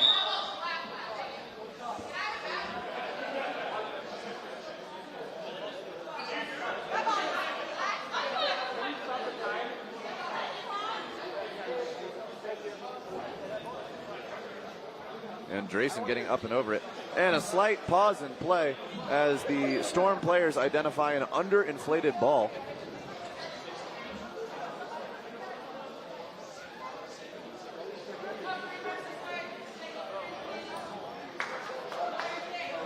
Regulation cloth dodgeballs do have a minimum PSI and a maximum PSI they need to be inflated to. Too soft, you can grip it and do some weird things, and it becomes really easy to catch. Too hard, it can be hard to hold, hard to throw, but also presents a much higher risk to the players.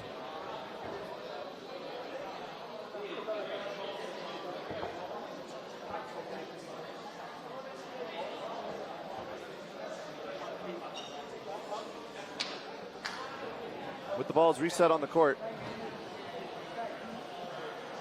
Burden will be on Storm to throw a ball. Ready! Storm, Babatola, Laverty, Britnell Craven, Billick with a huge dodge. Babatola throws at him. Shota Barbeau Puts it into Babatola. Babatola juggles it, trying to go for a catch. Ends up knocking it into Laverty.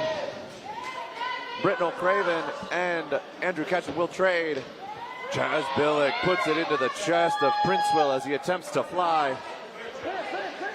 Cameron Parkey just holding down Andresen on the right wing.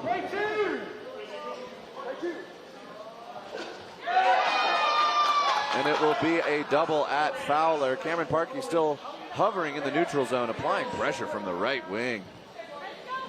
Looking to see if he can find something. Andresen and Fowler. Andresen almost finds the toes. Fowler does. Barbeau, though, responds, removing Fowler from the court. Andresen finding himself in a 1v3. Hex in a favorable position, hoping to put more points onto the board. And it is going to be number 17, Eric Nelson from the right wing. That gets through Andresen's blocking ball and ends that set, getting Jorge 2 more points for Hex. Yeah. Getting close, the USA team. If there's an issue with this one, if this is behind, that's okay. Just tell me if there's an issue here. Let's see this new rush. Let's see, we're watching Barbeau on the final shot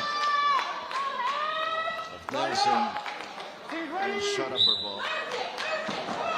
Nelson wins. And that is Eric Nelson once again winning the opening rush against Princeville.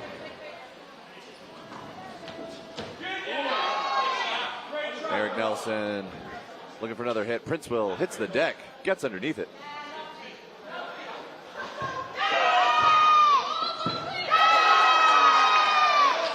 Series of throws and counters. Babatola with an excellent throw on Shota Barbeau. Barbeau with an excellent throw on Fowler. And that will be a hit on Babatola by Chaz Billick, number 11. Let's see how Storm responds. Oh, Britton O'Craven hunting for number 5, Eric Jones, in the center of the Hex defense. Britton O'Craven with a hit on Eric Jones. Excellent work, number 27. Andresen. Full time. That's flat.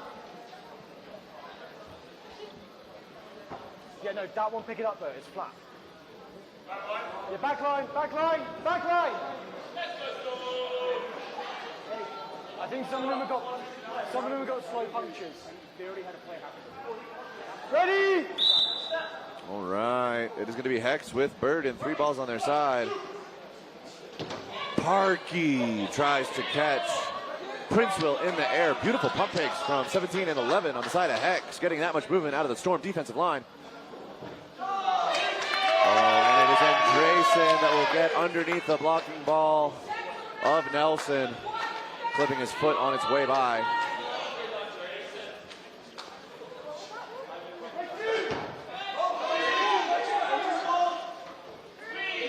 There we go.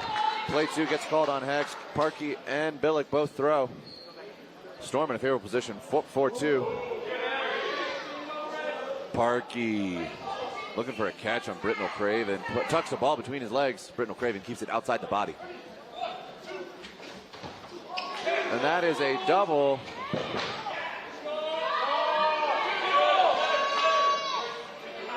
That removes Princeville. Princeville, yeah.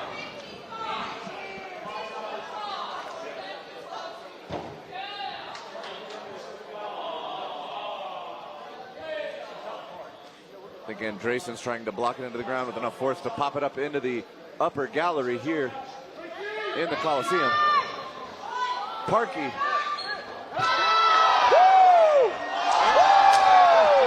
Cameron Parkey with a block, a dodge, an aerial dodge, and a hit. Gets himself into a 1v1 against Andresen. He's like, I want a game.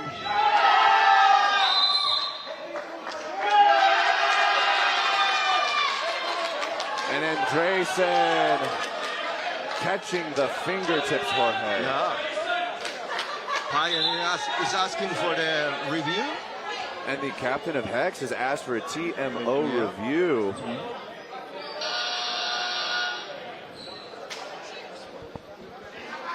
Let's see if we can watch that. Let's, absolutely, Jorge.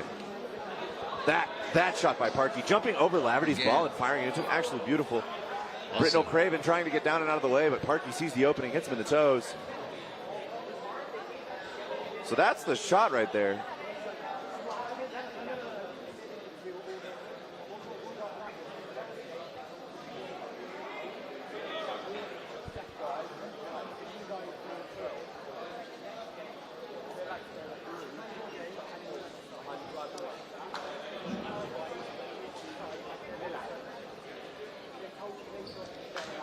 The ref's talking with Payan Jones of the Phoenix X.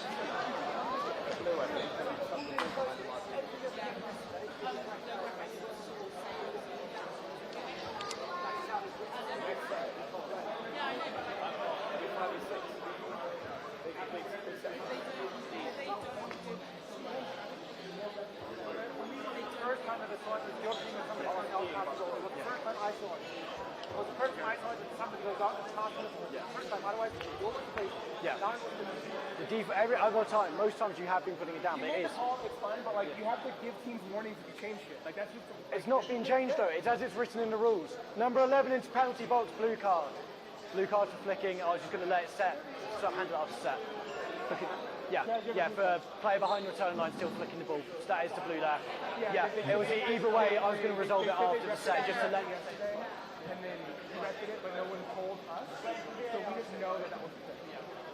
All right, so Jazz Billick will be given a blue card here into the penalty box for passing a ball back to a teammate. In cloth dodgeball, when you get hit out and you are holding a ball, you have to place it straight down onto the floor.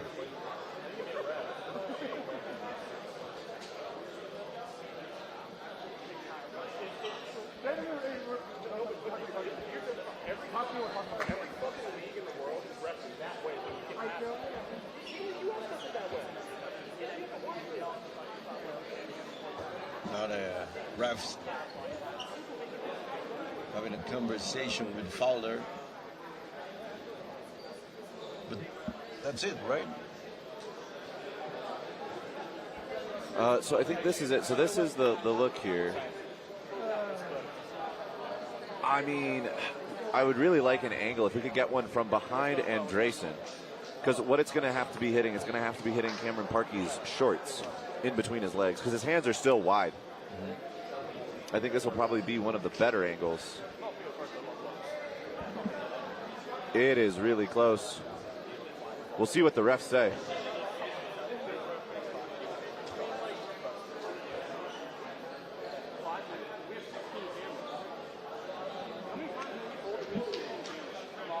If not a hit, we'll get another wonderful 1v1.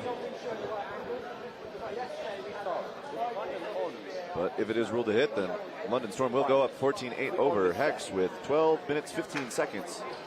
With 12 minutes 10 seconds left in the game. Big guy. Beyond the set.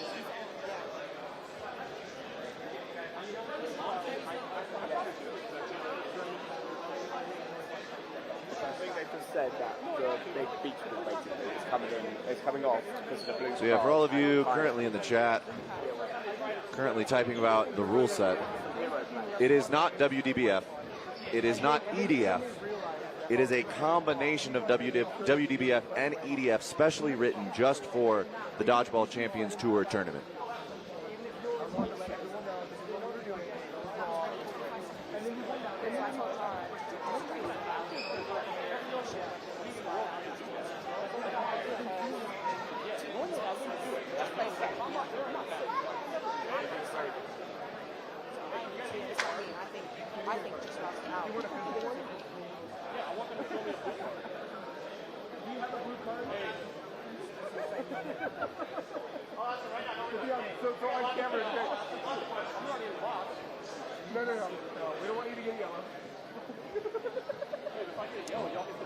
We'll see what the refs say.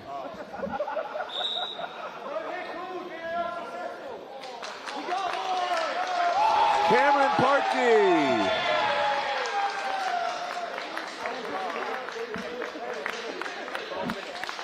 Cameron Parkey is vindicated in his attitude. That was not a hit.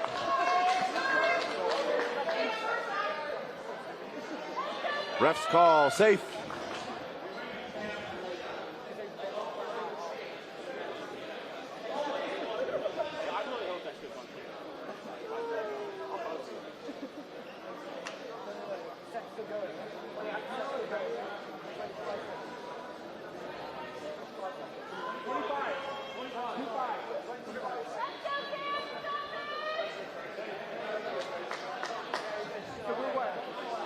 All right, we are going to get ourselves a 1v1. London Storm 12, Phoenix Hex 8, 25 seconds left on the set clock. Cameron Parkey fires one, and Drayson blocks it back. And Drayson dances towards Parkey, dances back to the far wing. And Drayson, happy to run the time. He'll take a tie. We're good, Cam. He doesn't need to rush at all.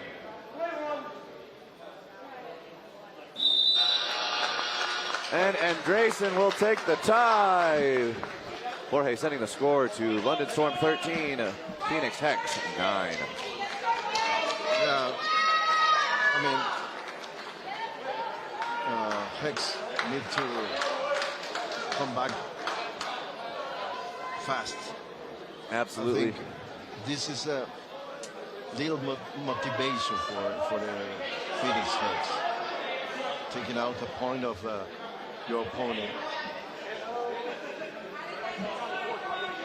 Absolutely. We'll see what they can do.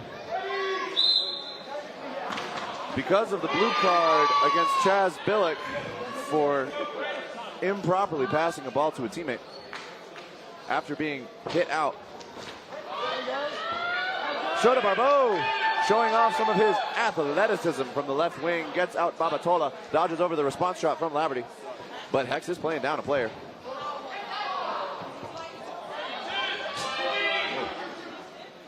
Pre-counter from the left corner is going to result in Pine getting a hit on Andresen.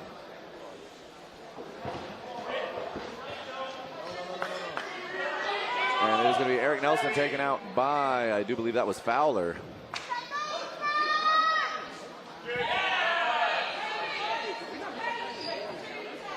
Coach Jones calling for patience from the boys of London Storm. Oh. Fowler rockets one into and off of the chest of number 18, Cameron Parkey. Andrew Ketchum with a pre-counter. Dodges a shot from Britton Craven and a response shot from number 10, Fowler.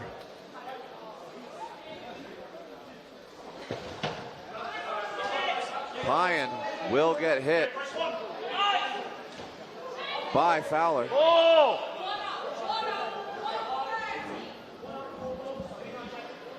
Britton Craven, Prince Will, and Laverty to the line. Catching him, the only one with the ball. Shota Barbeau.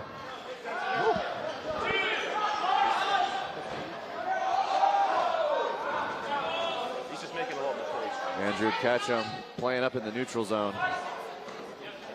Lets one rip at Princewell. Princewell gets up and over it. Sends a little communication over to Shota Barbeau in the left wing. 60 seconds left in the set. Laverty.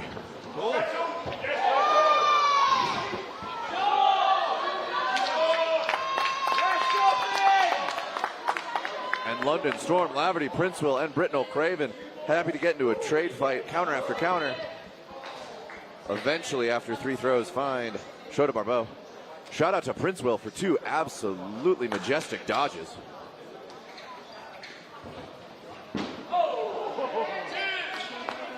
Andrew Ketchum going for an all-hands catch about 2 feet above his head.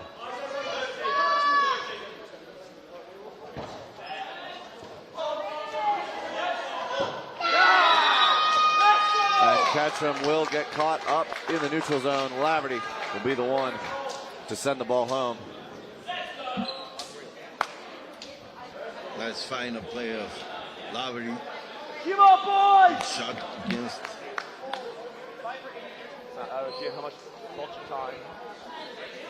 the player of 3 sets to catch up 8 minutes. Phoenix, Ketchum.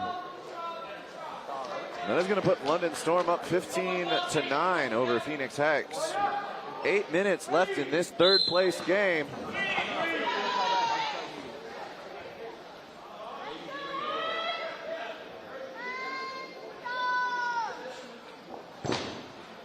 Beautiful read from Shota Barbeau. Takes out Babatola. The defensive line of Hex surviving the throw.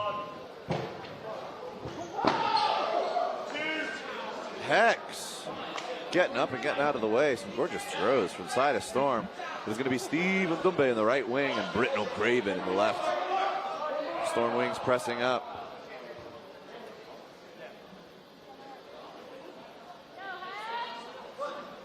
Hex to throw. Oh!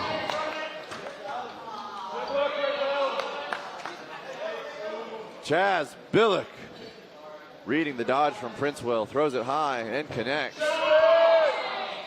Britton O'Craven. Britton O'Craven hits Eric Nelson. It bounces. Cameron Parkey charges forward. It's going to be Storm now to throw three balls on their side. They have Burden. Fowler just getting a block on that ball.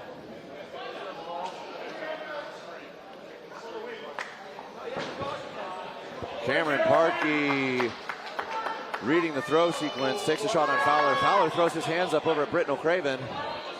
Take that counter. You're my wing, you got to cover when the other opponent wing counters into me. Storm though, staying patient, minute 22nd left in the set, 6 minutes left in the game. Shota Barbeau finds Steve Ndumbe. Excellent pump fakes from the side of Storm. Let's Andresen find Eric Jones. Shota Barbeau and Andresen's balls will collide, but it's Cameron Parkey's follow-up that will find his feet. Shota Barbeau and Cameron Parkey versus Britton O'Craven of London Storm.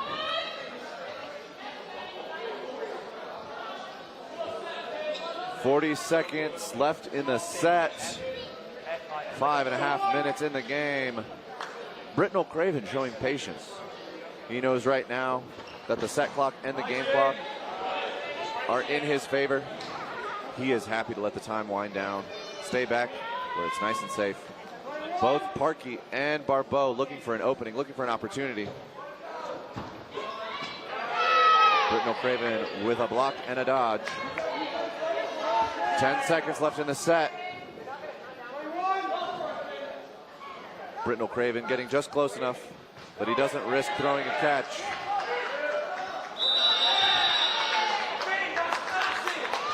Parkey trying to find Britton O'Craven sleeping on the back line in the final seconds.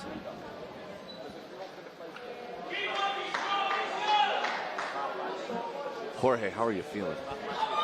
Well, that was a good set for They now need 3 wins. the American team. 4 minutes, not enough time.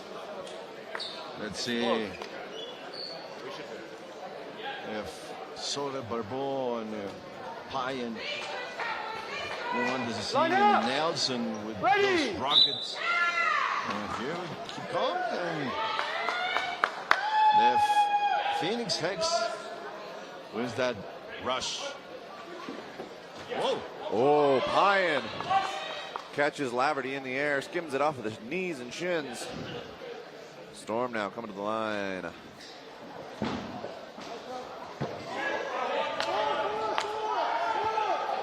Barbeau. Excellent read from the left wing. Hits Fowler. Dodges out of the way. Stephen Ndumbe taking an appropriate counter, but Barbeau gets out of the way. It'll be Britton O'Craven and Andresen that are taken out in the ensuing 4-ball play from Hex. Hex is making a push to make this a game. Steve Ndumbe with a line violation. It will be Princewell for the London Storm. It'll 1v6 against Hex. Shota Barbeau already pushing up. Oh. Eric Nelson.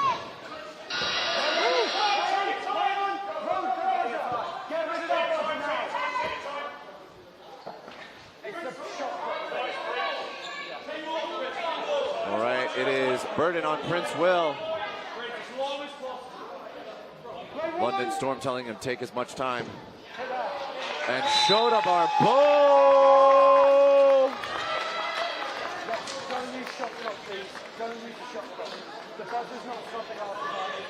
Nice throw with shoulder ball. Taking up Prince Will. That'll be 2 points to Hex.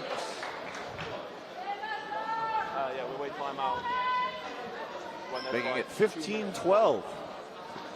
Jorge. Unless they can. Do I see a 2-set game in front of me? 2 minutes 29. I think we're going to get that. Yep.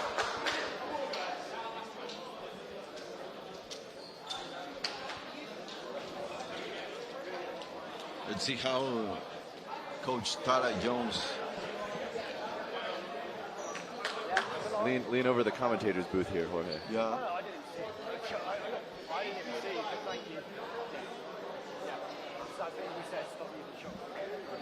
Here's the UK team.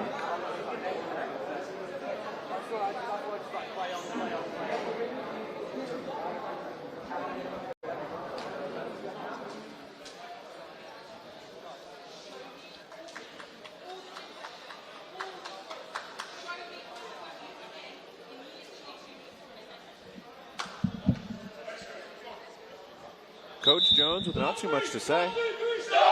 Few words of encouragement, just letting him know if we play the time, we should pull this out. Show me. That's what Coach Tara Jones said. Show me how you play. Show me how we can make some big plays. All right, Jorge, 2 minutes, 24 seconds left in the game. Hex is going to want to end this before time. Storm. I mean, they would love to end this by elimination, but they are also more than happy. Oh. Prince Will once again wins the opening rush. Shota Barbeau, time and time again, is reading the throw from London Storm and eating their center.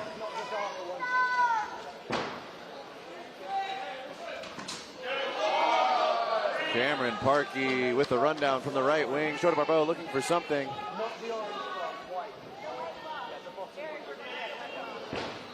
Throw once again from Andresen in the left wing. Pressure from the wings of Hex. It is Ketchum. Number 83 is going to find an easy. Steve Ndumbe getting past his blocking ball. Fowler's going to shift over to the right wing. It is going to be Andresen, Prince Will, and Fowler to the line. It's going to be Fowler, who finds Shota Barbeau's feet. Pyan will immediately shift into the left wing for Hex. Billick. Let's go, Prince. With a screaming throw at Prince Will.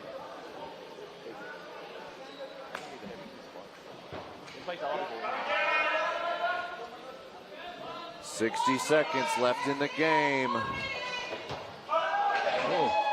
Whoa! We got a ball hitting the lights over here.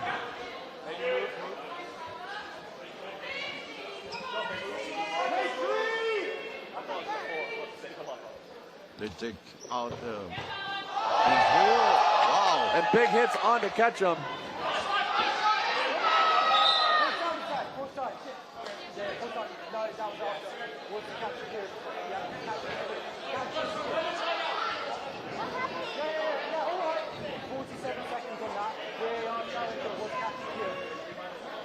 Tara's just yelled challenge.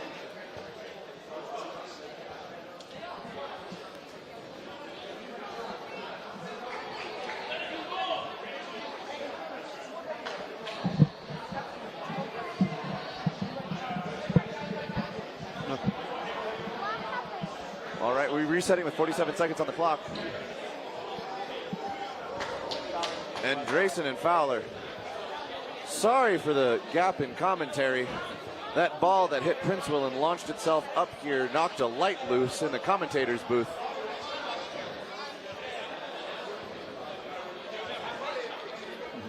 So we were just taking care of that. Yeah. It's not one of those small ones either. It's one of those big ones. Put up in... Oh, thank you, Jorge.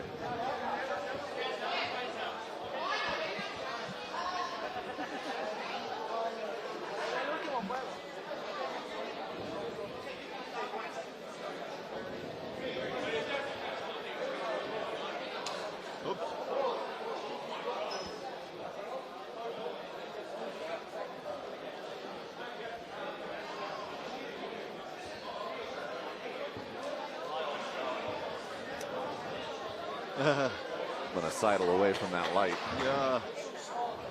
Starting to spark a little bit.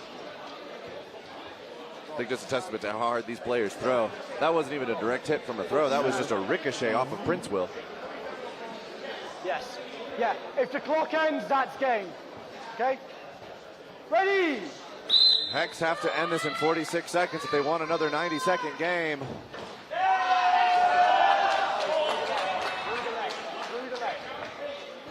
And Fowler with a sliding dodge. It's going to be 30 seconds left to go. London Storm just needs to stay alive. Shota Barbeau going to get taken out. Fowler putting in work from the right wing of London Storm. It's going to be 4 balls. Play 2 gets called.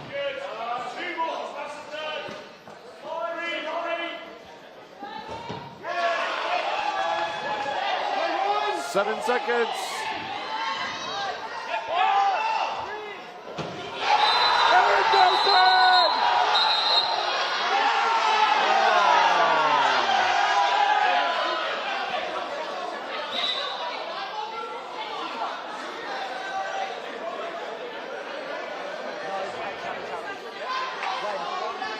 To have a challenge. We've got to have a TMO on this one because this is huge. Eric Nelson, number 17, with an amazing flight kill, launching. The refs are saying there was a line violation.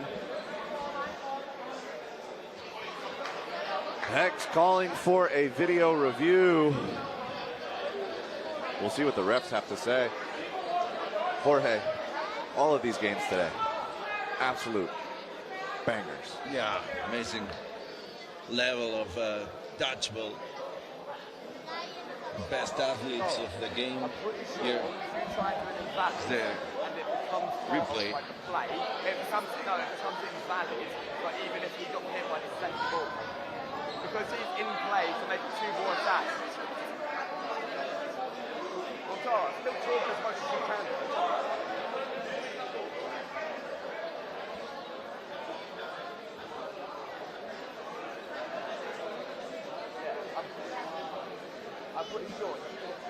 See what the refs say. It's close.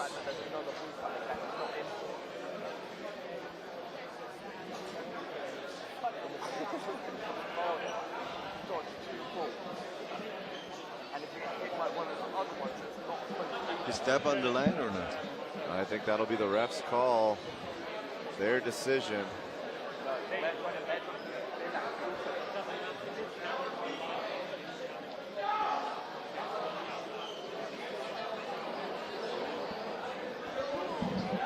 For me, I think the refs are going to call a line violation. Now the next question is, did Billick's ball also hit Fowler? I think no. Look at it. And we'll check here.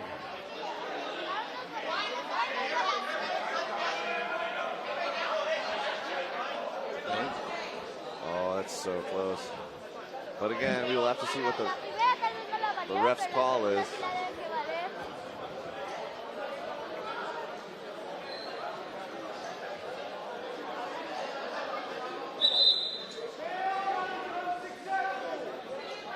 That's not what you appealed, and that was after whistle anyway. That was after I blew the whistle, so no. The suicide attempt was a line fault before hit. That's no. No.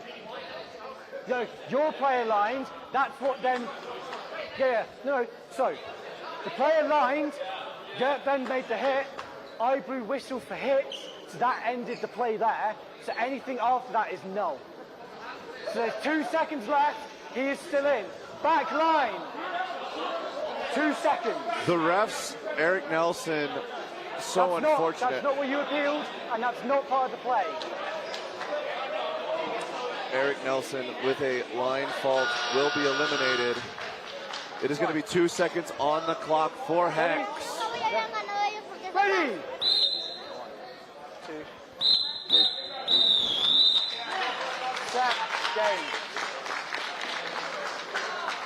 Yeah. And that will bring us to the end of the 3rd place match. Final score is going to be 15 London Storm 15, London Storm. 13 for Hex. Congratulations to the Englishmen for their third place finish. It was hard fought and well earned. You got 26 minutes till the game. That's the whistle start. Well, we can see Ketchum hugging some of the stunt players.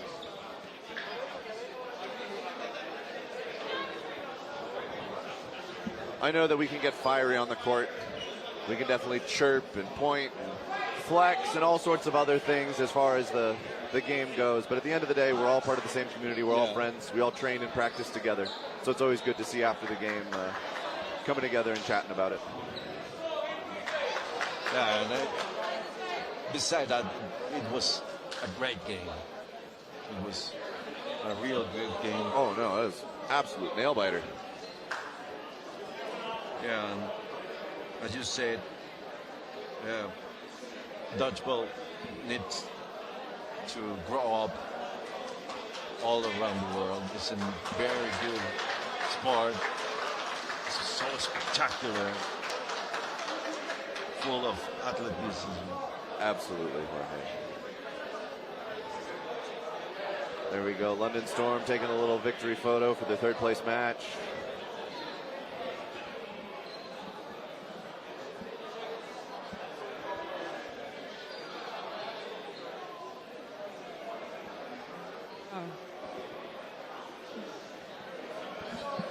Va a estar fuerte, va a estar fuerte. ¿Qué creéis vosotros que va a pasar? Eso sí, estamos seguros. Eso claro que sí. ¿No tienes preferencia por algún equipo?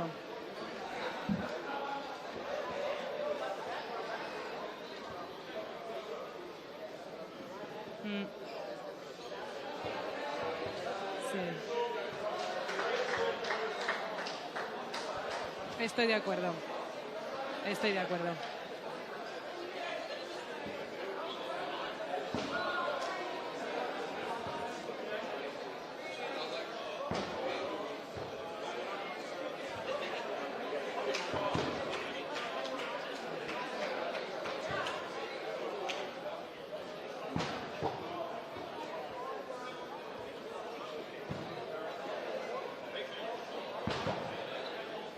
¿De dónde te vas a despedir? Me voy contigo, me voy contigo.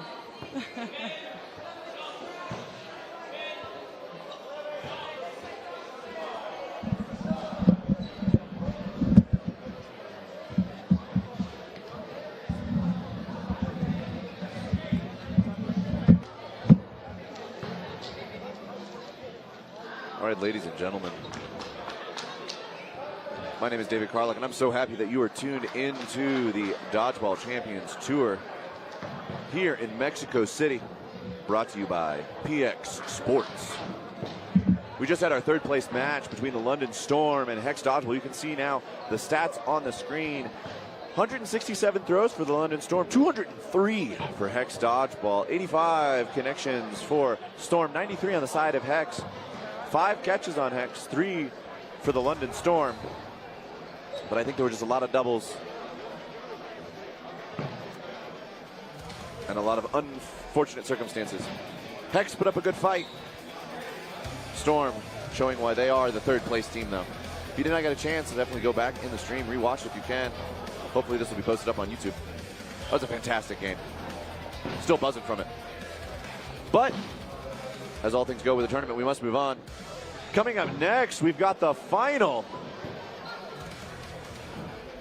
between Boston Anarchy and the Leamington Spartans. Why is my audio on the overhead?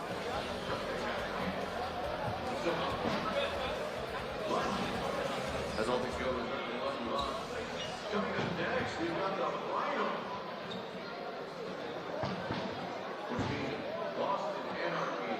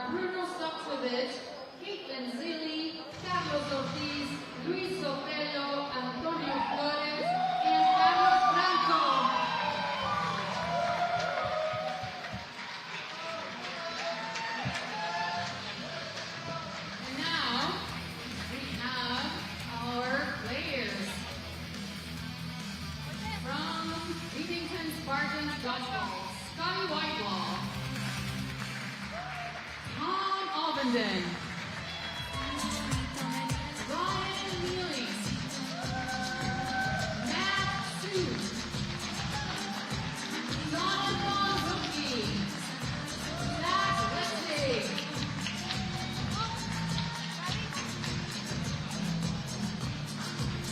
Okay, from Boston Anarchy Dodgeball, we have Josh McElroy.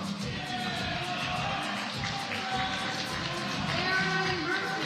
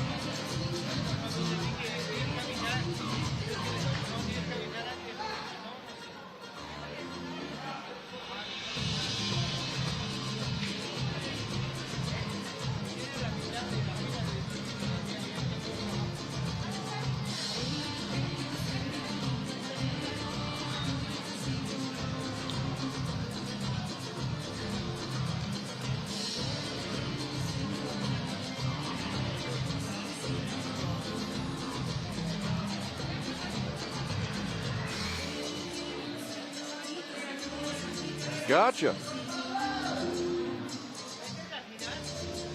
Gotcha. Ladies and gentlemen, thank you for tuning in to the Dodgeball Champions Tour here in Mexico City, brought to you by PX Sports. We appreciate you tuning in, and I hope you're excited for an absolutely explosive final. We're going to have Boston Anarchy versus the Leamington Spartans. This weekend so far has been game after game of tight sets, 1v1s, flight kills, and amazing plays. So I am looking forward to seeing what the final has in store for us. Leamington Spartans with a strong lineup. Whitelaw has been having a fantastic weekend so far. Sued all over the court from centers to wings. He's been a critical playmaker for the Spartans. As well as Neely, always seeming to find himself in the right position, whether it's on the back line or in the neutral zone, to capitalize on mistakes of the opponent team. On the other side of the court, though, with Boston Anarchy, the Hill brothers, Adam Hill and Johnny Hill, have proved to be two very lethal weapons in the Anarchy arsenal. Of course, Brandon Kelly in the left wing has been coming up with critical catch after critical catch, keeping Anarchy in many sets where they may be down. I expect both of these teams to leave it out all on the court and give us a fantastic game.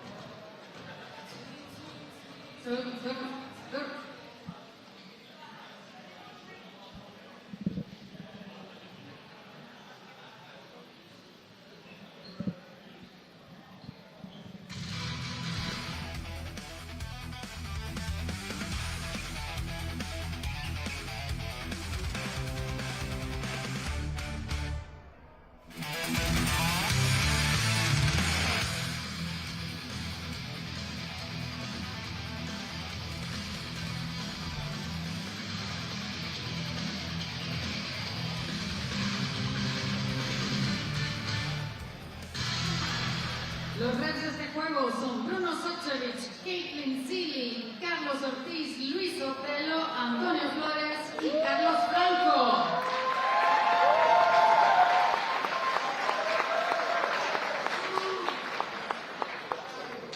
Ahora, los jugadores. Comenzamos con, para Boston Anarchy, Josh McElroy.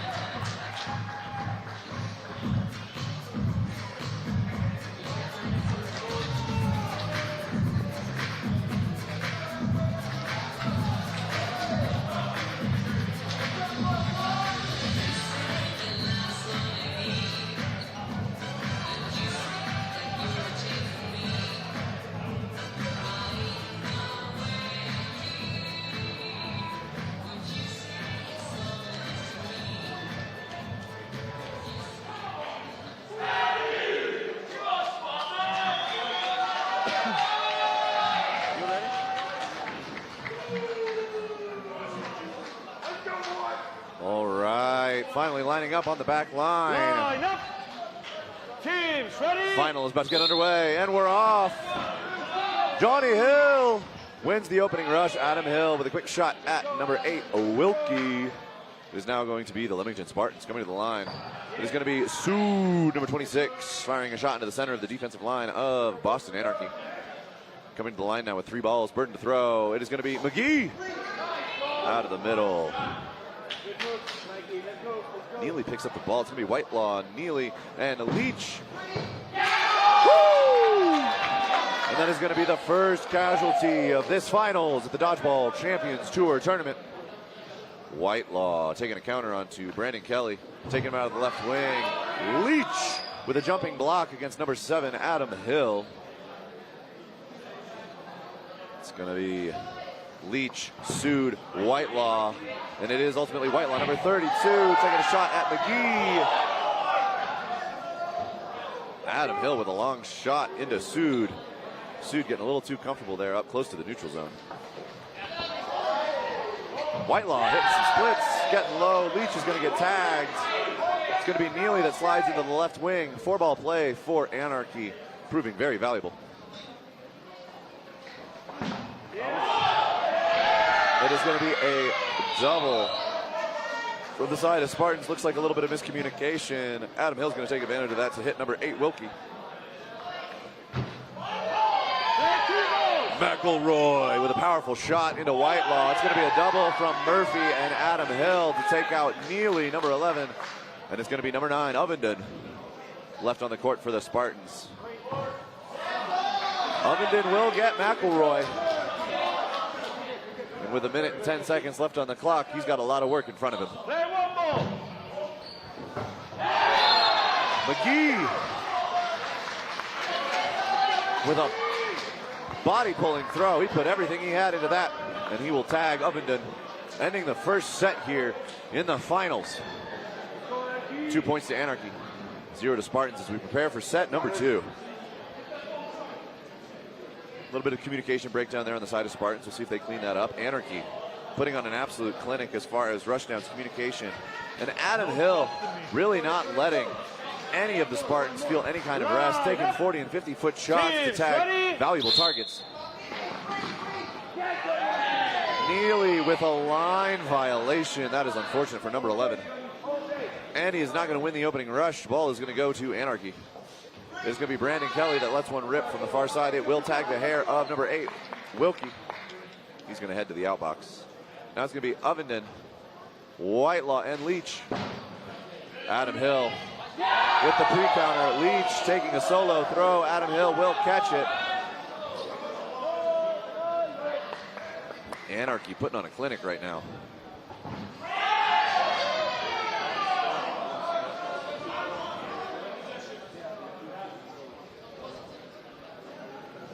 Sood, not happy he didn't get the trade. And that's number 18, Johnny Hill. On the side of Anarchy, finding the toes of Ovenden. Whitelaw has got a mountain to climb in 2 minutes. Anarchy playing a clean game right now.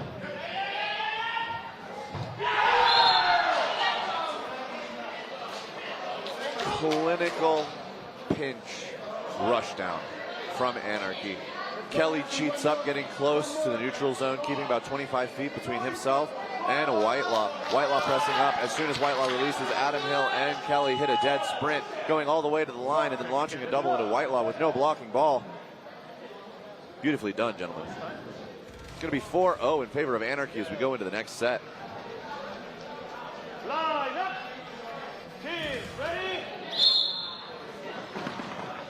Let's see if Spartans can turn it around, but Johnny Hill will win the opening rush for the Boston Anarchy.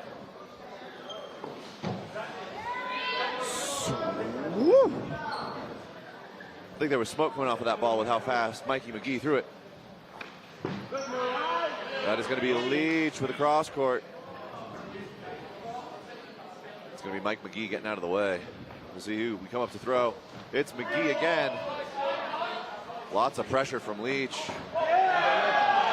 Invalid throw from Neely. He shakes his head. I think there was, again, a little bit of miscommunication on the side of the Spartans.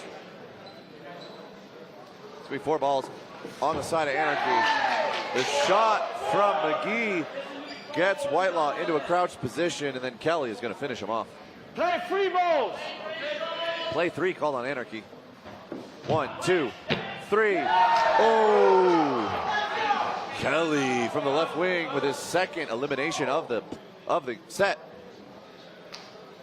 Wilkie almost caught that one. It is going to be a double from the wings into the right wing of Anarchy. Adam Hill getting taken out. Absolute cannon from number 55, Leach. 90 seconds left in the set. Anarchy looking to close this one out. Kelly finds his 3rd. Number 70 for Boston Anarchy is putting in work. Gets under that throw from Sood. Sood and Leach looking at a 5-man squad of Anarchy. And that is going to be Leach with a block against McGee. Murphy's moved into the right wing. Sood with a shot at Kelly. Murphy with a beautiful shot finds the feet of Leach. Sood with 1 shot, 2 shots. Interrupts the offensive line. Johnny Hill has to block. Murphy takes a shot. Sood once again throws at Kelly. Kelly blocks it back. Sood now with 3. Gonna tap it back. 35 seconds. That's 1 into Kelly. Kelly blocks it into the bleachers. Birding will be on Anarchy to throw. Murphy, McGee, Kelly. Sood hits Murphy. And Kelly hits Sood. Timeout! Timeout, Spartans. And Spartans will take a timeout. I think this is a good time. Anarchy has just taken 3 sets in a row. It is 6-0 in favor of the boys from Boston.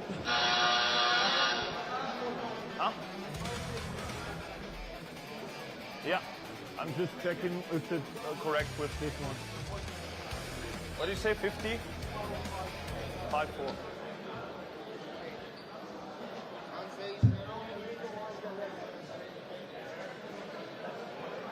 It just needs 5-4 here. Huh?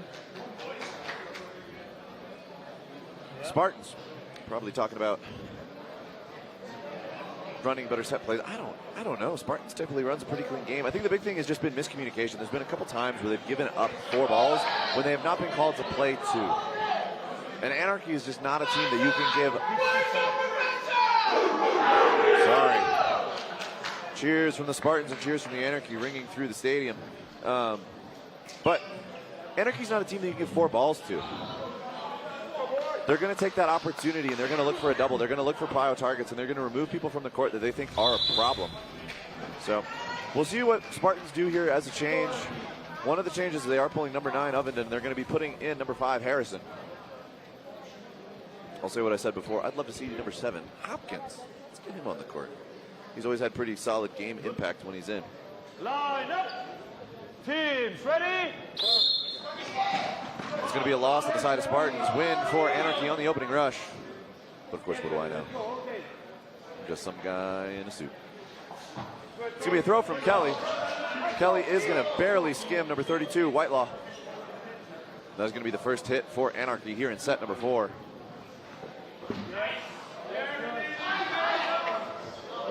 There we go. Adam Hill looking for his 3rd 45-plus foot shot of the game. Shot out of the middle from Harrison. And Johnny Hill, number 18, is going to hop over it. It is going to be Adam Hill, Murphy, and number 70, Brandon Kelly to the line. It's going to be Murphy who throws. Big pump fake from Leach as he presses down. Neely pressing on the right wing. That is going to be a hit onto the elbow of number 70, Brandon Kelly. Neely. Smelling blood in the water. Let's see what the wings can do for the Spartans. Adam Hill drills it into Sood. The ricochet almost connecting with Neely as well. Lucky for the Spartans, it's only a single. That's going to be a catch from Johnny Hill, number 18. Beautiful read on that throw. Wilkie with some power, but Hill just wraps around it.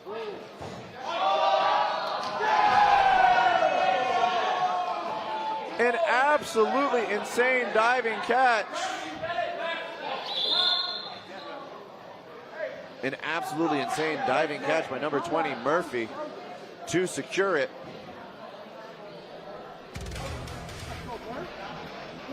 Number 10, McElroy, is still going to have to go out. You probably didn't see a catch. Because I was also looking at that. Did you see the catch? Oh, so catch. From which player?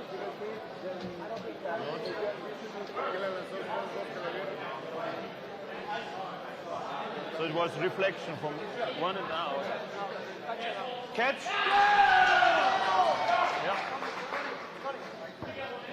This one. All right, that is going to be a catch on the side of Anarchy. Diving catch from Murphy. Beautifully done to remove another member of Spartans. It's going to be Harrison and Neely left on the side of the Spartans. Neely! Number 11. Hitting a diving throw. Practically did a front flip there to dodge around the throw from number 70, Kelly, and connect with him. It's going to be a double into Adam Hill. He's going to evade one and block the other. There's a minute and 10 seconds left in set number 4. Well, that's up in the bleachers. And it's going to be 2. Neely over 1. Harrison to the side. Harrison goes for a shot on Adam Hill. He's going to crouch down and bring it in. Beautiful catch by number 7. That's going to be number 10, McElroy, back. And it will be high from McElroy. A disarm on Neely. And another 2 points to Anarchy with that.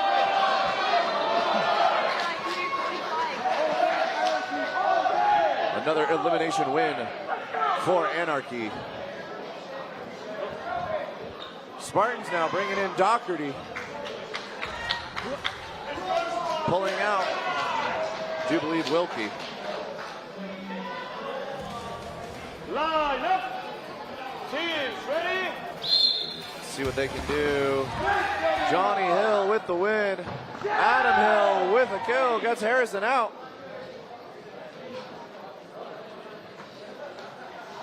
Adam Hill with another one. Going to remove number 55 each. Sood is going to give Adam Hill, number 7, a taste of his own medicine. Don't you turn your back on me. Launches it cross court, finds the hit. It is going to be one from number 18, Hill. Number 20, Murphy, is going to fire afterwards, finding the foot of Whitelaw. Anarchy up 5 players to 3. Mike McGee in the right wing getting under that shot from Sood. Anarchy coming to the line. There's going to be a shot from Murphy. Sood is pressing. Neely throws. Anarchy pressing up with 3 balls. It is going to be Brandon Kelly with a throw that Neely gets over, but a tombstone catch by Brandon Kelly.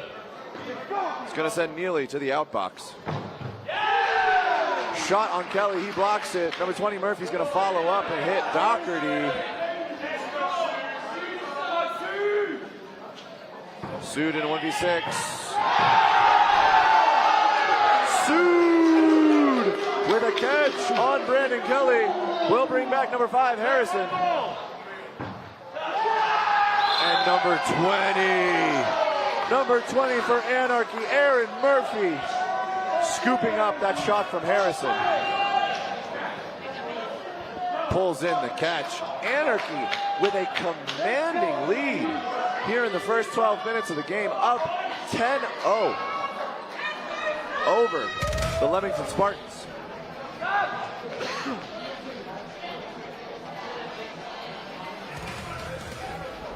Line up. Let's go. Teams ready. Well, it's a slap fight in the middle, but it will be number 18, Johnny Hill, who wins it. offense on the side of Anarchy. They're going to let one go in. Number 7, Sam Hopkins. Let's see if he can change the momentum here. And with a single throw, he's going to take out Brandon Kelly.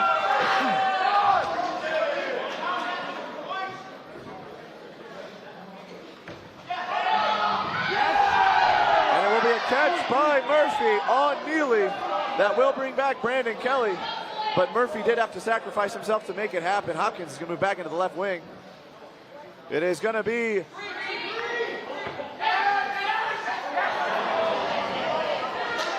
Hopkins making McGee dance. Sorry, I was going to see if he was going to release. I was convinced each one of those pump fakes was a throw. All right, Anarchy with 3 balls. McGee with a rocket. Leach with a shot back. McGee's going to hit a split and a little roll. All right, it's going to be offense to Anarchy. Adam Hill, McElroy, Kelly. It's going to be McElroy into the middle, open shoulder. Sends it wide. Doherty's moved into the right wing against Brandon Kelly. It is McElroy with a shot onto the shins of Leach. Perhaps Leach was a little too far up, left himself a little exposed. Sood on the left wing now. Oh, Doherty almost connects with McElroy, just goes over and in front of him. It's going to be 3 balls on the side of Anarchy. We got ourselves a 4v4. Catch by Adam Hill on number 26, Sood. Doherty hit in the exchanging fire. Anarchy bringing this back with some solid catches and hits. It's played 3 balls, 5 players to 2. Hopkins is going to get hit with a double.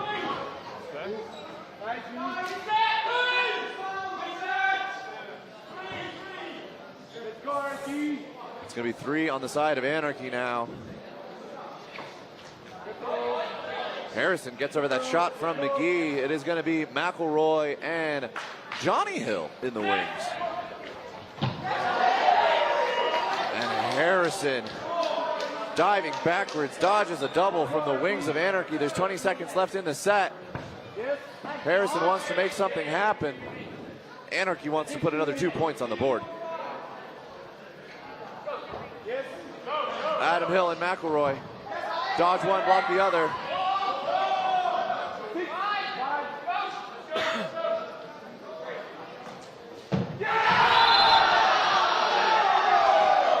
And it will be number 35, Mike McGee. Just about it. With a flight kill. Just so soaring through the air, he finds the foot. And that will be the end of set number 6. Here in Mexico City at the Dodgeball Champions Tour Tournament.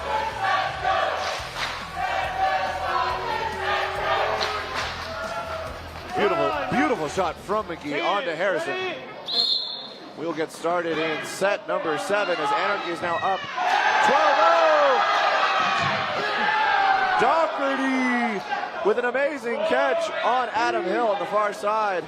Hopkins charges forward in the right wing, unfortunately, or perhaps fortunately for Anarchy. They find a connection there and get a hit. It's going to be a double for McElroy and Kelly to take out number 32, Whitelaw. Harrison, Neely, and Leach coming to the line. McGee in the right wing blocks it.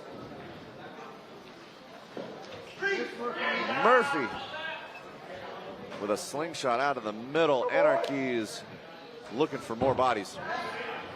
It's going to be a pre-counter from McGee. McGee dives. Sood fires. Sood's ball goes high. Neely pressures. Murphy's going to shift into the wing. Neely in the left wing now. Harrison in the right wing.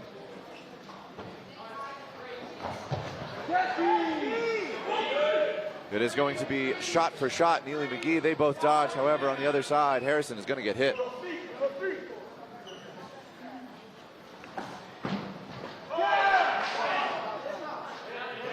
I don't know.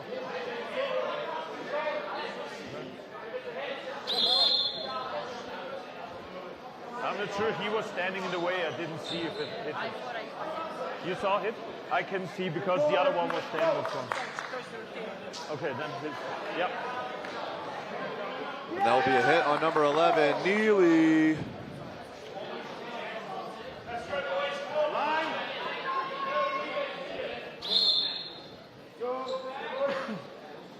It'll be Doherty and Sood.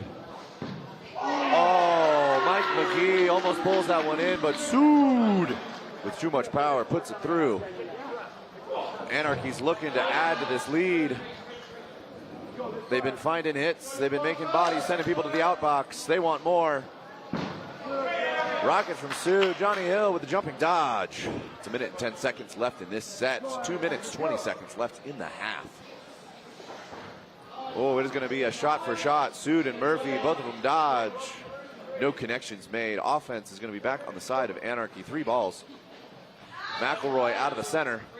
Doherty gets underneath it. There's 50 seconds left on the set clock. Oh, Doherty puts it into the shoulder of McElroy. McElroy tries to catch it. Doherty sees that they get the ball back off of the rebound, takes a shot at Johnny Hill, doesn't connect. It's going to be 3 on the side of Anarchy. Sood fires into Murphy, gets the hit. Doherty and Sood are putting in work. Making this a 2v2. Anarchy wants to close out another one. It's 20 seconds left in the set. And it's going to be a trade here on the close side. Doherty for Kelly. And it's going to be Sood versus number 18, Johnny Hill, in a 1v1 with 10 seconds left in the set.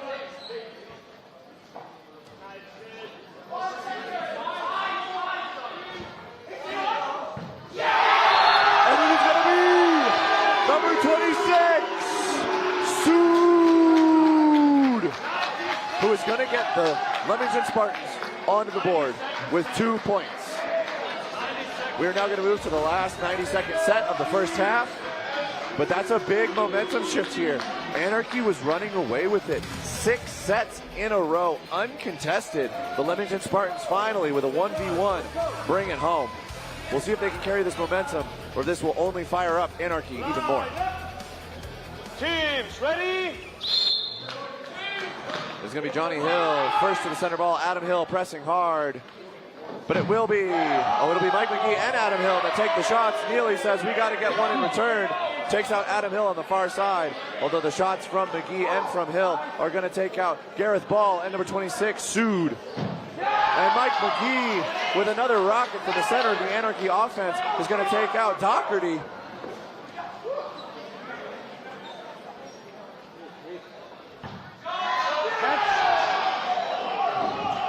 It will be a hit off of Johnny Hill and a catch by Murphy to remove Neely from the court. Whitelaw following it up, takes out Murphy. It's going to be 1 ball in Hopkins' hands. It's going to be a disarm. And it's going to be Whitelaw with 43 seconds left in the set in a 1v4. Anarchy have put the pedal to the metal, and they are not relenting. The onslaught here in this 90-second set has been relentless from the boys from Boston.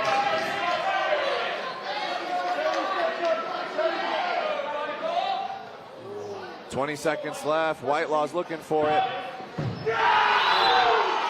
Brandon Kelly, though, will bring it home for Anarchy. And we will end the first half. Anarchy up 14 over the Leamington Spartans 2. That's the total destruction. That's the total destruction. Wow.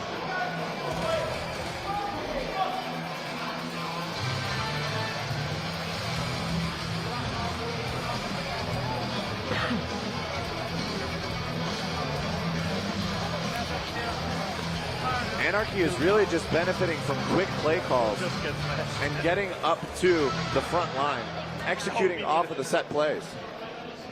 My view requires in total they are more consistent. So they play even if something goes wrong, it's like, yeah, we don't get care, we just play along. And for them, if something bad happens, they stay in the mood and need time to go down. It just never happens. It never happens. They just throw it like, okay, the August, bam, bam, bam, hit them. 3 players out all the time. But yeah, this I didn't expect that. Yeah, no, I'm fine.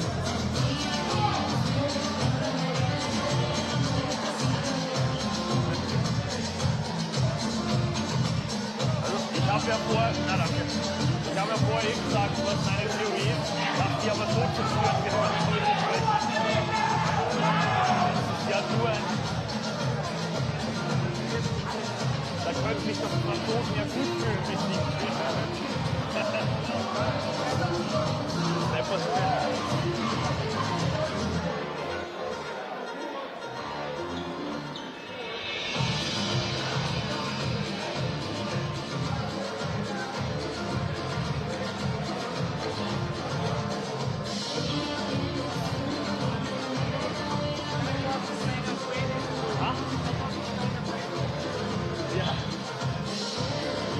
will ich weg haben, das ist noch zu blöd.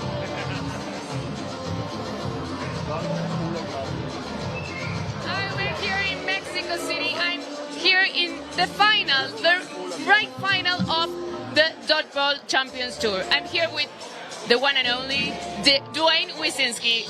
Is it right? Perfect, that's perfect, thank you. So, Dwayne is the president of the Dodgeball Federation. So, can you tell me what means this to you? Well, for us, the sport has been around for a long time. It's been popular, it's all over the world, but one of the places we've struggled is to get it in front of people. And this day is a perfect example of how if we kind of pull things together and have a good crew behind us, we can showcase the sport as a very competitive, high-level sport. Can I ask you, what is the drive in you that took you to this place? Well, for this in particular, we've got a very good community here, and we've got people here who want to be here and want to put into it. In the bigger picture, I think what drives our community as a whole is just to bring the sport to everybody and to try to have those, hopes that one day you'll be in the Olympics or you'll be at a very high level where you can kind of perform for everyone. So we all aim the Olympics, right? Yeah. It's like, now the tops. But what if we have to look in between here from today to the Olympics? What would be like the next steps? Yeah, so we have a World Championships that we do every 2 years. This year's World Championships will be in Bangkok, Thailand in December. We'll have about 40 countries, about 1,500 athletes. So it's a big event. We do this every 2 years. So that for us is our big day. In the meantime, we have our national championships, continental championships. There's always a lot going on. Okay, and last question, but not least. Do you play dodgeball? Horribly, but I do. I've been playing for. I have a local team back in Edmonton, Canada. I've been playing with them for 20 years, literally. So we still like to play. Thank you very much. See you guys. Thank you very much, Wayne. Y este es el trofeo.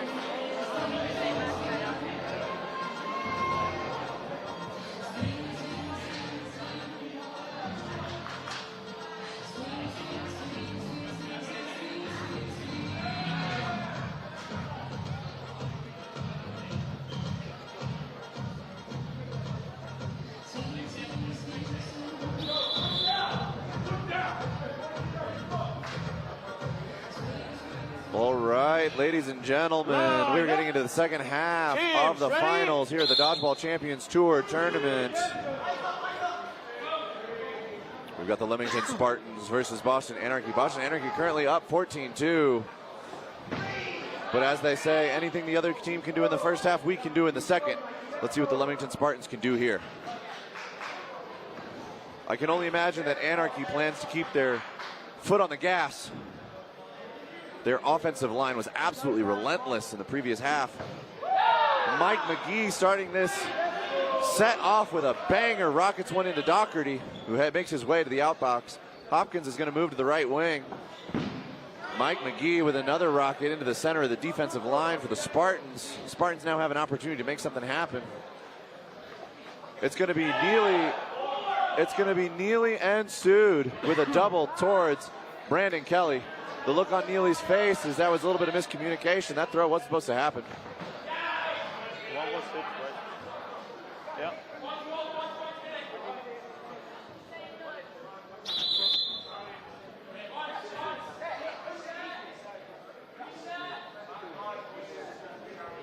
One ball?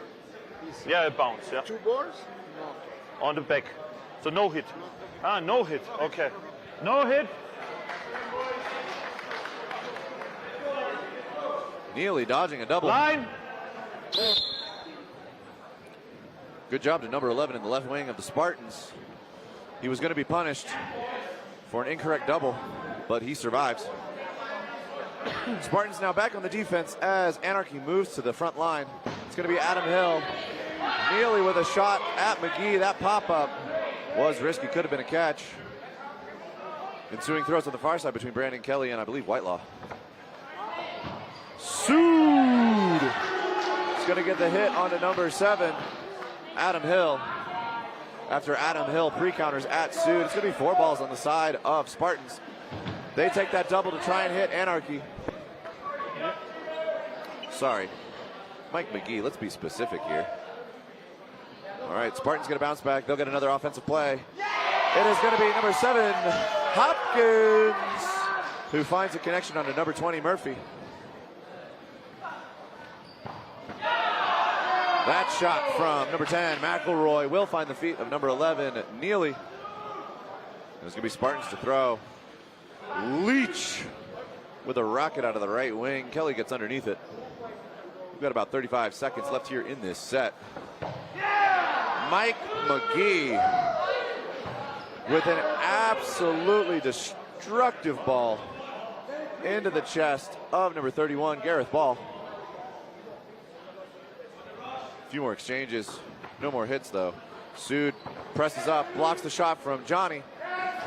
Johnny Hill is going to get underneath the throw from Sood. Whitelaw presses up. It is going to be 4 balls on the side of the Leamington Spartans. 5 seconds left. Johnny Hill is taken out. It's a 3v3. And set time will be called. 3 players to 3 players. That will be a tie.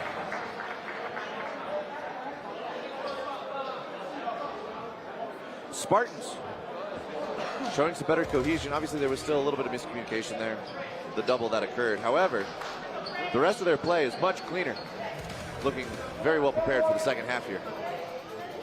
Anarchy looking a little bit more calm as they're coming to the offensive line. I think they're feeling comfortable with their 12-point buffer they have right now. Teams, ready? I wouldn't blame them. But let's see if the Spartans can take advantage of that. Adam Hill pressing hard out of the right wing after a successful opening rush for Boston Anarchy. And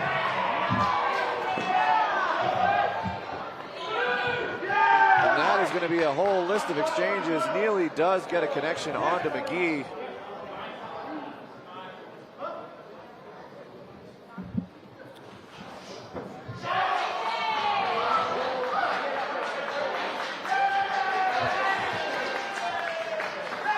Brandon Kelly's going to take it off the shoulder from Sood. Neely with a block.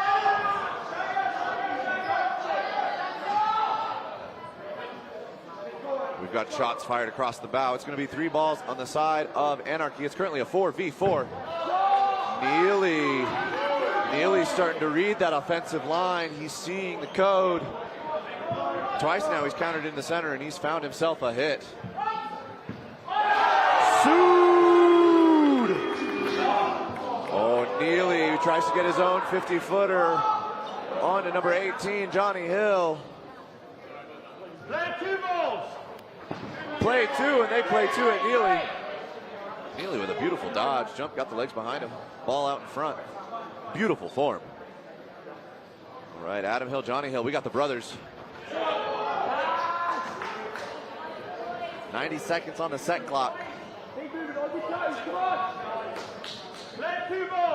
Let's see what these boys can do. Now 3 balls on the side of Spartans. They're looking to get another set win, this time by elimination. They want those 2 points. It's going to be Neely, Hopkins, and Sood coming to the line. Hopkins with an open shoulder rocket towards the left wing.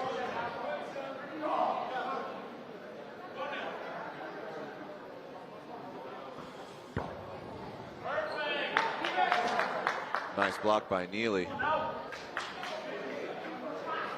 going to have 3 balls on the side of Spartans. 45 seconds left in the set. It's going to be a cross shot from Neely. Ooh, Sood. Thought he saw something. The bench of Anarchy calling aye, saying, hey, you got to look forward. Neely trying to go for a catch and scoop it. Adam Hill, though, smartly puts it outside the body. 30 seconds left on the set clock. And with a double from Sood and Hopkins, they try to get out Johnny Hill, but number 18 is able to block and survive. It's going to be 2 from the side of Anarchy. 12 seconds left. 10 seconds.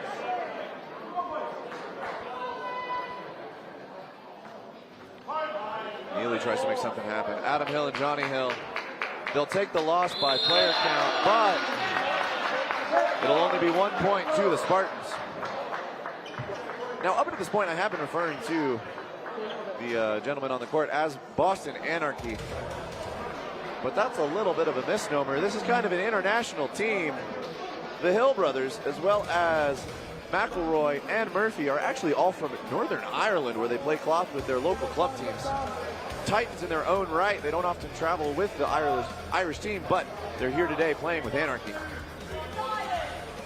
Valdez and De La Riva currently shagging and serving as backstops for the opening rush for Johnny Hill are from Mexico.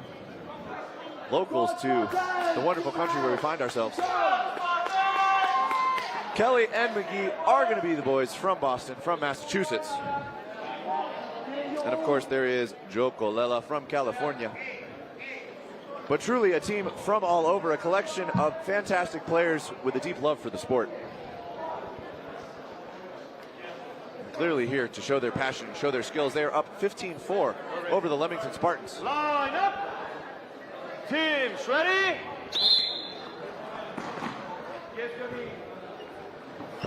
It will be McGee. Adam Hill with some wonderful pumps from the right wing, draws attention from Doherty and from Neely. McGee then comes up in the center, fires over Doherty's blocking ball. It is going to be low from McGee. Ooh, Whitelaw's looking for Kelly, can't find him. They're going to rotate the wings now. It's going to be Wilkie, number 8, that shifts over to pair up against Kelly. Johnny Hill fires one into the center of the defensive line of the Spartans. Neely is going to find Murphy. And Adam Hill will also get taken out in that exchange. A nice turn of events for the Spartans. It's going to be a double at Wilkie. Wilkie is going to get hit out in that double. And Anarchy has evened it up 4 players to 4. 3 balls now on the side of Anarchy. Burden on them to throw. A little under 2 minutes left in the set. McGee absolutely squirreling about there in the neutral zone, avoiding shots from the Spartans. No connections found. Leach with a nice cross-court shot, looking for McElroy or Kelly. Goes right between them, though. McElroy fires one back. It's now going to be Neely, Ball, and Leach to the line.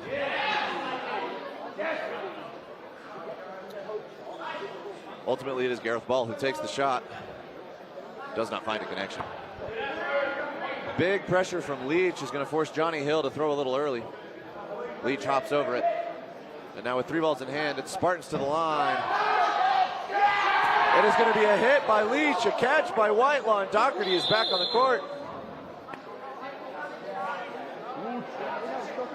When you catch it, yeah, that is dropped. So it's not in the rule set that if it rolls over, then it's not invalid if you go for a catch, right? No, it doesn't say that you can drop the ball to make a catch. It just says if it goes over. Correct, so it's invalid. Catch counts, yeah. Out. It counts as, there is no rule here that says you can drop it for a catch and leave it roll over. And since it rolls over, it's not EDF rules. But there's no rule saying that I can't. In EDF, it's a rule that if it goes over, it's invalid.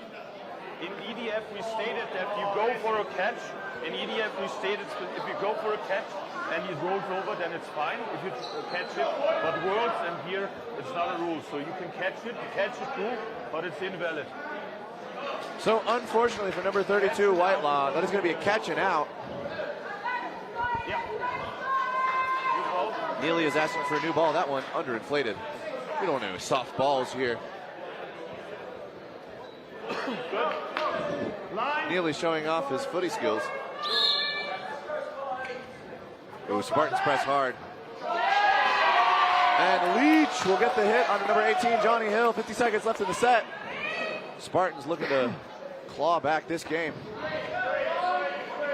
Whitelaw, though, good heads up, made the catch. Unfortunate that the ball that he dropped rolled forward, which is an invalid.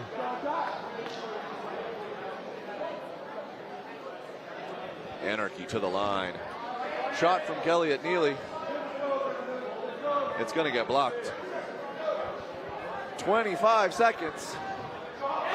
And Neely and Doherty with a double will get Brandon Kelly. And it'll be up to McElroy to make the next 15 seconds count for Anarchy. Leach, though, says, "This is my time." Number 55 finds the hit. And then it's going to be a win by elimination. Spartans get 2 more. It is now 6-15. Anarchy still with a healthy lead. It is a 5-set game. 9 minutes on the game clock. If Anarchy just plays the time they play to that 9 minutes, there will only be 3 more sets in this game.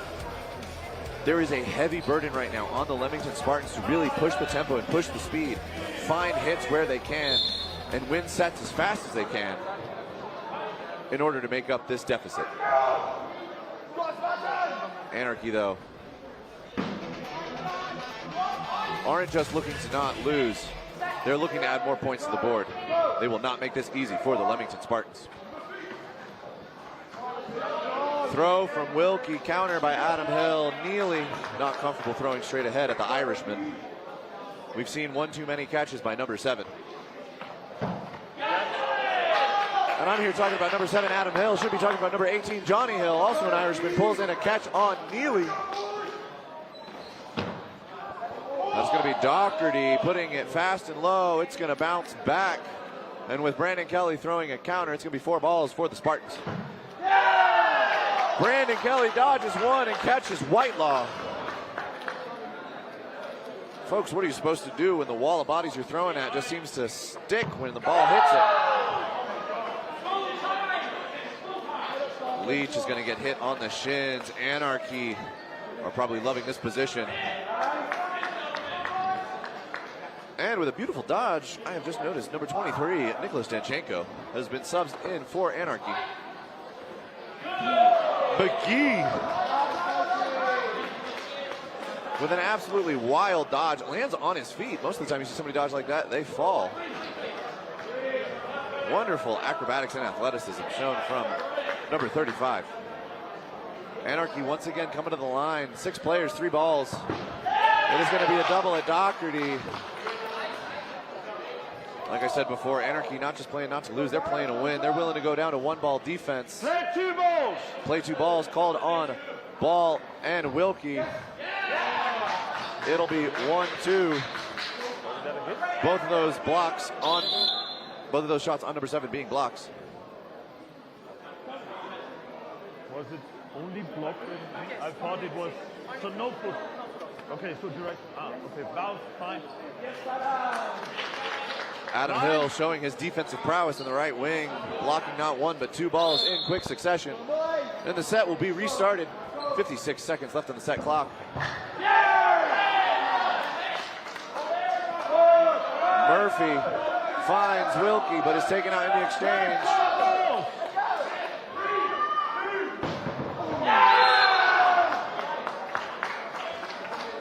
Anarchy at the end of that set, finding them with 5 players and 5 balls in hand. They take a little bit of time to collect themselves and get a play call. The ref calls play 4. Anarchy's like, that's what we were going to do anyway.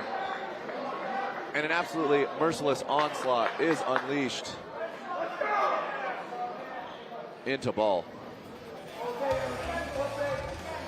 Anarchy's going to put another 2 points on the board. Spartan 6, Anarchy 17. Possibility of a comeback for the Spartans slipping further away. The Irishmen showing their dominance, as well as the boys from Boston.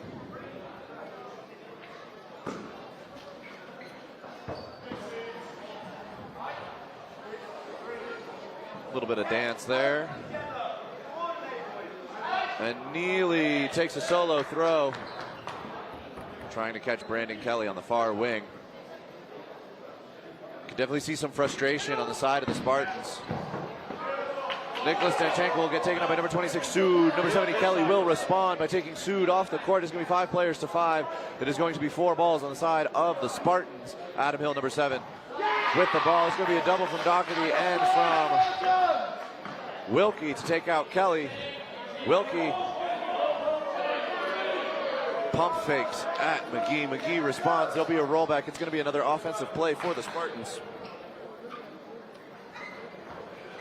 Mike McGee with a pre-counter. Leach lets one rip into the center. And it's going to be Hill, Murphy, Hill, and McGee. And that ball is up here in the commentator's booth, ladies and gentlemen.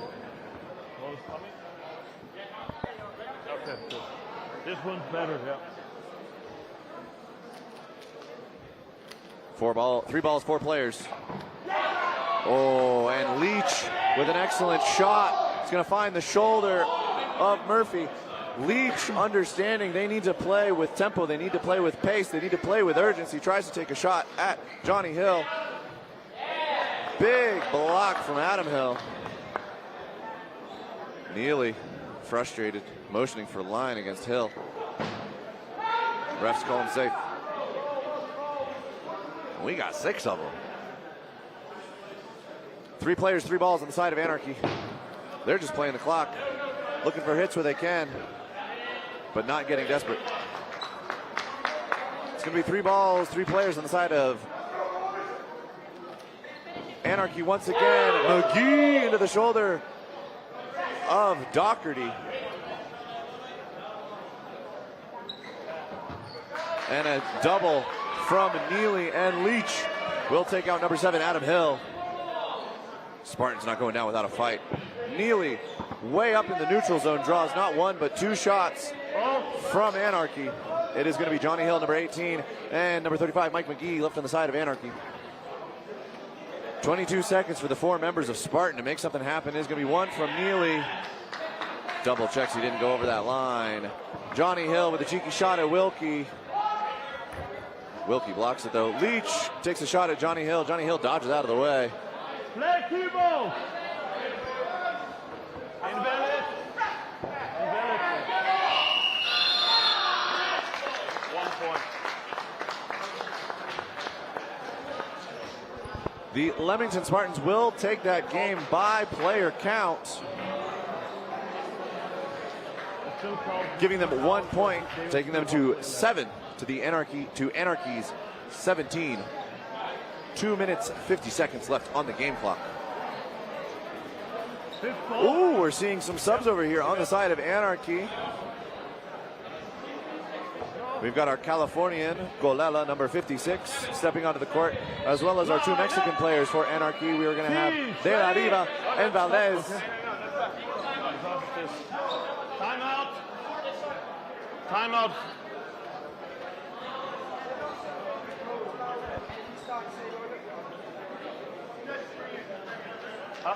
Timeout called by Anarchy. I think they were doing some last-minute player changes and needed to make sure that they were done validly with the center line refs, using their timeout to make sure that happens correctly. Getting their lineup sorted as we go into what may be the final set of this final match.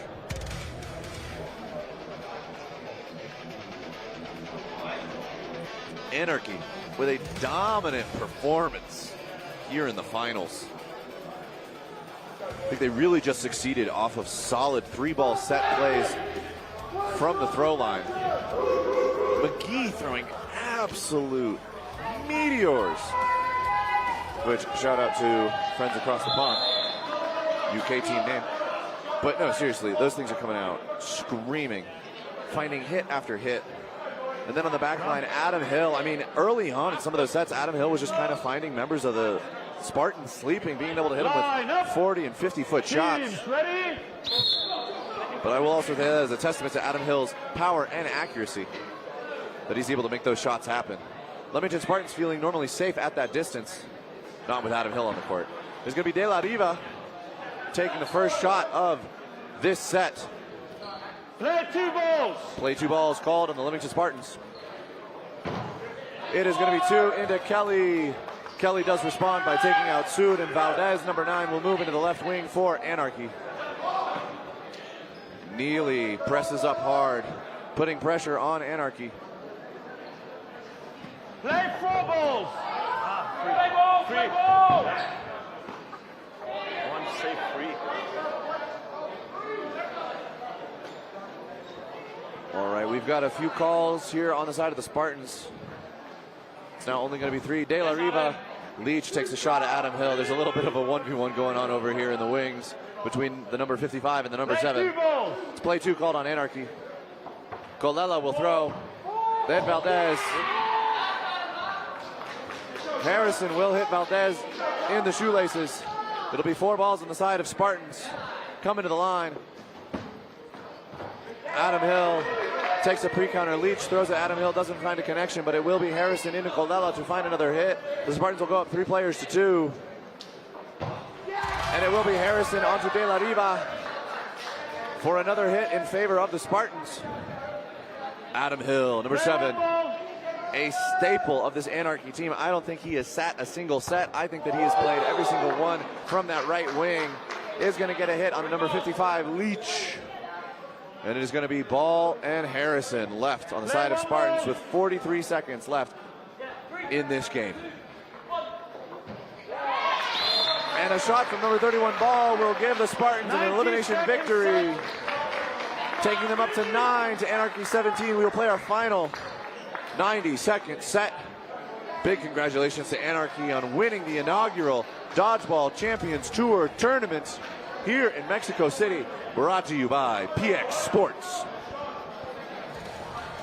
They have had a dominant showing here in the finals. Round robin yesterday was a little bit of a bar fight for them. Definitely some close games and some close sets, but they pulled through to make it to the top 4. And they've really buckled up here in the bracket games. Spartans had a strong showing yesterday in pool play. And they had a close set earlier against Storm.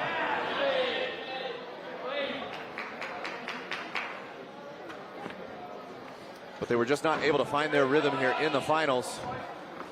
Couple breakdowns in communication in some early sets. Sudes with some big pump fakes. Woo! Ovenden with a great couch and block on the shot from Danchenko, now sitting in the right wing. There's going to be cross court from Leach. 50 seconds left in the set. 45 seconds left in the game. All right, Spartans, we got Leach, we've got Sood, we've got Harrison. It is going to be Harrison launching one at number 70 of Anarchy. 30 seconds. And let's see what the two teams can give us in the final 30 seconds of this game. The final 30 seconds of this tournament. It's been a wonderful 2 days here in Mexico. It has been my honor to commentate for all of you at home. I hope that you've had as much fun as I have. And Valdez is going to get taken out by a shot from Sood. Kelly's going to take out Sood as well. There's a little bit of a 1v1 standoff going on between Danchenko and Leach. It's the final seconds.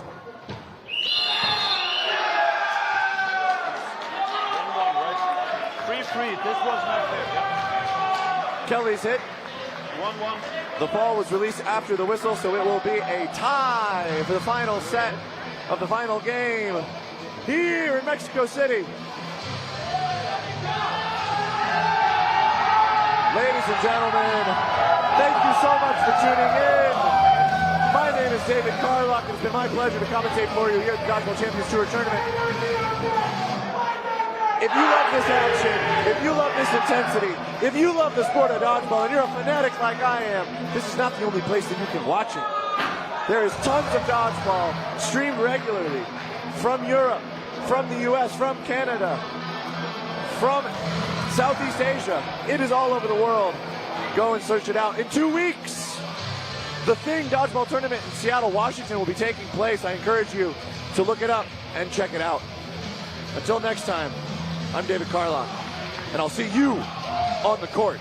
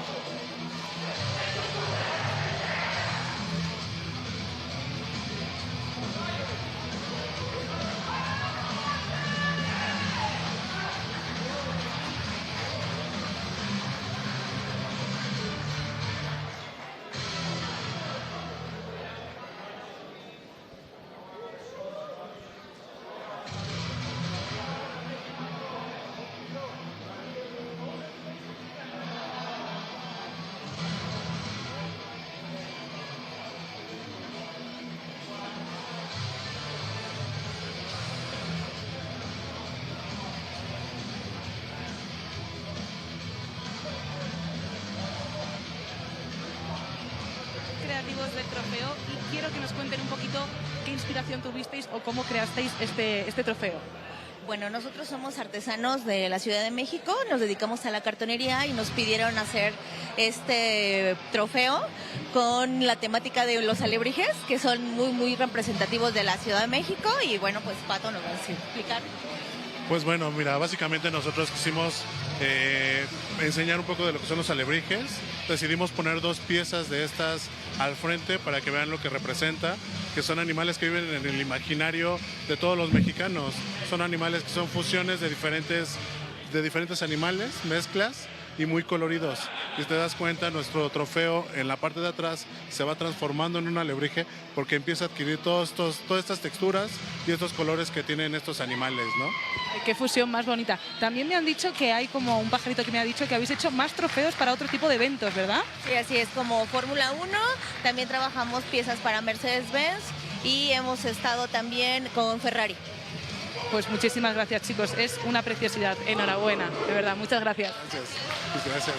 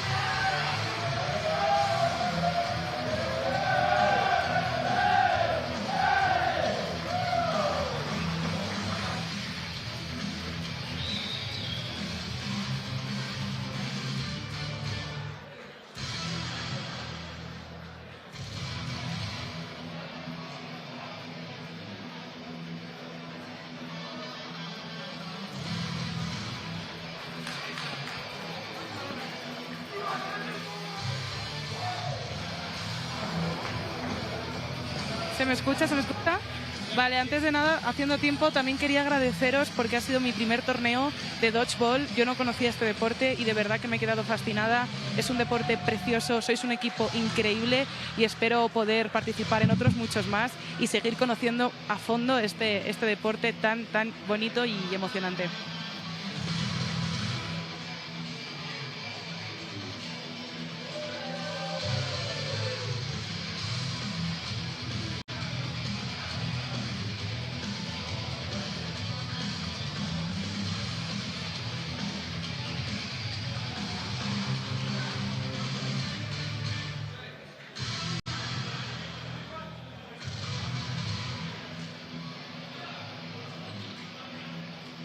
Enhorabuena. Lo primero de todo, enhorabuena.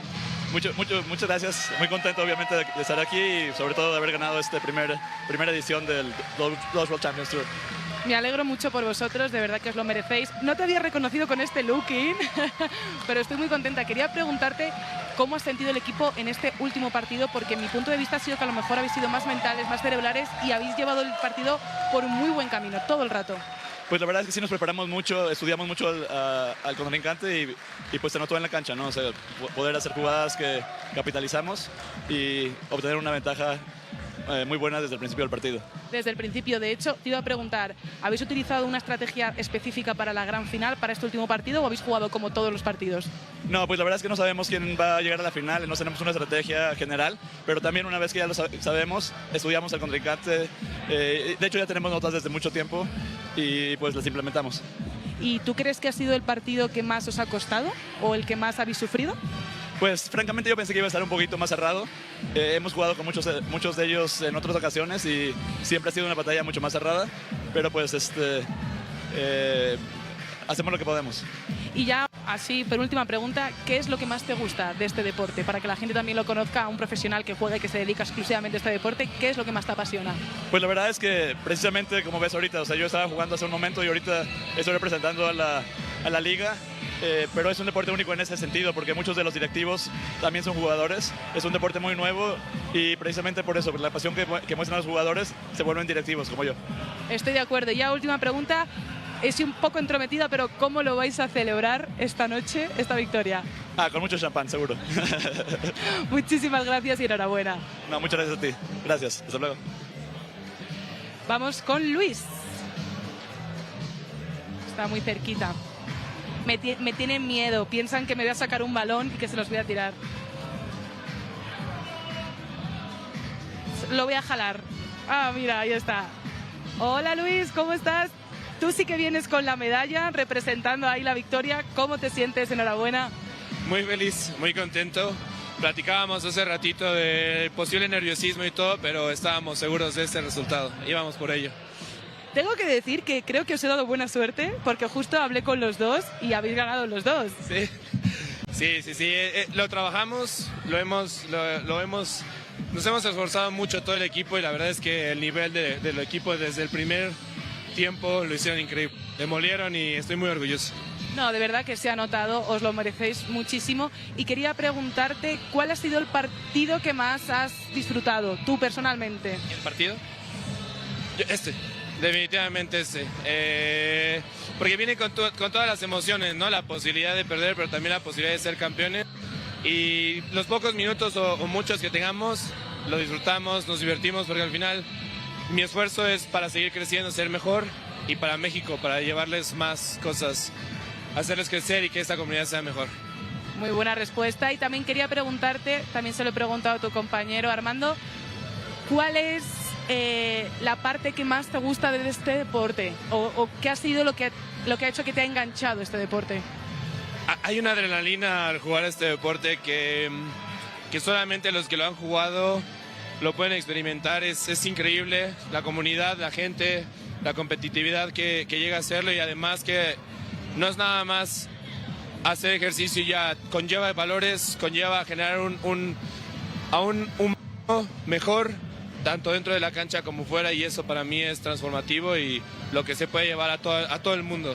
Se puede trasladar muy bonito todo. Y ya por último me ha dicho Armando que vais a celebrarlo con champán esta noche. ¿Tú también? Sí, yo creo que sí. A mojar a todos, a bañarlos a todos de champaña, sí. Esta vez no vais a quemar, vais a mojar. Sí, exacto. Muchísimas gracias, Luis, de verdad, enhorabuena. Gracias. Gracias.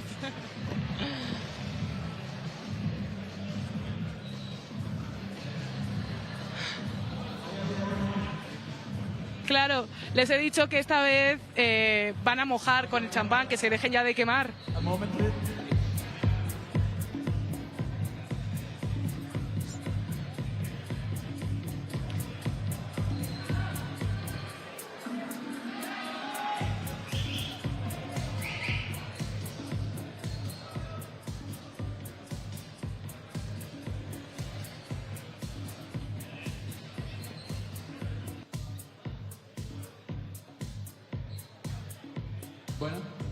Hi everyone. Everyone, just a moment before you leave, please.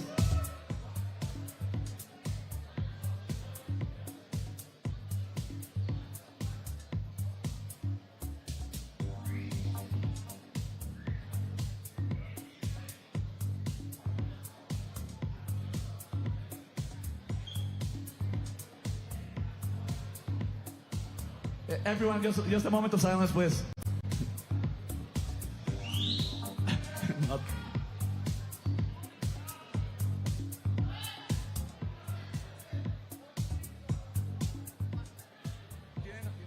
Okay, everyone, listen up for a sec. We're very honored to have.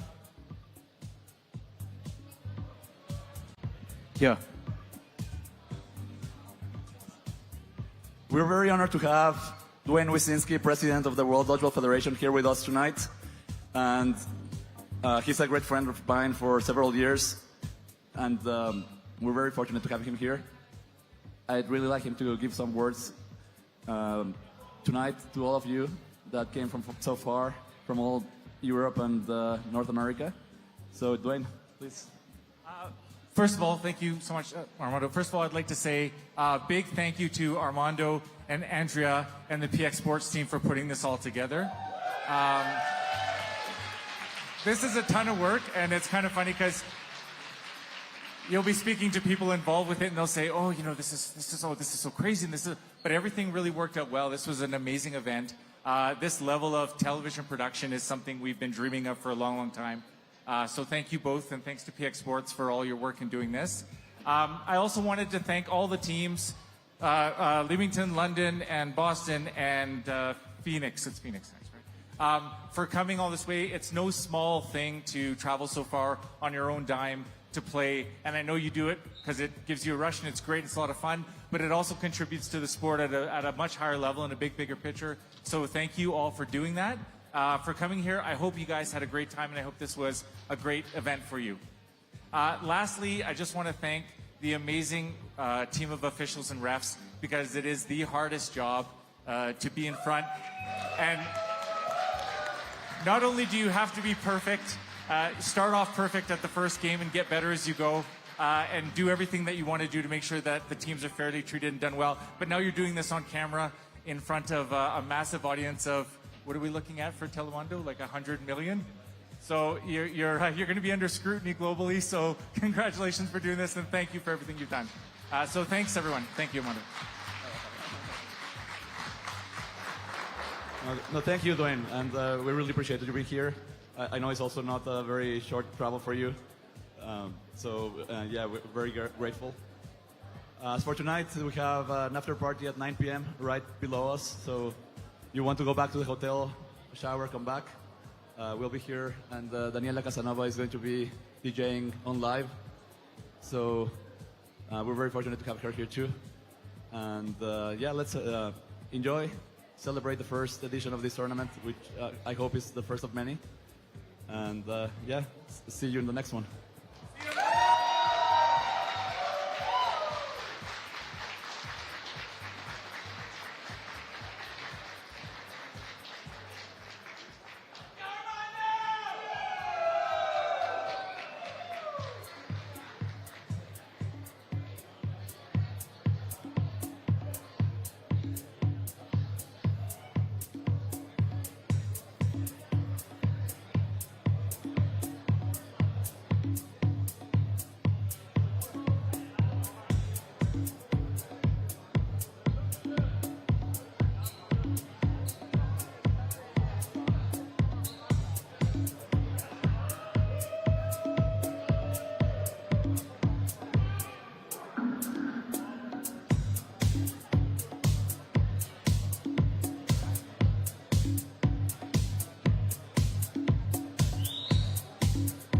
Excuse me, if anybody found a cell phone, an iPhone, a cell phone, please let us know.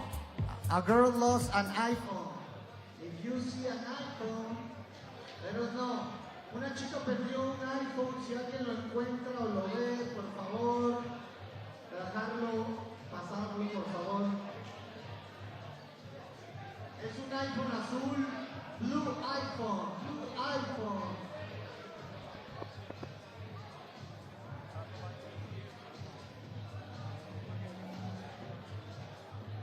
También, si ven una mochila azul, por favor, entréguenmela, tiene el 25 de México. Gracias.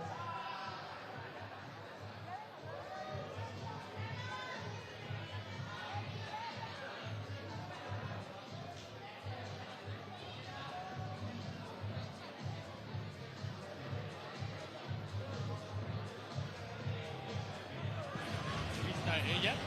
Ok, No sé.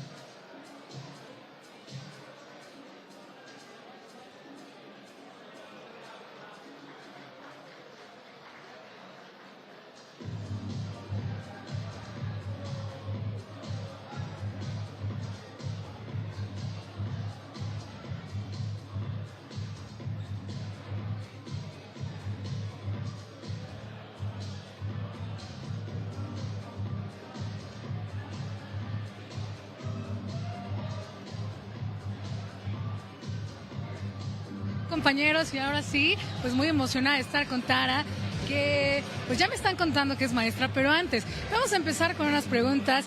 Here we are with Tara Jones, head coach of London Storm. Thank you for your time, Tara. I am honored to be here with you.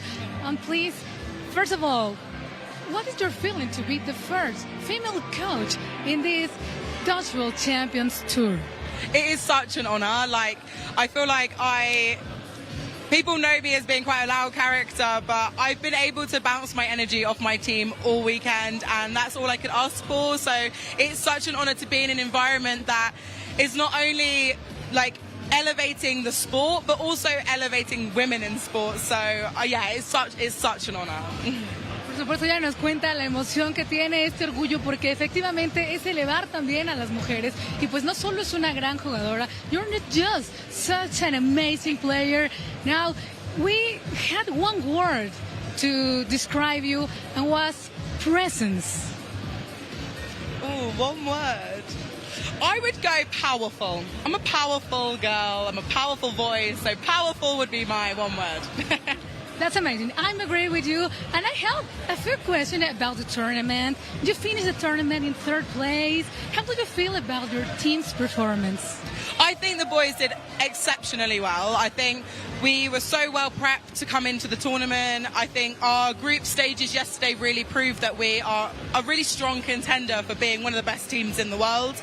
Unfortunately, we had a little bit of lapse in concentration today, which can be frustrating, but the fact that we picked ourselves up and we still managed to win that third, fourth playoff match is just such a credit to our mental resilience and just that want to perform at the highest level.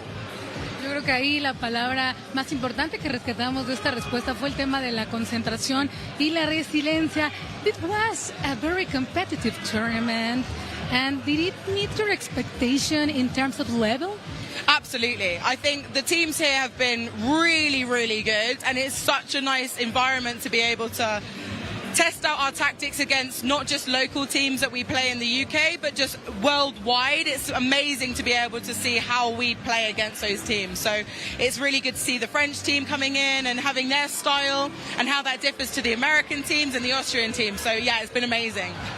Claro, ella habla del nivel, que por supuesto es un nivel asombroso, era lo que esperaba. Y pues ya la única pregunta que me voy a llevar yo por acá, más allá de preguntarle cómo va a celebrar, va a ser, what do you think? You are opening the gates for other women being here, not just like a players, like the staff. Absolutely. I think it only takes, one like snowflake to cause an avalanche. So if I can be that influence that encourages women out there to take leadership roles in men-dominated areas, that is my job done. Like, absolutely, I wanted to come here for the boys, but I also was really here to just show how important it is for women to be in spaces like this. That's wonderful. I am your fan. I hope to play with you soon. Yes, please. Thank you for your time. No worries. And just the last word for all the people that watch this streaming. Just thank you so much. I feel like we've had such a love from everyone in Mexico and watching at home, so thank you so much. Thank you, Tara. Thank you, everybody. Regresamos con ustedes a cabina.